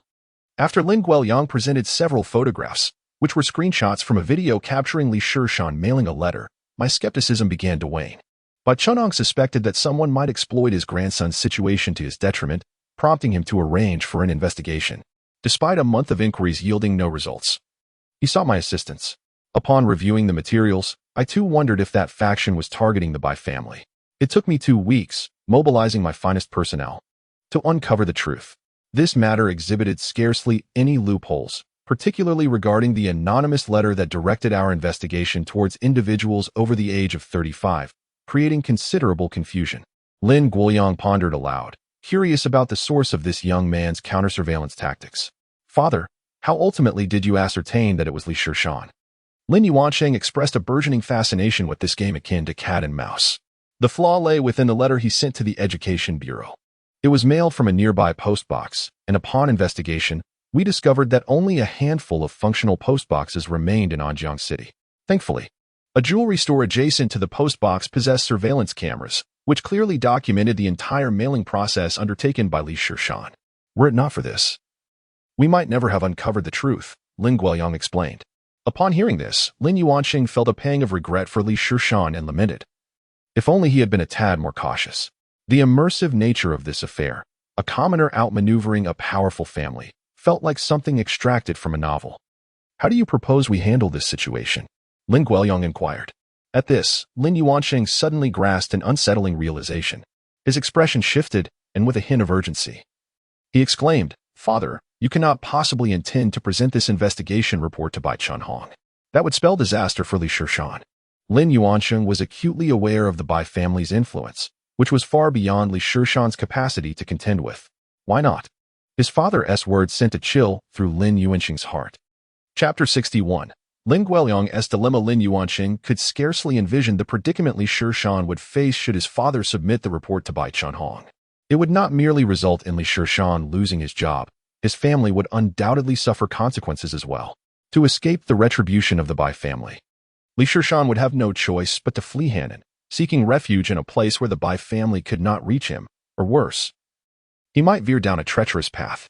Lin Yuansheng believed that should Li Shishan stray into darkness, his cunning would undoubtedly pose a significant threat to the community, perhaps out of compassion for the underdog, or perhaps out of sympathy for Li Shishan's tribulations. Lin Yuansheng was unwilling to accept such a tragic conclusion for him, and thus began to fervently dissuade his father. "Father, while Li Shishan harbors thoughts of retaliation against Zhou Kuan, the very concept of examination immigration is inherently flawed. Thus, his actions were not entirely unjustifiable." After voicing this, he noticed his father remained unresponsive, leisurely sipping tea, compelling him to rack his brain for further arguments. "Father, you have reviewed the materials as well." Li Shishan was acutely aware that the procurement center was backed by the mayor, yet he chose to accept the task nonetheless, demonstrating a remarkable courage that most would find difficult to muster. He risked his life in a fire to rescue others, and assisted Mr. Zhang in reclaiming debts, even apprehending a thief on a train to secure life-saving funds for an elderly gentleman. These actions are a testament to his profound sense of justice. Should this investigative report fall into Bai Hong's hands, it would spell disaster for him. After all, he is merely 18 years old. Lin Guoyang observed his son, who was so fervently passionate and overflowing with righteousness, and could not help but sigh internally. Indeed, his son's temperament seemed ill-suited for a career in politics. Although he would not pursue politics, it was imperative for his son to recognize the harsh realities of society. "Yuan Sheng," he queried, "after all you've said, tell me, what benefits will assisting Li Shishan bring me? Moreover, I risk the leakage of information and potentially incurring Bai Hongchuan's ire. It appears to be a venture fraught with peril and devoid of any advantage for me. Why should I extend my help to him? Why should I assist him?"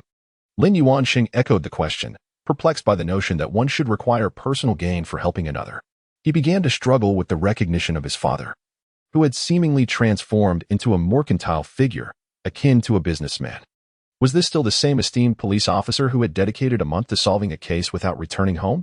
Was this the colleague who quietly provided financial support to the families of fallen comrades? Was this the heroic figure who had fought off assailants, sustaining numerous injuries in the process? Lin Yuansheng felt a tumult of confusion as the values instilled in him since childhood began to unravel. Lin Guoyang chose not to elaborate further, as the situation with Li Shishan presented an excellent opportunity for his son to contemplate, which was not a bad thing. There were certain matters he needed to ponder deeply, otherwise, he risked significant repercussions in the future. After approximately half an hour had passed, Lin Guoyang checked the time and noted that it was already past 6. He rose and said, "Let us have dinner first, afterward. I will have a word with that young man." "All right, Dad," Lin Yuansheng replied, standing from his chair. He observed his father lingering by a whiteboard against the wall for a moment longer. The top of the board bore the number 724, 3 striking red Arabic numerals, beneath which were affixed 12 photographs, each depicting scenes too horrific to behold. Alongside them were logical diagrams and various annotations. "Dad, are you still contemplating this case?" "It has been 10 years, Lin Yuanxing remarked. "Ah, let us go," Lin Guoyang sighed, stepping out of the study. Before leaving, Lin Yuanxing cast one last glance at the whiteboard, which documented the heinous serial murders that occurred in July 1991. Within a mere month, 12 women in the provincial capital had been brutally slain in their homes, with some victims having suffered sexual assault. The perpetrator specifically targeted young women, employing cruel and covert methods that incited widespread societal panic. At that time, his father held the position of director of the provincial police department and personally led the efforts to solve the case, yet substantial breakthroughs remained elusive. One day, a colleague and friend of his father received a lead indicating the potential whereabouts of the suspect. In the urgency of the moment, he proceeded with one companion. But by the time Lin Guoyang and his team arrived to assist, his friend had already fallen victim to the assailants, and the suspect had vanished without a trace. This case has dragged on for a decade, becoming a source of constant distress for the father. Upon returning to the study on the first floor, Lin Guoyang and his son observed Li Shishan and Enrulin engrossed in a game of chess. Enrulin appeared quite anxious, scratching her head, indecisively clutching a white piece without making a move. Li Shishan, in contrast, seemed entirely at ease, casually holding a book while he awaited Enrulin's decision. Lin Yuanxing, intrigued, approached them. His father had a profound passion for Go, which had naturally influenced him since childhood, leading him to develop a fondness for the game and a commendable skill level. The current board presented a rather intricate situation, with both black and white pieces locked in a stalemate. After a moment of contemplation, Lin Yuanxing smiled and remarked, "Rulin, you might as well concede. Li Shishan has you beaten by 3 points." Noticing Lin Guoyang and his son's arrival, Li Shishan promptly stood up to greet them respectfully. And Rulin, still somewhat reluctant, retorted, "Considering the points, he is only ahead by 1 piece. He is not that remarkable. Brother Yuanxing, your celestial flow cannot compete with his two-dimensional flow." Initially, Lin Yuanxing merely chuckled, but the term two-dimensional flow left him perplexed. "Two-dimensional flow? I initiated with your celestial flow, placing my first piece at the center."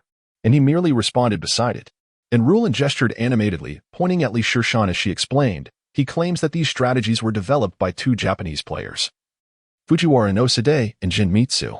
Lin Yuanxing fell into a brief silence, pondering the absurdity of his celestial flow versus her two-dimensional flow. Meanwhile, Lin Guoyang, standing aside, perceived the situation differently. His expertise in Go allowed him to discern that Li Shishan was not only providing guidance to Enrulin, but was also a formidable opponent, defeating her by a narrow margin. Feeling a surge of competitive spirit, he proposed, "Young man, how about a game after dinner?" Taken aback by Lin Guoyang's unexpected invitation, Li Shishan quickly regained his composure and nodded in agreement. This was indeed a fortuitous opportunity, as playing chess could swiftly strengthen their bond. Li Shishan politely responded, "I would be honored to receive your guidance, Secretary Lin." As they made their way to the dining room, Lin Yuanxing leaned close to Li Shishan and whispered, "Do you think you're the only one who has seen Hikaru no Go? If Rulin finds out, you'll be in for it." Li Shishan chuckled, responding, "I could just explain the celestial opening to her." Lin Yuanxing felt a wave of embarrassment wash over him, but his mood had lightened considerably. No longer burdened by the previous heaviness, although his concerns about Li Shishan remained intact. He understood that the game his father intended to play with Li Shishan after dinner would be anything but simple. It was likely to be a decisive match. Upon arriving at the dining room, the cook had already set a delightful array of Western dishes and soup on the table, meticulously arranged and visually appealing. Dinner proceeded in a serene silence, with no one uttering a word. Even the sound of eating was conspicuously absent. This reminded Li Shishan of the many rules his mother had enforced during his childhood, one of which was to remain silent while eating, and another forbidding any noises during meals. There were strict guidelines against leaning on the table, requiring diners to lift their bowls and eat slowly, not hastily. Li Shishan sat opposite Enrulin, who was also savoring her food delicately, embodying the grace of a refined young lady. However, recalling how he had devoured roast chicken with such abandon the previous day, tearing off large chunks and relishing every bite, was quite a contrast. At that moment, Enrulin glanced over, and Li Shishan promptly gestured a grand motion of devouring a chicken leg. Enrulin's expression instantly soured, and as dinner concluded and the dishes were being cleared away, she seized the opportunity to stealthily stomp on Li Shishan's foot. It was worth noting that Enrulin was wearing high heels today. The impact turned Li Shishan's face a deep shade of purple, yet he had to stifle any sound of discomfort. However, Enrulin's little act did not escape Lin Yuanshan's notice, prompting him to remark, "Rulin, do not bully Li Shishan. He is several years your junior." Enrulin pouted her lips and playfully retorted, "Not at all. He is the one who bullies me." Lin Yuansheng shook his head in exasperation and pulled Li Shishan aside, whispering, "Your report on Zhou Kuan has been discovered by my father." This revelation struck Li Shishan like a bolt from the blue, his eyes widening in disbelief as he turned to Lin Yuansheng. "Do not look at me like that. My father is also acting on behalf of the Bai family. When you go upstairs, take the opportunity to discuss this matter with him while playing chess and strive to smooth things over." Li Shishan stood in stunned silence for a moment, a bitter smile crossing his face, realizing that his worst fears had come to fruition, and he had underestimated the capabilities of law enforcement. Lin Yuansheng gently patted Li Shishan's shoulder. "Go to the room on the right on the second floor. My father is waiting for you in his study." "All right," Li Shishan nodded, his steps heavy as he made his way to the stairs. At that moment, Enrulin approached with a curious expression. "Brother Yuansheng, what did you discuss with the one who walks through the back door? Why does he look so grim?" Lin Yuansheng's mood darkened further upon hearing her words, and he replied with emphasis, "Do not keep referring to walking through the back door." Li Shishan achieved the civil service examination with top marks. "Him? No way," Enrulin exclaimed, astonished as she gazed at Li Shishan's retreating figure. Lin Yuansheng, also watching Li Shishan, murmured, "Life and death hinge on a single thought. I hope you remain unharmed." "Brother Yuansheng, what do you mean by a single thought?" Enrulin did not grasp his meaning. "It's nothing." Lin Yuansheng shook his head, standing at the top of the stairs, hoping that when Li Shishan descended again, it would be with a look of relief. Only a few minutes passed before hurried footsteps echoed from above.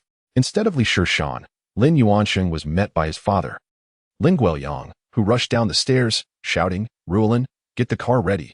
We need to head to the hall. Call your division chief and have him come immediately. And ensure the SWAT team is on standby." Enrulin, startled, instinctively stood up and replied, "Yes," before dashing towards the door. At that moment, Li Shishan also hurried down, calling out, "Secretary Lin, please slow down." Before departing, Lin Guoyang turned to Li Shishan and remarked, "Young man, should this prove true, I shall commend you and apply for a reward." Lin Yuansheng, perplexed, wondered what urgent matter had befallen his father, prompting him to head to the hall. Li Shishan, what exactly transpired? Noticing Lin Yuansheng's anxious demeanor, Li Shishan offered a reassuring smile. "Do not fret. Secretary Lin is on the verge of solving a major case." "Solve a case?" Lin Yuansheng expressed his bewilderment. "The 724 case," Li Shishan revealed, a smile gracing his face. "Pray, do tell," Lin Yuansheng urged, growing impatient. Lin journalist, "Do you believe in luck?" Just moments ago, upon entering Secretary Lin's office, I began recounting the recent events. Are you suggesting you know the whereabouts of the perpetrator of the 724 case? Lin Yuansheng's eyes widened in disbelief. Indeed, my fortune shone brightly. While delving into Zhao Xiaolong's matters, I overheard a thug recounting his recent visit to a legendary figure in the provincial capital, who notorious for a killing spree of 13, including a police officer, a decade ago. Upon seeing the notes in your father's office, the connection sprang to mind. Li Shishan had just shared this with Lin Guoyang. Li Shishan, your fortune is remarkable. If the culprit is indeed apprehended, my father's long-standing burden will finally be lifted, and he shall surely cease to mention your affairs. Lin Yuansheng felt elated for Li Shishan. At this moment, Li Shishan exhaled a sigh of relief, recognizing his own fortunate circumstances. His inclination towards crime-solving documentaries in his previous life had granted him insight into the 724 case, which had remained unsolved for a decade. He marveled at how the assailant, after claiming 13 lives, dared to linger in the provincial capital, evading capture for 2 decades. The murderer had opened a restaurant near a school and even married, living a seemingly comfortable life. When apprehended, the surrounding neighbors were incredulous that such a kind and helpful proprietor could harbor a monstrous nature. Li Shishan, are you certain you haven't erred? If this is not the perpetrator, the consequences would be dire. Lin Yuansheng still harbored concerns. Rest assured, Lin journalist, I would not dare to jest with the Secretary of the Political and Legal Affairs Commission, Li Shishan assured him with a confident expression. Even if the culprit is caught after all these years, confirming their identity may require further effort. Lin Yuansheng expressed lingering worry. There is no need for concern. I have previously read reports on this case. The assailant had violated the victims, so a comparison of residual materials with his profile will suffice. The provincial office should possess the necessary genetic testing equipment, Li Shishan stated with ease. Li Shishan, I am impressed by your extensive knowledge. Where did you acquire such information? Lin Yuansheng marveled at Li Shishan's breadth of understanding. I gathered it from online sources, nothing more, Li Shishan humbly replied. Yet, within his heart, Li Shishan deeply appreciated the substantial advantage his rebirth had afforded him.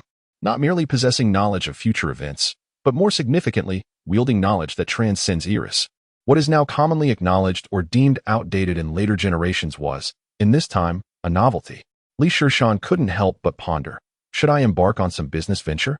Otherwise, I would be remiss in living up to the title of a reborn individual. Chapter 63. The innocent first love. Shall we engage in a game? Lin Yuanshen's voice interrupted Li Shishan's contemplation on how to capitalize on his rebirth. Turning his head, he observed Lin Yuanshen's eager expression and realized that he too was a chess enthusiast. Smiling as he replied, Journalist Lin, I am more than willing to oblige. Upon hearing this formal address, Lin Yuansheng expressed mild disdain, saying, Why so formal? Call me Lin Gu, and I shall refer to you as Shishan. Very well, brother Lin. Li Shishan responded with a cheerful grin. In the study on the first floor, the two took their places on opposite sides of the chessboard, casually chatting as they made their moves. Brother Lin, isn't Rulin your fiancé? Li Shishan's inquiry prompted a distinct sound as Lin Yuanshen's white piece fell onto the board.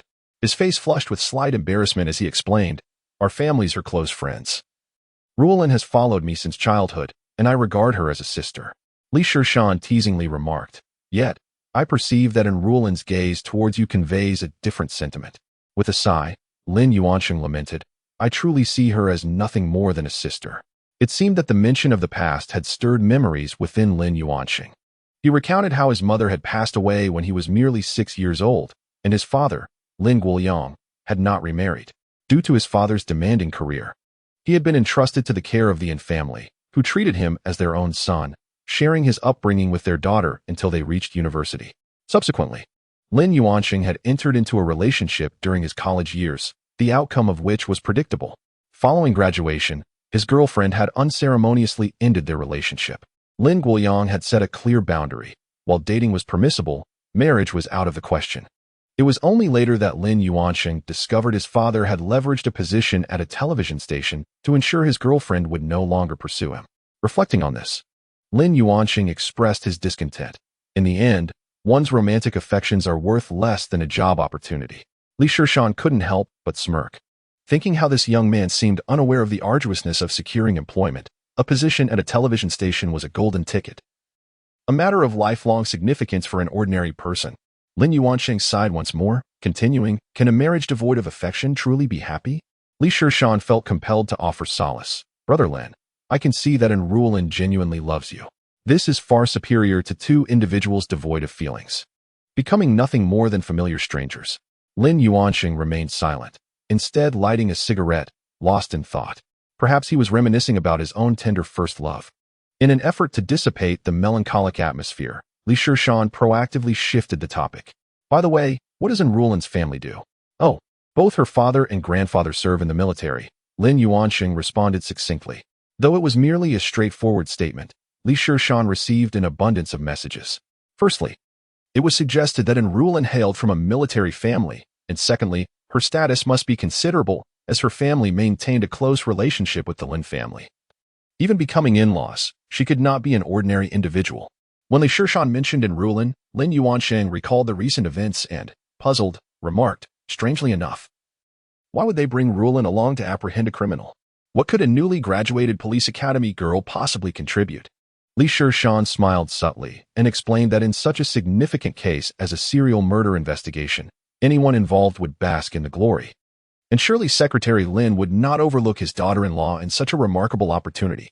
With this clarification, Lin Yuansheng felt enlightened, albeit slightly embarrassed that he had not grasped this simple matter as readily as Li Shishan. Reflecting on this extraordinary serial murder case, Lin Yuansheng's journalistic curiosity began to stir. Shishan, where is the suspect you mentioned? What do you intend to do? Li Shishan leaned back, eyeing Lin Yuansheng with caution, sensing unease. Every school is accompanied by a bustling snack street. a cherished culinary haven for students. The 12th High School of Hangzhou is no exception. At the end of each school day, this street is teeming with students clad in blue and white uniforms. As the clock struck 9 in the evening, the school bell rang, signaling the end of evening classes, and students rushed out, eager to flock to the snack street. The previously lifeless street regained its vibrancy. Filled with the enticing aromas of various delicacies, the air was alive with the sounds of vendors calling out, creating a lively atmosphere. At this moment, 20 meters from a restaurant named Authentic Sichuan and Chongqing Spicy Hot Pot, a black van was parked, its windows completely covered with reflective film, obscuring the view inside. In the rear seat of the van, Lin Guoyang was reviewing documents while listening to a report. A man in his 30s, clad in a brown jacket, was presenting the situation. Director Lin, according to our findings, the owner of this establishment is named Tang Tianyu, male, 33 years old. He opened this restaurant 8 years ago and has a wife and daughter, according to local street office staff and neighborhood police. This old Tang is not very talkative and is an honest person. Sometimes, he even covers for students who forget their money, making him quite popular among them. Seated beside Lin Guoyang, and Ruolin interjected, "Uncle Lin, could there be a mistake? This old Tang hardly seems capable of committing such heinous acts as killing 13 people. Is that Li Shishan merely fabricating stories?" "Patience," Lin Guoyang replied nonchalantly, continuing to peruse the documents. Suddenly, he pointed to a line, stating, "This Tang Tianyu has changed his name." Indeed, his original name was Tang Daong, which he changed to Tang Tianyu 10 years ago. The man in the brown jacket promptly added. Lin Guoyang tapped on the document, a smirk appearing on his face. What a coincidence. He just happened to change his name 10 years ago to Tianyu, as if heaven is protecting him from being discovered by the police. Just as those in the vehicle were at a loss for words, the car door was abruptly flung open, and a man with graying hair entered the vehicle. Despite his graying hair, he is merely 30 years old, serving as the captain of the Municipal Criminal Investigation Team, Han Wenhui. At this moment, his demeanor is marked by intense agitation. Upon seeing Lin Guoyang, his speech falters. "Lin, it's him. It's truly him." "Wenhui, calm yourself. Take a breath and explain clearly," Lin Guoyang reassures him. "Lin, 10 years ago, it was he who murdered my master. Though he has aged considerably and his aura has shifted, his figure and the mole at the corner of his eye are unmistakable, even among ashes," Han Wenhui declares, clenching his fists tightly. Chapter 64. Hostage situation. Countless nights have been spent by Han Wenhui plagued by nightmares, reliving the moment his master was brutally stabbed multiple times, collapsing slowly while he lay powerless. Now, the opportunity for vengeance has finally arrived. Han Wenhui suddenly raises his head and resolutely states, "Lin, I request to lead this capture operation. Do not rush. There are many students on the streets, and several are inside the suspect's establishment. Acting now could endanger them. We shall wait until later, when the students have returned home and the shop is preparing to close," Lin Guoyang advises. He then turns to the director of the Municipal Public Security Bureau, Li Kefu, and instructs, "Director Li, please arrange for personnel to monitor the owner in batches, ensuring the suspect remains unaware." "Rest assured, Lin. I will make the arrangements immediately," Li Kefu replies, saluting before escorting Han Wenhui from the vehicle. Upon exiting, Li Kefu calls over several individuals to begin organizing the surveillance of the suspect. Pair up in twos to enter the shop, but do not linger. Finish your meals quickly and allow the next group to enter. Maintain a seamless transition and ensure the suspect does not escape your sight. "Wenhui, hurry and assign your team," he urges. "Understood." Han Wenhui responds promptly before turning to leave. At this moment, an Ruolin approaches, her expression brimming with excitement. "Uncle Li, I wish to partake in the mission as well. Have you discussed this with Captain Lin?" Li Kefu inquires, somewhat hesitant. "Come on, Uncle Li, it's merely surveillance, not a capture operation. There is no danger, I beg you," and Ruolin pleads, tugging at Li Kefu's arm with a charming demeanor. As proven time and again, no man can withstand the allure of a woman's charm, and Li Kefu is no exception. Recognizing the task's manageable nature, merely 20 minutes per group, devoid of peril, he consents with a nod. "Go find Captain Han, but do take care," he advises. "Thank you, Uncle Li," and Ruolin exclaims joyfully, bounding away. As time passes, the number of students on the street dwindles, and the once bustling snack street gradually grows quiet. Nevertheless, the spicy hot pot shop remains lively, with students continuously entering. Standing in the shadowy corner across from the shop, Han Wenhui grows increasingly impatient, surprised at the establishment as thriving business. Glancing at the time, he notes that the current group monitoring inside should be nearing their limit. At that moment, Enrulin expresses her discontent. Captain Han, when will it be my turn? This is already the 5th round. Han Wenhui felt somewhat overwhelmed, unsure of what Director Li was thinking in allowing this young lady to partake in the mission. Was this not sheer folly? What if something were to go awry? Who would bear the responsibility? However, having Enrulin chatter incessantly in his ear was not a viable solution. He resignedly said, in the next round, you will accompany me. Let me make it clear, do not fixate on the suspect, and refrain from any unnecessary movements. It will simply be a meal, and then we shall leave. Do you understand? Understood, Captain Han. Enrulin nodded vigorously, her excitement barely contained. Observing her demeanor, Han Wenhui rubbed his forehead and cautioned, young lady, temper your expressions. Do not appear so exhilarated. We are visiting a spicy hot pot restaurant, not a Michelin-starred establishment. Your behavior is rather peculiar. Enrulin stuck out her tongue and patted her cheeks, striving to maintain her composure, muttering softly, what is the point of Michelin? It pales in comparison to this excitement. Han Wenhui allowed her a couple of minutes to compose herself before leading her into the hot pot restaurant. Just before entering, he leaned in and whispered, once we are inside, remain silent. I will handle the ordering. Enrulin nodded, trailing closely behind Han Wenhui, making every effort to stay calm. This marked her first genuine field investigation, her heart brimming with anticipation. To Enrulin, the task of surveillance seemed straightforward. It was merely observing the suspect's activities. However, upon stepping into the restaurant, she felt her heartbeat quicken uncontrollably, her gaze darting around the establishment in search of Tang Tianyou's figure. The restaurant was modest, accommodating just 6 small tables in the front, with a refrigerated display for selecting ingredients on one side, and a rudimentary kitchen partitioned by glass at the back. A large pot simmered on the stove, the spicy broth bubbling enticingly, exuding an irresistible aroma. A middle-aged man in a somewhat stained white chef's uniform, appearing to be in his 40s, was skillfully adding various ingredients to the pot. Could this be the perpetrator who had killed 13 people? Enrulin pondered. She found it difficult to reconcile the image of the seemingly honest, dark-skinned man with a buzz cut before her with that of a cold-blooded killer. At that moment, she felt a gentle nudge on her arm and turned to see Han Wenhui glaring at her disapprovingly. His lips moved silently, conveying the message not to stare. Just then, Tang Tianyu emerged from the kitchen, carrying 2 bowls of hot pot, which he placed in front of 2 students at another table. He then flashed a hearty smile in Enrulin's direction, saying, choose whatever you'd like. Just put it in the basket for me. All right, boss. Han Wenhui replied with a smile, then directed Enrulin, find a place to sit.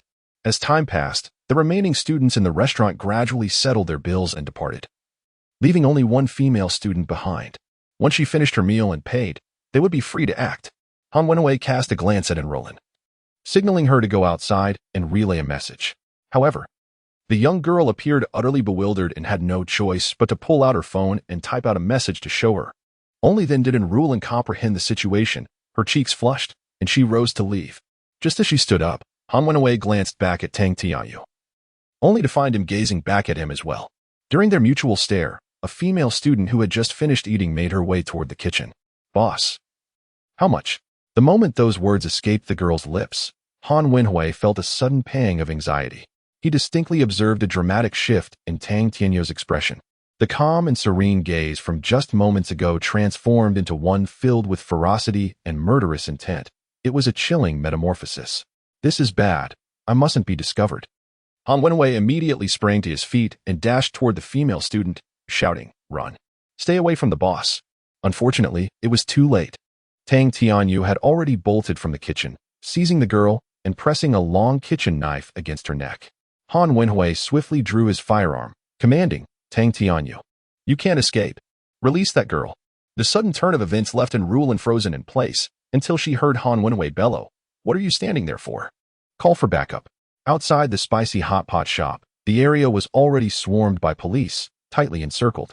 Lin Guoliang stood not far from the entrance, his countenance as dark as the stormy sea, while the group behind him bowed their heads in silence, refraining from uttering a word. When Lin Yuanxing drove in with Li Shishan to the snack street, they found the entire area under police siege. However, this posed no issue for Lin Yuanxing, as the son of the head of the Hannan Public Security Bureau could move about without hindrance. After parking their vehicle, the two men strolled to the periphery of the hot pot shop, where they spotted Enrulan idly standing beneath a sycamore tree, kicking at the small stones on the ground. "Rulan, why are you standing here?" Lin Yuanxing inquired. Sighing, Enrulan recounted the earlier events. "You mean to say that inside the shop, the assailant has taken a female student hostage?" This revelation took Li Shishan and Lin Yuancheng by surprise, leaving them bewildered as they observed the hot pot shop, surrounded by police. Li Shishan had initially believed that apprehending the assailant would be straightforward. With the element of surprise and proper police arrangements, it should have been a simple task. Yet, with the current predicament, matters had become far more complicated. If anything were to happen to the hostage, it would be a challenging situation to justify. Even if the assailant were ultimately captured, the outcome would be marred by blemishes. Li Shishan felt disheartened. Had the operation proceeded smoothly, Lin Guoyang would certainly owe him a monumental favor. Now that complications had arisen, the impact of such an outcome would be significantly diminished. Enrulan, still puzzled, remarked, "I wonder how that Tang Tianyu discovered our presence." Li Shishan, upon hearing this, was taken aback, unable to suppress a laugh. "Are you all foolish?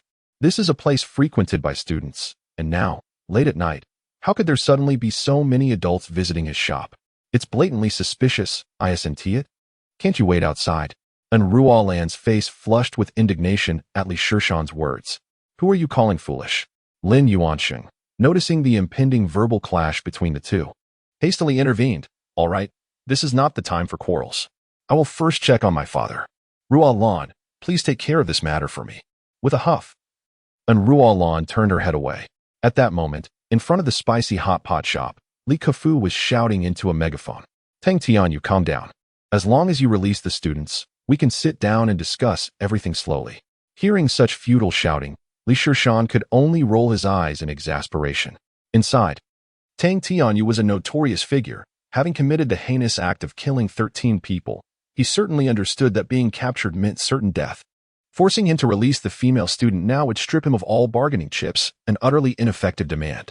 At that juncture, Li Shishan spotted an elderly man with graying hair stepping forward to propose. "Tang Tianyu, how about this? I will exchange myself for the student. I will be your hostage." Hearing this, Li Shishan thought this was a reasonable approach. If they could secure the release of the student, then everything else would be negotiable. In response, Tang Tianyu's voice emerged from within. "Stop with the theatrics. Prepare a vehicle immediately, and everyone step back. Otherwise, I will not show mercy." No sooner had he finished speaking than the anguished cries of the female student echoed from inside.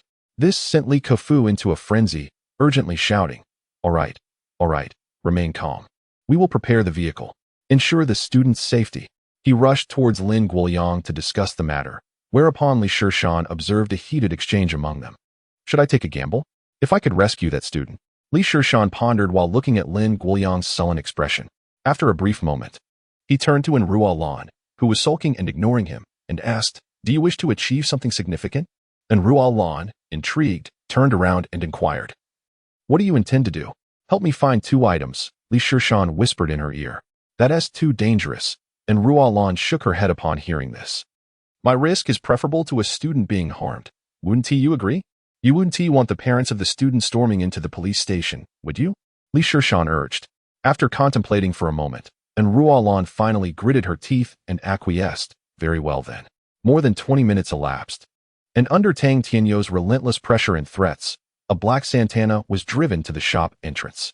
"Tang Tianyu, the vehicle has arrived. You can now release the student." Han Wenhui began shouting once more. "Everyone step back. I will speak once I am in the vehicle," came Tang Tianyu's voice from inside the shop. The police, clearly unable to accept such terms, began to engage in a verbal tug-of-war. Lin Guoyang furrowed his brow and inquired, "Is there any chance we could take out Tang Tianyu when he exits?" Li Kefu shook his head. "The difficulty is immense. Our sniper rifle is an outdated model. Its accuracy is insufficient. A slight miscalculation could endanger the student." Outside the spicy hot pot shop, Han Wenhui continued to negotiate with Tang Tianyu. "I allow the students to leave. You may send in a female replacement." Tang Tianyu finally reached a compromise. However, this condition left those present in an awkward predicament. Aside from Enrulan, there were no other female officers available.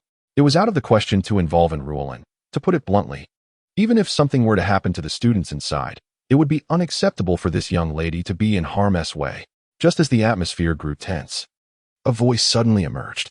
"Boss, may I volunteer as your hostage?" Everyone turned to the source of the voice and beheld a boy, clad in a school uniform, appearing to be around 17 or 18 years of age. Upon noticing him, Han Wenhui's expression shifted dramatically as he scolded, "What nonsense is this? Who allowed you to enter? Someone, take him away." Yet his words elicited strange looks from the surrounding officers, who all turned to Enrulan, suspecting she had brought the boy in. At that moment, Li Shishan dashed to the tightly closed door of the establishment, shouting, "Boss, I implore you, do not harm her. I will take her place." "Who are you to her?" Tang Tianyu's voice rang out. "I am nothing to her. I am merely a classmate from the adjacent classroom." Li Shishan began to narrate a tale of unrequited love. A boy who had long admired the girl from the neighboring class but dared not confess his feelings, silently guarding her until she found herself in peril, prompting him to rush to her side without a second thought. After concluding his story, seeing the silence that enveloped the establishment, he added, "Boss, I can drive." Perhaps this statement struck a chord. Moments later, a crack appeared in the door, and he was beckoned inside. The instant Li Shishan stepped through the threshold, the door slammed shut behind him. Tang Tianyu held a kitchen knife against the girl's throat, leaning against the wall, warily observing him, and remarked, "Young man, this is true love." Chapter 66. Conspiracy Theory. Li Shishan gazed at the girl's appearance, feeling somewhat despondent. It was no wonder Tang Tianyu would declare this to be true love. To be honest, the girl for whom he risked his life was rather difficult to describe. More critically, the way she looked at him was decidedly unsettling. Her small eyes seemed to shimmer with stars as she gazed at him with an infatuation. "Classmate, I am willing to be yours." Before she could utter the terrifying words that followed, Li Shishan hastily interjected, "Boss, I am here now, please let her go." "No. I want to go with you. If you leave, I will leave with you." The girl's eyes conveyed a resolute determination. Li Shishan felt a wave of embarrassment wash over him. At such a critical moment, she was still indulging in this romantic fantasy. Had she read too many romance novels? A few minutes later, the door opened slightly again, and the girl, looking dazed and reluctant, stepped out. Just a few steps away, she was swiftly escorted away by two police officers. "Tang Tianyu, you may come out and get into the car now," Han Wenhui continued to call out. Almost as soon as he finished speaking, a voice from inside responded, "You all retreat. Keep your distance and clear the path in front of the car." "All right, as long as you do not harm the hostage," Han Wenhui signaled, and the encircled officers began to disperse, making way for the vehicle. The shop door creaked open, and the first to emerge was Li Shishan, a gleaming kitchen knife precariously balanced on his neck. Tang Tianyu lurked behind him, propelling Li forward. Step by step, they approached the rear door of a car, and with a swift motion, Tang yanked it open, forcing Li to climb inside. This sequence of events rendered the onlookers speechless. The young man was exceedingly cautious, revealing not a hint of vulnerability. Inside the vehicle, Tang crouched low, pressing the knife against Li Shishan's waist, instructing him to move to the driver's seat and drive away. "I warn you, any foolish move, and I shall not hesitate to plunge this knife into you," he cautioned. "Boss, rest assured, I shall behave," Li Shishan replied, struggling to maneuver into the front seat. The knife remained threateningly positioned at his side, a grim reminder of the consequences of disobedience. Noticing the car was an automatic, Li turned the key, engaged the gear, and pressed down hard on the accelerator. The car roared to life, surging forward with such force that Tang lost his balance, his grip on the knife momentarily slackening. Just as he was about to unleash his anger, a sudden screech filled the air as the car braked sharply, sending him crashing against the back of the front seats. In that fleeting moment, Li Shishan flung open the door and leaped from the vehicle, but his hurried exit caused him to tumble onto the ground. Survival was paramount, and he scrambled away. Fortunately, the car had not traveled far, as police vehicles swiftly descended upon them, encircling the Santana with urgency. The ensuing chaos was no longer Li Shishan's concern. The authorities would handle the situation. He rose from the ground, his clothing torn and his arms and knees scraped and stinging. "Li Shishan, are you all right?" Lin Yuansheng and Ruolin and several police officers rushed towards him. "I'm fine," Li replied with a grin, his smile radiant as the sun. Meanwhile, in the ambulance, a young nurse was disinfecting his wounds, the alcohol causing him to grimace in pain. A grown man unable to endure such minor injuries, and Ruolin quipped, standing by the vehicle with a sardonic expression. Li, too preoccupied with his discomfort, paid her no heed. But she had no intention of letting him off easily. With a gleeful smirk, she remarked, "The girl you saved is in the West, inquiring about you. Shall I bring her over so you two can finally be together?" Instantly, the image of her rather unremarkable face flooded Li's mind, and he forgot his pain, exclaiming, "Please, don't." This was the first time he had witnessed Shishan falter, which piqued her interest further, but just as she prepared to continue her teasing, Lin Yuanqing approached. "Rulin, refrain from disrupting Shishan's treatment. My father requests your presence." "Oh," and Rulin replied, her face a mask of feigned regret as she turned to leave. Lin Yuanqing gazed at Shishan with a twinge of sympathy, saying, "My father truly should have intervened to prevent you from exchanging yourself for the hostage." A chuckle escaped Shishan. Of course, he wouldn't. Just think about it. If anything were to happen to the students who were taken hostage, the repercussions would be dire. Lin Yuanqing casually remarked, "If you were injured, it would be no different." Shishan was somewhat speechless, realizing that Lin Yuanqing had not grasped his point. At that moment, a nurse had finished tending to his wound, prompting Shishan to step out of the vehicle and pull Lin Yuanqing to a secluded spot to elucidate his thoughts. "If it were me, the situation would be markedly different. Firstly, I am a public servant, no longer categorized as an ordinary citizen. Secondly, my willingness to exchange myself for the hostage means that if I were to sustain injuries or face misfortune, it would be perceived as a public servant sacrificing themselves to save another, which would be viewed positively. It contrasts sharply with a failed capture operation resulting in the hostage being harmed. The latter would tarnish public opinion, while the former, with the public servant ultimately saving the day, would favorably influence the government's image." Lin Yuanqing was momentarily taken aback. It was impressive that Shishan could conceive such complex thoughts in a short span of time. Nevertheless, he found Shishan's almost conspiratorial reasoning somewhat dubious. "Shishan, are you not being overly cynical about human nature? My father is not that kind of person. You can verify with Secretary Lin when the coast is clear." Shishan replied, choosing not to elaborate further, believing that actions speak louder than words. Lin Yuanqing fell silent. Reflecting on his father's words earlier that afternoon, what benefits could this bring me? Subsequently, both Lin Guoyang and the city's police chief, Li Kefu, visited Shishan to check on him and arranged for a special vehicle to take him to the hospital. After a series of examinations at the hospital, Shishan wished to return to his hotel, but Lin Yuanqing insisted that he come to his home instead. Once Shishan was settled in the guest room, Lin Yuanqing ascended to the second floor and entered his father's study. Lin Guoyang was gently caressing an old photograph depicting two men in their teens, clad in military green police uniforms, standing proudly in front of the newly constructed city police headquarters. "Father, are you reminiscing about Uncle Zhang?" "Indeed," Lin Guoyang replied. "With the perpetrator apprehended, it serves as a comfort to Uncle Zhang's spirit." He glanced at the photograph once more before placing it into a drawer. "Is Shishan all right?" Lin Guoyang inquired. "Just some soft tissue bruising.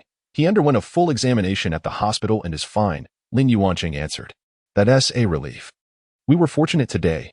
Had that female student sustained any injuries, it would have been quite troublesome for us," Lin Guoyang said, lifting his teacup to take a sip. "Father, may I ask you something?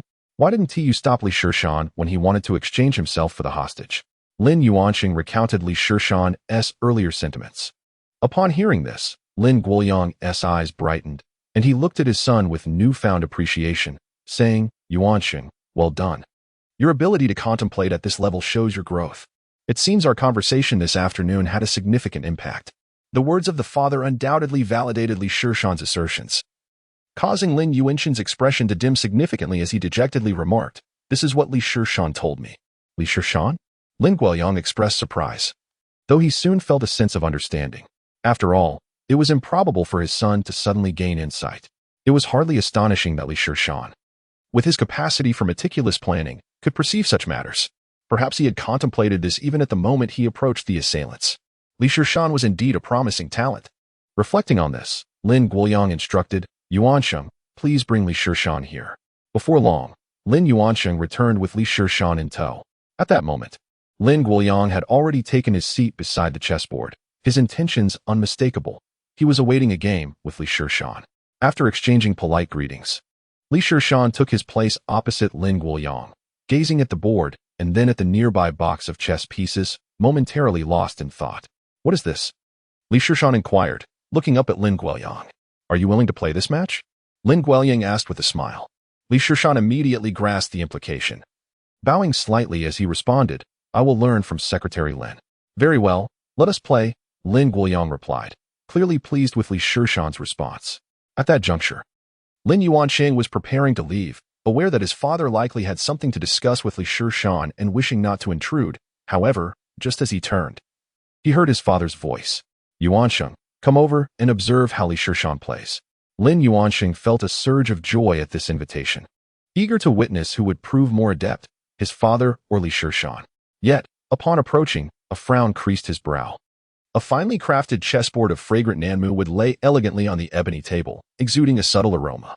Each star position on the grid, marked by 19 intersecting lines, bore a transparent black stone, totaling 9 in number. "Is this a handicap match?" Lin Yuanqing pondered, bewildered. His father intended to engage Li Shishan in a game where the latter would be afforded a significant advantage? The handicap format is employed when there exists a considerable disparity in skill levels between the two players, enabling balance by having the player with the black stones place a predetermined number of pieces on the board before the player with the white stones begins. Just moments ago, he had played against Li Shishan, who clearly surpassed him in Go skills. When competing with his father, Lin Guoyang typically allowed only 3 stones for Lin Yuanqing to maintain a semblance of equilibrium. Today, however, his father was allowing an astonishing 9 stones, which seemed excessively presumptuous. To put it bluntly, it felt rather humiliating. What left Lin Yuanqing even more astounded was when Li Shishan retrieved the pieces from the box. He was selecting white stones. This left Lin Yuanqing utterly perplexed. What was this absurdity? Initially, he believed his father was humiliating Li Shishan, but now he felt his father was being somewhat shameless, demanding that Li Shishan concede 9 stones. What kind of match was this? It seemed inevitable that Li Shishan would be defeated. Although Lin Yuanqing harbored such thoughts, he felt it inappropriate to voice any objections given that both parties appeared amenable to the arrangement. Li Shishan steadily placed his white piece in the lower left corner of the board, marking the commencement of this exceedingly unbalanced game. At this moment, the room was enveloped in silence, broken only by the sound of pieces being placed. It was then that Lin Yuanqing witnessed the true prowess of Li Shishan. Although his father possessed a significant advantage, Li Shishan, with remarkable composure, not only withstood his father's vigorous assault, but also seized the opportunity to capture several of his opponent's overambitious pieces, thereby gaining substantial territory. In contrast, Lin's father's gameplay appeared lackluster, with frequent blunders that were uncharacteristic of his usual skill. Was his father intentionally holding back? Yet, if that were the case, why did Li Shishan concede 9 pieces? Lin Yuanqing found himself increasingly perplexed, his mind swirling with questions. As time progressed, the game transitioned into the mid-game phase. Just as Li Shishan had devoured a significant portion of black pieces in the lower left corner and began to show signs of equalizing the match, he suddenly halted, producing 2 pieces to place in the lower right corner of the board. This action signified his resignation. "What? Shishan, why have you resigned?" Lin Yuanqing exclaimed involuntarily. Li Shishan remained silent, merely gesturing towards his piece box. When Lin Yuanqing leaned in for a closer look, he realized that Li Shishan had run out of pieces. No pieces left to play with meant defeat. Unable to contain himself, Lin Yuanqing defended Li Shishan against his father. "Dad, this is utterly unreasonable. Li Shishan initially conceded 9 pieces, and now you've taken away more than half of the pieces in his box." Lin Guoyang paid no heed to his son's outburst and spoke a perplexing remark to Li Shishan. "Do you understand?" Li Shishan stood up slightly, bowing, expressing gratitude to Secretary Lin. "Thank you for your guidance. I have learned much." Guidance? Lin Yuanqing thought to himself. These two seemed to be performing a duet of sorts. Lin Guoyang began to tidy up the pieces on the board, with Li Shishan following suit. At that moment, Lin Guoyang inquired, "What are your plans upon returning?" "I shall focus diligently on my work at the district committee office, refrain from engaging in matters that do not concern me, and avoid meddling in affairs that do not pertain to me," Li Shishan replied earnestly. Upon hearing this, Lin Guoyang chuckled, picking up a piece. "Are you still contemplating involving yourself in the affairs of Anjiang?" "Absolutely not." Li Shishan quickly shook his head. "Not foolish either," Lin Guoyang nodded, continuing, "This is still insufficient. Return to your hometown. Become a village cadre. Did you not mention during your interview that you wished to repay your fellow villagers? I do not care whether your words then were genuine or not. Since it is a promise you made, you must fulfill it. Return to your village and assist your fellow villagers in achieving prosperity." The moment Lin Guoyang uttered these words, Lin Yuanxing immediately grew anxious, feeling the weight of injustice for Li Shishan. Dad, Shishan has only just entered the district committee office, a path filled with promise. You want him to return to the countryside? That would ruin his future. Although he did not fully grasp the cryptic exchange between the two earlier, he was still aware of the fundamental principles of the political realm. To become a village cadre, that was far inferior even to working at the township government, let alone the district committee. Li Shishan had just aided them in cracking a significant case and rescuing hostages. While one might not be inclined to assist him, it would certainly be ungrateful to repay kindness with malice. Lin Guoyang recognized that his son had misinterpreted the situation and, with a resigned shake of his head, turned to Li Shishan and said, "If you are unwilling, I could certainly have a word with Yao Xingliang to formally transfer you to the district committee." "No, Secretary Lin. I am eager to return to my role as a village cadre," Li Shishan replied earnestly. Lin Guoyang chuckled, a look of approval gracing his features, and said, "From now on, just call me Uncle Lin. I look forward to the opportunity of playing a game of Go with you in the future." Li Shishan also smiled, remarking that it would likely require a trip to Yinjing to engage in such a match with Uncle Lin. "Ha ha, you rascal," Lin Guoyang teased, pointing at Li Shishan as they shared an understanding smile. Lin Yuanxing felt a pang of frustration, glancing between his father and Li Shishan, sensing an uncanny rapport between them that made him feel like an outsider. As soon as Li Shishan departed, Lin Yuanxing could scarcely contain his curiosity about the earlier events. "Dad, what was that all about?" he inquired eagerly. Lin Guoyang smiled gently, preparing to clarify the matter for his son when suddenly his phone rang. Upon glancing at the caller ID, Lin Guoyang's demeanor shifted to seriousness as he instructed Lin Yuanxing, "Go find Li Shishan and have him explain it to you." With that, Lin Guoyang answered the call and gestured for Lin Yuanxing to leave.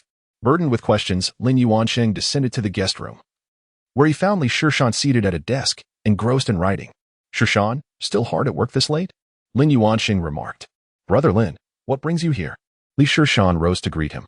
"What are you writing?" Lin Yuanxing inquired, leaning closer to see several outlines inscribed on the paper. At the bottom, he noticed the phrase "Strategies for Poverty Alleviation in Lijia Village," followed by research visits on traditional Chinese medicine, and prominently circled in large letters was Ban Lan Jian, with the year 2003 written in Arabic numerals beside it. "You've adapted to the role remarkably quickly," Lin Yuanxing admitted, a sense of admiration swelling within him. Though the last few words caught his attention. "What did those last few words signify?" "Oh, it's nothing. Just some random scribbles," Li Shishan quickly replied, attempting to divert the conversation. "By the way, earlier, you and my father were playing a game of Go and discussing some peculiar matters. What was that all about?" "Ah, so that's what you wished to know." Uncle Lin was imparting some wisdom about the intricacies of the political arena, Li Shishan explained. "How does a game of Go relate to the political landscape?" Lin Yuanxing questioned, perplexed. "Well, as the ancients have said, the political arena resembles a game of Go." Earlier, Uncle Lin placed 9 stones on the board, symbolizing the vast disparity in our standing within the political sphere. Following that, he intentionally left numerous openings for me to counterattack. However, at the crucial moment, I found myself without any stones. Do you grasp the implication? What does that mean?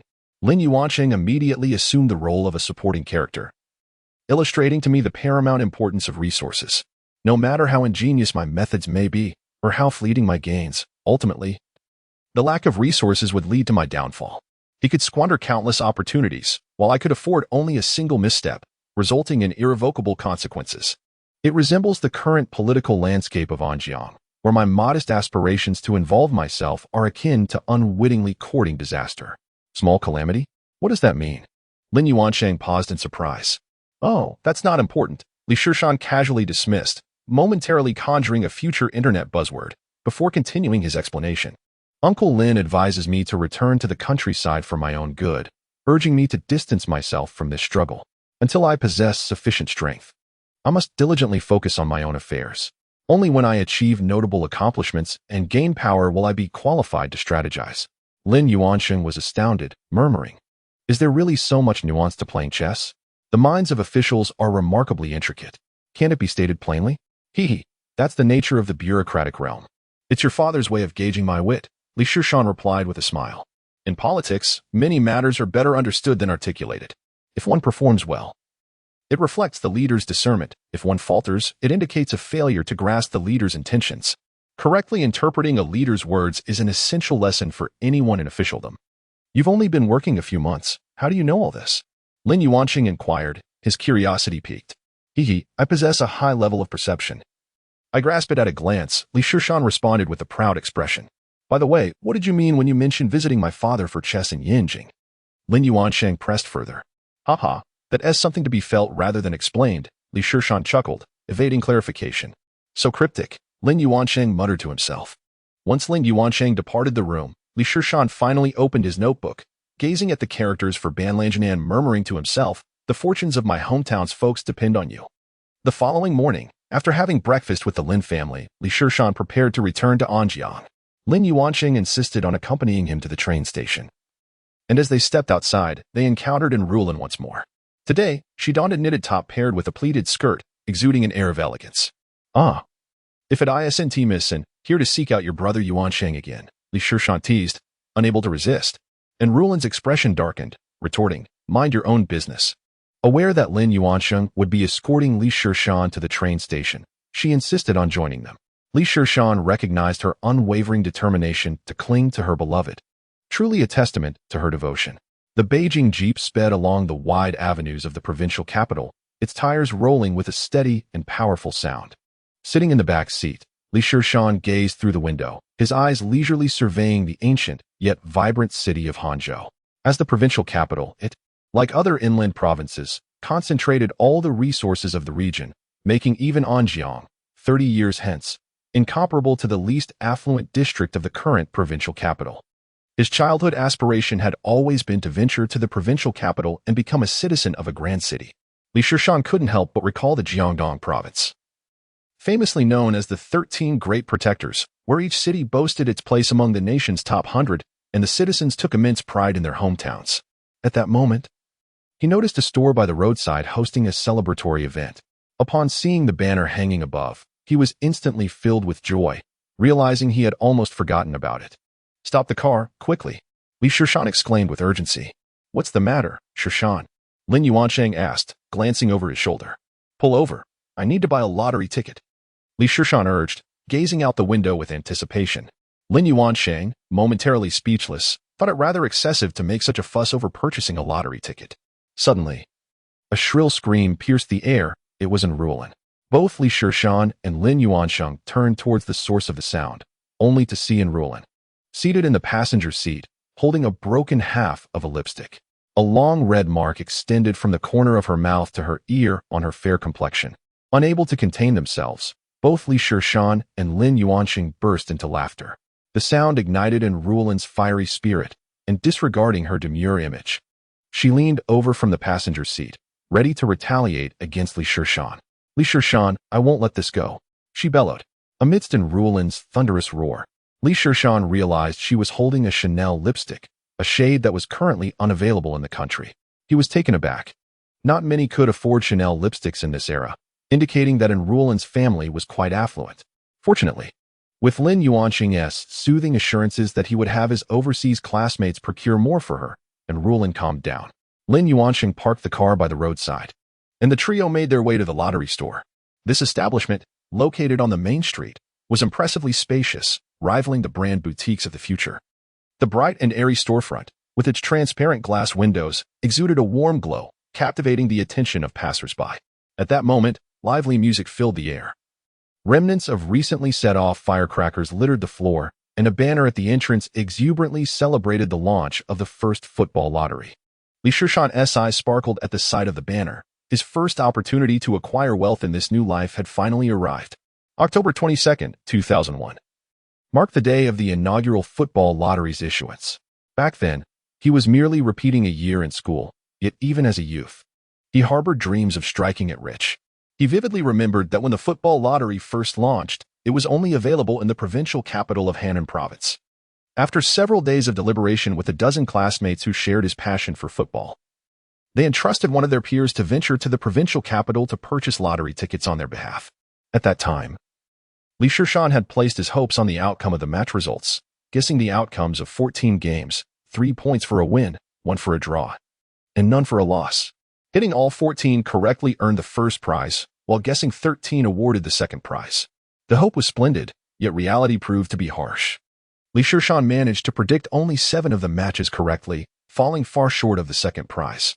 Subsequently, he would only dabble in betting during the European Championships and the World Cup, but losses outweighed victories. Now, the atmosphere inside the store was vibrant and bustling. The lottery enthusiasts either selected their numbers alone or gathered in small groups to discuss the myriad possibilities of the match outcomes. The attendants busily navigated through the crowd, addressing the inquiries of the hopeful participants. An atmosphere thick with tension and excitement enveloped the air, as if everyone could sense the elusive aura of fortune.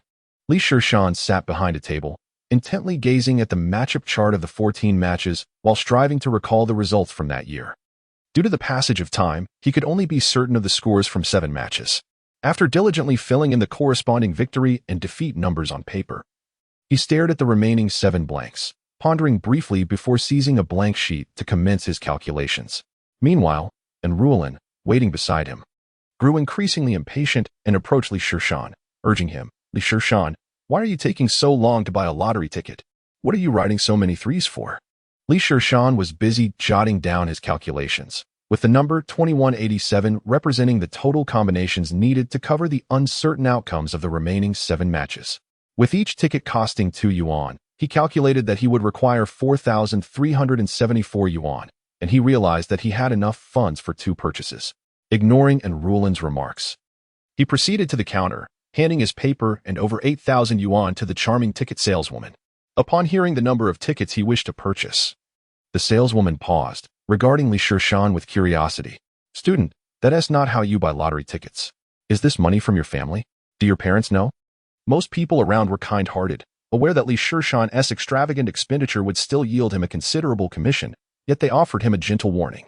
This was in stark contrast to many in later generations who, in their quest for profit, resorted to unscrupulous means and lost their moral compass.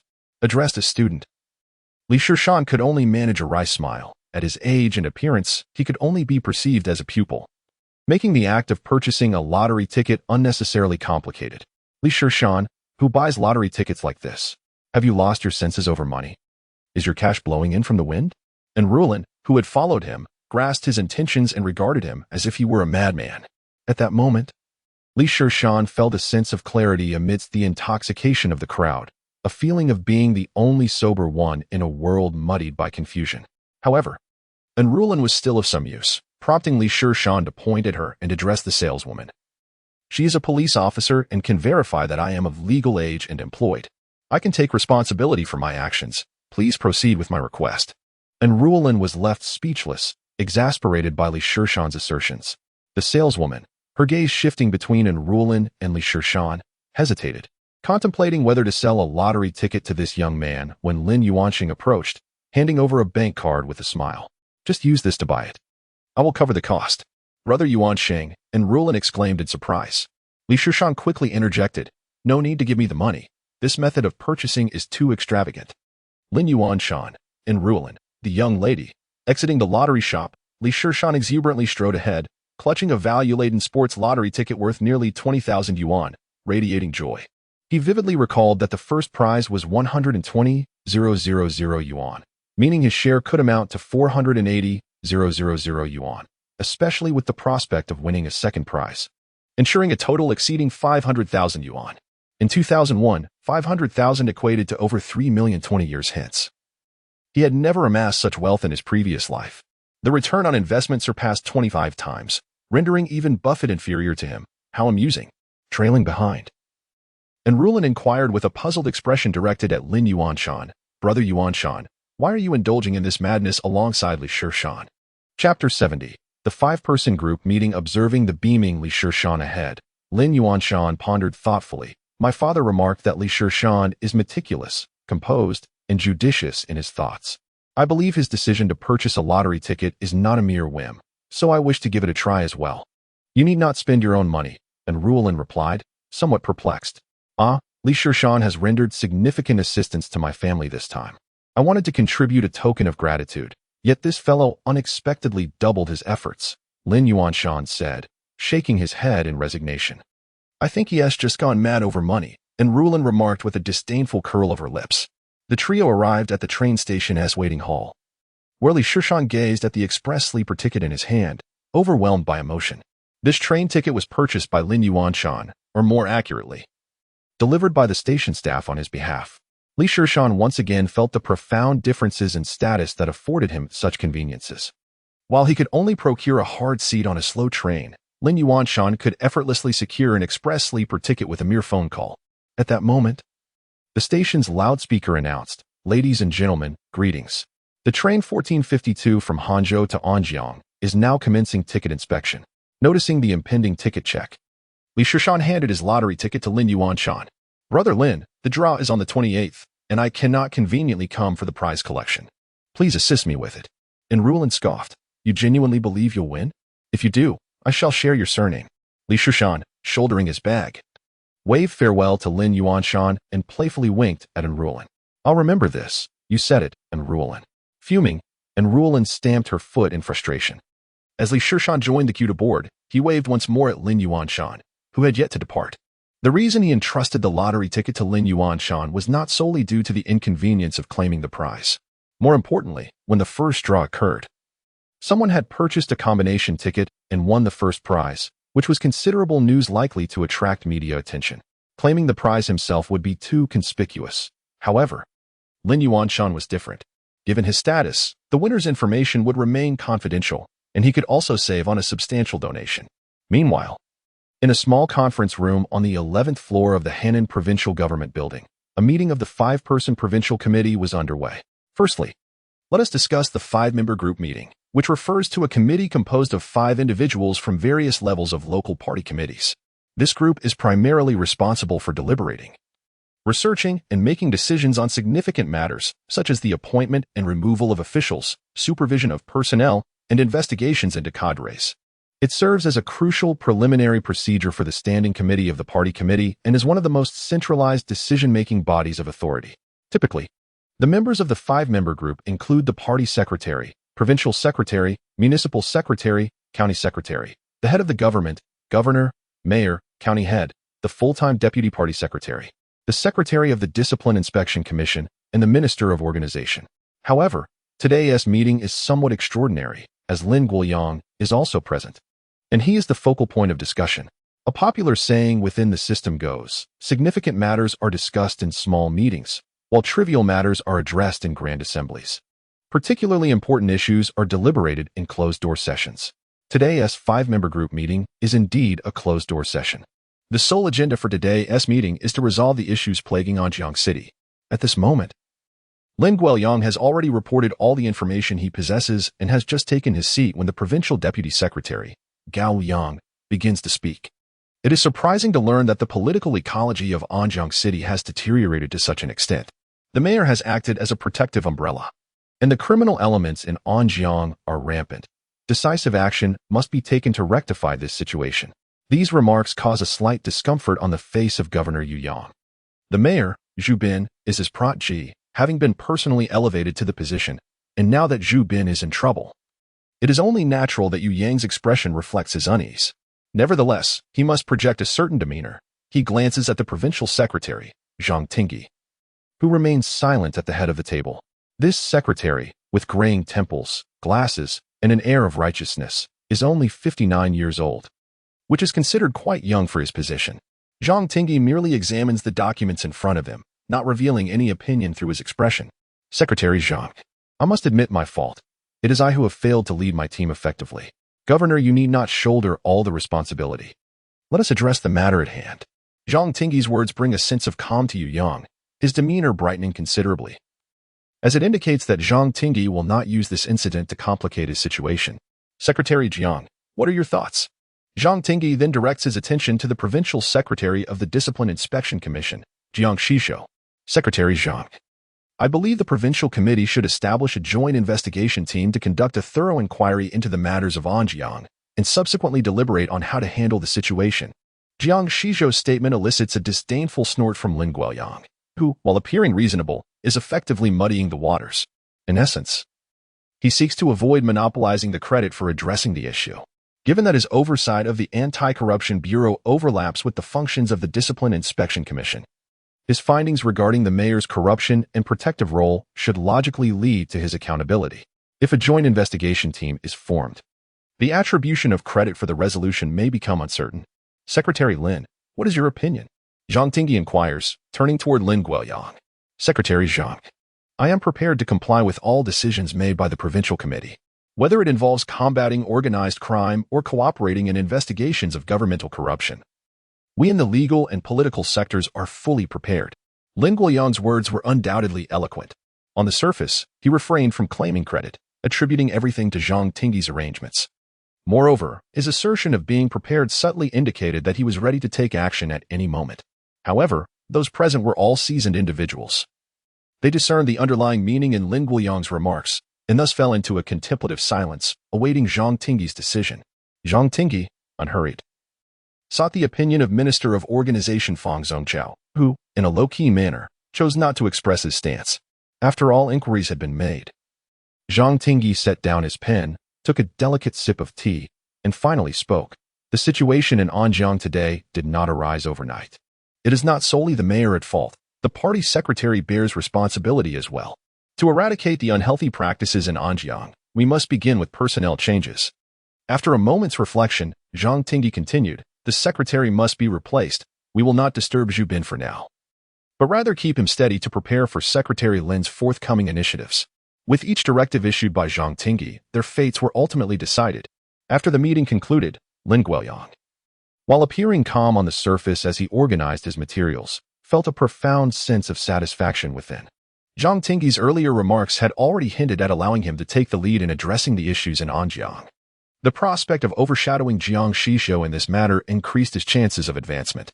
Chapter 71. The Mixed Fortunes of Secretary Yao in the Office of the Provincial Party Secretary. Lin Guoyang's face betrayed a hint of excitement. Opposite him, Zhang Tingyi had just appointed him as the head of the Provincial Education Reform Task Force, granting him full authority over the rigorous operations in Anjiang. However, the only slight drawback was the appointment of Discipline Inspection Secretary Jiang Shizhou as deputy head. Old Lin, this task is substantial. You must collaborate effectively with Secretary Jiang to thoroughly investigate the issues in Anjiang and restore clarity to the lives of its citizens. Zhang Tingyi remarked earnestly. Upon hearing this, Lin Guoyang sprang to his feet, standing tall and expressing solemnly, rest assured, Secretary, I will ensure the completion of this task and will not betray your trust or that of the provincial committee. Please sit down. You are not a young man anymore. Why do you still act like a youth? Zhang Tingyi replied, his face filled with satisfaction. The habits I formed during my military service are difficult to change. Lin Guoyang chuckled. Have some tea. This is excellent, Zhang Tingyi casually remarked, observing Lin Guoyang's earlier demeanor with a gentle smile. Was it truly a habit formed by Lin Guoyang? No, it was an expression of his unwavering commitment to complete loyalty. Old Lin, I heard you have finally resolved a case that has haunted you for a decade. You can finally sleep soundly. Zhang Tingyi engaged in casual conversation, displaying a much more congenial demeanor than when he had been assigning tasks. Lin Guoyang adjusted his demeanor and chimed in, indeed. If it weren't for a young man who fortuitously uncovered information about the perpetrator, who knows how long the case would have dragged on. He recounted the story of Li Shishan to Zhang Tingyi, omitting the details about the written complaint. After listening to Li Shishan's story, Zhang Tingyi found himself intrigued by the young man, remarking with a smile that Li Shishan was indeed quite interesting. At that moment, there was a knock at the door, and a man with short, slicked-back hair and a thin face entered. He was Hozhini, Zhang Tingyi's dedicated secretary and the director of the General Office of the Provincial Party Committee.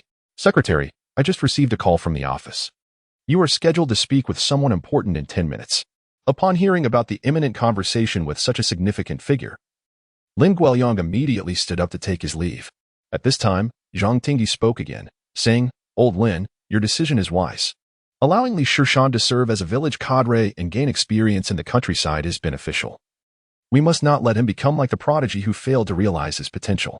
Please keep an eye on him. Understood, Secretary. Lin Guoyang nodded and departed. Meanwhile, Hozhini silently noted Li Shishan's name. At that moment, Li Shishan, comfortably nestled in a soft sleeper cabin of the train, was blissfully unaware that the provincial party secretary had acknowledged his name and offered an evaluation. Upon alighting at Anjiang train station, Li Shishan stretched luxuriously, relishing the contrast between the comfort of his journey and the arduous 7 to 8 hours spent sitting upright on the way there. Glancing at the time, which was just past 2 in the afternoon, he resolved to head to the district committee to gather his belongings. Since Lin Guoyang had assigned him to return to his hometown as a village cadre, he felt no hesitation. After taking a taxi to the district committee, his first task was to report to Tang Guichuan.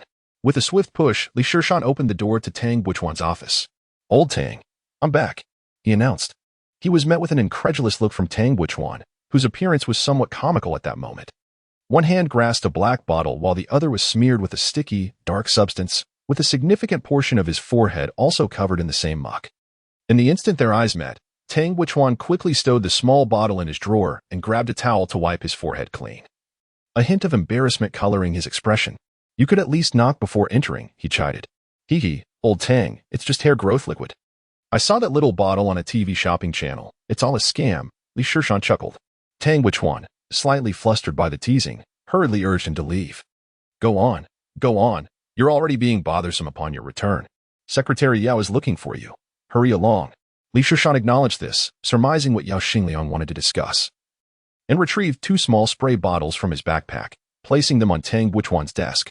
"This is minoxidil. It's said to help prevent hair loss and promote growth. I bought it in the provincial capital. It's not available in Anjiang yet. Give it a try." Watching as Li Shishan departed, Tang Guichuan picked up the small bottles, feeling a surge of gratitude, and couldn't help but mutter with a smile, "That little brat." At that moment, his phone rang, and upon checking, he saw it was a call from Lin Yuanqing. "Hello, journalist Lin, what can I do for you?" In the district committee office, Yao Xingliang sat behind an expansive desk, his gaze complex as he looked at the young man before him. His brow furrowed slightly, as if contemplating something, mingled with a barely perceptible hint of concern. Li Shishan sat poised at his desk, his hands neatly resting on his thighs, his spine erect like an indomitable pine tree. His expression was composed, devoid of excessive emotional display. Yao Xingliang's gaze flitted back and forth across Li Shishan's face, seemingly in search of some clue or answer. Just a few hours prior, 2 pieces of news had arrived from the province, presenting a bittersweet scenario for him. The first announcement was the establishment of an educational reform guidance group, soon to visit Anjiang, indicating that Mayor Zhu Bin's tenure was nearing its end. While the downfall of a political rival was certainly a cause for celebration, the subsequent news left Yao Xingliang feeling somewhat disconcerted.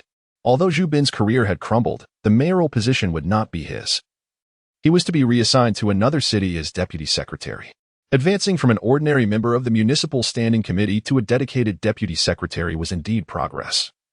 Yet it paled in comparison to the stature of a mayor.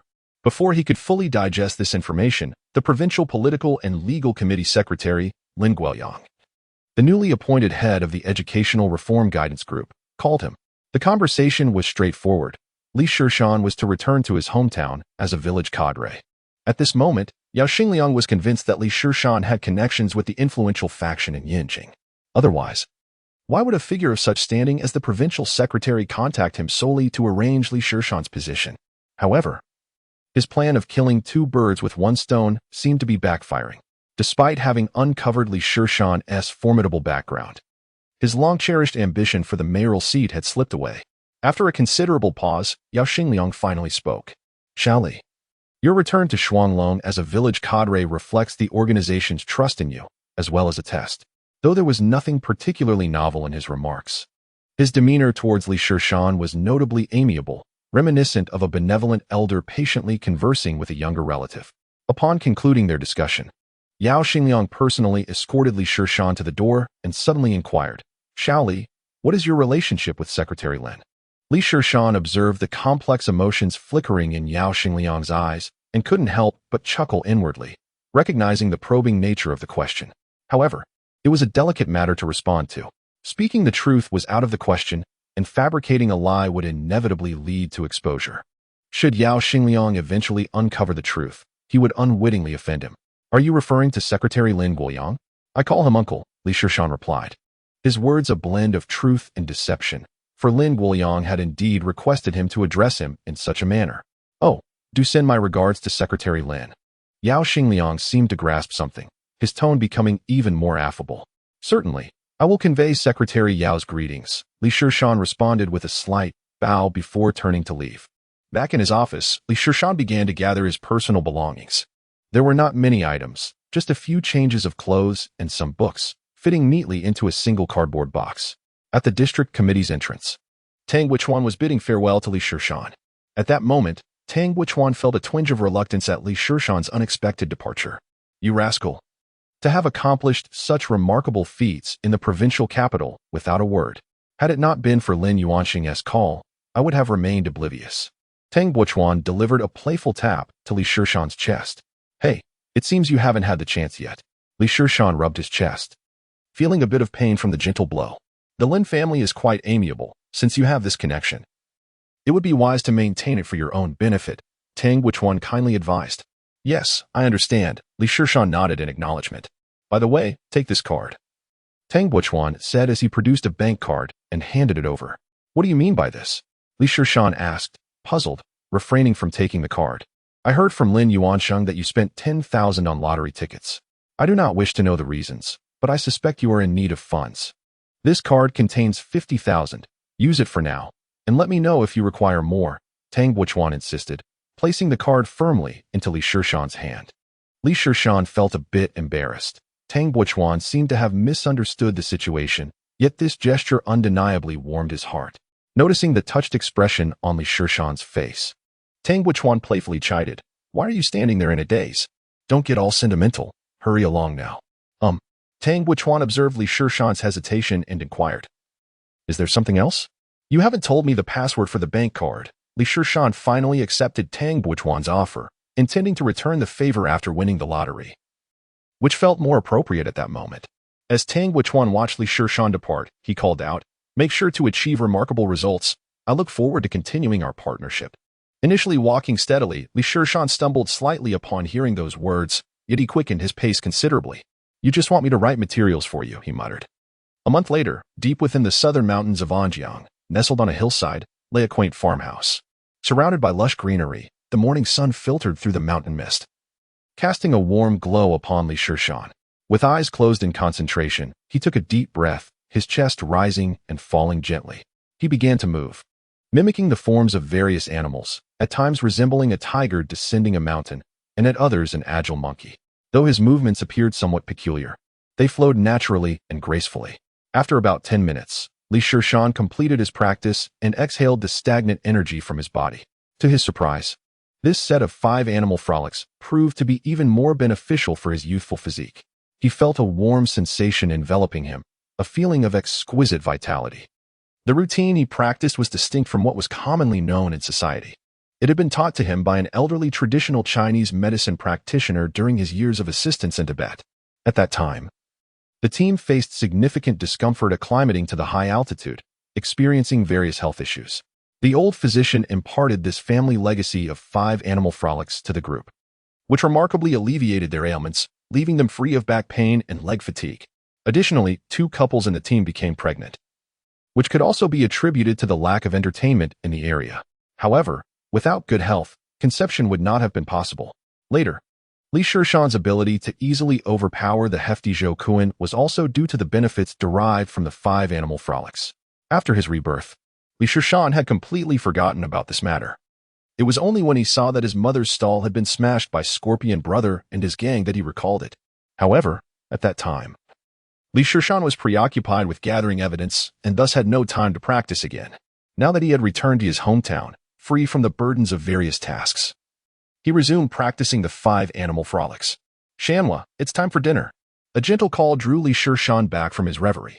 Turning around, he saw his grandmother emerging from the house, holding a large bowl of steaming noodles. Despite having been back for a week, he was still unaccustomed to such rustic terms of endearment. The term Shanhua was unique to the rural dialect of his hometown. Since his last name was Shan, any elder could affectionately call him Shanhua. His father's last name was Shi, so he was referred to as Shiwa. This pattern continued, with various affectionate nicknames being common in the community. Grandma, let me take that. Li Shishan hurriedly approached and took the bowl from her hands, squatting at the threshold and devouring the noodles with gusto. His grandmother stood by, watching her grandson as he relished his meal. Unable to resist reaching out to affectionately pat his head, her face radiating warmth and love. It had been years since she felt such joy, especially after the passing of her old partner. Her son only returned during festivals, and her daughter, now married, visited infrequently. Having her eldest grandson accompany her during this time filled her heart with happiness. In just a few minutes, The large bowl in Li Shishan's hands was emptied. His grandmother took the bowl with a wide smile, delighting in the sight of her grandson enjoying his meal. After a hearty burp, Li Shishan stood up, feeling a bit too full, and began to stroll around the yard to aid digestion. Breakfast in the countryside typically consisted of hearty staples, providing the energy needed for a day's labor. With his grandmother's generous cooking, he had noticeably gained weight over the past month. At that moment, a familiar rural call echoed from afar. Shanwa. Li Shishan turned to see an elderly man in army green clothing waving at him from a nearby hillside. The visitor was Li Yuan, the village secretary of Li family village, and by virtue of their familial relations, Li Shishan was to address him as second uncle. Second uncle, you're here so early. Come in for some tea. Li Shishan greeted him loudly. No time for tea. We need to get down to business, Li Yuan replied briskly. Despite his age. All right, then let us go, Li Shishan said, waving goodbye to his grandmother before following Li Yuan out the door. Not far from the house, Li Yuan could hardly contain his excitement. Shanwa, can you really help our village recover the outstanding poverty alleviation funds? Second uncle, remember, if I'm to help our village reclaim those funds, you must persuade our fellow villagers to join the cooperative, Li Shishan replied, squatting down to tighten his shoelaces with a smile.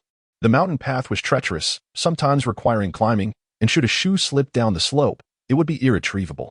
These shoes are indeed from Adidas. They were the first luxury item I purchased for myself with my lottery winnings. As for the laptop, in Li Shishan's perspective, it is a necessity of life and does not qualify as a luxury. As long as you can procure funds, it does not matter whether it involves joining a cooperative. Even joining the United Nations would be feasible. Li Yuan eagerly agreed.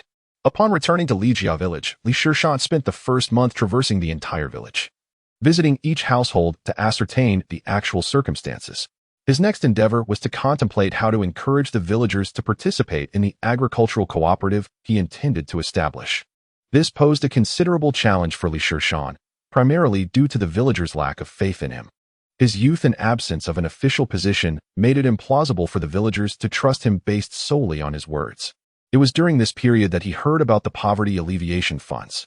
The official designation of the funds, as referred to by Li Yuan, is the Rural Poverty Household Subsidy, a special allocation by the state for eligible individuals.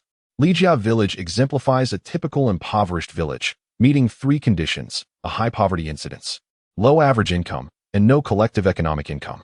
The high condition indicates that the village's poverty rate exceeds the provincial average by more than double. The low condition signifies that the farmer's per capita net income is below 60 of the provincial average, and the absence condition means the village has no collective economic income. To elaborate on the high condition, Lijia village comprises 12 villagers groups, 423 households, and 692 individuals, with over half classified as impoverished. Defined as having a per capita net income below 627 yuan, resulting in a poverty rate of 50, far surpassing the provincial level.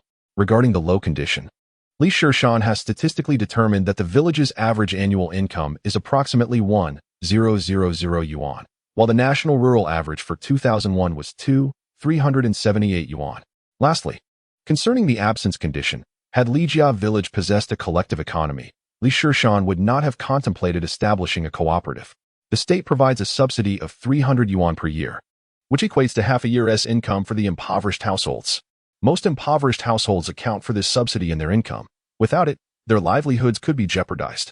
One can understand why Li Yuan, as the village secretary, is anxious. Li Shishan is well aware of the disbursement of the poverty alleviation funds, as he has assisted in various places before and has spent time in the party and government office. According to the customary practice in Anjiang, the first year's poverty funds are calculated within the same year, and the district government transfers them to the township government's account in the following year after the new year. The township government, upon receiving the funds, typically delays for another 6 months, leading to disbursement to the villagers around August. When questioned about the prolonged delay, the official response cites the need for time to navigate various processes. Li Shishan, however, might rightly remark that one must wonder if the bank interest does not appeal to them. Fortunately, such situations have become less frequent with the continuous improvement of national systems. Last year's poverty funds for Lijia village were, as per custom, supposed to be dispersed in June of this year, yet it is now nearly December with no news. Li Yuan finds himself making weekly trips to the township government, only to receive the perpetual reply, just wait for news. Li Shishan was quite aware that when he wrote a report for Fei Hongyi in the party and government office, he had consulted relevant materials, confirming that the funds had indeed been allocated to the township's account in a timely manner. The current reluctance of the township government to acknowledge this situation undoubtedly raises suspicions, though the specifics would only be revealed upon visiting the township government. The only route from Lijia village to the township government was a dirt road, and to reach this road, one had to traverse a mountain. As the saying goes, a journey to the mountain can tire even the horse. And this particular mountain took Li Shishan over an hour to cross.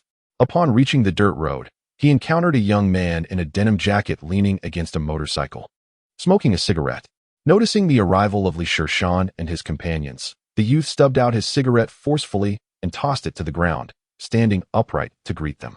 "Uncle, you're here." This young man was Li Zhengbo, the grandson of Li Linyuan, who was 2 years older than Li Shishan. Li Shishan smiled, but was unsure how to respond. Calling him big nephew felt awkward. In rural society, however, the hierarchy of kinship was strictly observed. Younger individuals were required to address their elders appropriately, and failure to do so could result in reprimand. Having graduated from junior high, Li Zhengbo had taken to operating a motorcycle taxi, transporting people from the town to the village or city for a fare ranging from 10 to 20 yuan per trip, which was considerably more profitable than farming at home. As Li Zhengbo sped along the winding dirt road, Li Linyuan sat in the middle, while Li Shishan clung tightly to the handrail beneath his seat, apprehensive about the bumpy ride that seemed to threaten to toss him off at any moment. After an hour of this tumultuous journey, they finally arrived at the township government's entrance. Dazed and covered in dust from head to toe, Li Shishan resembled a little dirt figure.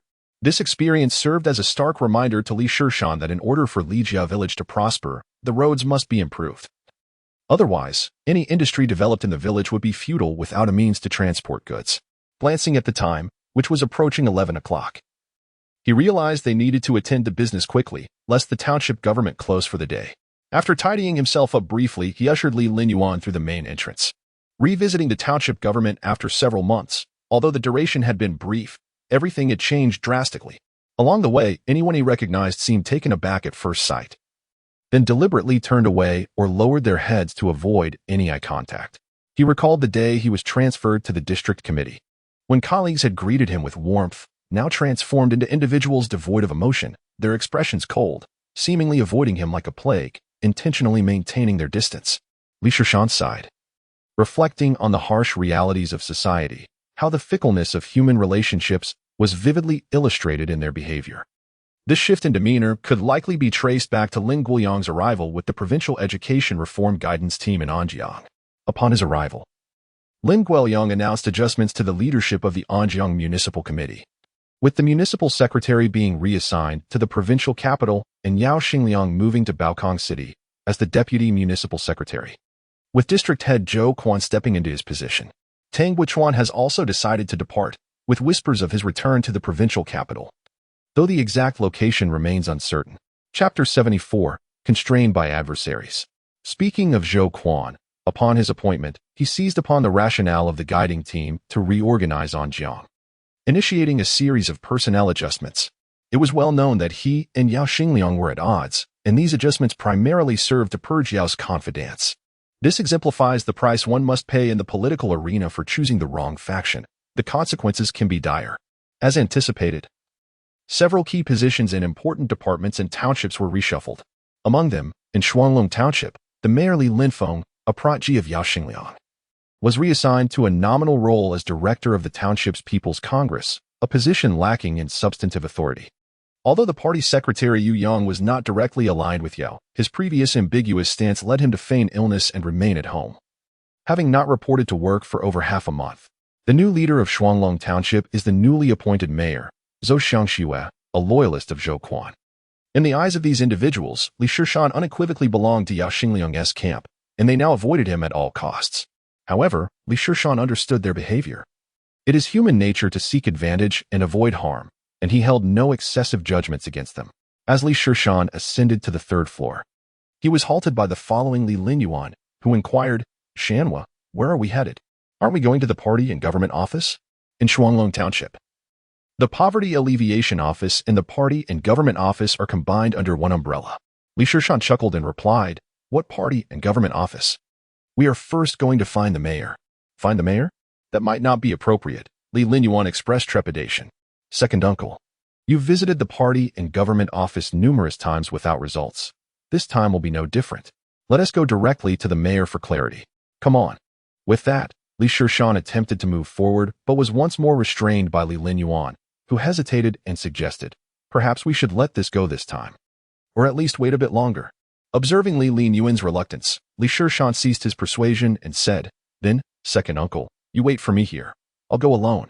Li Shishan was quite empathetic to Li Linyuan's feelings, as in the eyes of rural residents, the mayor already holds considerable authority and a degree of apprehension is entirely normal.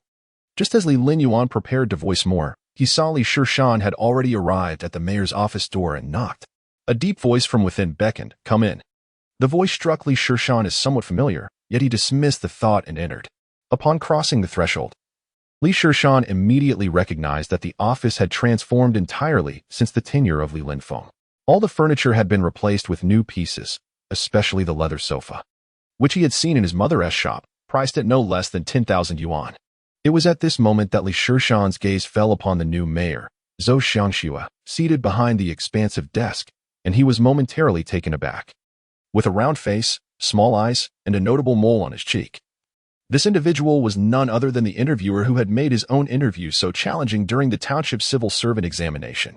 After that interview, Li Shishan sensed something amiss and deliberately inquired about this individual from Tang Wuchuan. It turned out that a relative of his had also applied for the local civil service exam, but because Li Shishan exposed the underhanded dealings, his qualification was immediately revoked. Thus, the awkwardness of that day became understandable. Zhou Xiangxue, previously the deputy director of the Personnel Bureau in Binjiang District, was of rather mediocre reputation and had a penchant for flattery. From the doorman, Lao Huang, Li Shishan learned that Zhou had come to serve as the town mayor merely as a transitional figure, once the secretary Yu Yang was reassigned. Zhou would ascend to the position of town party secretary. This further attested to his shrewdness. Li Shishan noticed that Zhou Xiangxue was also scrutinizing him, and the venomous gaze he cast upon Li suggested he had recognized him. The atmosphere in the room became charged, reminiscent of adversaries meeting on a narrow path. With a furrowed brow, Zhou Xiangxue questioned, Li Shishan, why aren't you content to stay in Lijia village? What brings you here? Li Shishan, quick to respond, adjusted his demeanor and approached politely, saying, Mayor Zhou, I've come to inquire about the poverty alleviation funds for Lijia village. Poverty alleviation funds? Zhou Xiangxue's expression shifted slightly, but he quickly adopted a stern countenance and retorted, you should consult the party and government office for such trivial matters. Why bring this to me? Haven't you learned the proper hierarchy at the district committee? Don't you understand the importance of reporting through the correct channels? Li Shishan narrowed his eyes slightly, realizing that Zhou was being rather rude, combining reprimand with sarcasm, which indicated a deep-seated resentment towards him. However, such minor confrontations did not intimidate Li Shishan. He chose to disregard Zhou's interrogation and countered instead. Mayor Zhou, this is no trivial matter. Over 900 households in Lijia village are relying on these poverty alleviation funds to sustain their livelihoods. I recall that this money was already transferred to the town's account by the district. At this, Zhou Xiangxue's countenance darkened further. Coldly, he declared, the town has its own plans regarding this matter. It is not your place to meddle. Now, immediately leave my office. Do you understand? Li Shishan scoffed inwardly at the attempt to dismiss him so easily, feeling it was rather condescending. He replied, equally icy, Mayor Zhou. The state has explicitly mandated that funds designated for rural impoverished households must be used solely for that purpose and cannot be diverted. You wouldn't have misappropriated them, would you? This statement seemed to strike a nerve with Zhou Xiangxue, who abruptly stood up in a fury, exclaiming, Li Shishan, what is your attitude? Are you questioning the leadership of the town? Is there no discipline or organization left? Just as Li Shishan was about to retort, a familiar voice interrupted. Li Shishan, what are you doing here? Wang had entered, holding a stack of documents, seemingly there to obtain Zhou Xiangxue's signature. Upon seeing Wang Yud, Zhou immediately pointed at Li Shishan and instructed, Director Wang, how are you managing your subordinates? Take him away at once. He is utterly unruly. Director Wang, his subordinate? Li Shishan was taken aback. Although Wang Yud was unaware of the specifics of the situation, he could tell from the atmosphere that Li Shishan had angered Zhou Xiangxue. And a sense of delight filled him. An opportunity had presented itself. Wang Yud, With an air of arrogance, approached Li Shishan and declared, Li Shishan, I am now the director of the party and government office, and you are under my authority. You shall immediately apologize to Mayor Zhou and then return to submit a 5,000-word self-criticism. Otherwise, you shall bear the consequences. After delivering his authoritative statement, Wang Yud relished the sight of Li Shishan's silence, feeling an immense satisfaction. When Li Shishan was reassigned to the district committee, he had suffered great embarrassment, and now he sought to exact double the revenge. Li Shishan regarded Wang Yud with a cold gaze, recognizing the complete embodiment of a petty individual who thrived on the power granted to him. Chapter 75, Confronting Leadership. Bear the consequences? Li Shishan scoffed, initially intending to refrain from confrontation. His visit was meant to clarify the situation and to meet the new mayor. After all, the approval from the township was necessary for the establishment of his cooperative. However, given their shared grievances, he felt unrestrained. Director Wang, Li Shishan elevated his tone, laced with inquisitiveness. I would like to understand what these consequences entail. Will I be assigned to an even more arduous position, or will I be dismissed? Wang Yud found himself at a loss for words. Li Shishan was already in one of the poorest villages. Where else could he possibly be sent? Dismissal was not an option, not even for Wang Yud, let alone for Zhou Xiangxue. Stunned by the retort, Wang Yud stared at Li Shishan, struggling to recognize him. The young man who had once been so amiable now possessed a sharp tongue and a seasoned demeanor, especially with that piercing gaze that seemed to view him as refuse. This provoked Wang Yud's ire. Li Shishan, do not forget you are still a public servant and an object of evaluation. Have you decided against joining the party? At the mention of joining the party, Li Shishan's expression dimmed momentarily. Initially, Yao Xingxin had earnestly vowed to be his introducer into the party. But since his return from Anjiang, there had been no further communication. The October party meeting had not convened, leaving his aspirations in limbo. However, Wang Yud's attempts to intimidate him with the notion of party membership only amused him. He retorted with a hint of disdain, I have done nothing wrong. Why should I apologize? Or do you believe that by apologizing, I would gain entry into the party? When did the criteria for evaluating prospective members become mere flattery to appease leadership? Is your word more powerful than the party's constitution? Wang Yud was taken aback by the weight of Li Shishan's words, his face reddening as he struggled to respond. Zhou Xiangxue, recognizing that Li Shishan was impervious to persuasion, decided to take a more forceful approach. He slammed the table and commanded loudly, Director Wang, immediately have someone remove Li Shishan from here. Mayor Zhou, no need to trouble yourself. I shall take my leave, Li Shishan responded, feeling invigorated after the confrontation. With a slight smile directed at Zhou Xiangxue, he turned and exited the office. As soon as he stepped outside, a furious roar from Zhou Xiangxue erupted. Wang Yud, draft a decision regarding Li Shishan immediately. At that moment, Li Linyuan, standing outside, could clearly hear the commotion within. Watching Li Shishan saunter out with an air of nonchalance, Li Linyuan's mouth gaped wide.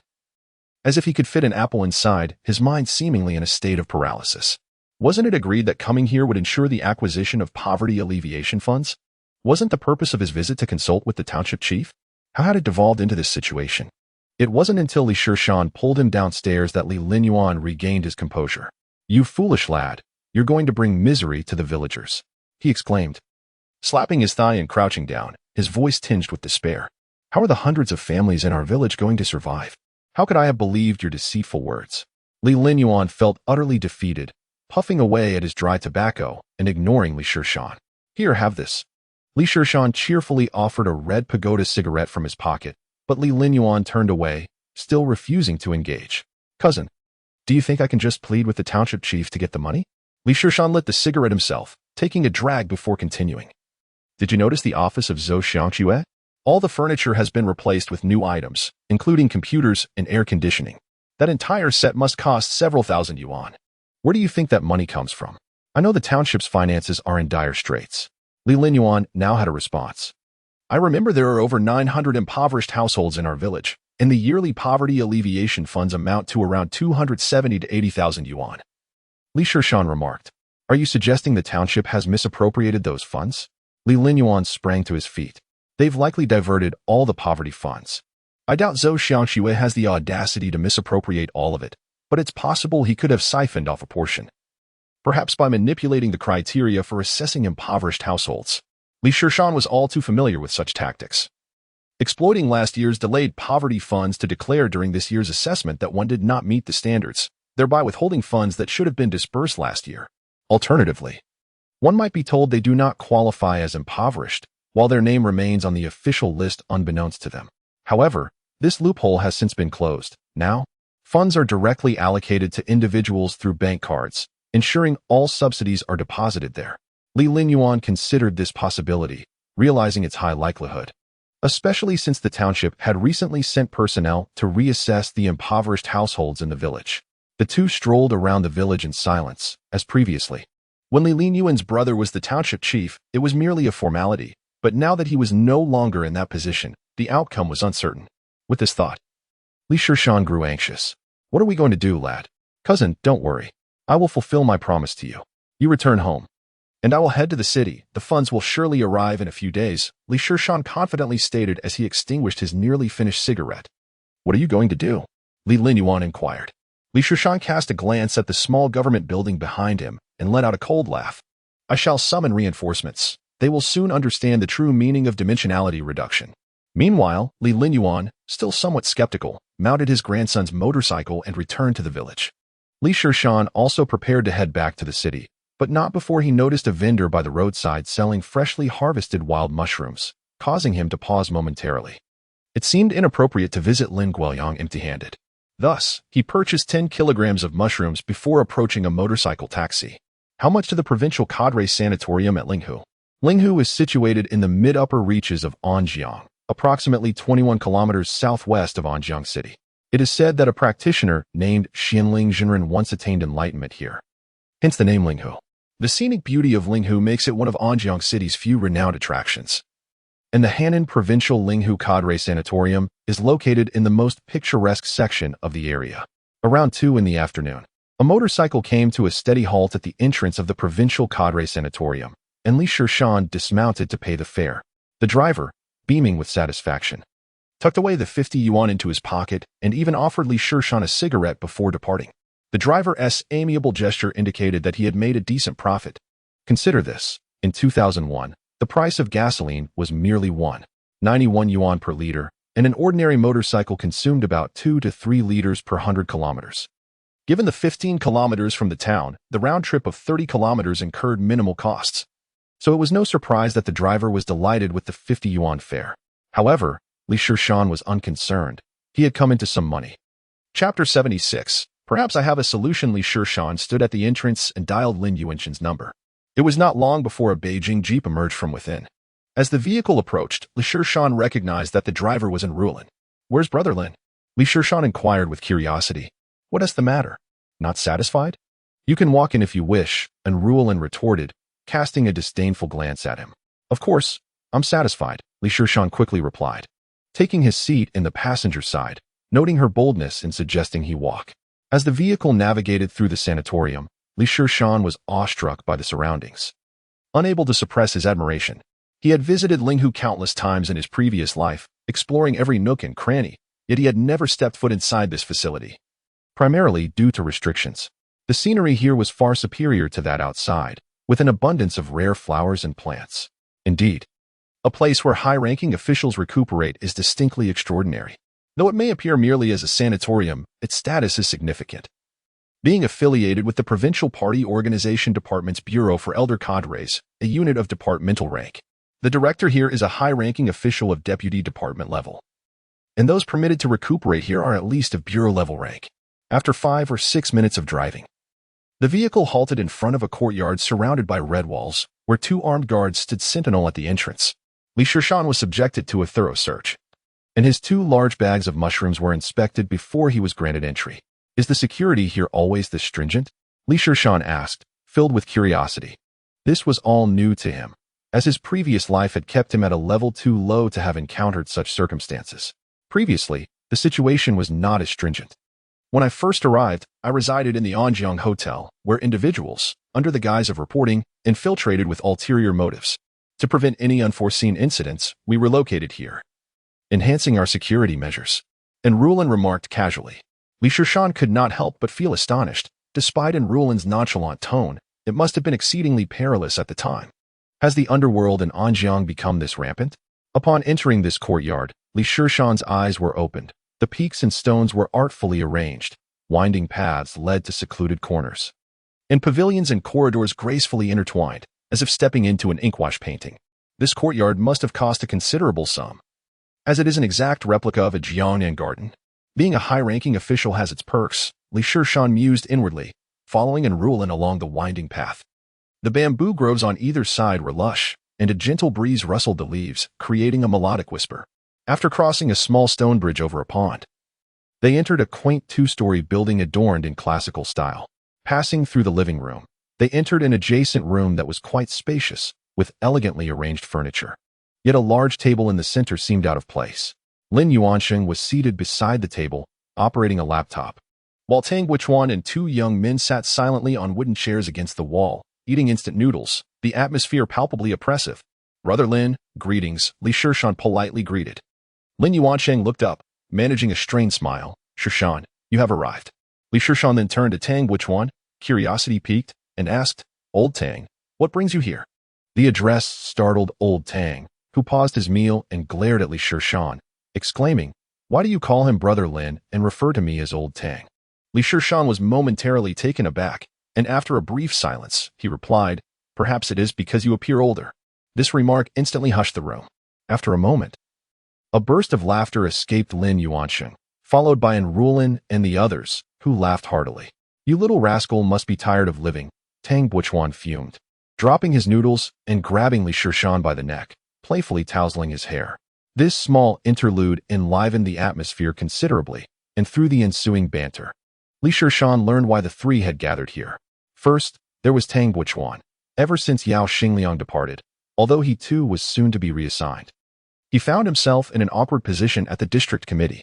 Fortunately, Lin Guoyang had temporarily reassigned him to the guidance group to assist with the case involving Mayor Zhu Bin. Next was Enrulin, now the liaison for the guidance group, responsible for communication between the Anti-Corruption Bureau, the Discipline Inspection Commission, and the Public Security Bureau, given the broad scope of this case, which involved simultaneous investigations into corrupt officials and stringent crackdowns, necessitating extensive interdepartmental coordination. Lastly, Lin Yuansheng was responsible for documenting the guidance group's activities in their entirety. The provincial committee intended to produce a documentary from this operation, which would be used for ethical education of officials post-case, and of course, it also served as a promotional opportunity. The confidentiality of this operation is exceptionally high, making Lin Yuansheng an ideal candidate. After Tang Guichuan elucidated the latest identities of the trio, Li Shishan's eyes gleamed with envy. To him, it seemed as though Lin Guoyang was bestowing upon them a significant opportunity to enhance their records. Such a substantial case, merely participating in it would translate into a weighty political achievement. For ordinary individuals, this experience is a monumental opportunity. However, for Tang Guichuan and his associates, it resembles a mere excursion. As the saying goes, it is advantageous to lean against a large tree for shade. Some individuals are inherently born at the finish line. "Old Tang, I noticed you all wearing furrowed brows upon my arrival. Is work not progressing smoothly?" Li Shishan inquired. "Indeed, it is quite vexing," Tang Guichuan sighed, continuing his discourse. Once the guidance team was stationed in Anjiang, a vigorous crackdown on criminal activities and the rectification of officials commenced. Thanks to the thorough preparatory work, the notorious gang leader Zhao Xiaolong was swiftly apprehended, and the rectification of officials also yielded results, capturing a number of corrupt officials, including the director of the procurement center, Mao Shuni. It can be said that we started off on the right foot. However, subsequent efforts have encountered a significant hurdle: insufficient evidence to substantiate major violations of discipline by Mayor Zhu Bin.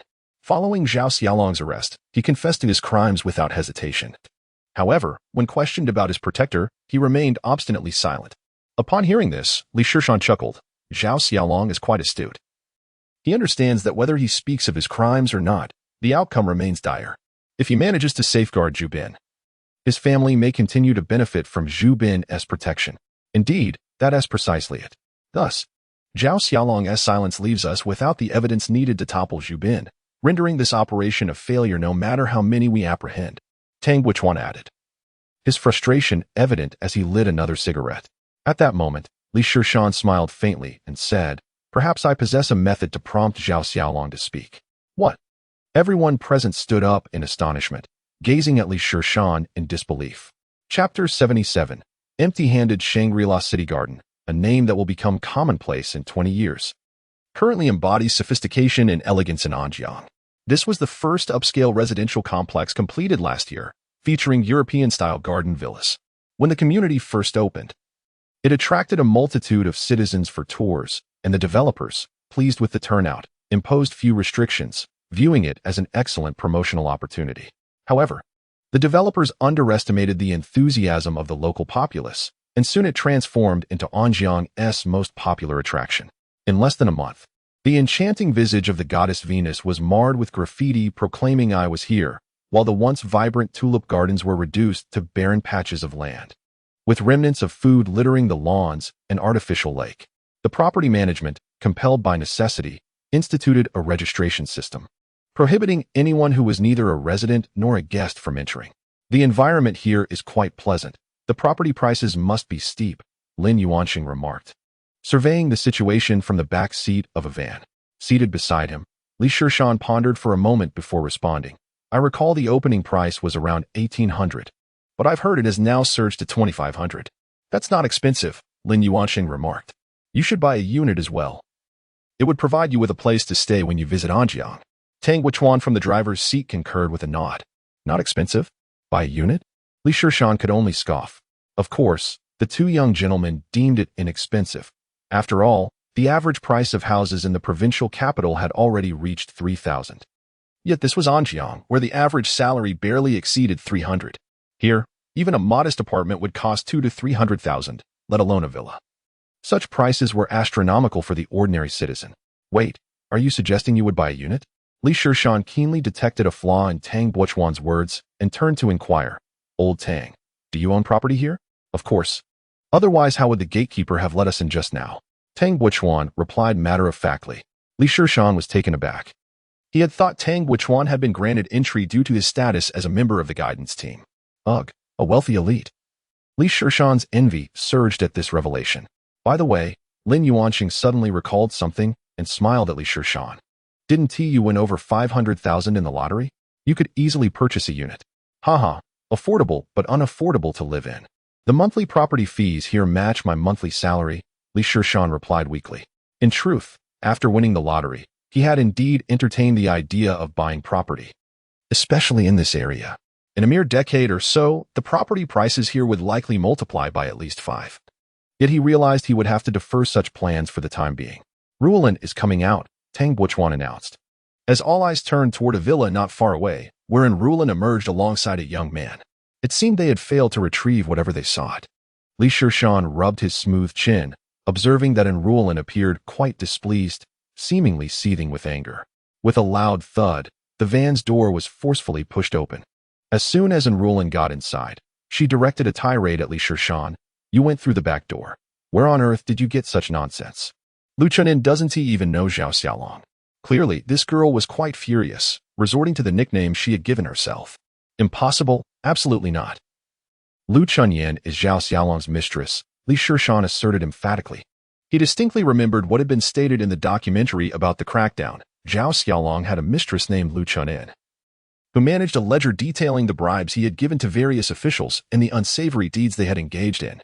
However, this mistress had always been discreetly kept, with Zhao Xiaolong never disclosing her existence to anyone, as a precaution against potential betrayals by powerful figures in the future. Indeed, Rulan, we also investigated Lu Chuanyan's background. She is a rural girl and a university student. How could she possibly afford a villa here? Clearly, something is amiss, Lin Yuanqing added, his curiosity piqued. Upon recognizing her beloved companion's voice, and Rulan's demeanor underwent a complete transformation, her tone becoming as gentle as flowing water. Brother Yuanqing, she inquired. I have also looked into this matter. That young lady has admitted to being supported by a construction site owner named Zhao Cheng. We have verified that the property indeed belongs to him. Li Shishan rubbed his forehead, unable to suppress a sarcastic remark. Have you only developed muscles since childhood? Speak again about taking shortcuts. And Rulan, incensed, realized that he was mocking her for being brawny yet simple-minded. Enough, Shishan. Do not tease Rulan anymore. Share your perspective. Lin Yuanqing intervened, eager to prevent further discord. Li Shishan attempted to adjust his non-existent glasses, momentarily forgetting that he was not in college. Nor had he damaged his spectacles from late-night study sessions. He chuckled, while Enrulin shot a glance at Lin Yuanqing, suppressing her urge to voice her thoughts. Embarrassed, Li Shishan shifted his gesture from adjusting his glasses to rubbing his temples before articulating his analysis. Consider this, since Lu Chunin is Zhao Xiaolong's secret lover, he would undoubtedly wish to keep their association concealed. Thus, the property would not be purchased under his name. If you doubt this, you could summon Zhao Cheng and inquire on whose behalf the house was acquired. Enrulin promptly retrieved her phone to make the call. At this juncture, apart from Enrulin's lingering dissatisfaction, the others in the vehicle found Li Shishan's reasoning quite compelling. Tang Buchuan voiced his concern. If Lu Chunyin adamantly denies knowing Zhao Xiaolong, we cannot search the villa without evidence. Indeed, the villa is vast, with many hiding spots. A search may not necessarily yield the account book, Lin Yuanqing added. I do have a method that could compel Lu Chunin to willingly present the account book, Li Shishan proclaimed, crossing his arms and leaning back with an air of mystery. Just as he was about to elaborate, a sudden thump on his head interrupted him, accompanied by Enrulin's irritable voice. Hurry up and speak. Stop dawdling like a woman. Li Shishan shielded his head, casting a sidelong glance at her. All right. If I resemble a woman, you are even more manly. As tensions escalated once again, Lin Yuanqing intervened, although beads of sweat began to form on his forehead.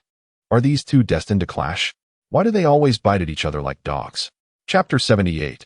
A theatrical performance. At this moment, Li Shishan dared not feign indifference. Fearing another strike from Enrulin, and promptly revealed, we could stage a performance for Lu Chunin. Upon hearing this, the other's eyes glimmered with interest. Lin Yuanqing gave a thumbs up. Shishan, you are indeed clever. I think it will work. Enrulin, brimming with enthusiasm, exclaimed, no problem. I will head to the detention center immediately. However, only Tang Buchuan wore a distressed expression. Why must it be me? Can't someone else do it? No, everyone replied in unison. Tang Buchuan, feeling the weight of their gazes upon him, was overwhelmed with the urge to curse. All right, everyone, let us spring into action. Li Shishan clapped his hands and declared. Two of you stay behind to monitor Lu Chunin and prevent her from escaping. The rest of you, proceed with your assigned tasks. Two young men alighted from the vehicle and settled into a nearby pavilion, while Tang Buchuan ignited the engine, and Enrulin reached out to contact the detention center. Each individual executed their responsibilities with admirable precision. Lin Yuanqing observed Li Shishan, who was absorbed in the beauty of the scenery outside, pondering thoughtfully. This young lad appeared to possess an innate leadership quality. No one questioned his directives, which was quite remarkable. An hour later, before the same villa stood two men, one tall and one short. The taller man bore an air of age, towering at over 6 feet, with a robust physique. His closely cropped hair revealed a hint of his scalp, and he wore dark sunglasses with a thick gold chain hanging around his neck. His leopard print shirt was half open, exposing a forearm adorned with an ominous black scorpion tattoo, instantly marking him as a figure from the underworld. In contrast, the shorter young man was far more approachable. Standing at 5'7" with a slender build, he donned a tailored white suit, a gentle smile gracing his features, and a watch on his wrist that bespoke of opulence, clearly indicating he was a young aristocrat. At that moment, the underworld figure, no, it should be Tang Buchuan, wore a stiff expression, gritting his teeth as he muttered, why am I playing the role of a gangster while you portray a wealthy heir? There's no choice. You're a character actor, and none of us can capture that essence like you do. Li Shishan shrugged, stating it as a matter of fact. You are quite ruthless. Tang Buchuan was about to retort when the sound of the door creaking interrupted their conversation, prompting both men to fall silent. The door of the villa swung open, revealing a young woman clad in a silk robe. One could not help but admire Zhao Xiaolong's discerning eye for companions.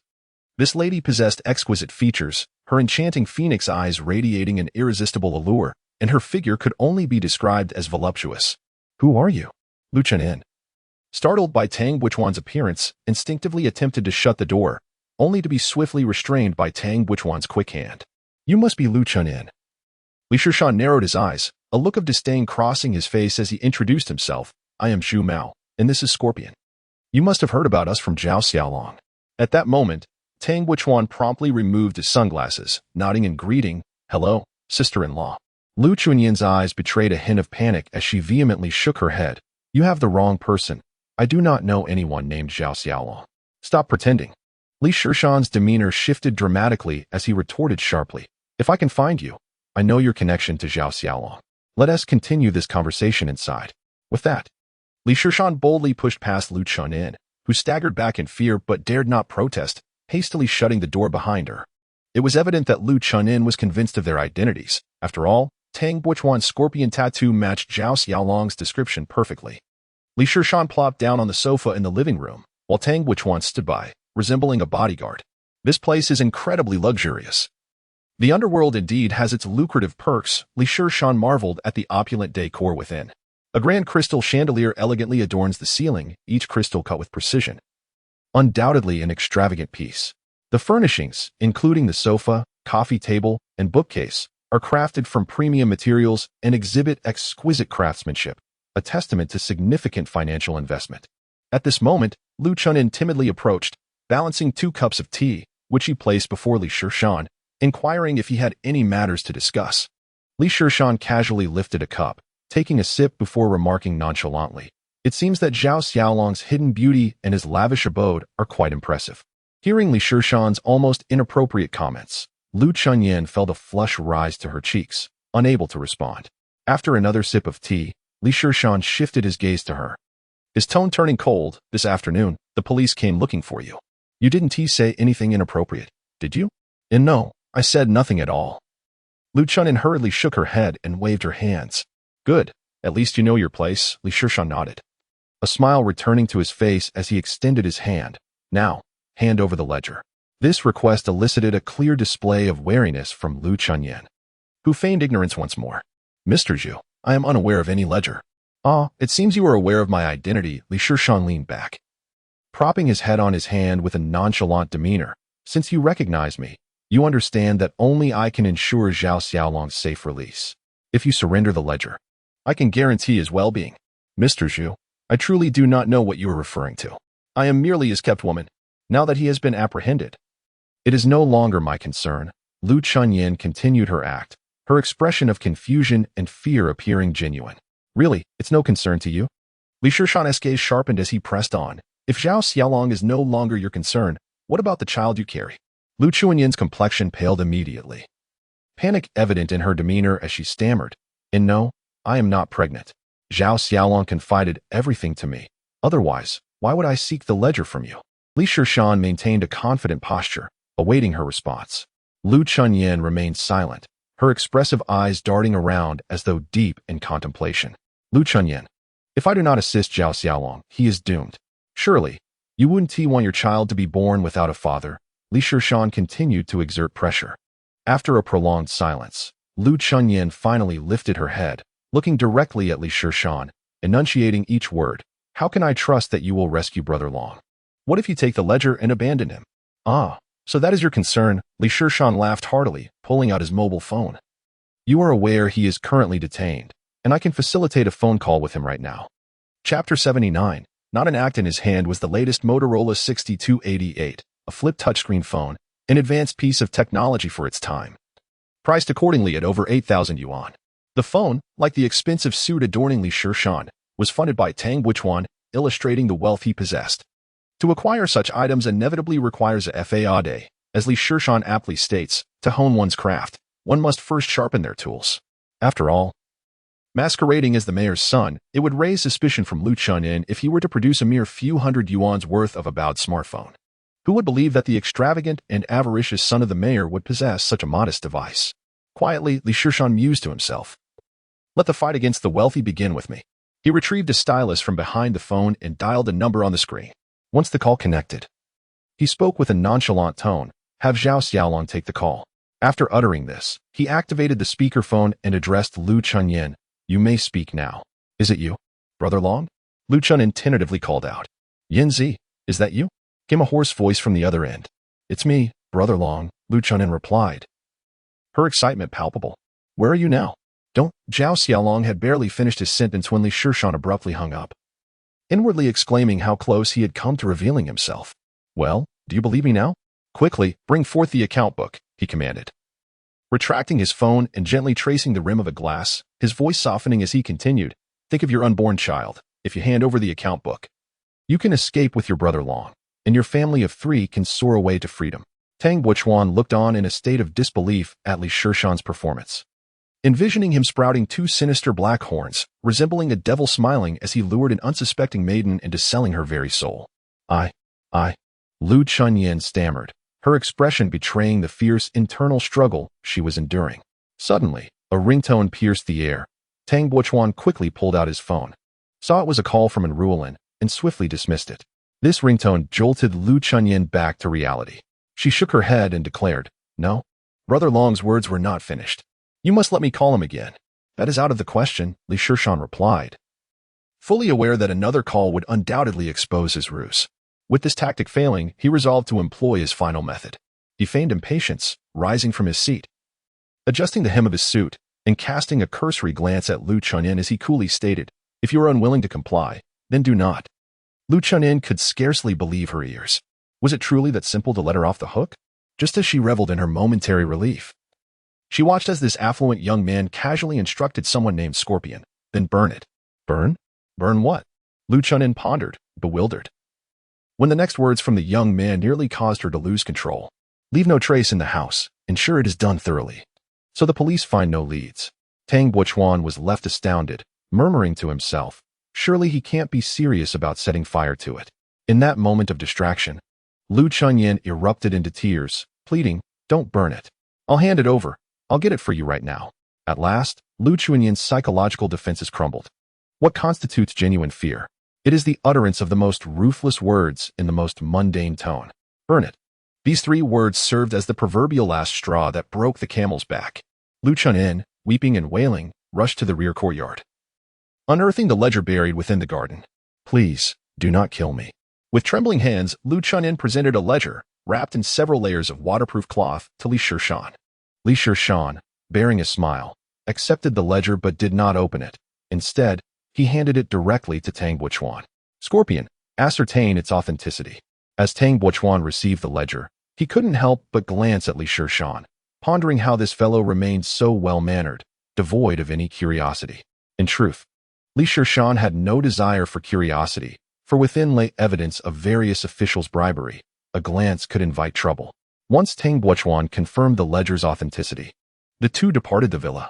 As they left, Li Shishan continued to comfort Lu Chunyin. However, the more he attempted to console her, the louder her sobs became.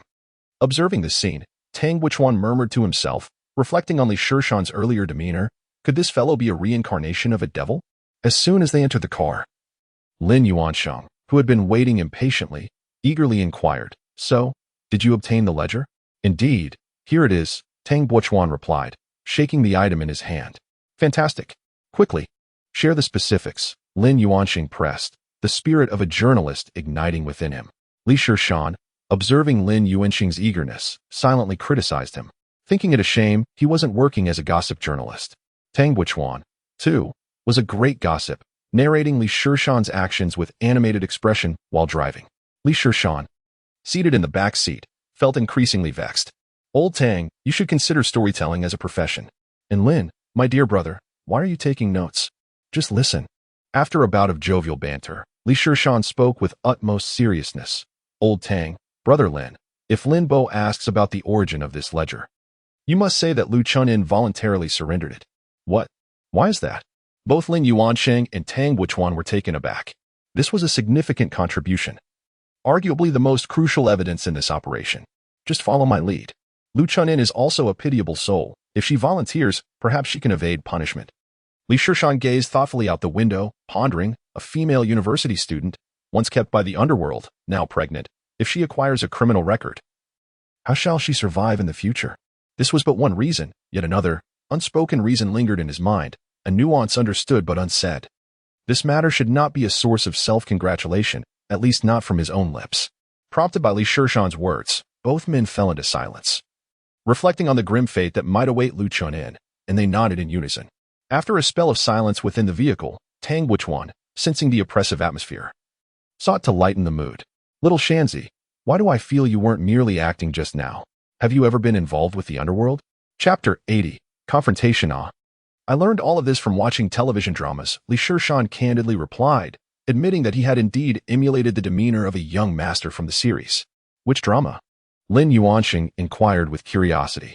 The drama is Kuangbiao, Li Shishan answered without hesitation. I have not heard of it. Lin Yuanxing pondered, struggling to recall. Oh dear, you ask so many questions. Hurry and drive. The sooner we let Zhao Xiaolong speak, the less pressure Lin Bo will feel, Li Shishan urged impatiently. The car sped swiftly towards the detention center. Upon seeing the ledger, Zhao Xiaolong recognized that the situation was dire, and he ceased his resistance, beginning to divulge all the pertinent details. Tang Buochuan, the mayor and the principal investigator of the Zhu Bin case, was ecstatic. He instructed his colleagues to continue their interrogation of Zhao Xiaolong while he hastily accompanied two others to the Provincial Disciplinary Committee to report the good news. At the Linghu Cadre Sanatorium in Henan Province, a modest three-story building housed a conference room. The interior was adorned with simplicity and elegance, featuring a rectangular conference table at the center surrounded by comfortable office chairs. The individuals seated on either side of the table were distinctly categorized by their attire. Those on the left donned suits, representing the Anti-Corruption Bureau and the Political and Legal Committee, while those on the right wore Zhongshan suits, hailing from the Provincial Disciplinary Committee. Despite the gathering of nearly 20 individuals, each held a rank no lower than a department head. This meeting had persisted for an entire day, primarily focusing on deliberating how to classify the officials implicated in the ongoing investigation. The discussion revolved around whether they should face disciplinary action from the party alone or if their cases should be escalated to administrative and judicial authorities for further handling. Ultimately, preliminary opinions would be formulated and submitted to the provincial committee. However, the presence of the Provincial Political and Legal Committee Secretary and the Provincial Disciplinary Committee Secretary suggested that their decisions would likely not face opposition from the Provincial Committee. This implied that every resolution made during the meeting could significantly impact the fates of dozens of officials in Anjiang City. Their potential imprisonment hinged on the outcomes determined that day. Initially, the meeting progressed smoothly, with each official's violations clearly outlined and minimal contention. However, when the discussion shifted to Mayor Zhu Bin, a fierce exchange erupted between Lin Guoyang's political and legal system and Jiang Shishou's disciplinary system. A slightly graying disciplinary committee official was the first to speak. Secretary Lin, the guiding team has been investigating for over half a month now, and all the evidence fails to establish that Zhu Bin acts as a shield for Zhao Xiaolong's gang. Should we not consider lifting Zhu Bin's suspicions? This statement evidently aimed to exonerate Zhu Bin, but Lin Guoyang refrained from responding, allowing others to interject. A slender man promptly retorted, Director Yuan, I must respectfully disagree. The company in which Zhu Bin's son has a stake is owned by Zhao Xiaolong. Are you suggesting there's no connection between Zhao Xiaolong and Zhu Bin? I doubt anyone would find that credible. Director Yuan merely smiled slightly, replying, Director Ren, we can only conclude that Zhu Mao has unfortunate associations. It is possible he remains unaware of Zhao Xiaolong's background. Do you genuinely believe that? Director Ren scoffed. Our guiding team's work must be based on evidence. We cannot simply assume a cadre is problematic without substantiation. Yuan's rebuttal left Director Ren momentarily speechless. In their inaugural confrontation, the law enforcement system faced an unequivocal defeat. After a brief moment of silence, a diminutive, round-faced official from the Anti-Corruption Bureau commenced a second wave of interrogation. However, the fact that his son was engaged in business ventures remained irrefutable. Just this February, a directive was issued, explicitly prohibiting the spouses and children of provincial and departmental leaders from engaging in any business activities within the purview of their parents' authority that might conflict with public interests. Zhu Bin held the rank of a departmental leader.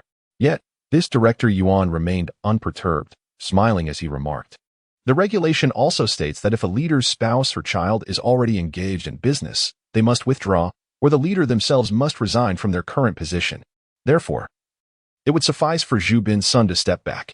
This left the other Anti-Corruption Bureau official at a loss for words.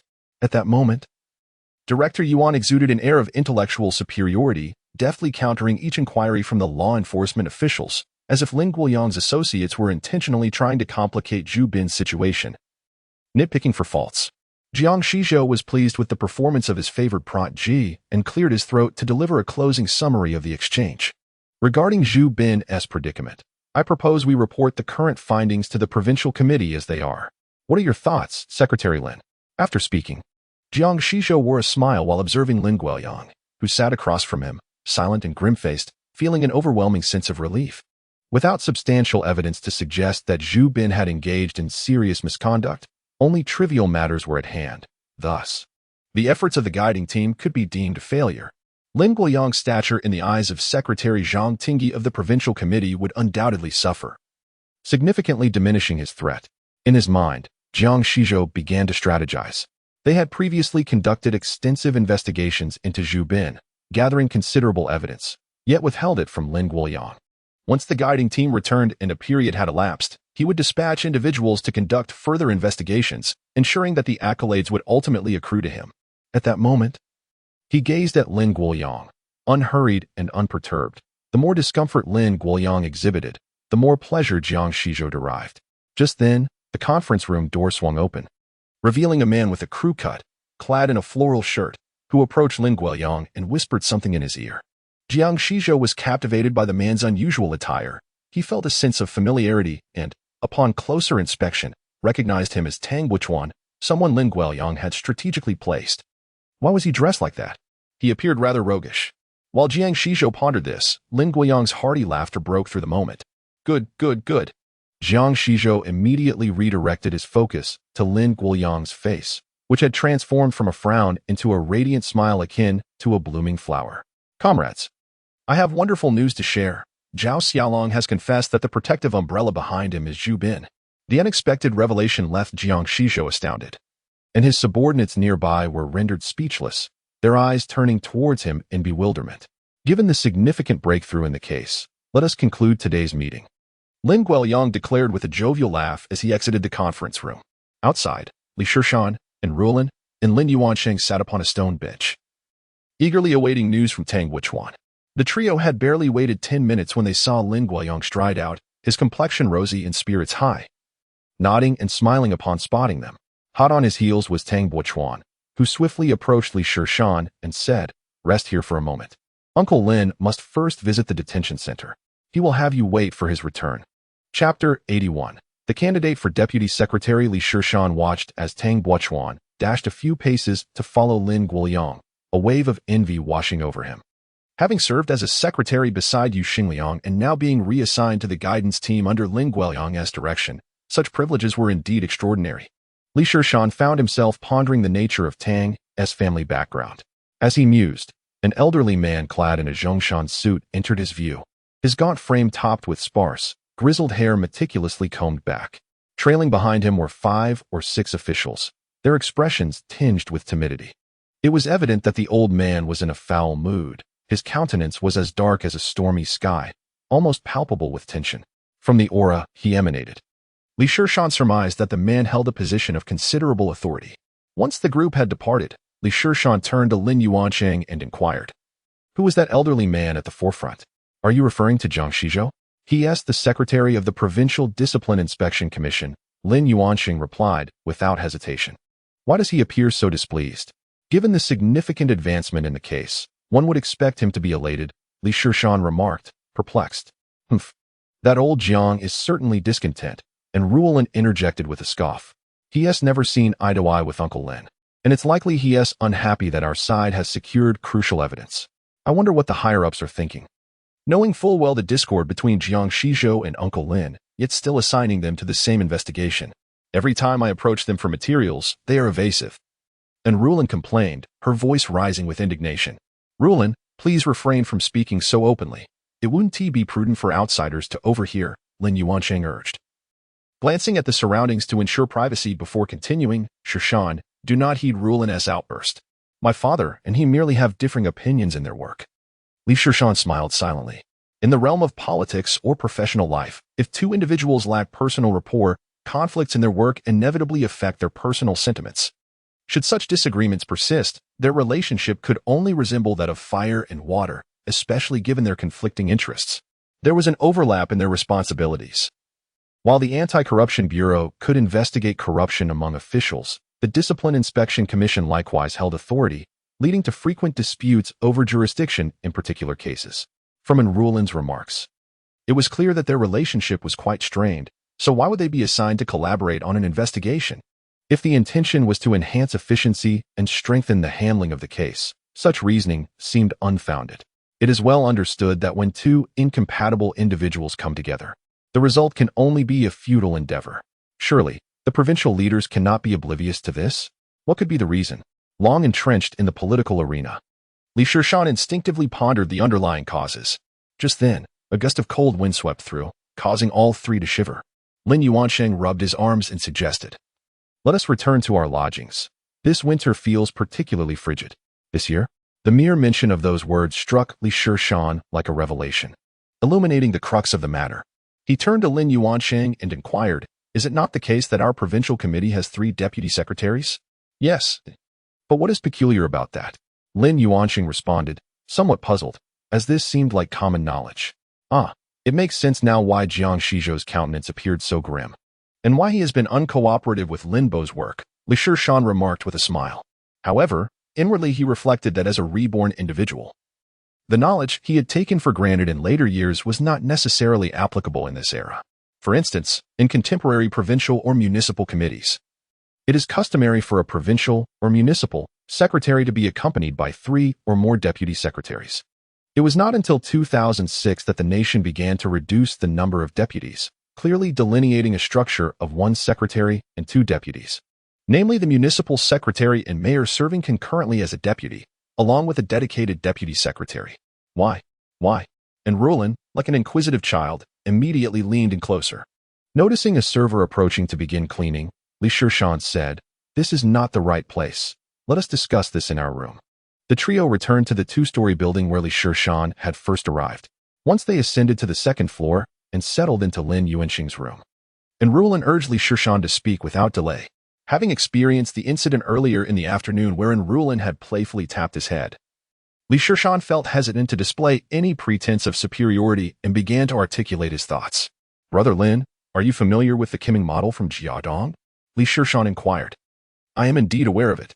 Earlier this year, the party's newspaper extensively promoted the Kimming model, intending for it to be implemented nationwide," Lin Yuansheng replied, being a provincial reporter well acquainted with political policies and news. "Brother Yuansheng, what is the Chao Kimming model?" And Rulin, being somewhat naive regarding political matters, sought Lin Yuansheng's guidance. Li Shishan pursed his lips. Well, it seemed this opportunity to showcase knowledge would be granted to Lin Yuansheng, with great patience. Lin Yuansheng explained that this Secretary Kimming was the first provincial deputy secretary to also serve as the Provincial Discipline Inspection Committee secretary. In just 1 year, over 30 high-ranking officials at the municipal and departmental levels had fallen due to severe violations of law and discipline, thereby rejuvenating the political atmosphere throughout the province. The state found this model highly commendable and mandated its gradual implementation across various levels of local discipline inspection committees, with the deputy secretary of the same level's party committee taking on the role of committee secretary. However, this does not seem to have any correlation with Jiang Shizhou's actions against Lin Bo, and Rulin still failed to grasp the connection. "Oh, this is something best left for Shishan to elucidate," Lin Yuansheng chuckled awkwardly. He seemed to understand the link between the two, yet clarity eluded him, and he had not managed to untangle the relationship in a short time. "Li Shishan, please continue. Do not keep us in suspense," and Rulin urged, swiftly transitioning from a refined lady into a demanding matriarch, demonstrating a stark contrast in demeanor. Li Shishan could only smile wryly and proceed with his narrative. "As far as I am aware, one of the deputy secretaries of our provincial party committee is approaching the age of retirement from frontline duties.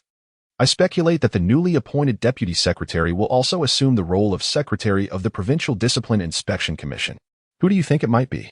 Li Shishan's eyes gleamed intensely as he gazed at Lin Yuansheng, who instantly grasped the implication. Responding with surprise, "Are you suggesting that my father could be the next deputy secretary?" It is fair to say that Uncle Lin is one of the candidates under consideration by the provincial party committee. I suspect Jiang Shizhou is also within the scope of evaluation, which is why this joint case handling has occurred, Li Shishan remarked. Then let it be a fair competition. Why resort to such underhanded tactics? Jiang Shizhou is nothing but a petty individual, and Rulin interjected once more. In the eyes of the young girl, the world is painted in stark contrasts of black and white, oblivious to its inherent complexities. Li Shishan, observing the naivety of Rulin, found himself understanding her perspective. After all, she had grown up in a military compound, where the people were relatively straightforward. Her worldview and values were rooted in simplicity. lacking an understanding of the intricacies of the political arena. Chapter 82. Born to be a leader, Li Shishan believed it would not be detrimental for this young girl to become more aware of political affairs. Consider this. If Uncle Lin were to become the deputy secretary and concurrently the secretary of the Discipline Inspection Commission, what would happen to Jiang Shizhou? In response to Li Shishan's inquiry, and Rulin's bright eyes twinkled as she casually replied, then he would occupy Uncle Lin's position. Li Shishan chuckled, realizing that the girl had indeed guessed correctly, nodding in agreement. There is certainly a possibility, as Jiang Shizhou holds a position as a member of the provincial committee. And the most logical arrangement would be for him to succeed Uncle Lin. Upon hearing Li Shishan's affirmation, a smug expression graced in Rulin's fair face, as she remarked, "Humph, this young lady does possess some understanding. That Jiang Shizhou is not satisfied merely being the secretary of the Political and Legal Affairs Committee. He wields considerable power." At that moment, Lin Yuanqing interjected, finally addressing his area of expertise. Given that his father had served as the secretary of the Political and Legal Affairs Committee for several years, he was quite familiar with the intricacies involved. Rulin, my father's role as secretary of the Political and Legal Affairs Committee is due to his concurrent position as the director of the Public Security Department, which indeed grants him substantial authority. However, if Jiang Shizhou were to become the secretary of the Political and Legal Affairs Committee, it would be merely that, significantly diminishing his power. Is there really any difference? They both oversee our public security, as well as the courts and the procuratoriates, and Rulin questioned in confusion. The differences are indeed profound. Lin Yuanqing cleared his throat and continued his explanation. Firstly, the secretary of the Political and Legal Affairs Committee cannot interfere in the handling of cases by the public security, judiciary, or procuratorial authorities. The primary responsibility of the secretary is to represent the party committee in exercising political leadership over these entities, ensuring they implement the party's policies and directives, and uphold the correct political direction. The secretary cannot involve themselves in specific cases, cannot inquire about case details, nor direct the proceedings of legal matters. Meaning that although the secretary holds a position within the party committee, they possess no authority over individual cases. Furthermore, the secretary cannot dictate personnel decisions within the public security, judiciary, or procuratorial systems. Ultimately, the secretary of the Political and Legal Affairs Commission does not possess the authority to determine the operational budget for the judiciary and law enforcement agencies. For instance, the funding for the Public Security Bureau is guaranteed by the local government, and the bureau chief may submit budget requests to the government's executive meetings in his capacity as a deputy official. You assert that the secretary cannot interfere in cases lacking personnel and financial authority. Thus, one must ponder the extent of his influence over these three departments. My father concurrently holds the position of director of the Public Security Department, which indeed amplifies his power. Through Lin Yuanqing's enlightening discourse, and Rulin finally comprehended why Jiang Shizhou was uncooperative in their endeavors. It was evidently due to his significant reduction in power, a circumstance that would agitate anyone. Brother Yuanqing, you are remarkable. Your knowledge is vast, and Rulin promptly exclaimed, eliciting an eye roll from Li Shishan. This girl, in 20 years, would undoubtedly embody the quintessential romantic fool. However, as for Jiang Shizhou, encountering someone like him could only be attributed to bad luck. Li Shishan vaguely recalled that there indeed was a deputy secretary with the surname Jiang. He pondered whether his involvement might have inadvertently caused Jiang Shizhou to miss out on the deputy secretary position. The image of the film The Butterfly Effect surfaced in Li Shishan's mind as he contemplated the potential ramifications of his seemingly trivial actions on the future. Shishan, what you just posited is mere speculation. Perhaps the provincial authorities harbor a different perspective, Lin Yuanqing contended, doubting the accuracy of Li Shishan's analysis, suggesting that it was unlikely that the intentions of high-ranking officials could be so easily deciphered by an 18-year-old.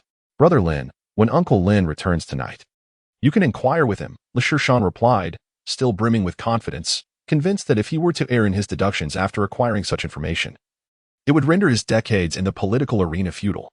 Li Shishan's conjectures proved to be correct.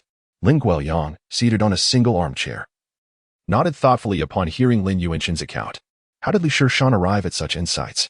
Lin Yuanqing found it astonishing. This lad was evidently born to be an official. Lin Guoyang remarked with a smile. This case was a test from Provincial Secretary Zhang Ting for both himself and Jiang Shizhou. Whoever could resolve this case would hold a significant advantage in future considerations for the deputy secretary role. At their level, the resources at play were nearly equivalent. What remained was a contest of opportunity and achievements. Nevertheless, it was indeed rare for an 18-year-old to analyze the matter at such a profound level. Having encountered countless individuals, he understood that some possess an innate political acumen, allowing for sharp insights into situations, while others might require decades of experience to cultivate such discernment. The assertive Zhang Shizhou appeared poised to complicate the case, yet the timely emergence of the ledger enabled a complete turnaround for him. Reflecting on the afternoon's events brought a sense of exhilaration. After obtaining Zhao Xiaolong's testimony from the detention center, Lin Guoyang had promptly proceeded to the location where Zhu Bin was under investigation. Lin Guoyang vividly recalled the moment Zhu Bin's expression transformed upon seeing Zhao Xiaolong's statement. His previously rosy and vibrant complexion instantly turned pale and rigid, as if all vitality had been drained from him. His eyes were filled with terror. The previous glint of cunning and satisfaction completely vanished. Under immense pressure, Zhu Bin's psychological defenses crumbled, and he truthfully confessed to all his misdeeds. Lin Guoyang beamed with joy and immediately contacted the provincial secretary to report the gratifying outcome. His mission could be deemed a resounding success, and the subsequent tasks could be entrusted to his subordinates. How fortunate it was to have that ledger. It had arrived just in time. Reflecting on the ledger, Lin Guoyang recalled the origins of the account as recounted by Tang Wuchuan and found it hard to believe. How could that girl have voluntarily submitted it? Li Shishan merely provided a name, and there surely lay more to the story. Yuan Xing, tell me the truth. Where did this ledger come from? Lin Yuanxing's expression grew serious. Dad, it's like this. Lin Yuanxing, naturally unwilling to conceal anything from his father, recounted the events of the afternoon. He then added, Dad, I don't understand why Li Shishan insisted we not disclose it. Ah, this young man is indeed meticulous in his dealings, Lin Guoyang sighed, lighting a cigarette as he began to explain to his son. The manner in which you obtained this ledger is rather unsavory, even arguably improper. If we speak plainly, would you say I should accept this evidence or reject it? Li Shishan's insistence on your silence is merely to prevent me from facing difficulties or being put in a compromising position. Mentioning Li Shishan once more, Lin Guoyang felt a wave of gratitude. This young man had already aided him twice. How should he reward him? As Lin Guoyang pondered, he instructed his son. Go fetch Li Shishan. I wish to speak with him privately. Chapter 83. Lin Guoyang's probing. Just as Lin Guoyang contemplated the appropriate reward for Li Shishan, a knock sounded at the door. Li Shishan entered with a broad smile, carrying 2 large bags.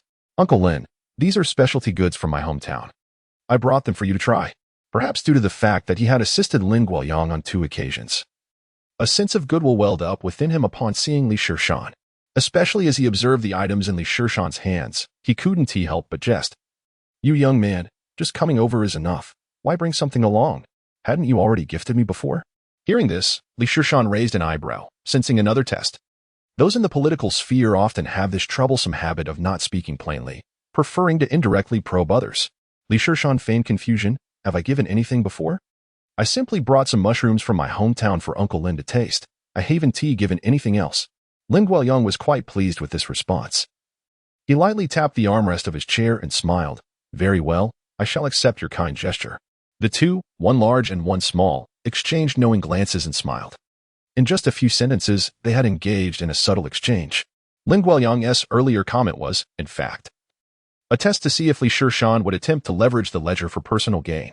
If Li Shishan had responded, oh, you mean that ledger? In a similar vein, Lin Guoyang would offer corresponding benefits. However, this would transform the situation into a mere transaction, severing all ties henceforth. Conversely, if Li Shishan expressed ignorance, the implication would be entirely different, demonstrating that he was not one to repay kindness with malice or to covet immediate gains. Lin Guoyang, in high spirits, gestured for Li Shishan to take a seat and continued, Shishan, you didn't come merely to deliver 2 bags of mountain goods, did you? Huh, you see right through me. Uncle Lin, Li Shishan chuckled initially, but soon his expression turned somber. I have come to seek your assistance for our village. Really? What seems to be the problem? Lin Guoyang smiled silently, recognizing that the young man was clearly feigning distress. Li Shishan proceeded to recount the village government's overdue poverty alleviation funds and elaborated on the tyrannical nature of the township head, Zhou Xiangque, embellishing his tale with vivid anecdotes. The sight of Li Shishan in such a state amused Lin Guoyang, akin to witnessing one's own child being bullied and returning home to demand justice. As a parent would, he felt compelled to support and guide him. Now you understand the consequences of choosing sides, don't you? Once you lose the backing and influence of your supporters, no matter your capabilities, you will find no platform to exhibit them, Lin Guoyang remarked with a hint of jest. Adopting a tone of elder wisdom, Li Shishan quickly nodded, feigning humility, though his gaze betrayed his true thoughts. He believed there was nothing wrong in aligning himself with the future city secretary. Any rational individual would make the same choice, he reasoned. Yet, Lin Guoyang, perceptive as ever, noted the young man's misplaced confidence and mused to himself that he needed a firm lesson. Young man, do you think your judgment of character is infallible? You believe that Yao Xingliang will undoubtedly ascend to greater heights, and by aligning with him now, you are simply securing a place for the future? Feeling somewhat embarrassed under Lin Guoyang's penetrating gaze, Li Shishan awkwardly scratched his face, tacitly acknowledging the truth of the observation. At this moment, outright denial would have been futile. This seasoned fox could see through any fade, and it was wiser to concede. Do you know why Tang Buchuan did not follow Yao Xingliang? Lin Guoyang's question left Li Shishan puzzled. He replied offhandedly. Wasn't he assigned to the provincial department? The prospects there should be better, no?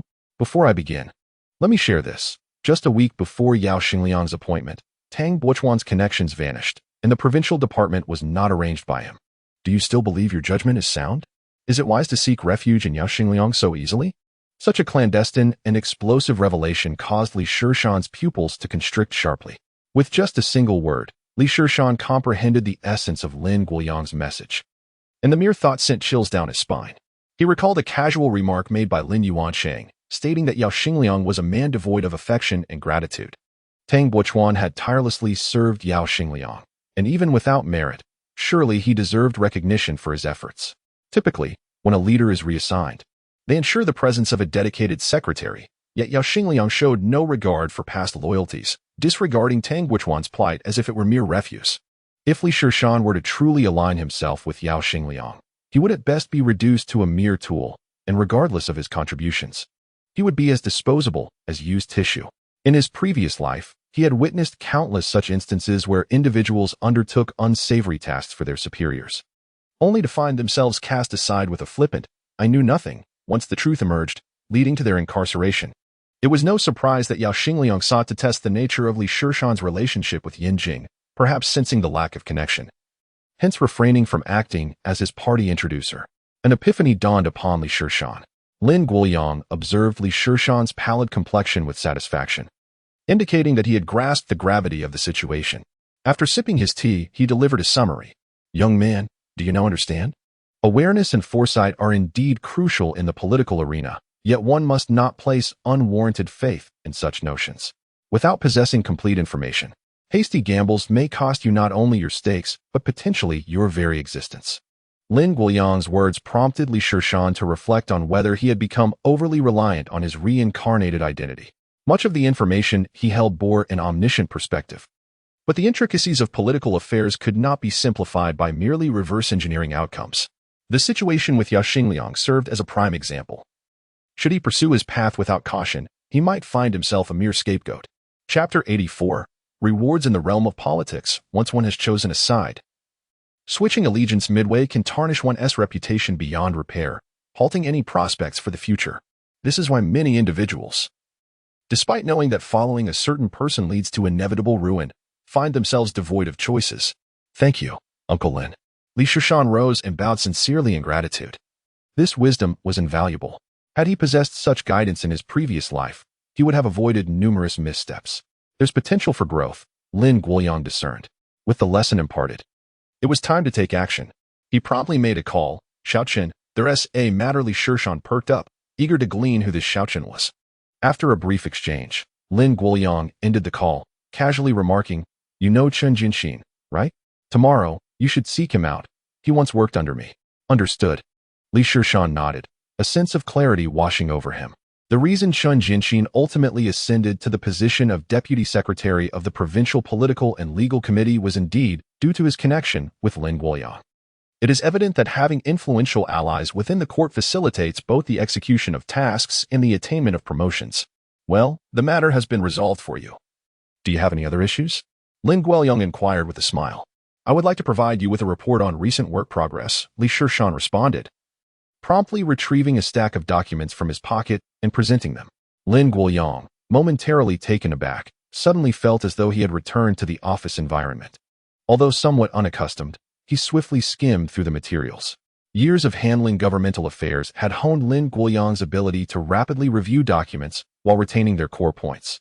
Within 5 or 6 minutes, he had finished reading the materials. Removing his reading glasses, he looked up with a hint of confusion and asked, "The intention to establish a cooperative is commendable, but why did you choose to cultivate Isatis root?" Li Shishan had anticipated this question, as he was well aware of the advantages of growing Isatis root due to its low cultivation difficulty and adaptability to various environments. He succinctly articulated the benefits of planting Isatis root, yet he refrained from mentioning the most crucial detail. In 2 years, specifically in 2003, the price of dried Isatis root would soar tenfold, eventually reaching over 100 yuan, a scenario reminiscent of the skyrocketing prices of non-woven fabric, the raw material for masks. Decades later, what do you need me to do?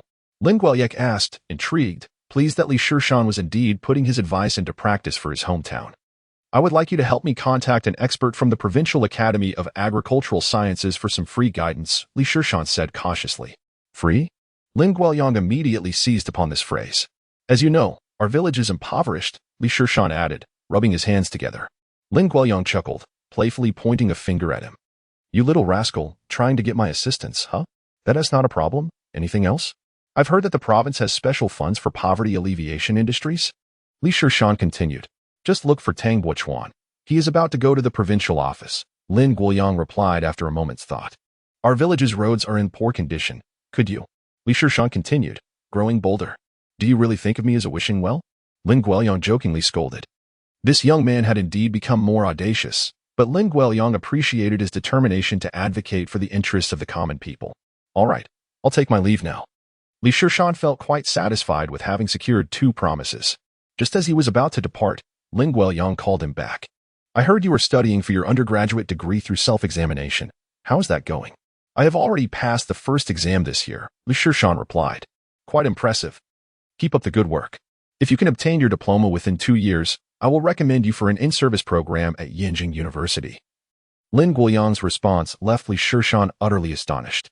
He was unaware of the specifics, but knew that Yenjing University was renowned, ranking alongside Tsinghua and Beida as one of the nation's top institutions.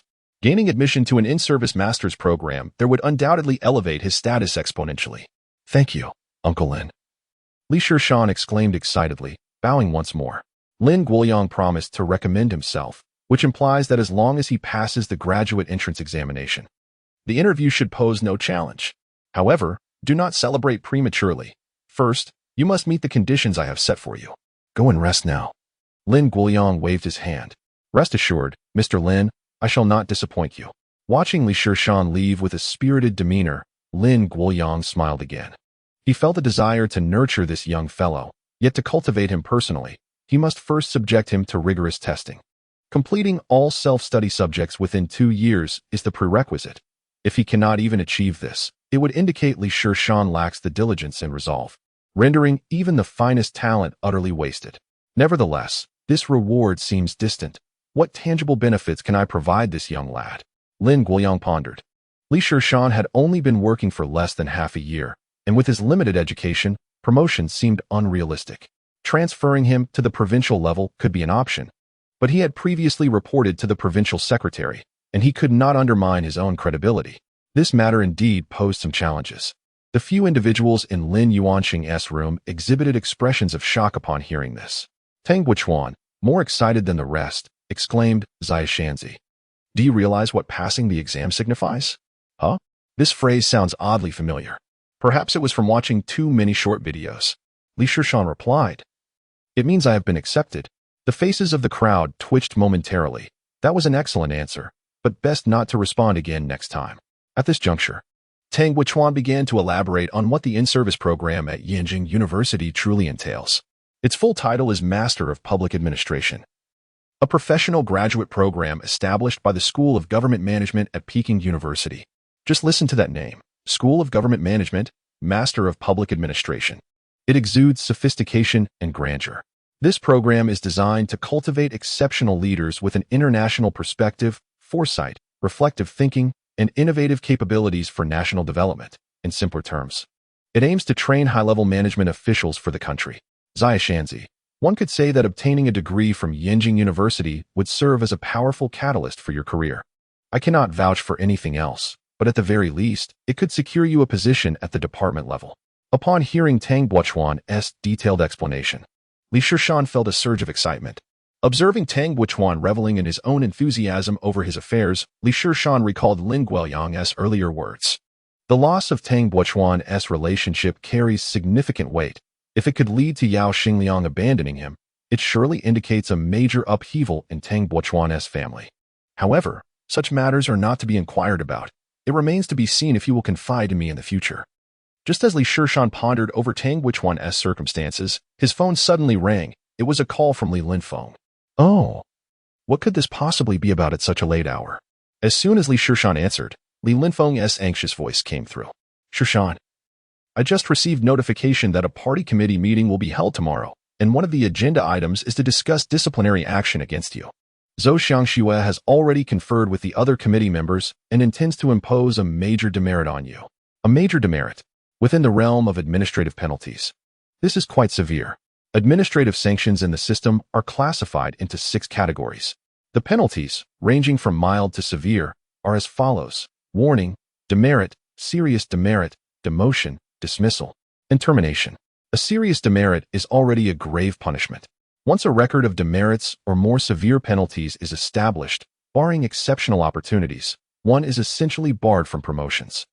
However, such penalties are not arbitrarily assigned by leaders. They must be discussed and approved by the standing committee, and subsequently reported for approval by the county or district party committee. Although Li Linfeng is no longer the township head, he remains the director of the Township People's Congress and a member of the Township Party Committee. Thus, he must be notified to attend the upcoming party meeting, which is how Li Shishan learns of the news. Li Shishan smirks inwardly, recognizing this new township head's decisiveness. Having offended him in the morning, he anticipates that the party meeting the following day will address his situation. Uncle, is there a specific reason for the serious demerit? Li Shishan muses, curious about what charge Zhou Xiangxue would devise against him. Don't you realize how you have offended Xiangxue? The secretary is even feigning illness to avoid him. You need to think of a way out. If they impose a serious demerit, your future will be over. The urgency in Li Linfeng's tone is palpable. Thank you, uncle. I understand. Li Shishan replies politely before ending the call. Zhou Xiangxue is indeed a ruthless individual, intent on utterly crippling his prospects. Yet, at this moment, Li Shishan feels a surprising calmness, as if this predicament holds no weight. In the past, such a scenario would have felt catastrophic.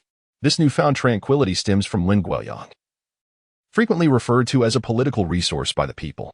With Lin Guoyang's backing, having assisted him on 2 significant occasions, Li Shishan feels assured. To put it bluntly, as long as he has not violated any laws or committed heinous acts, Lin Guoyang would help to smooth things over. Moreover, in this instance, he is indeed in the right. Connections are undeniably the most vital resource in any situation. As Li Shishan reflects on this, his phone suddenly rings, displaying Wang Yude's name. Li Shishan, come to the township government tomorrow morning, and remember not to be late. Wang Yude's voice is laced with a sense of petty triumph. Don't you want to know what this is about? He taunts, reveling in the power he feels over Li Shishan. You may speak, Li Shishan replies coolly. Before Wang Yude can utter a second word, Li Shishan hangs up. The phone rings again, this time from Wang Yude once more, but Li Shishan dismisses it, repeating this action several times until the incessant ringing finally ceases. He can easily imagine how frustrated Wang Yude must be at this moment. Wang Yude had prepared to flaunt his authority before Li Shishan, only to have his opportunity abruptly snatched away, akin to a sneeze that is suddenly stifled, an infuriating sensation. If you seek pleasure at my expense, I shall not allow it. A mischievous smile plays upon Li Shishan's lips. What happened to Shishan? Tang Buchuan inquires with concern. Oh, it's nothing much. Li Shishan succinctly recounts the events. What? Withholding the poverty alleviation funds from the impoverished households, and yet being reprimanded, has the situation become so lawless? Tomorrow, I shall accompany you. I am eager to witness the culprits behind this. The first to express his outrage was Lin Yuansheng. His journalistic sense of justice ignited anew. Shishan, I shall also attend tomorrow, as the deputy director of the district committee office. It is my duty to oversee the political and administrative work of the townships below us, declared Tang Buchuan promptly. I too wish to go, said Enrulan, raising her hand. Li Shishan, observing the excited expression on Enrulan's face, couldn't help but jest. What can you accomplish by going? Enrulan found herself momentarily speechless, struggling to formulate a suitable reason. This query truly left her at a loss. Her delicate fingers lightly pressed against her lips as she pondered, appearing both playful and endearing. Li Shishan felt a stir of emotion. Although their camaraderie was still in its infancy, their willingness to lend a hand in critical moments revealed the essence of true friendship. Friends are those who come to your aid in times of adversity. However, there was no need for them to intervene in this minor affair tomorrow. With a smile, Li Shishan reassured them, "Thank you all for your concern. Uncle Lin has already spoken with Secretary Chen of the Discipline Inspection Commission, and I shall be fine." Upon hearing this, the three felt a wave of relief, though Li Shishan couldn't help but notice a glint of regret in Enrulan's eyes, which amused him. This girl thrives on the drama of the moment. Yet, he was quite curious about what the scene would unfold the next day. The following day, at 9:30 in the morning, the party committee meeting of Shuanglong Township commenced punctually in the small conference room on the second floor. The committee comprised 9 members: the party secretary, the township mayor who also served as deputy secretary, the full-time deputy secretary, the executive vice mayor, the organization committee member, the publicity committee member, the discipline inspection committee member, the director of the People's Congress, and the armed forces minister. However, the party secretary, Yu Yang, was recuperating at home, allowing Zhou Xiangxue to take the prominent seat at the conference table, reflecting on the 7 committee members seated on either side. Only from this position and perspective could he revel in a sense of dominance, feeling as though the entire township lay within his grasp. After indulging in self-satisfaction for a moment, Zhou Xiangxue formally commenced the meeting, clearing his throat. "Now that everyone is present, let us begin." Initially, he conveyed several directives from the district meetings, followed by discussions regarding the candidates for the party branch secretaries of 2 villages.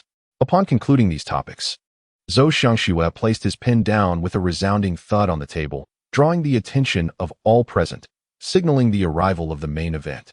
"Comrades, some of our party members and cadres have been utterly unacceptable. It can be said that the situation has spiraled into lawlessness, with blatant defiance against leadership and severe issues in their work."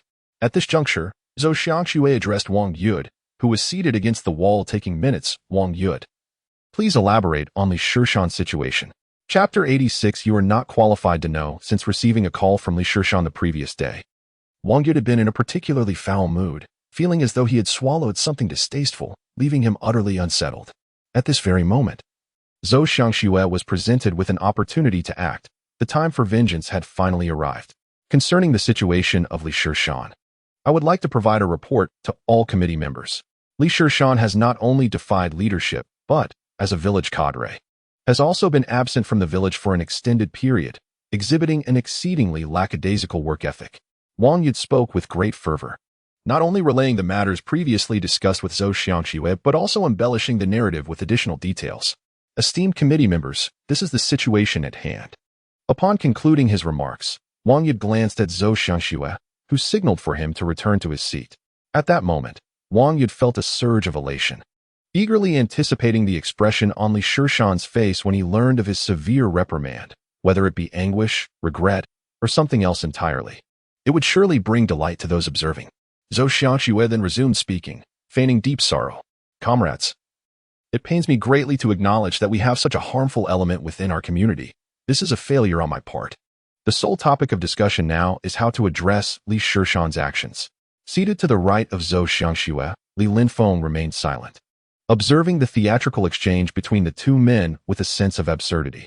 To fabricate accusations is not a challenge when one seeks to condemn. This morning, he had already clarified the situation. Was it not merely that Li Shishan had spoken out in pursuit of poverty alleviation funds? Must such a response be so severe?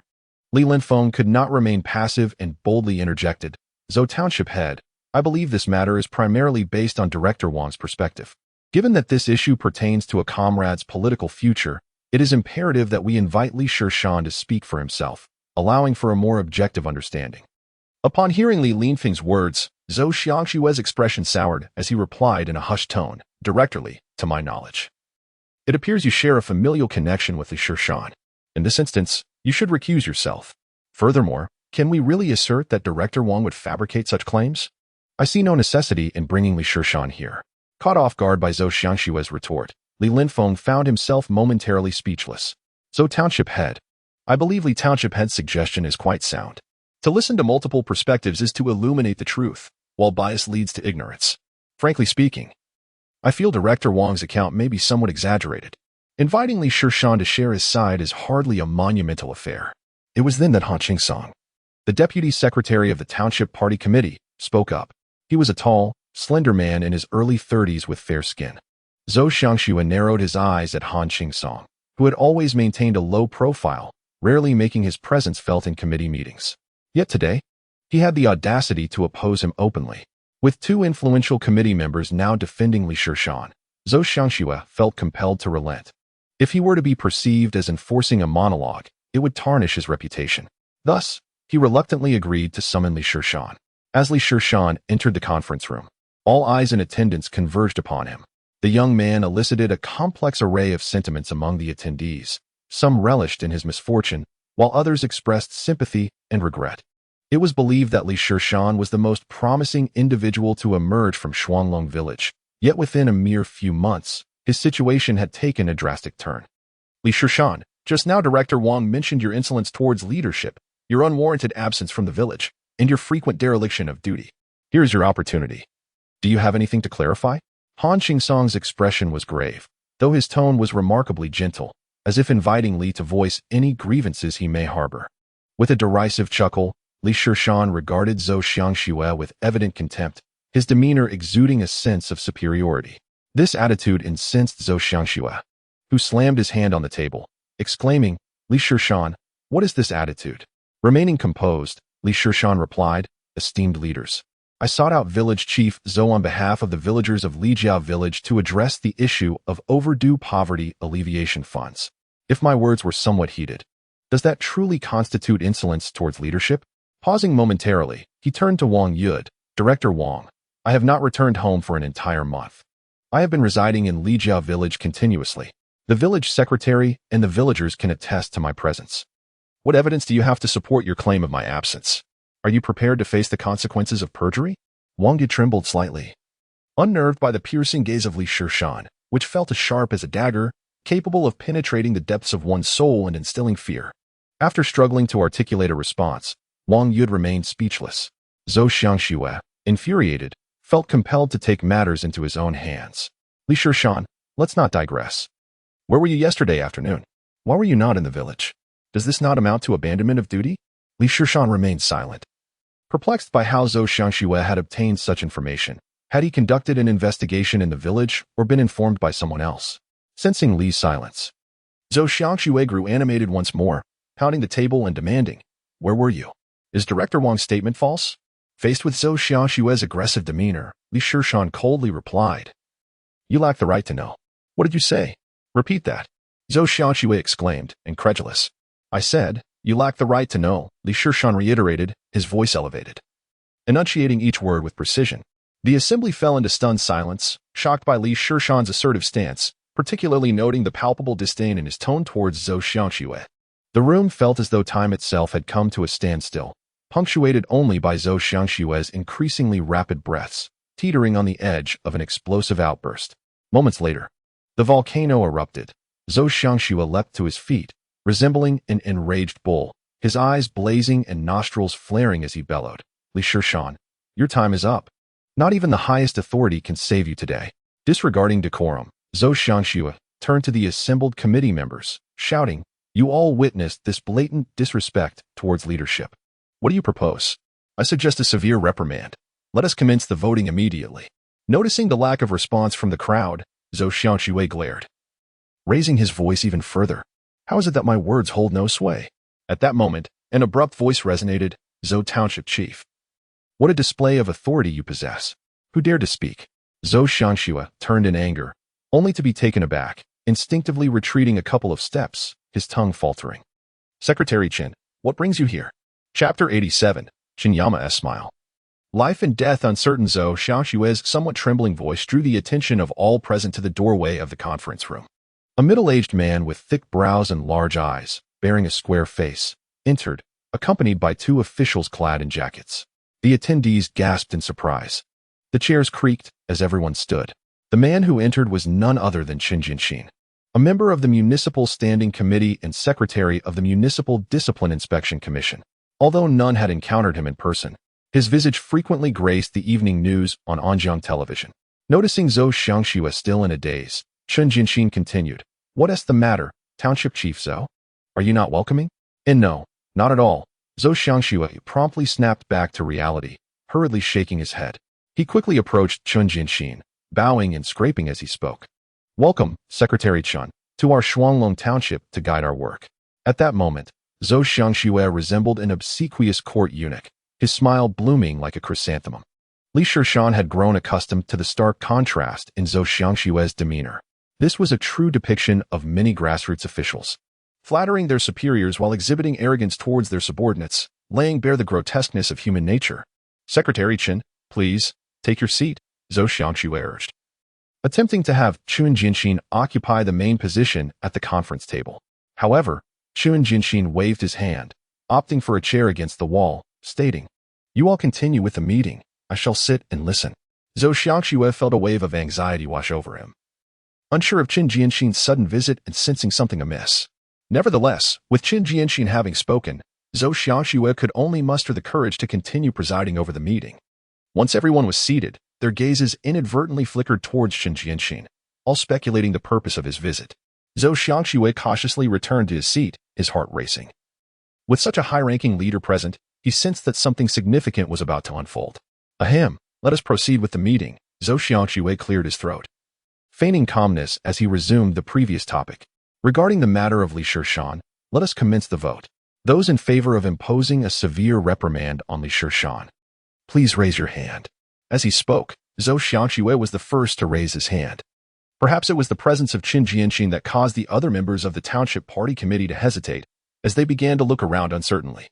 This change brought joy to Li Linfeng. Although he was still unclear about the situation, it was evident that Li Shishan had a chance. Yet, where there was joy, there was also discontent. Zhou Xiangxue's expression darkened once more. Seeing that no one was responding, he intensified his tone and reiterated, "You may cast your votes."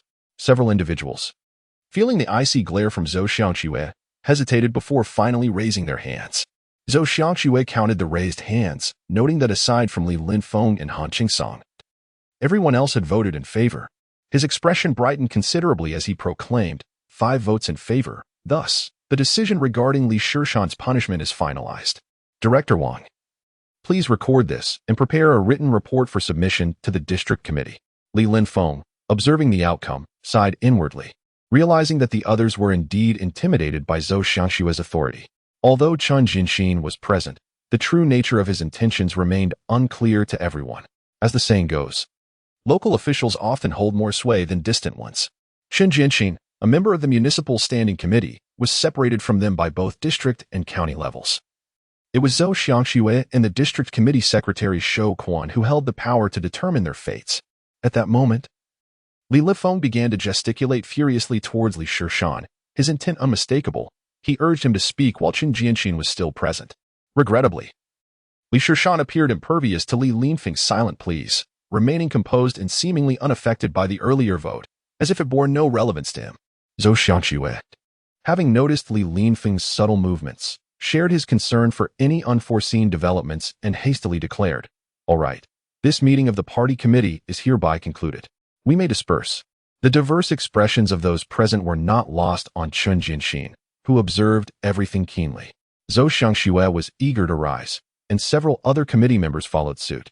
Gathering their notes, Li Linfeng shook his head in frustration, exhaling a deep sigh, while Han Qingsong remained unyielding, showing no intention of leaving his seat.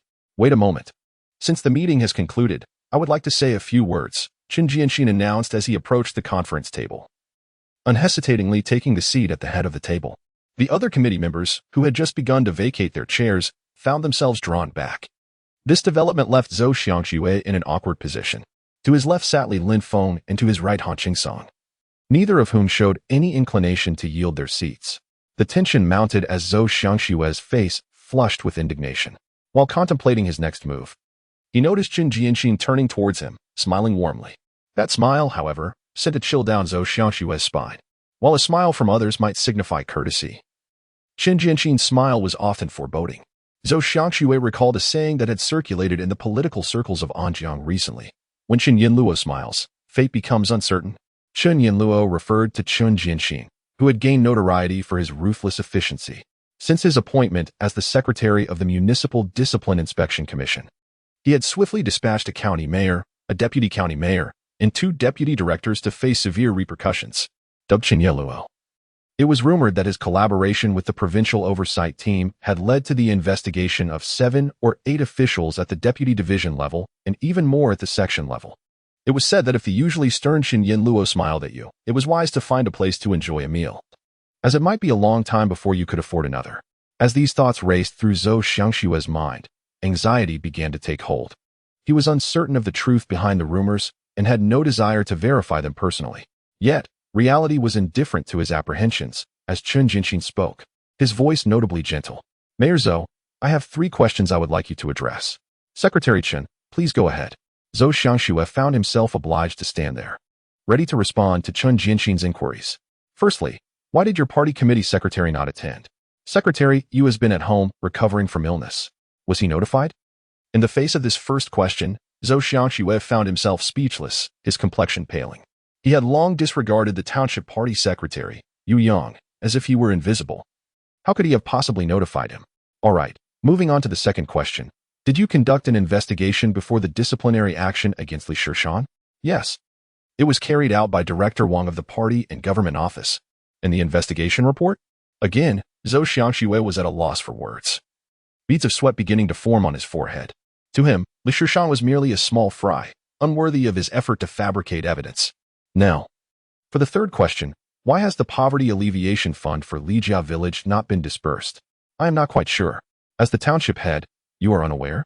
By this point, Zhou Xiangxue had come to a realization. Qin Jianxin's visit was indeed to support Li Shishan. He turned to glance at the still placid Li Shishan, a sense of bewilderment washing over him. When had Li Shishan managed to ingratiate himself with Qin Jianxin? Secretary Qin, this is my oversight. I will rectify it immediately. Zhou Xiangxue responded swiftly, disregarding his own pride and publicly admitting his fault. An oversight, you say? Qin Jianxin scoffed, turning to a gaunt-faced youth accompanying him, instructing, bring in the director of the finance bureau. The slender youth promptly exited, returning with a plump man dressed in a suit, his rotund figure and prominent features unmistakable. This man, Kong Lingxiu, was the new director of the finance bureau appointed after Zhou Xiangxue took office. Seeing Kong Lingxiu with his head bowed, unable to meet his gaze, Zhou Xiangshue's understanding deepened, his legs trembling uncontrollably. At this moment, Qin Jianxin no longer referred to him as the township head. Such a change carried significant implications. Explain to me clearly why only half of the poverty relief funds for 10 villages have been dispersed and where the remaining funds have gone. Zhou Xiangxue was utterly flustered, his face as pale as paper, sweat pouring down his forehead, his body shaking like a leaf. Since you cannot provide an answer, you shall return to the Commission for Discipline Inspection to contemplate your situation. Take him away. Qin Jianxin concluded, disregarding the now prostrate Zhou Xiangxue. The onlookers witnessed 2 staff members from the Discipline Inspection Commission skillfully escorting Zhou Xiangxue away, leaving the venue, their hearts heavy with unease. They had just raised their hands in agreement with Zhou Xiangxue's disciplinary action against Li Shishan, uncertain whether Qin would hold them accountable. In Shuanglong Township, the party secretary shirks his responsibilities while the township head acts recklessly, and you, as party committee members, dare not voice any opposition. Do you still uphold the dignity of your identity as party members and committee members? Qin Jianxin began his address, his words sharp as daggers, compelling everyone present to lower their heads, fervently scribbling notes to mask their inner trepidation. Fortunately, Qin Jianxin seemed disinclined to broaden the scope of his scrutiny. Nor did he pursue accountability from others, ultimately focusing on the most pressing matters at hand. I hope your township party committee will engage in deep reflection. Given the current circumstances, both Yu Yang and Zhou Xiangxue are no longer suited for their respective positions. The leadership will temporarily be presided over by Han Qingsong, with Li Linfeng assisting him. At this point, Qin Jianxin turned to Han Qingsong and urged him to expedite the distribution of poverty alleviation funds to the villagers. Although the funds may not be scrutinized by the disciplinary committee, It is imperative that you find a way to resolve the issue independently. Understood, we will implement this immediately. Han Qingsong affirmed as he rose to express his commitment. Once Chen Jianxin finished speaking, he departed, refraining from any further interaction, even with Li Shishan, who merely nodded in acknowledgement.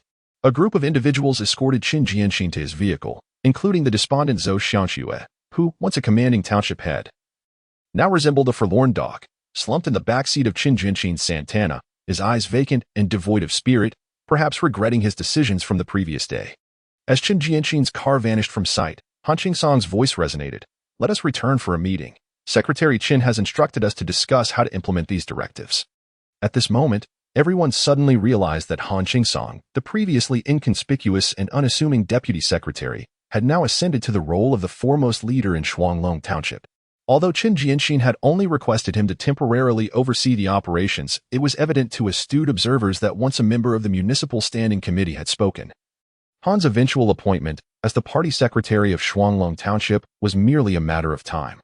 Curiosity filled the hearts of many as they pondered how he had managed to align himself with Chen Jianxin. At this juncture, the execution efficiency in Shuanglong Township was remarkably high, with Han Qingsong prioritizing the resolution of the Poverty Alleviation Fund issues for Lijia Village. The township government's accounts still held sufficient funds, including the recently collected consolidated fees, which were promptly made available. Li Linyuan, who had rushed from the village to the township government, stared in disbelief at the thick stacks of cash in his hands. This was utterly astonishing. After returning to the village the previous day, he had already devised a plan. If the poverty alleviation funds were indeed unavailable, he would utilize the retained funds from the village to distribute to impoverished households. Though the amount was modest, it would at least provide them with a means to sustain their livelihoods.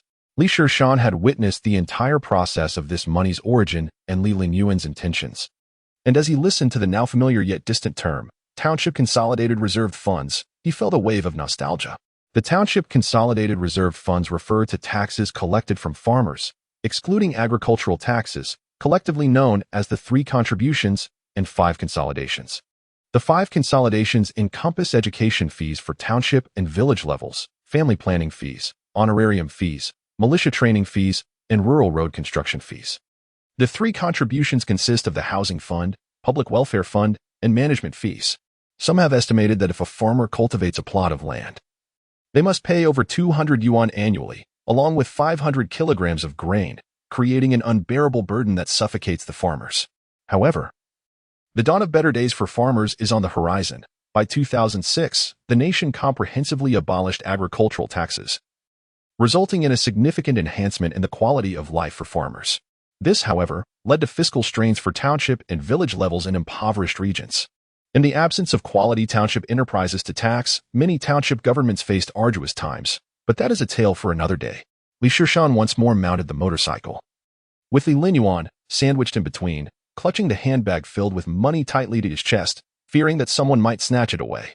After a bumpy journey of over an hour, just as Li Shishan was becoming thoroughly disoriented, they finally arrived at Li Family Village. The mountain road led only to the ancestral hall, which also served as the village committee's headquarters. Outside the hall stood a dense crowd of villagers, both young and old. As the motorcycle approached, the villagers immediately surrounded them, their plain and even shabby clothing contrasting with the excitement etched on their faces. "Uncle, did we get the money back?" "Third uncle, will we receive the money today?" A cacophony of voices erupted, and Li Linyuan struggled to push through the throng, shouting, "Don't crowd. The money is all here. Hey, don't pull my pants." Thus, with one hand safeguarding the money and the other holding up his trousers, he comically made his way into the hall. Several village officials, who had been waiting for some time, began to restore order, instructing the villagers to enter the hall one by one to sign and collect their money. Li Shishan stood outside the hall, observing the villagers emerge, their faces radiant as they clutched the thin red banknotes, reminiscent of a festive New Year celebration. "Mountain boy, thank you," exclaimed an elderly woman, attempting to bow in gratitude. No, that won't do." Li Shishan quickly stepped aside to assist her back up. "Mountain boy," the old party secretary said, "this money was retrieved with your help," she added, her eyes glistening with tears. At that moment, more villagers emerged, surrounding Li Shishan with expressions of heartfelt thanks. The scene made him feel somewhat bashful, prompting him to declare loudly, "Dear uncles and aunts, this is simply what I ought to do. Once we establish the cooperative and cultivate the Isatis root, our future will be bright. Is that root really profitable? Inquired an older gentleman. Shishan gestured jokingly towards the hall, saying, Of course. Would I deceive my fellow villagers? If I were to speak falsely, my father would surely hang me in the hall and give me a good thrashing. His light-hearted response elicited a hearty laugh from the crowd. With an elderly man reminiscing about how Li Linfeng and Li Linyuan had once been summoned to the hall for a similar reprimand. Such a joyful atmosphere lingered. As the villagers squatted or stood, sharing stories from their childhood, each tale prompting laughter and playful banter. Seizing the opportunity, Shishan began to enlighten them on the advantages of cultivating Isatis root. The rural farmers, with their inherent simplicity, demonstrated that establishing trust could be effortless. As long as one extended a helping hand, they would believe unconditionally. Among the 200 attendees, the majority expressed a willingness to join the cooperative, primarily due to the enticing conditions presented by Shishan. There would be no expenses for seeds or fertilizers, and experts would provide guidance on cultivation. All they needed to contribute was land and labor, with Shishan arranging for a company to purchase the harvest. To them, this appeared to be a no-risk venture.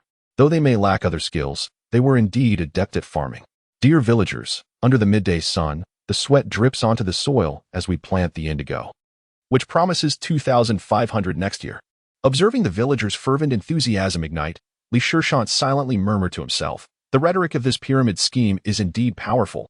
Here, have a smoke. An elderly man with a face full of wrinkles approached, offering a cigarette, the kind without a filter. This brand, known as Fengxiu, costs about 50 cents per pack, a cigarette that city dwellers might overlook, yet for the farmers here, it is a precious indulgence seldom afforded. Without a moment's hesitation, Shishan accepted it, lighting it immediately. Though it was a bit harsh, he felt he must not let down the old man's kindness. Seeing Shishan light the cigarette, the old man rubbed his hands together, a bit shyly asking, Young man, do you think my family can join the cooperative? Shishan recognized him as Qin Guizhen, who had moved here decades ago. His family consisted of only a son working away, while he and his wife, both in poor health, could not do heavy labor. And they had a granddaughter in middle school. They relied solely on their son's meager wages and poverty alleviation funds to scrape by, a quintessential impoverished household. Qin. Anyone can join the cooperative, Shishan nodded. However, sensing the unspoken reservations in Qin's voice, he promptly elaborated on the different ways to participate in the cooperative. There are various methods to join, such as renting land to the cooperative, which is also a way to be involved. At the end of the year, the dividends will be a little less, around 1,000 or so. Really? That's wonderful. Qin exclaimed, overwhelmed with joy. His lands were already rented out to others, yielding only a meager amount of grain as rent, scarcely enough to make ends meet. The prospect of receiving 1,000 yuan filled him with elation. In his excitement, Qin almost bowed to Shishan, who swiftly caught him, saying, Qin, the cooperative is meant to help our fellow villagers escape poverty and become prosperous. There is no need to thank me. If thanks are due, this should go to the party. Ah, yes. We must thank the government. Thank the party. Qin's face lit up with a smile, his wrinkles unfurling in delight. Just a mere 1,000 yuan could inspire such gratitude among the villagers. Reflecting on this, Shishan glanced at his Adidas tracksuit and then at his sneakers, which together exceeded 1,000 yuan. A twinge of guilt washed over him. Perhaps it would be better to switch to a pair of Antas shoes. In the following days, Shishan found himself exceedingly busy. The villagers' willingness to join the cooperative was merely the beginning. A multitude of procedures awaited preparation. First, a meeting of the village's dual committees, the village party branch and the village committee, must be convened, followed by a villagers' assembly to disseminate information.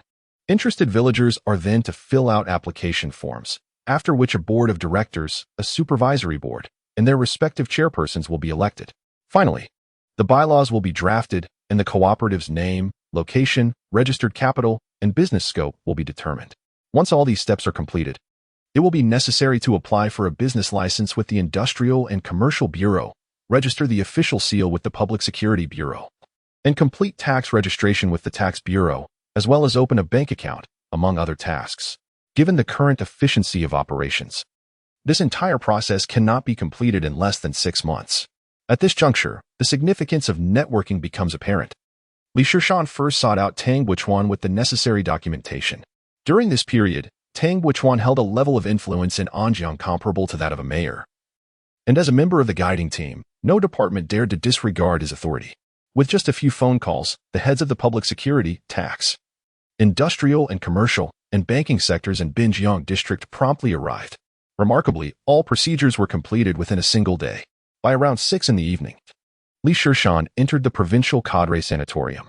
In the two-story building, he glanced at the business license in his hand, particularly the name of the cooperative, Shuanglong Li Traditional Chinese Medicine Planning Cooperative, which struck him as rather ostentatious. The somewhat gaudy name was unanimously approved by the villagers of Li Family Village. The locals believed this name exuded power. The reverence for dragons is deeply ingrained in Chinese culture, with various dragon-themed names proliferating. Furthermore, the name represents Shuanglong Township and Li Family Village, adding a dual significance to its selection. Imagine, on some future day, negotiating business with another company. Introducing oneself at the reception. "Hello, I am so-and-so from Shuanglong Li." One might wonder if the receptionist would be startled enough to call the authorities, mistaking it for a protection racket. Li Shishan chuckled at the thought. "Xiashanzi, what are you laughing about? Are you concocting some mischief again?" Tang Buochuan then produced another business license and handed it to Li Shishan. "You managed to get it done so quickly?" Li Shishan took it and examined it closely. After all, it represented his own company. Chapter 90. Li Shishan's thoughts. Isn't it a bit risky to establish a company to acquire the cooperative's products? If they don't sell, your investment could be completely lost. Tang Buochuan expressed his concerns. "Rest assured, there will be no losses, only substantial profits. Would you like to invest a little as well?" Li Shishan replied with notable confidence. In his plan, the indigo root would not be sown until next September, with a harvest expected in October. But the price surge would not occur until early 2003. During this interim, storing indigo root within the cooperative presents too many uncertainties. When the price of indigo root skyrockets, the immense profits could provoke envy and unforeseen complications. Additionally, if villagers do not receive their payments promptly after the harvest, their motivation would wane, and their income would be jeopardized. If these Isatis root were acquired by the company, the aforementioned issues would cease to exist. Firstly, the payments made by Li Shishan have ensured the villagers' livelihoods, and secondly, possessing the Isatis root allows for a comprehensive understanding of their historical peak, thus maximizing profits. Currently, the cooperative boasts nearly 300 registered members, with over 200 acres of cultivable land, leading Li Shishan to anticipate earnings exceeding 30 million. According to his vision, once the company becomes profitable, a significant portion of the funds will be reinvested into the infrastructure of Lijia village, facilitating organized development of roads, housing, and a primary school. Li Shishan does not wish to withhold profits from the villagers. Rather, he envisions a gradual process for their financial gain. Should all the funds be distributed, each family would receive around 70 to 80,000 yuan, which, in 2003, equates to approximately 200,000 yuan in contemporary purchasing power, a considerable fortune. Li Shishan resonates with a saying that holds profound truth. One can never earn beyond the scope of their understanding, unless by sheer luck. However, wealth acquired through luck is often lost through lack of skill, as evidenced by the experiences of many displaced residents over the years. Many who became instant millionaires fell into a cycle of indulgence, succumbing to vices of gambling, drinking, and other excesses, ultimately depleting their fortunes, fracturing families, and leading to a chaotic existence. He fears that the villagers may perceive the acquisition of wealth as too effortless, leading them down a similar path. "You are tempting me to breach regulations," Tang Buochuan jested with a light-hearted reprimand. "Do not use your own name. Your mother's or siblings' names would suffice. My company is registered under my mother's name." Just as Li Shishan prepared to mock Tang Buochuan's stubbornness, he noticed a sudden pallor in his expression. With a hint of melancholy, he murmured, "Forget it. Just be cautious. If your funds run short, let me know. I might have some left." The atmosphere in the room abruptly shifted, as if the very air had been siphoned away, plunging it into an eerie silence, while the dusk outside mirrored the somber mood.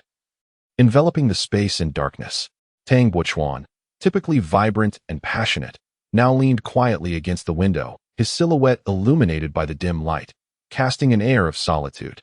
He retrieved a cigarette, rhythmically tapping it against the box before igniting it. The flickering flame danced in the encroaching darkness. Much like his current state of mind, flickering between hope and despair. Gazing out the window, his eyes reflected a profound depth and wistfulness, as if traversing through layers of light and shadow, revisiting the echoes of bygone days. A faint smile graced his lips, suggesting a fond memory. Yet a shadow of indescribable sorrow flickered in his gaze. Li Shishan, observing Tang Buochuan's melancholic demeanor, recalled Lin Guoyang's words. His mention of family had evidently stirred memories within Tang Buochuan. He pondered what events could have wrought such a transformation in him. Nevertheless, if this scene were to be likened to Lin Yuansheng, it would evoke the essence of the melancholic Prince Hamlet from the timeless tragedy. As for Tang Buochuan, his robust physique and mature appearance evoke a sense of melancholy, reminiscent of a high-stakes revenge narrative from a Koryo noir film following the tragic loss of a beloved. Suddenly, a blinding light flickers on, causing Li Shishan to squint, shattering the previously lonely and somber atmosphere. Tang Buochuan extinguishes the cigarette in his hand, his demeanor returning to a more composed state. Why is it so dark? Lin Yuansheng inquires, entering the room with curiosity as he surveys the two men. What's wrong with old Tang? He asks Li Shishan, having witnessed the earlier scene involving Tang Buochuan. Upon hearing the term old Tang, a subtle twitch crosses Tang Buochuan's face, prompting him to retort, "Do not call me old Tang." Li Shishan, perceptive as ever, recognizes the underlying story and casts a questioning glance at Lin Yuansheng, who murmurs something into his ear. It turns out that ever since he and Enrulin overheard Li Shishan refer to Tang Buochuan as Old Tang, they too had adopted the moniker. Within a mere few days, the entire guidance team had begun calling Tang Buochuan Old Tang. Even Lin Guoyang, in moments of good humor, would jestingly join in. This nickname soon spread throughout the sanatorium. Staff members would respectfully address Tang Buochuan as Director Tang, their tone and demeanor akin to that of subordinates paying homage to a venerable elder. After hearing this, Li Shishan bursts into laughter. Old Tang, who would have thought you would enjoy the privileges of a deputy department head at such a young age? Ha. Scram. Tang Buochuan retorted, his temper flaring. This brief interlude seemed to inject a refreshing vitality into the room, transforming the previously oppressive atmosphere into one of lively interaction. Old Tang, could you review my manuscript for any professional terminology errors? Lin Yuansheng inquired, extending the document toward him. However, Tang Buochuan declined to take it, gesturing to Li Shishan instead. This lad's writing is superior to mine. Let him revise it. Besides, it pertains to him as well. My matter? Li Shishan asked, intrigued as he glanced at the manuscript, which bore the title The Misappropriation of Poverty Alleviation Funds. Today, our reporter investigated the situation in Shuanglong Township, Bijiang District of Anjiang City. This article detailed his own experiences, highlighting the misappropriation of funds designated for poverty alleviation and revealing that all 10 townships under Bijiang District were experiencing similar issues. Observing the manuscript's format, Li Shishan inquired, "Is this piece intended for publication in the Hanan Daily?" "Yes, my father instructed me to report on this issue for the newspaper," Lin Yuansheng confirmed with a nod.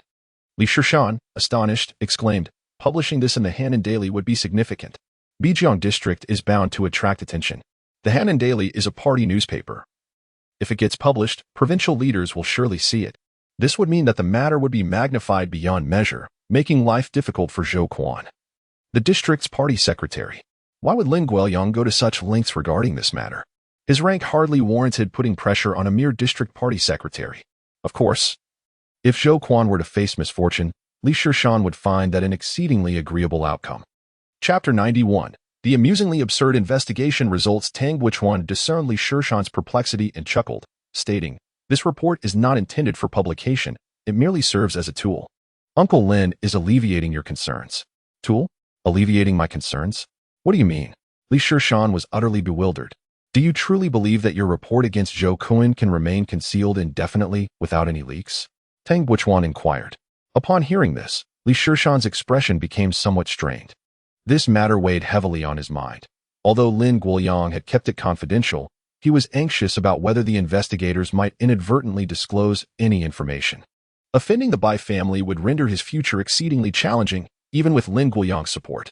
Noticing Li Shishan's anxious demeanor, Tang Buochuan decided to forego any further suspense and launched into his narrative. This all began after Qin Jianxin's visit to Shuanglong Township. This case was personally orchestrated by Lin Guoyang. Embezzling millions in poverty alleviation funds is no trivial matter. The maximum penalty could exceed 10 years, especially since it was Lin Guoyang who made the call. Qin Jianxin, fully alert, mobilized a team of capable individuals to thoroughly investigate the case. However, unexpectedly, the case turned out to be surprisingly straightforward. resulting in a rather comical outcome. Upon entering the Discipline Inspection Commission, Zhou Xiangxue immediately confessed to all his misdeeds. This newly appointed township head lacked the audacity to embezzle such a substantial sum.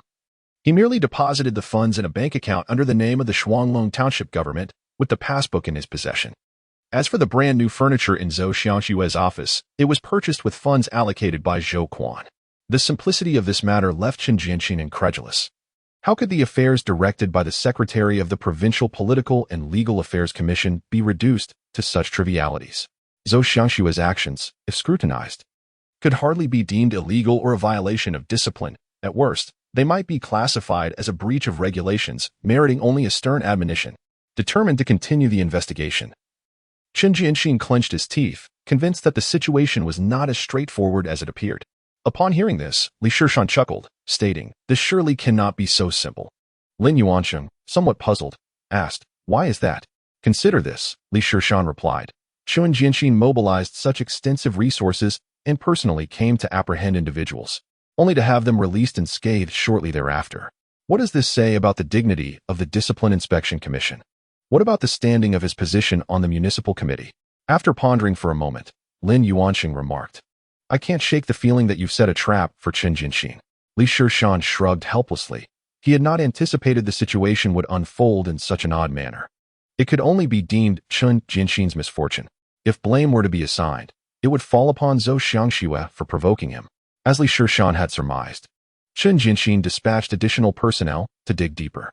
This further probing indeed unearthed some intriguing findings. Investigators discovered that the bank holding the deposited funds exhibited peculiarities. Not only in Shuanglong Township, but also in the other 9 townships of Binjiang District, there were outstanding debts related to unissued poverty alleviation funds, all deposited in this very bank. This situation has taken an intriguing turn. Initially, it was presumed that Zhou Xiangxue merely sought to enhance the income of the local government through increased interest earnings. However, it became apparent that every township housed a branch of the same bank, which was neither the Shida Bank nor a government partner. Why, then, did they all converge here? Further investigation ensued, leading to an unexpected revelation. The branch manager of this bank was a strikingly beautiful woman who had recently assumed her position and had an ambiguous relationship with the district committee secretary, Zhou Quan. The townships deposited their funds in this bank solely to assist this alluring manager in meeting her year-end deposit targets. At this point, the inquiry seemed to reach a conclusion, with no further leads to pursue, and the findings were duly reported to Lin Guoyang. Li Shishan, after listening intently, could not discern how this matter related to alleviating his own concerns. However, Tang Buchuan, at this juncture, feigned a raspy voice, lamenting a dry throat and discomfort. Li Shishan, with no choice, prepared tea and offered cigarettes, which pleased Tang Buchuan, prompting him to continue. He revealed that Zhou Quan's wife, Bai Ling, was embroiled in a divorce dispute with him, which Zhou was leveraging to solidify his position as district committee secretary. Nevertheless, while Zhou had succeeded in his appointment, he had not ascended to the status of a member of the municipal standing committee, leading to his resignation. He insisted that he would only divorce Bai Ling if he were granted a position on the committee. Zhou's tenacity in clinging to this demand was proving to be an incessant source of irritation for the Bai family. Li Shishan found himself intrigued. Typically, the district committee secretary would hold a position on the municipal standing committee, boasting a political stature even surpassing that of an ordinary deputy mayor. To lack such a position meant Zhou was subordinate to county committee secretaries, who wielded considerable influence in their regions. In contrast, a district secretary could find themselves subject to the whims of any deputy mayor, which must be quite disheartening. In the traditional bureaucratic hierarchy, the ascension typically flows from county magistrate to county committee secretary, then to ordinary deputy mayor, and finally to a member of the municipal standing committee. Zhou's relentless ambition aimed to leapfrog the standard path, seeking to ascend directly to the standing committee and achieve a remarkable advancement. Little did he know, the Bai family was equally shrewd. They granted him the role of district committee secretary, but firmly resisted any aspirations he harbored for the standing committee. Li Shishan began to grasp Lin Guoyang's intentions. By delivering this article to the Bai family, they could use it as leverage to compel Zhou to sever all ties with Bai Ling. This maneuver would not only create a debt of gratitude from the Bai family to Lin Guoyang, but also transform Li Shishan's report into a personal vendetta against Zhou. Should this matter come to light, the Bai family would no longer pursue Li Shishan. For a mere district committee secretary was not a figure Lin Guoyang would struggle to protect. With this understanding, the Shishan now regarded Lin Yuanshan's news article with heightened importance. He meticulously reviewed it several times, initially making notes and corrections by hand, before ultimately opting to rewrite it on Tang Buochuan's computer. Tang Buochuan and Lin Yuanshan stood behind Li Shishan, watching as his fingers danced across the keyboard, producing a brand new news article in just over 20 minutes. Lin Yuanshan glanced at the headline and felt a jolt of disbelief. Why are poverty alleviation funds delayed? The farmer's lifeline has become a tool for officials' romantic pursuits. Shishan. This is a news article, not a tabloid headline. I am a serious investigative journalist, he protested. Li Shishan flexed his wrist and replied nonchalantly. It doesn't matter since it won't actually be published. The more shocking it is, the better it will force Zhou Quan to yield. Chapter 92. The new mayor Li Shishan reviewed the article once more, feeling it was still lacking. He muttered to himself that mere words were insufficient. He needed to include several photographs of impoverished farmers' homes to create a stronger impact. He pulled out a disc containing numerous photos he had taken in Lijia village, selecting the most harrowing images to incorporate into the piece. After Tang Buochuan finished reading the final revised article, he was utterly amazed. This was the true caliber of this individual's writing. It was rather underhanded, as it pertained to his own interests that he showcased his abilities so well.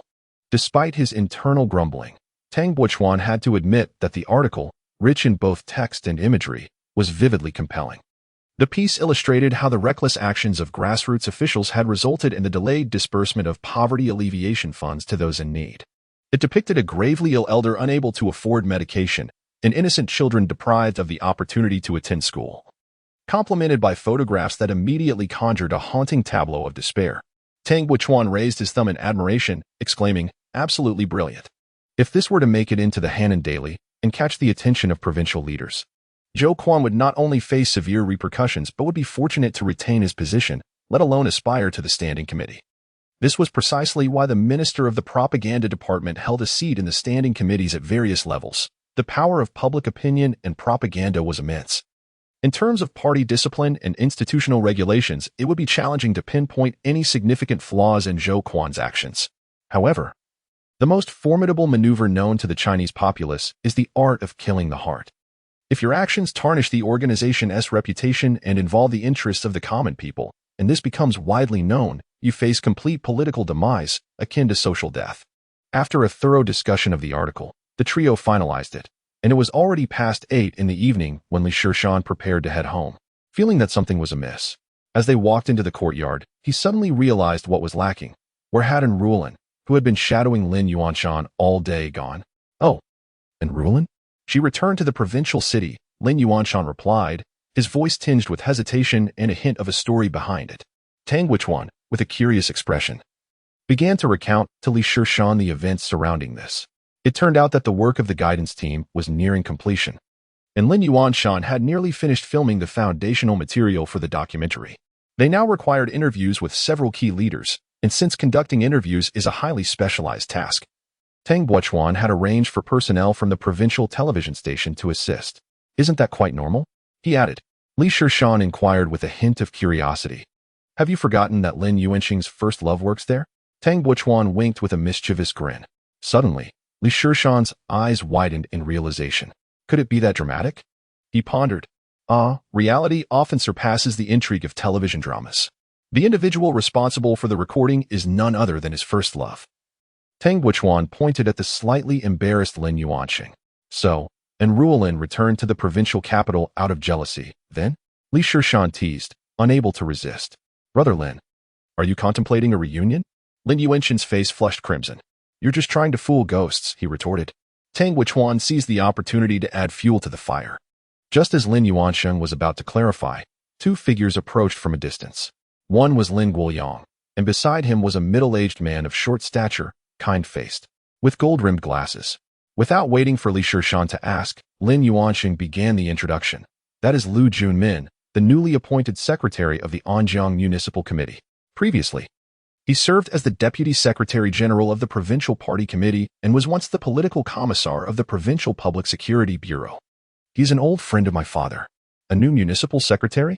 Li Shishan gazed over, the news striking his heart like a bombshell. In his memory, The new municipal secretary during this period was not Lu Junmin. Had history shifted? As they spoke, Lin Guoyang and Lu Junmin approached, prompting the trio to step aside. Shishan, have you finalized matters concerning your cooperative? Lin Guoyang regarded Li Shishan with a kind gaze, his tone filled with warmth and concern. All is well. No need for Uncle Lin to worry, Li Shishan respectfully replied. Come, let me introduce you.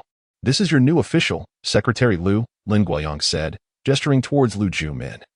Then pointed at Li Shishan. This is the Li Shishan I mentioned to you. Quite an impressive young man, wouldn't you agree? Li Shishan immediately bowed slightly and greeted, Hello? Secretary Lu. Lu Junmin nodded with a smile, his curious eyes scrutinizing the youthful visage before him.